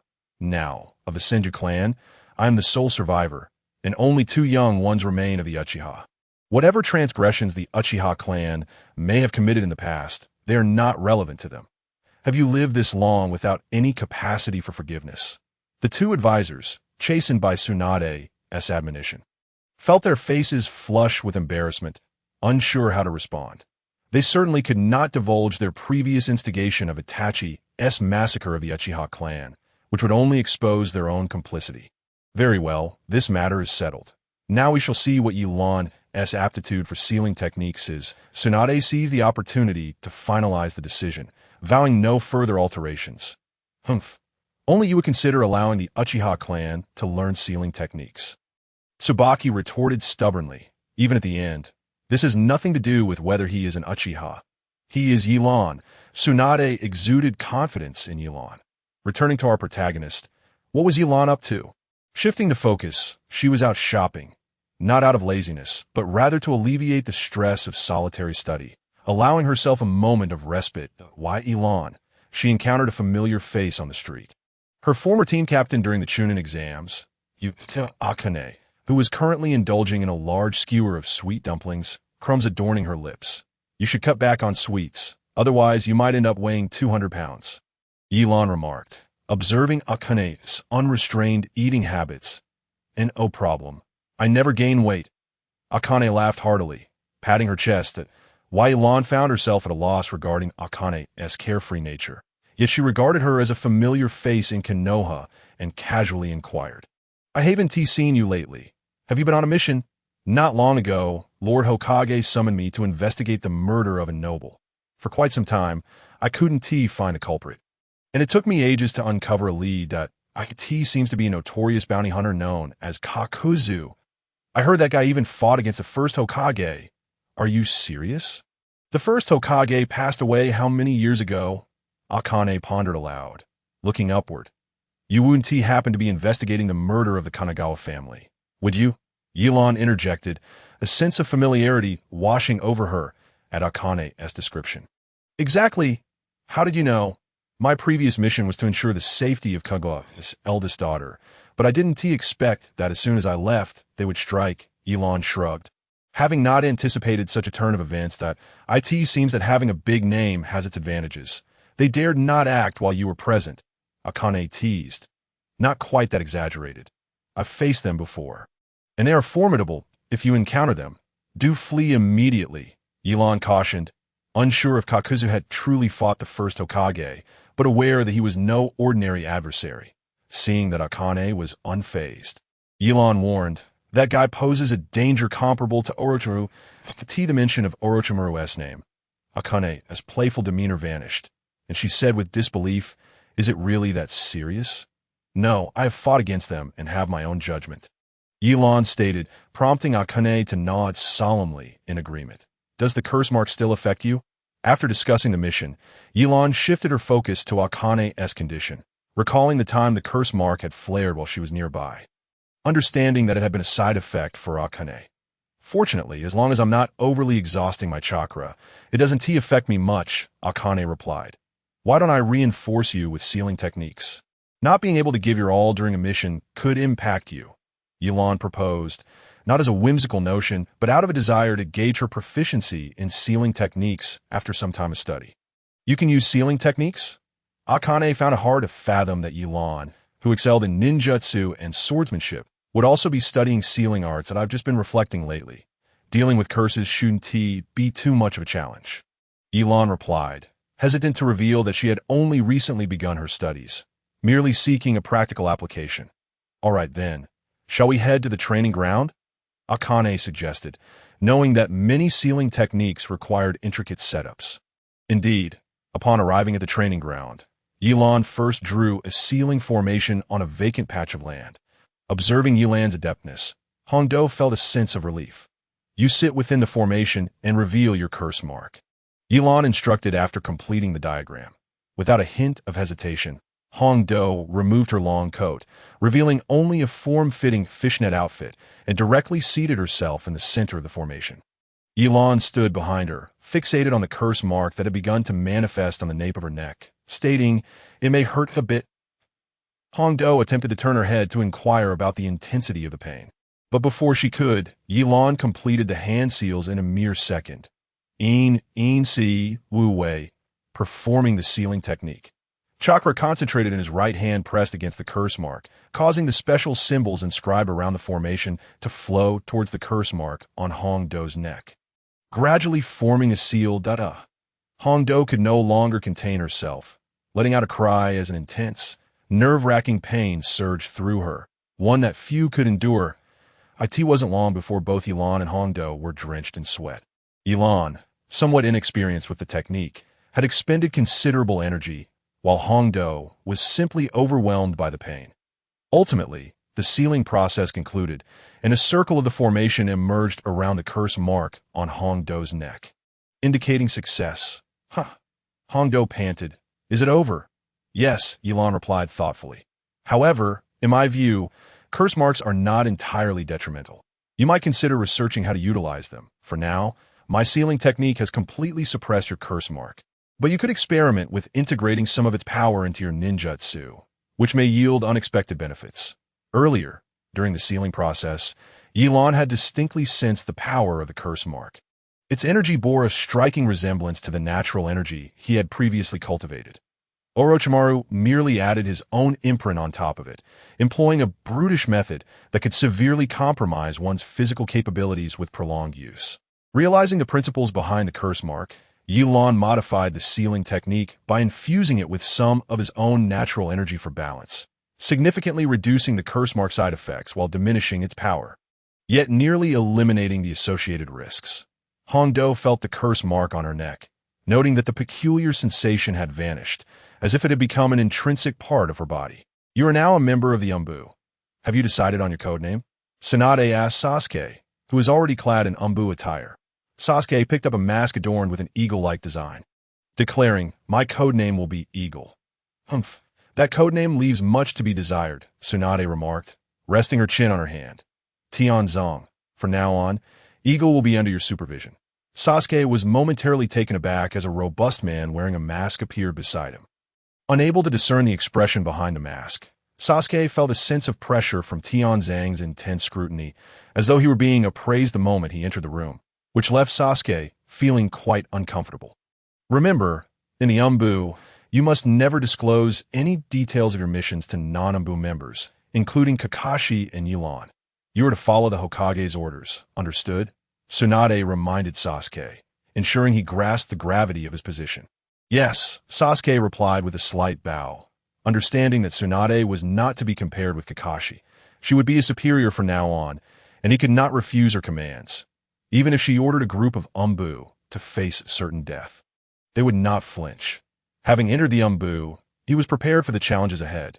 Tianzong then led Sasuke to the Umbu base, and after assigning him to a squad, he attended to other matters. As the captain of the Umbu, Tianzong would not be in the same squad as Sasuke. He merely greeted Sasuke's new captain before departing.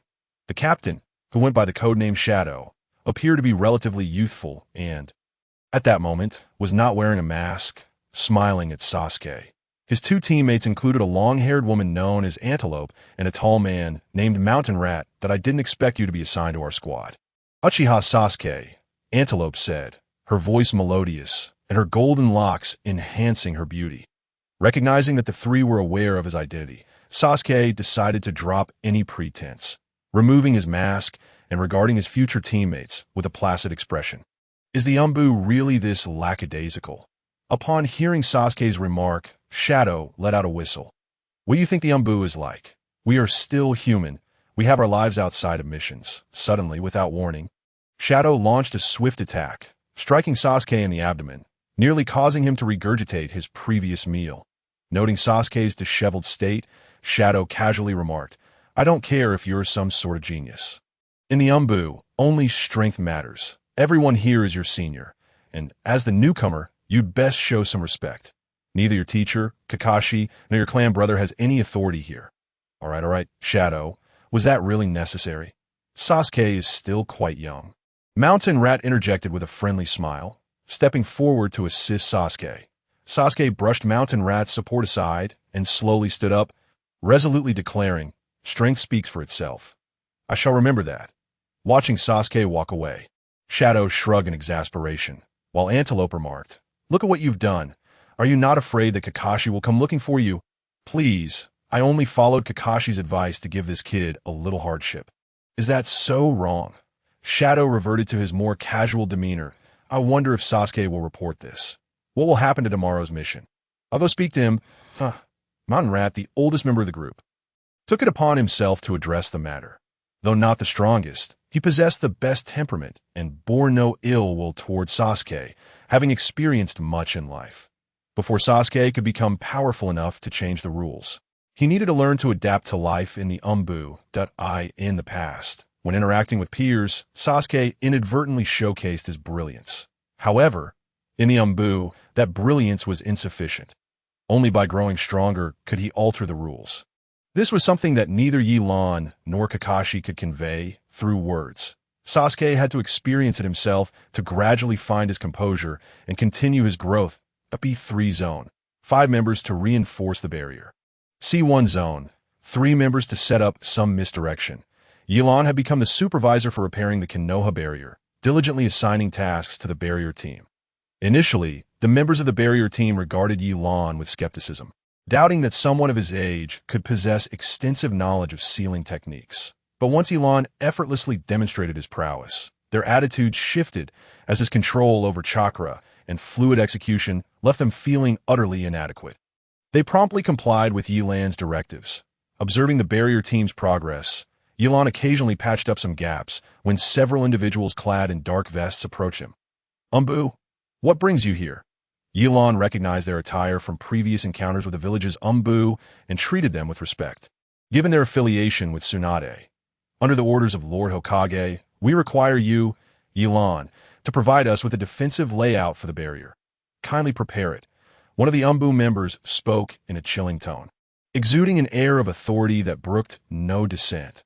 Noting the intricate patterns on the white masks of the Yelan felt a sense of uncertainty. Did Tsunade truly send you to retrieve a layout?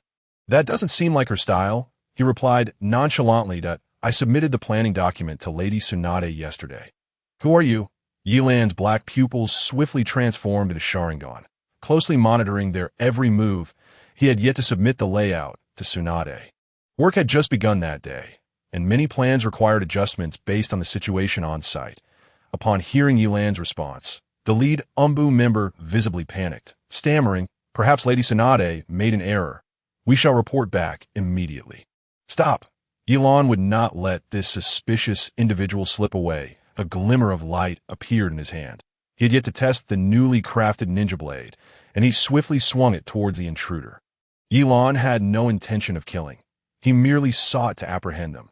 However, the individual seemed to misstep, lunging directly onto Yelan's blade, catching him off guard. The ninja blade pierced through the intruder's chest, causing blood to splatter onto Yelan. Even Yelan, with all his intelligence, was momentarily stunned by the unexpected turn of events as the barrier team and the remaining 2 members turned their gazes toward him. "You have slain a comrade from the same village. I knew it. Uchiha Yelan, your heart is wicked. You disregard the rules. What do you have to say for yourself now?" At this moment, Danzo finally appeared before the crowd. Surrounded by several ninjas donning the attire of the effectively encircling Yelan, framing and scheming. "Old dog, your ploy is quite adept." The malice within Yelan could no longer be concealed. Danzo had become his primary suspect. Previously, Yelan had thought that as one of the founding clans of Konoha, the Uchiha would never fall victim to the treachery of his own kin. At worst, the upper echelons of Konoha might merely observe from the sidelines. Now, it appeared that the massacre of his clan was more profound than he had ever imagined.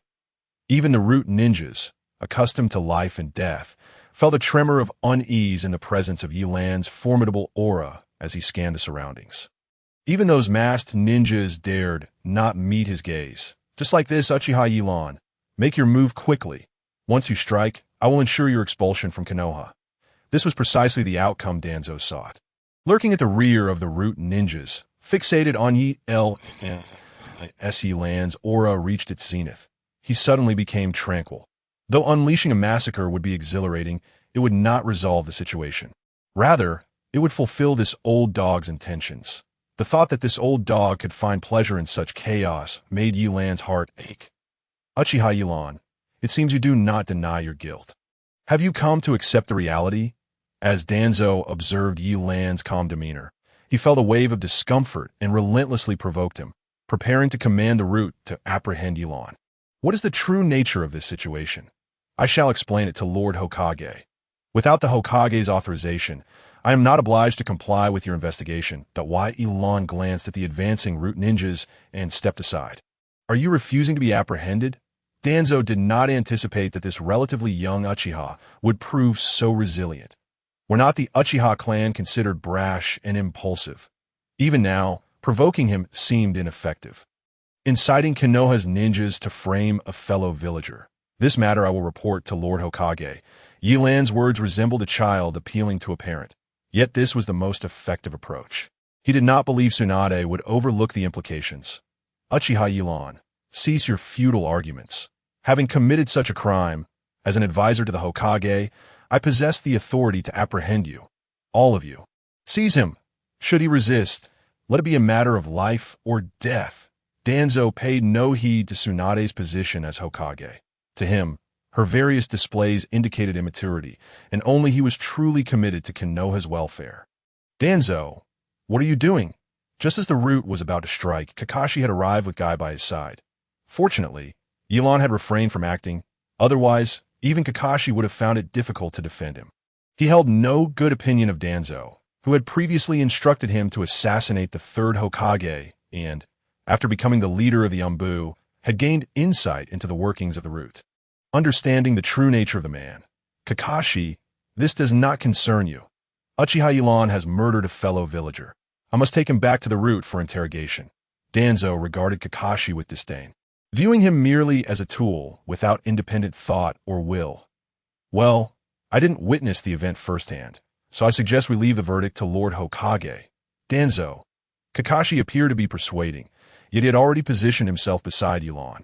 The body of the recently deceased root member had likely not even grown cold, yet Kakashi could utter such words, prompting Yilan to glance at him in surprise. Danzo, I still have some understanding of Yilan's character. If he has indeed committed the act of killing a comrade, I, Might Guy, will not let him go. Guy stepped forward, giving Danzo a thumbs up, his characteristic toothy grin causing Danzo's expression to twitch involuntarily. Humph, do as you wish. Danzo realized he could no longer deal with Yilan. After striking his cane against the ground, he turned and led the root away. Such matters did not require Tsunade's trust. He sought the allegiance of the other two advisors, as long as he disseminated the notion of Yilan murdering a comrade throughout the village. Those unfamiliar with him would inevitably form their own judgments. The more he spoke, the less he believed Tsunade would continue to trust Yilan. He had ample methods to plant a thorn in her heart against him. Kakashi bid farewell to Danzo and the others with a smile. But once they departed, he turned to Yilan with a serious expression. What exactly transpired? Yilan recounted the events that had just unfolded in detail, then inquired, Kakashi, having spent so much time in the Anbu, there are matters I wish to ask you. Kakashi remained silent for a long moment before sighing. Go ahead. When I left the village, what exactly transpired with the Uchiha clan? Yilan did not believe that Kakashi, as the Anbu captain, was entirely ignorant of the events surrounding the Uchiha. He had simply not found the right opportunity to inquire until now. With Danzo's interference presenting a chance, I thought you would never bring this up. Kakashi replied, to be honest, I'm not entirely sure. I only know that the Anbu was indeed monitoring the Uchiha clan at that time. However, I can confirm that on that fateful night, none of the Anbu acted. Our orders were merely to remain vigilant around the Uchiha clan's territory. Thus, it appeared that the upper echelons of Konoha were aware of what would unfold that night, that why Yilan felt a surge of clarity. Yet a lingering question remained. Monitoring a clan? What had the Uchiha done to incite such fear? Are you aware of the Nine-Tails incident 12 years ago? Upon hearing Kakashi mention this, Yelan was puzzled. At that time, he had only been 3 years old, merely hiding within Konoha's defensive structures without much understanding. Rumor has it that on the day of the Nine-Tails incident, a member of the Uchiha clan was able to control the beast. This revelation was news to Yelan that he understood that the Sharingan, particularly the Mangeki, held significant power over tailed beasts, yet who possessed the ability to control the strongest of them all, the Nine-Tails? Shursui? No, Shursui had only just graduated from the Ninja Academy at that time and could not possibly wield the Mangeki. The fourth Hokage had died because of this incident, and the returning Sarutobi Hiruzen would undoubtedly harbor suspicions toward the Uchiha.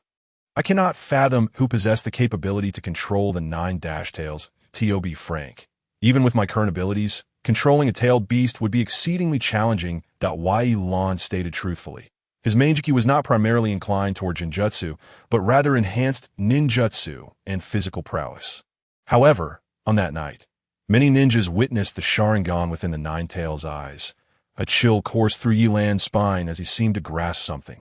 It felt as though a tremendous hand was orchestrating everything. The Nine-Tails incident, the annihilation of the Uchiha clan, and now the emergence of the Akatsuki organization targeting tailed beasts. All were interconnected. Indeed, the Akatsuki had a profound connection to all of this. Yelan pondered deeply. Realizing that he still lacked some crucial evidence and clarity regarding the motives behind the puppeteer orchestrating these events, in truth, the decision to monitor the Uchiha clan had originally been proposed by Elder Danzo. The third Hokage had deliberated for a long time before reaching a conclusion at that time. Konoha was already in a fragile state, and it was easy for the third Hokage to err. Kakashi took this opportunity to speak well of Sarutobi Hiruzen, suggesting that the matter of opposing the Uchiha could be left to Danzo, which was indeed a fact. Does Danzo possess the authority to mobilize the Umbu? Yelan was astonished at Danzo's influence within the village. Previously, he had observed the respect with which the Umbu regarded Danzo, and it was no mere facade. That is not the Umbu. It is Root. Kakashi did not conceal the truth. Knowing that Yelan would eventually uncover it, there was no need to withhold information, especially since Sasuke, who had joined the Umbu, would undoubtedly learn about Root in due time. That it was better for Kakashi to lay everything bare now than for Sasuke to relay it later. Root? As they would describe themselves, they were the roots of a great tree, deeply embedded in darkness, protecting Konoha in their unique manner. The Yelan could not help but find this characterization amusing, regardless of Orochimaru's invasion or Itachi's arrival. He had not even caught a glimpse of these individuals. Let us depart. We must not keep Lady Tsunade waiting. She should have received news by now. Their conversation drew to a close. Kakashi addressed Yelan, understanding that the matter of killing a member of the Root could be serious or trivial, but he trusted that Tsunade would make a sound judgment. I have gathered the necessary information. You need only focus on your current tasks and refrain from further inquiries. That Tsunade's composed response left both Yelan and Kakashi taken aback. Yelan possessed no evidence to substantiate his claims.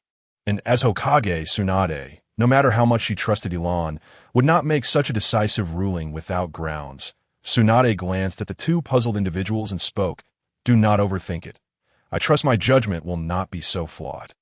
I can still discern priorities. Yelan did not linger any longer. Having no further business, he needed to oversee the restoration of the barrier. Once Yelan and Kakashi had departed, Tsunade opened the drawer of her desk, revealing a box containing a tape. Katsu's trust in Yelan is not unwarranted, yet has not reached a level of complete openness. During the restoration of the barrier, Katsu arranged for the Umbu to install numerous surveillance cameras around Konoha. Not out of distrust towards Yelan, but rather out of concern that individuals like Uchiha Itachi or Orochimaru might infiltrate the village. Unbeknownst to her, the cameras captured the moment of confrontation between the two parties. Although the footage was silent, it vividly portrayed the desperate plea of the Root member seeking death, and Katsu had some understanding of Danzo's character. Furthermore, Yelan's decision to refrain from intervening and to trust herself provided Katsu with a reason to support Yelan. Ironically, it was Uchiha Sasuke and his team who brought the footage to her attention, promptly reporting the incident. Upon learning the details, Katsu made an immediate decision. Katsu, just as she was contemplating her next steps. The office door swung open once more. In walked Tintin, Mito Gate on, and Shimura Danzo. After entering, Danzo wasted no time in condemning Uchiha Yalan for her apparent disrespect towards her elders, her disregard for village regulations, and her act of killing a comrade. Katsu, resting her chin in her hand, silently observed Danzo's performance. Katsu, Uchiha Yalan has gone too far this time. She absolutely cannot be spared, having killed a root member. Who knows who will be next?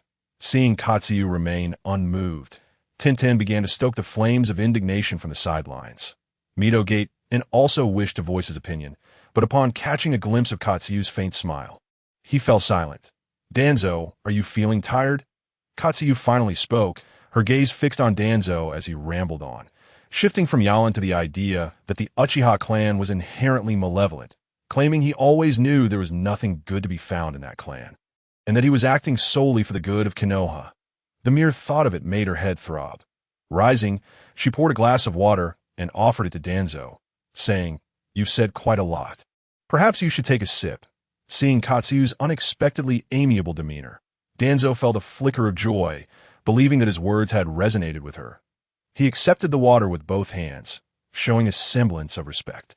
"Now, let us all take a look at this," Katsuyu said, switching on the television in the corner of the office and inserting a tape. As the others expressed their curiosity, the tape began to play, clearly showing the moment of conflict between Yalan and the root member, who lunged at Yalan's kunai, ultimately meeting a chilling fate. Even Yalan's initial intention to retaliate was visible before she composed herself, while Danzo's relentless pressure to apprehend Yalan was also evident.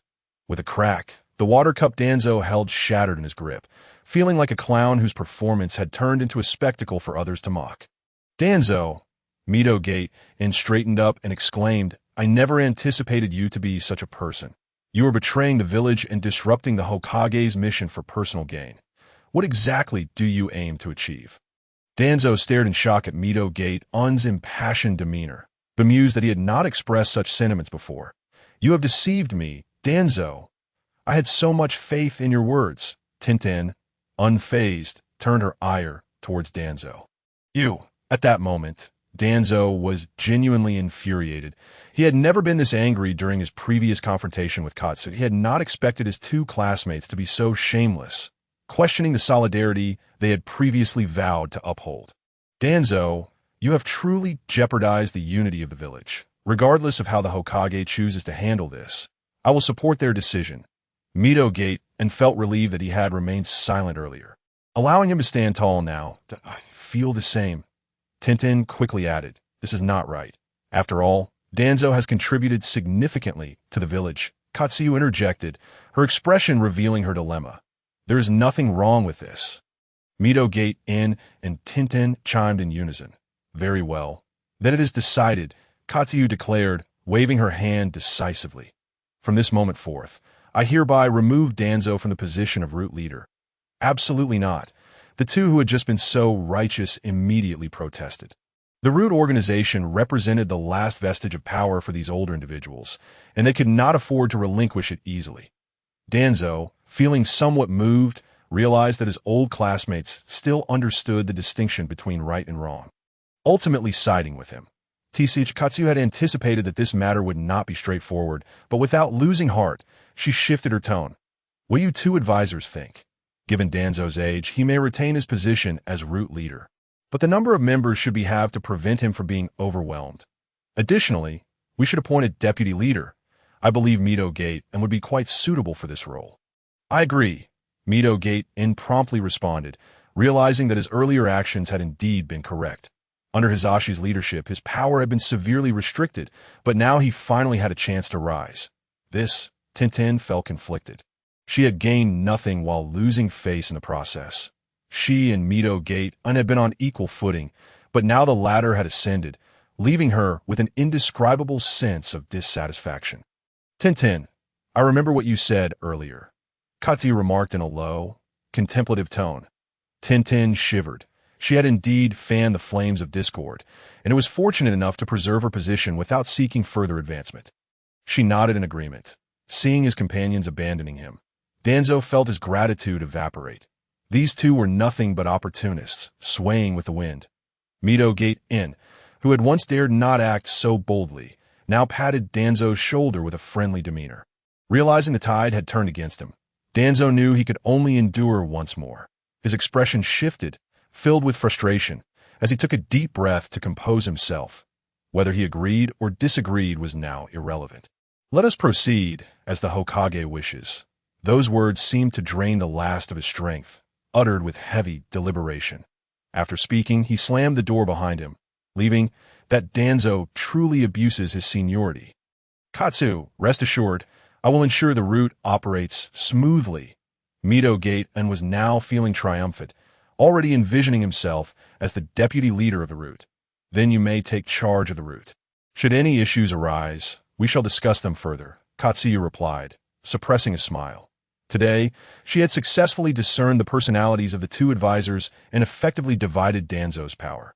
Had Yalan acted differently at that moment, the outcome might have been entirely different.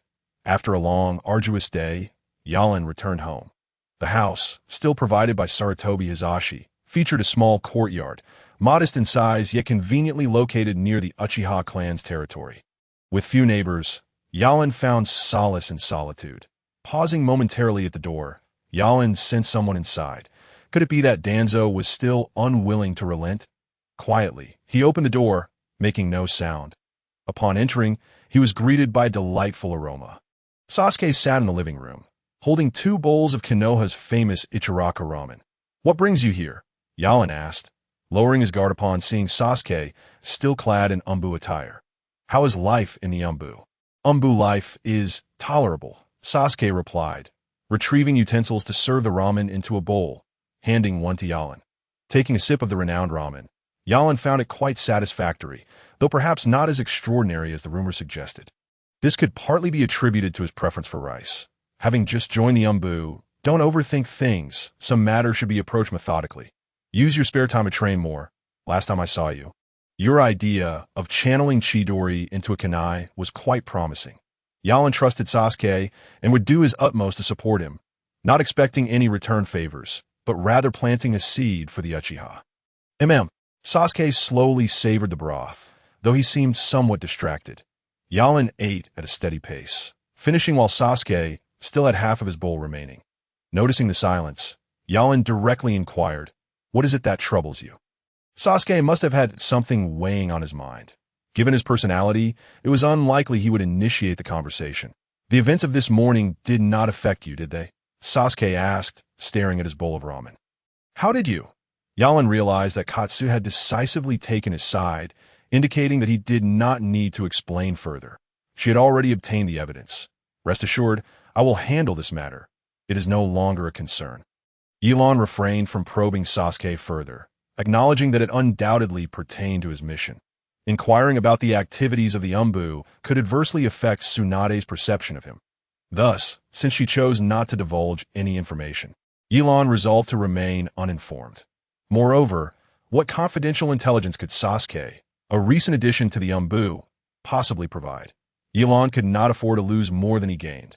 Upon hearing Yalan's words, Sasuke felt a sense of relief. To be honest, had Yalan acted during the earlier incident, Sasuke would have been at a complete loss as to how to respond. Fortunately, Kakashi's timely arrival had defused the situation. "Why is Danzo targeting you?" Unable to contain his curiosity, Sasuke inquired, perplexed as to why a commendable ninja like Yalan, who had made significant contributions to the village, would become a target of the advisors. "He is not only targeting me, but also the Uchiha clan." Targeting the Uchiha. Sasuke echoed Yalan's words. With only himself and Yalan remaining of the Uchiha clan, he wondered what merit there was in such targeting. The essence of humanity is internal conflict. Individuals like him will resort to any measure for their own power. Just be cautious of him from now on. He has faced a setback this time and will not trouble you for the time being. Yalan chose not to disclose his suspicions regarding Danzo to Sasuke. Currently, Sasuke could offer no assistance. Revealing too much might provoke an impulsive and regrettable reaction from him, leading to countless complications. Sasuke remained silent, still unaware of the village's darker undertones, He hoped that his life in the Umbu would not only enhance his strength, but also provide insight into the intricacies of human nature. In the days that followed, when Yilan repaired the barrier, no one dared to disturb him again.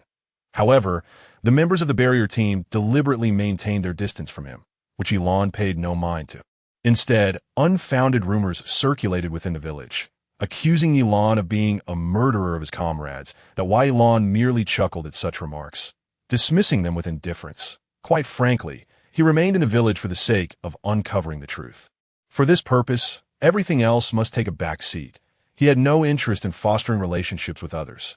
Elder Yin, you have truly disappointed me, Tsunade exclaimed, slamming a book on her desk. After much effort to arrange for Mizutome Yin to become the deputy leader of the route, she was taken aback by the chaos stirred up by Danzo. Tsunade, you can't blame me. I've had very little time with Root, and hardly anyone heeds my words. Furthermore, Danzo has placed curses on every member to silence them.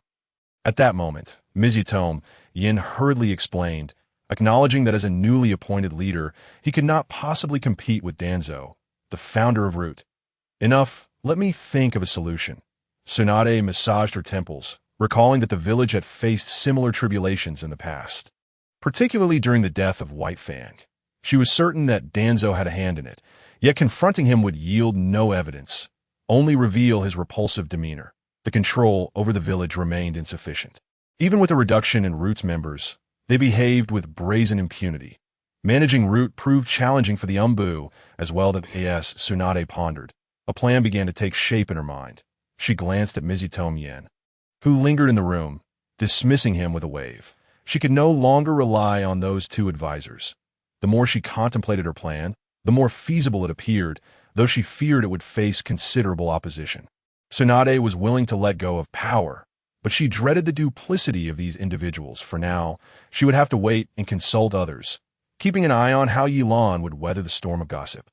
However, Tsunade felt that Yilan, unlike White Fang, did not overly concern himself with reputation. If need be, she could simply send him out for a bit of leisure to clear his mind, perhaps even undertake a mission. With this thought, Tsunade's previously troubled expression softened, and she lifted her teacup for a sip. Tsunade-sama.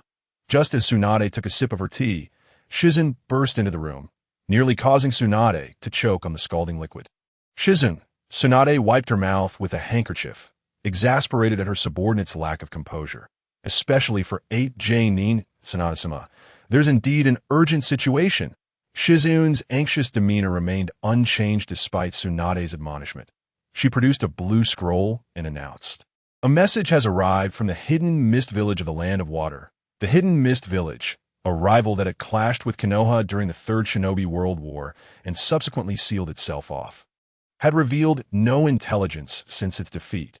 Had it not been for Yilan's return, Konoha's higher-ups would have remained oblivious to the Fourth Mizuki's impending massacre of the blood-stained ninjas of Mist."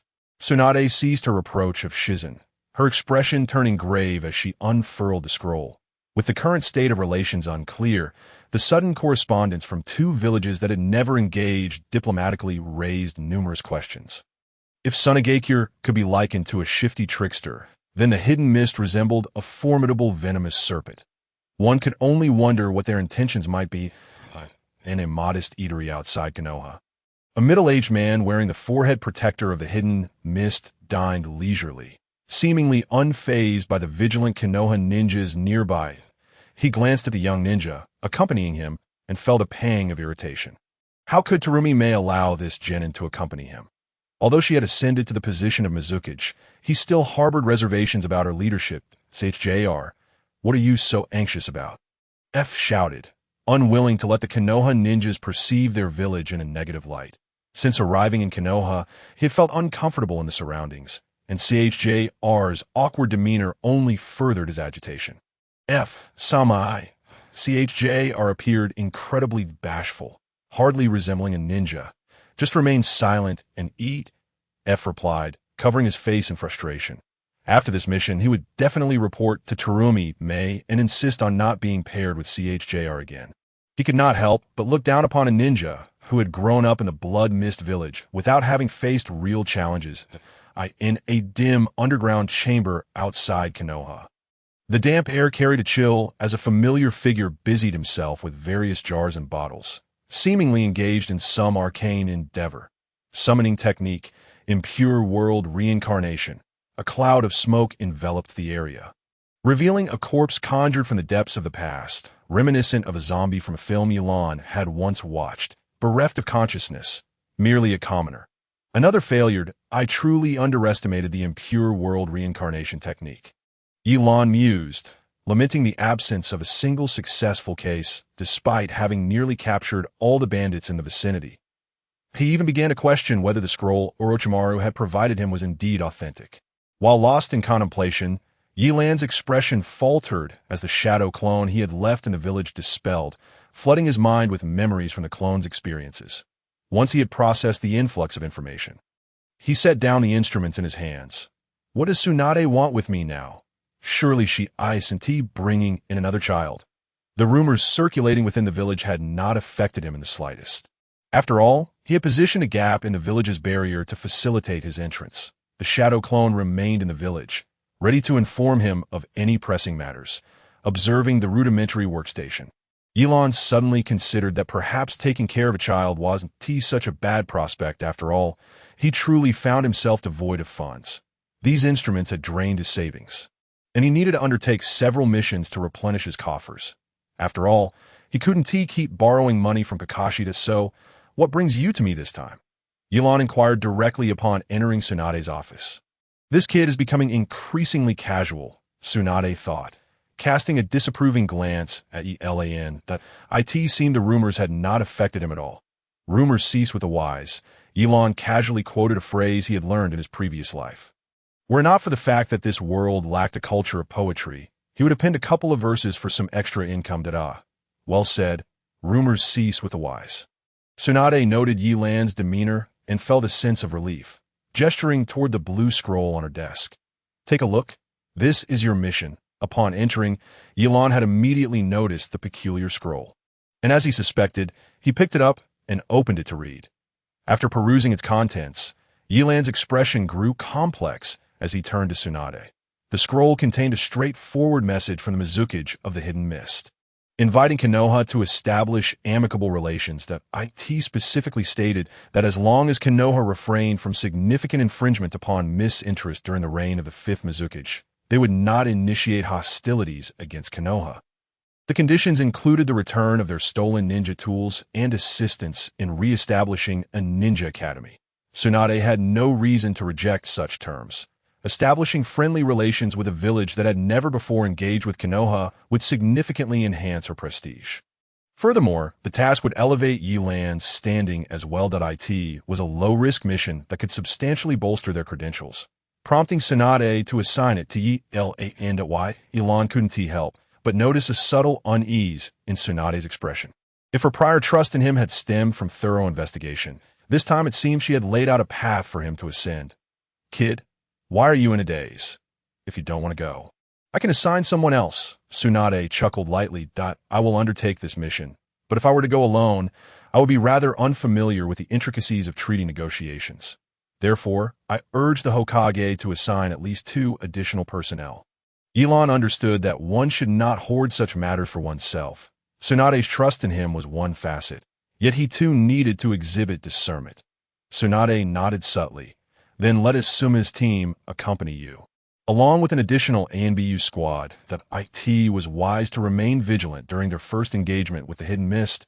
Asuma, as the son of the third Hokage, carried significant weight, and with the more mature Shikumu. This assembly was indeed impressive. Yilan surmised that the ANBU would likely include Sasuke's team, who would accompany him to the Land of Water. Though Tsunade hailed from the Senju clan, she was intentionally cultivating the Uchiha. A gesture of goodwill that left Yilan feeling no particular joy, but rather a quiet sigh of resignation, pondering whether the two of them could still share laughter in such circumstances. In the Hidden Rain village, the sky drizzled with a fine mist of rain, not the rain tiger freedom technique of Nagato, but rather the long-standing environmental norm of the place, seated in a massive wheelchair. Nagato felt the cool air and could not suppress a couple of coughs. Nagato, you should rest indoors. Conan emerged from the shadows, her concern for his health evident. My condition has not yet reached the point where I cannot withstand a bit of wind and snow. Nagato replied, his body, though in his 30s, appearing as frail as that of an octogenarian. Obito has returned, Conan finally divulged after a prolonged silence. Obito. So he has, leaving a trail of chaos in the land of water and returning to us with a mess to clean up. Nagato remarked disdainfully he had never believed that the man behind the spiral mask was truly Obito.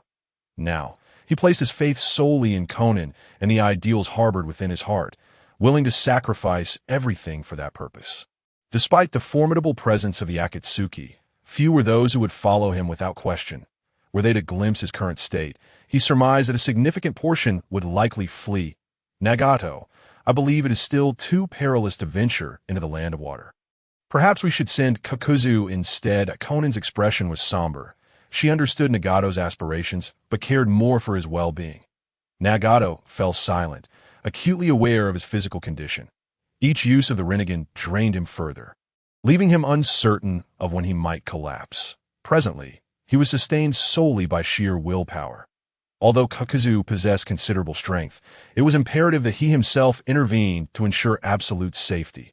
Noting Conan's lingering worry, Nagato reassured her, this time, we need only bring the Rinnegan. That individual has already departed the village, and we can strike during their journey. This matter was pivotal to the future of the Akatsuki, compelling Nagato to proceed with caution. Obito's command over the 4th Mizukage had only resulted in relentless slaughter, ultimately leading to the downfall of his regime, while the accidental demise of the Three Tails was attributed to his own negligence. Otherwise, the Akatsuki would not have had to wait 3 long years. Realizing she could not sway Nagato's decision, Conan ceased her attempts at persuasion, fully aware of his unyielding nature. Except for Yahiko, no one could influence his choices. As the rain intensified, Conan offered, Nagato, allow me to assist you into the house. She approached from behind, preparing to push the cumbersome wheelchair, and this time, Nagato did not resist. Conan, the immobile Nagato, called softly to her.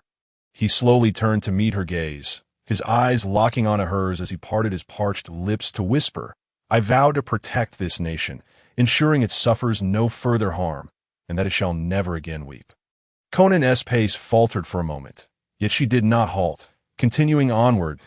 In that instant, their hearts intertwined, their thoughts becoming one, transcending the need for verbal communication.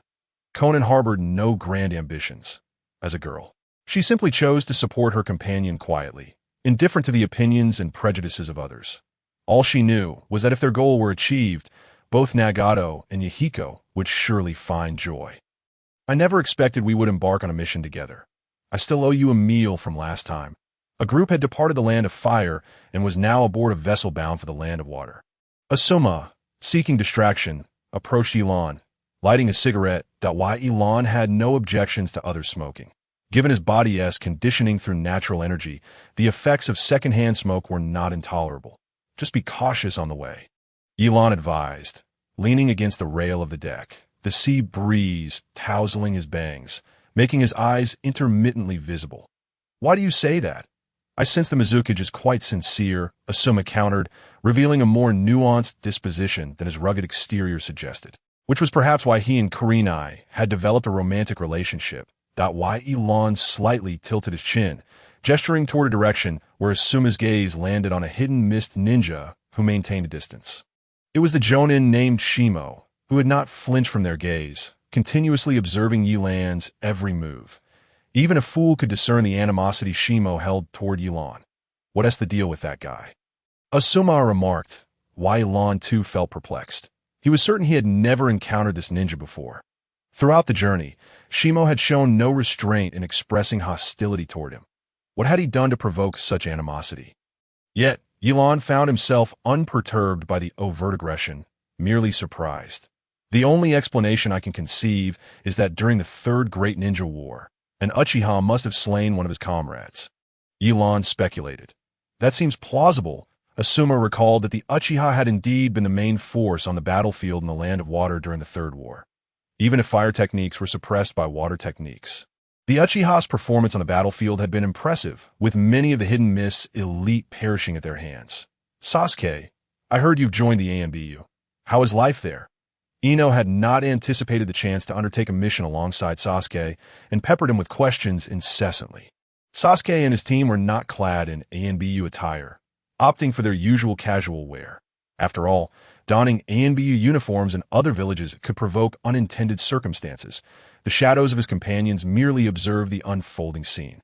These kids, is this how ninjas should act? Shimo, true to his name, emanated a frosty demeanor, while Chuji hesitated to greet Sasuke and stood beside Shimo in silence. Shimo's gaze flitted between Sasuke and Yelan, with the latter capturing his attention most.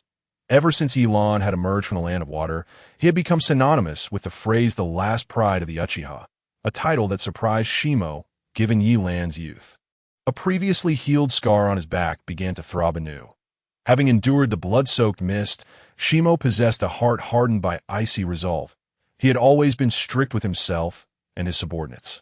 Witnessing the Konoha Genin laughing and joking together left him with a sour disposition.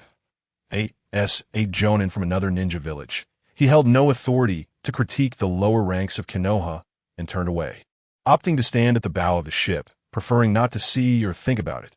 Rest assured, Asuma, for now, that hidden mist ninja named Shimo does not pose a threat to us, Yelan stated upon noticing Shimo's departure. Personal vendettas pale in comparison to the interests of the village. If Shimo could not discern this, Yelan genuinely questioned the evaluation system for Jonin in the hidden mist. Well, let us hope this mission is relatively easy, Asuma quipped, tossing aside his cigarette butt and stepping away from Yelan. Shikamaru found a spot on the deck, gazing at the materials in hand. Feeling a headache coming on. Why was he saddled with such troublesome tasks? Shikamaru, have you nearly finished reviewing the materials? Asuma approached, giving him a light pat on the shoulder. This is such a hassle. I isn't this kind of thing meant for you. Asuma, why did you leave it all to me? Shikamaru grumbled. These materials were prepared for negotiations with the Hidden Mist, which Asuma had initially been assigned, only to pass it off to Shikamaru as soon as they left the village. Ha! I'll take care of the negotiations, considering I still acknowledge your intelligence. Asuma replied unabashedly, believing that his subordinates should shoulder some of the burden. He doubted he could manage such tasks efficiently by the time they reached the Hidden Mist, so it seemed more prudent to assign it to Shika. I'll assist as well, came a voice as a member of the ANBU. Antelope approached, picking up some documents for review to ANBU. He frequently dealt with such paperwork, and among Sasuke's team, only Antelope possessed the capability to handle it. I'm sorry to trouble you too much. Upon encountering the Antelope, Shikamaru, despite his penchant for laziness, felt an involuntary twinge of embarrassment. He was not well acquainted with the Antelope and hesitated to trouble her. The salty sea breeze tousled the Antelope's hair, and as she brushed it aside with one hand, she turned and smiled, saying, "We're all companions from the village. There's no need to be formal." Shikamaru had never perceived himself as someone who could be interested in women. Yet at that moment, he felt his face flush at the sight of the Antelope's smile, stammering a few incoherent responses. With a knowing chuckle, Asuma, as a seasoned individual, nudged Shikamaru playfully. The Antelope appeared to be merely 15 or 16 years old, slightly older than Shikamaru, and perhaps it was this very fact that allowed him to appreciate the allure of femininity.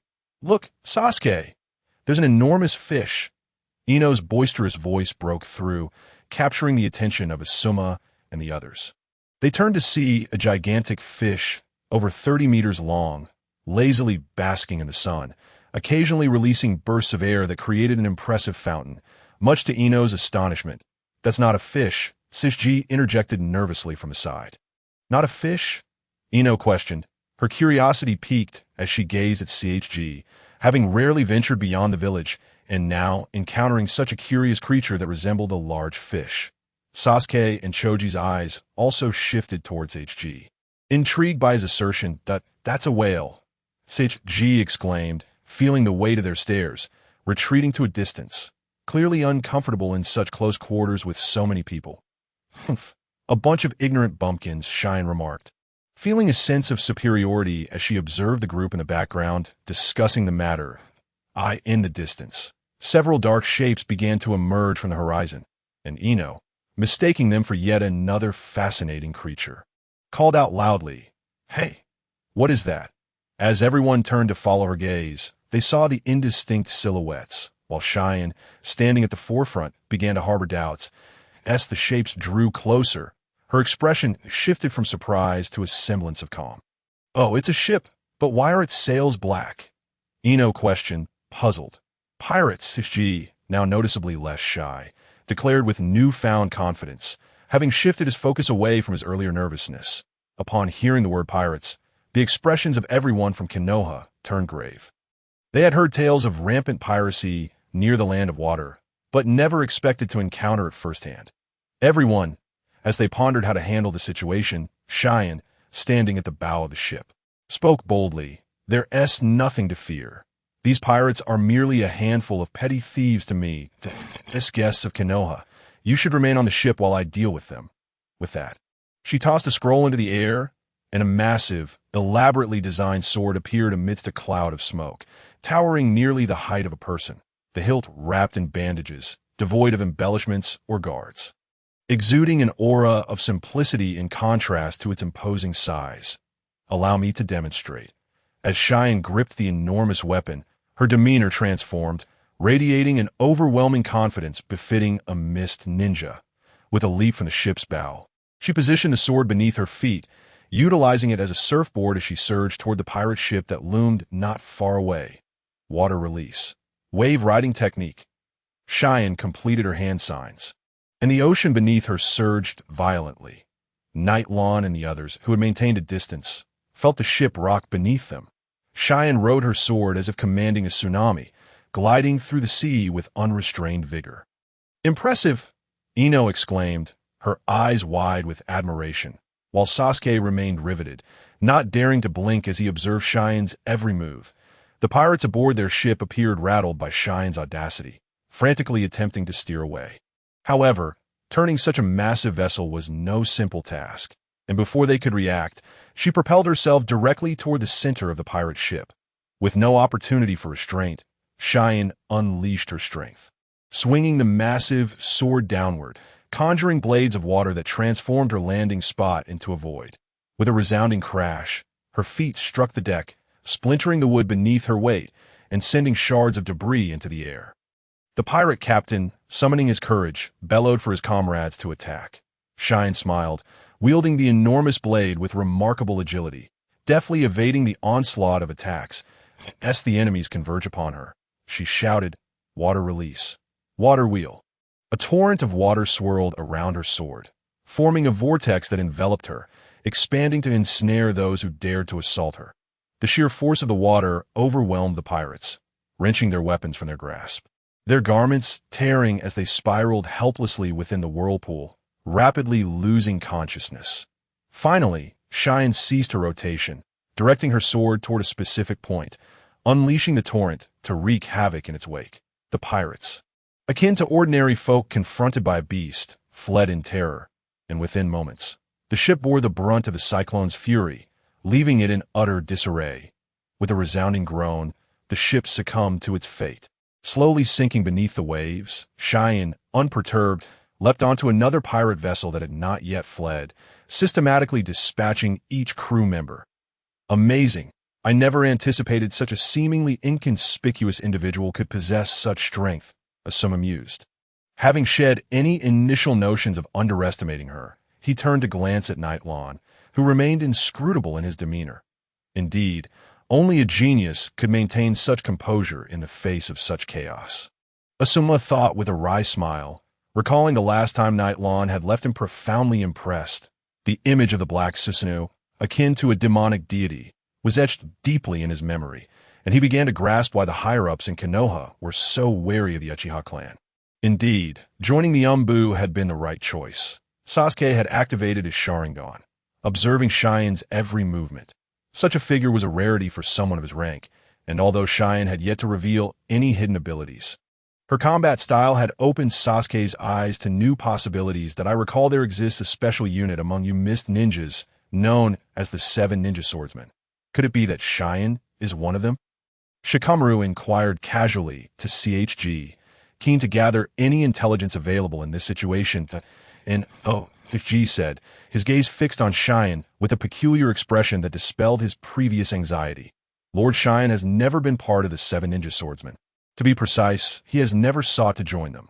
Turning away, the sunlight glinted off CHG's glasses as he recalled Cheyenne's words about making his sword the 8th of the Mist's legendary blades.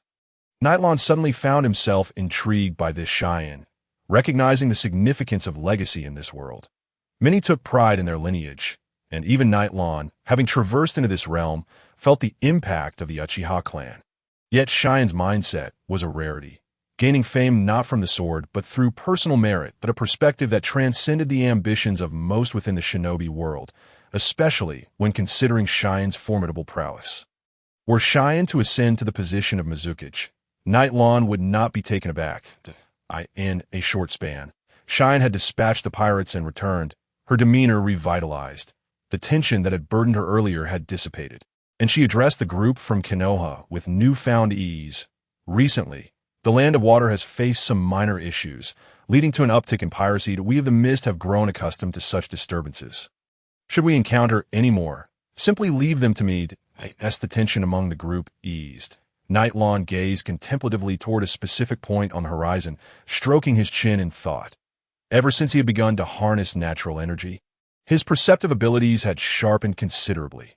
Even without employing chakra sensing techniques, he could discern movements nearby with remarkable clarity. Just moments ago, he had felt the unmistakable sensation of being observed. That was close. I nearly revealed myself. Hey, and I had traversed several kilometers before daring to show their faces. This Uchiha Nightlon possesses extraordinary perceptive abilities. Even I was nearly detected. I must inform Nagato and Obito. Our adversaries this time will not be easily managed, he murmured, continuing to conceal himself as he ventured onward. In a coastal village of the Land of Water, the sun was warm but not oppressive, providing a rare moment of tranquility for Nagato, who relished the sunlight, an experience that eluded him in the Land of Rain. From the shadows emerged Conan, who, for reasons unknown, harbored a dislike for the sun, preferring to linger in the shade. Upon spotting Nagato basking in the light, she spoke softly, "Madara and the others have arrived." As soon as Shounen finished speaking, the air in the distance began to distort, revealing a man adorned with a swirling mask. They were almost there, yet this time an unwelcome presence had emerged. Underneath the mask, Obito's expression was far from pleasant. The unexpected appearance of Miss Shinobi was inextricably linked to him, forcing him to reluctantly seek assistance from Nagato, which was indeed a blow to his pride as Madara. Could there still be a troublesome existence in Uchiha Madara? Nagato smirked slightly, though his gaunt visage was somewhat intimidating. My current strength is less than a tenth of what it once was. Otherwise, I wouldn't be seeking your collaboration. Obito spoke with irritation, striving to mimic the demeanor of Madara that lingered in his memory. Well then, let the divine intervene. Nagato revealed his Rinnegan hidden beneath his bangs. In the presence of his eyes, no one was worth mentioning. Obito fell silent, sensing that Nagato might not truly believe he was Madara. However, Nagato was hardly in a better state. He was on the brink of demise while still deluding himself into thinking he was a god, unaware that the Rinnegan he possessed was not truly his but merely a pitiable puppet. Let me inform you that accompanying that guy is Uchiha Yalan, a promising junior. Be cautious not to let things go awry. Obito was reluctant to see Nagato fall so quickly. The chances of Yalan defeating him were slim. Yet he feared unforeseen complications. Uchiha Yalan, Nagato murmured, having heard that name several times before. Even Kakaza had mentioned their encounter. He had not anticipated that he would also meet this individual, suggesting that Yalan and Akatsuki were somehow destined to cross paths. Regardless of who it was before a god, one could only submit. Nagato spoke confidently, but you, Madara, do not let me down again.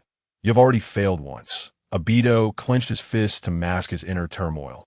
He had previously manipulated Yagura and had elevated the commoner Cheyenne, only to be met with betrayal. The latter had eavesdropped on the secret of the Outer Path Ghetto statue, whose original form was slain by Cheyenne. Faced with an onslaught from Terumi Mei and a horde of Mist Umbu, Obito had no choice but to flee from the Land of Water. The last time he suffered such a significant loss, it was against his own teacher, Minato Namikaze.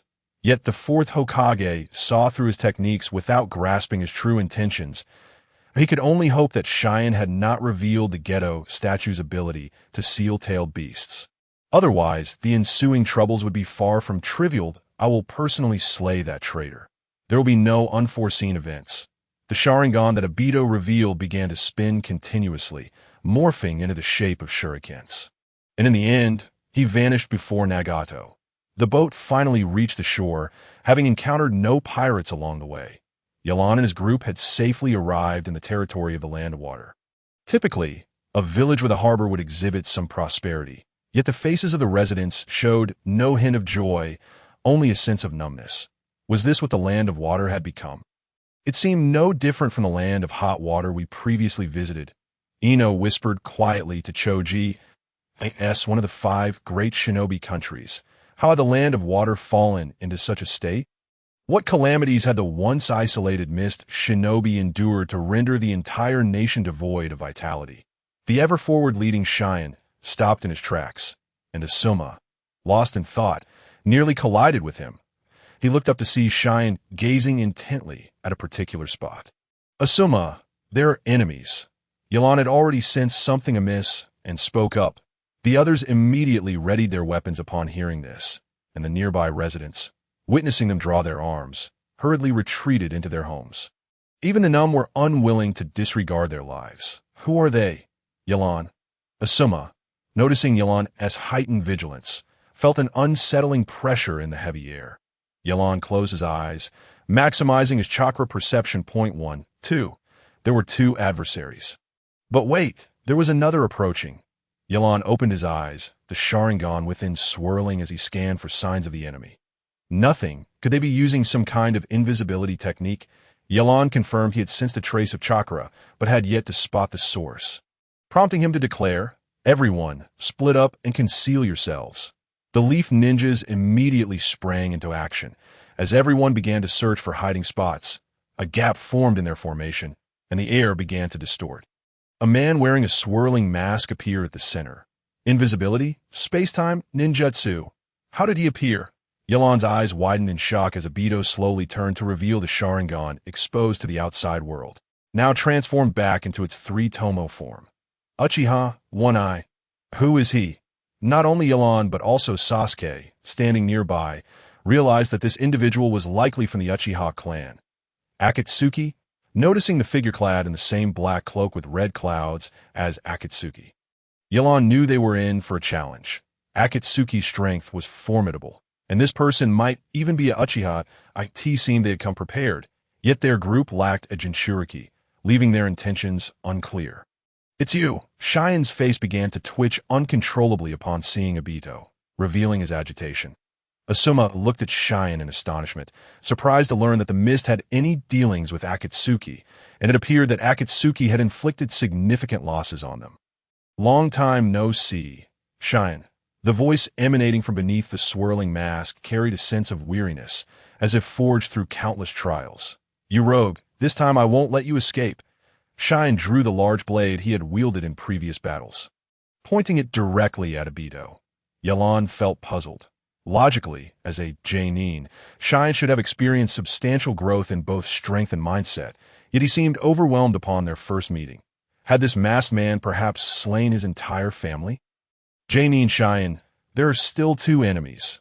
Do not let your guard down," Yelan cautioned, as he remained troubled by the fact that those he had encountered from Akatsuki typically operated in pairs. Now, 3 had appeared, indicating that matters were far from simple, and he kept his vigilance intact.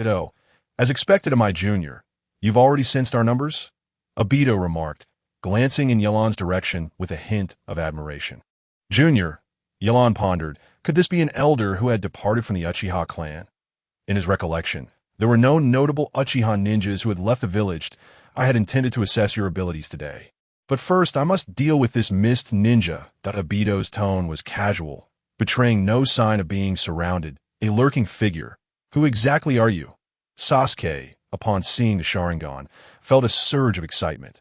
This person seemed to be an accomplice of Itachi. Having been rendered powerless by Itachi during their last encounter, he now felt stronger. The kunai in Sasuke's hand emitted a blue glow, the familiar sound of Chidori resonating around them as the kunai, now charged with electricity, rapidly thrust toward Obito under Sasuke's command. Before Yelan could utter a word of warning, the scene before him defied the common understanding of ninjas. Obito made no attempt to evade, allowing the kunai to pierce his body, causing Sasuke to pass straight through him. Had it not been for the Chidori's electric current still coursing through the kunai, others might have thought Sasuke had not attacked at all. What kind of technique is this? Asuma's eyes widened in disbelief. Witnessing Sasuke's attack fail utterly, I have no mood to play your little ninja games, Sasuke. Obito called Sasuke by name, then turned his gaze towards Shine. Wait, Sasuke had a multitude of questions. He sought the origins of the Sharingan wielder and the whereabouts of Itachi, when a strong gust of wind suddenly swept through. The fierce wind forced everyone to retreat. Yelan and the other Jonin had to band together for the sake of the lower-ranked shinobi's safety. Yelan sensed that a new enemy was about to arrive. During his earlier perception, he had felt something peculiar about one of the incoming chakra signatures. Once the tempest subsided, a blue-haired woman with paper wings appeared in the sky. The previous wind technique had divided the battlefield. It seemed the remaining two enemies would be left to the leaf to confront. Yelan searched for the final adversary, realizing that the odd chakra he sensed came from his last foe. Such strange arrivals often proved to be the most troublesome to deal with. As Shine unleashed paper jutsu in the air, Conan didn't grant anyone a moment to think. The paper surrounding her formed a tempest, fluttering down like a flurry of goose feathers. Paper. Asuma has discerned the peculiar nature of this little Nan's ninjutsu. With both hands forming seals, a thick plume of smoke is exhaled from his mouth, followed by the biting down on a concealed flint within his oral cavity. The fire release technique, known as ash pile burning, astonishes Asuma, for the easily ignitable papers do not ignite as he had anticipated. Instead, they continue to explode within his ash pile burning, creating a choking smoke that fills the air.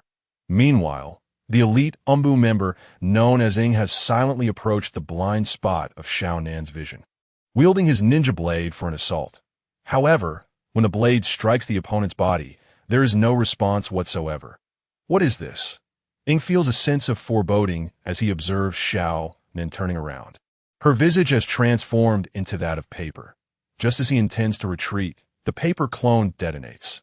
The explosion of the paper clone is far more powerful than Ing had anticipated, forcing him to shield his vital areas. The exposed skin bears the marks of shrapnel injuries, and, as the smoke dissipates, it reveals Ing half kneeling on the ground, blood continuously spilling from his mouth. Captain, the first casualty has emerged, causing Ying's teammates, along with Ino and others, to fall into disarray. Antelope attempts to rush forward to retrieve Ing, possessing some rudimentary emergency medical skills, while the longtime partner, Mountain Rat, closely follows her, ready to assume the role of protector. Just as the two approach Ying's side, Yelan finally identifies the last remaining enemy.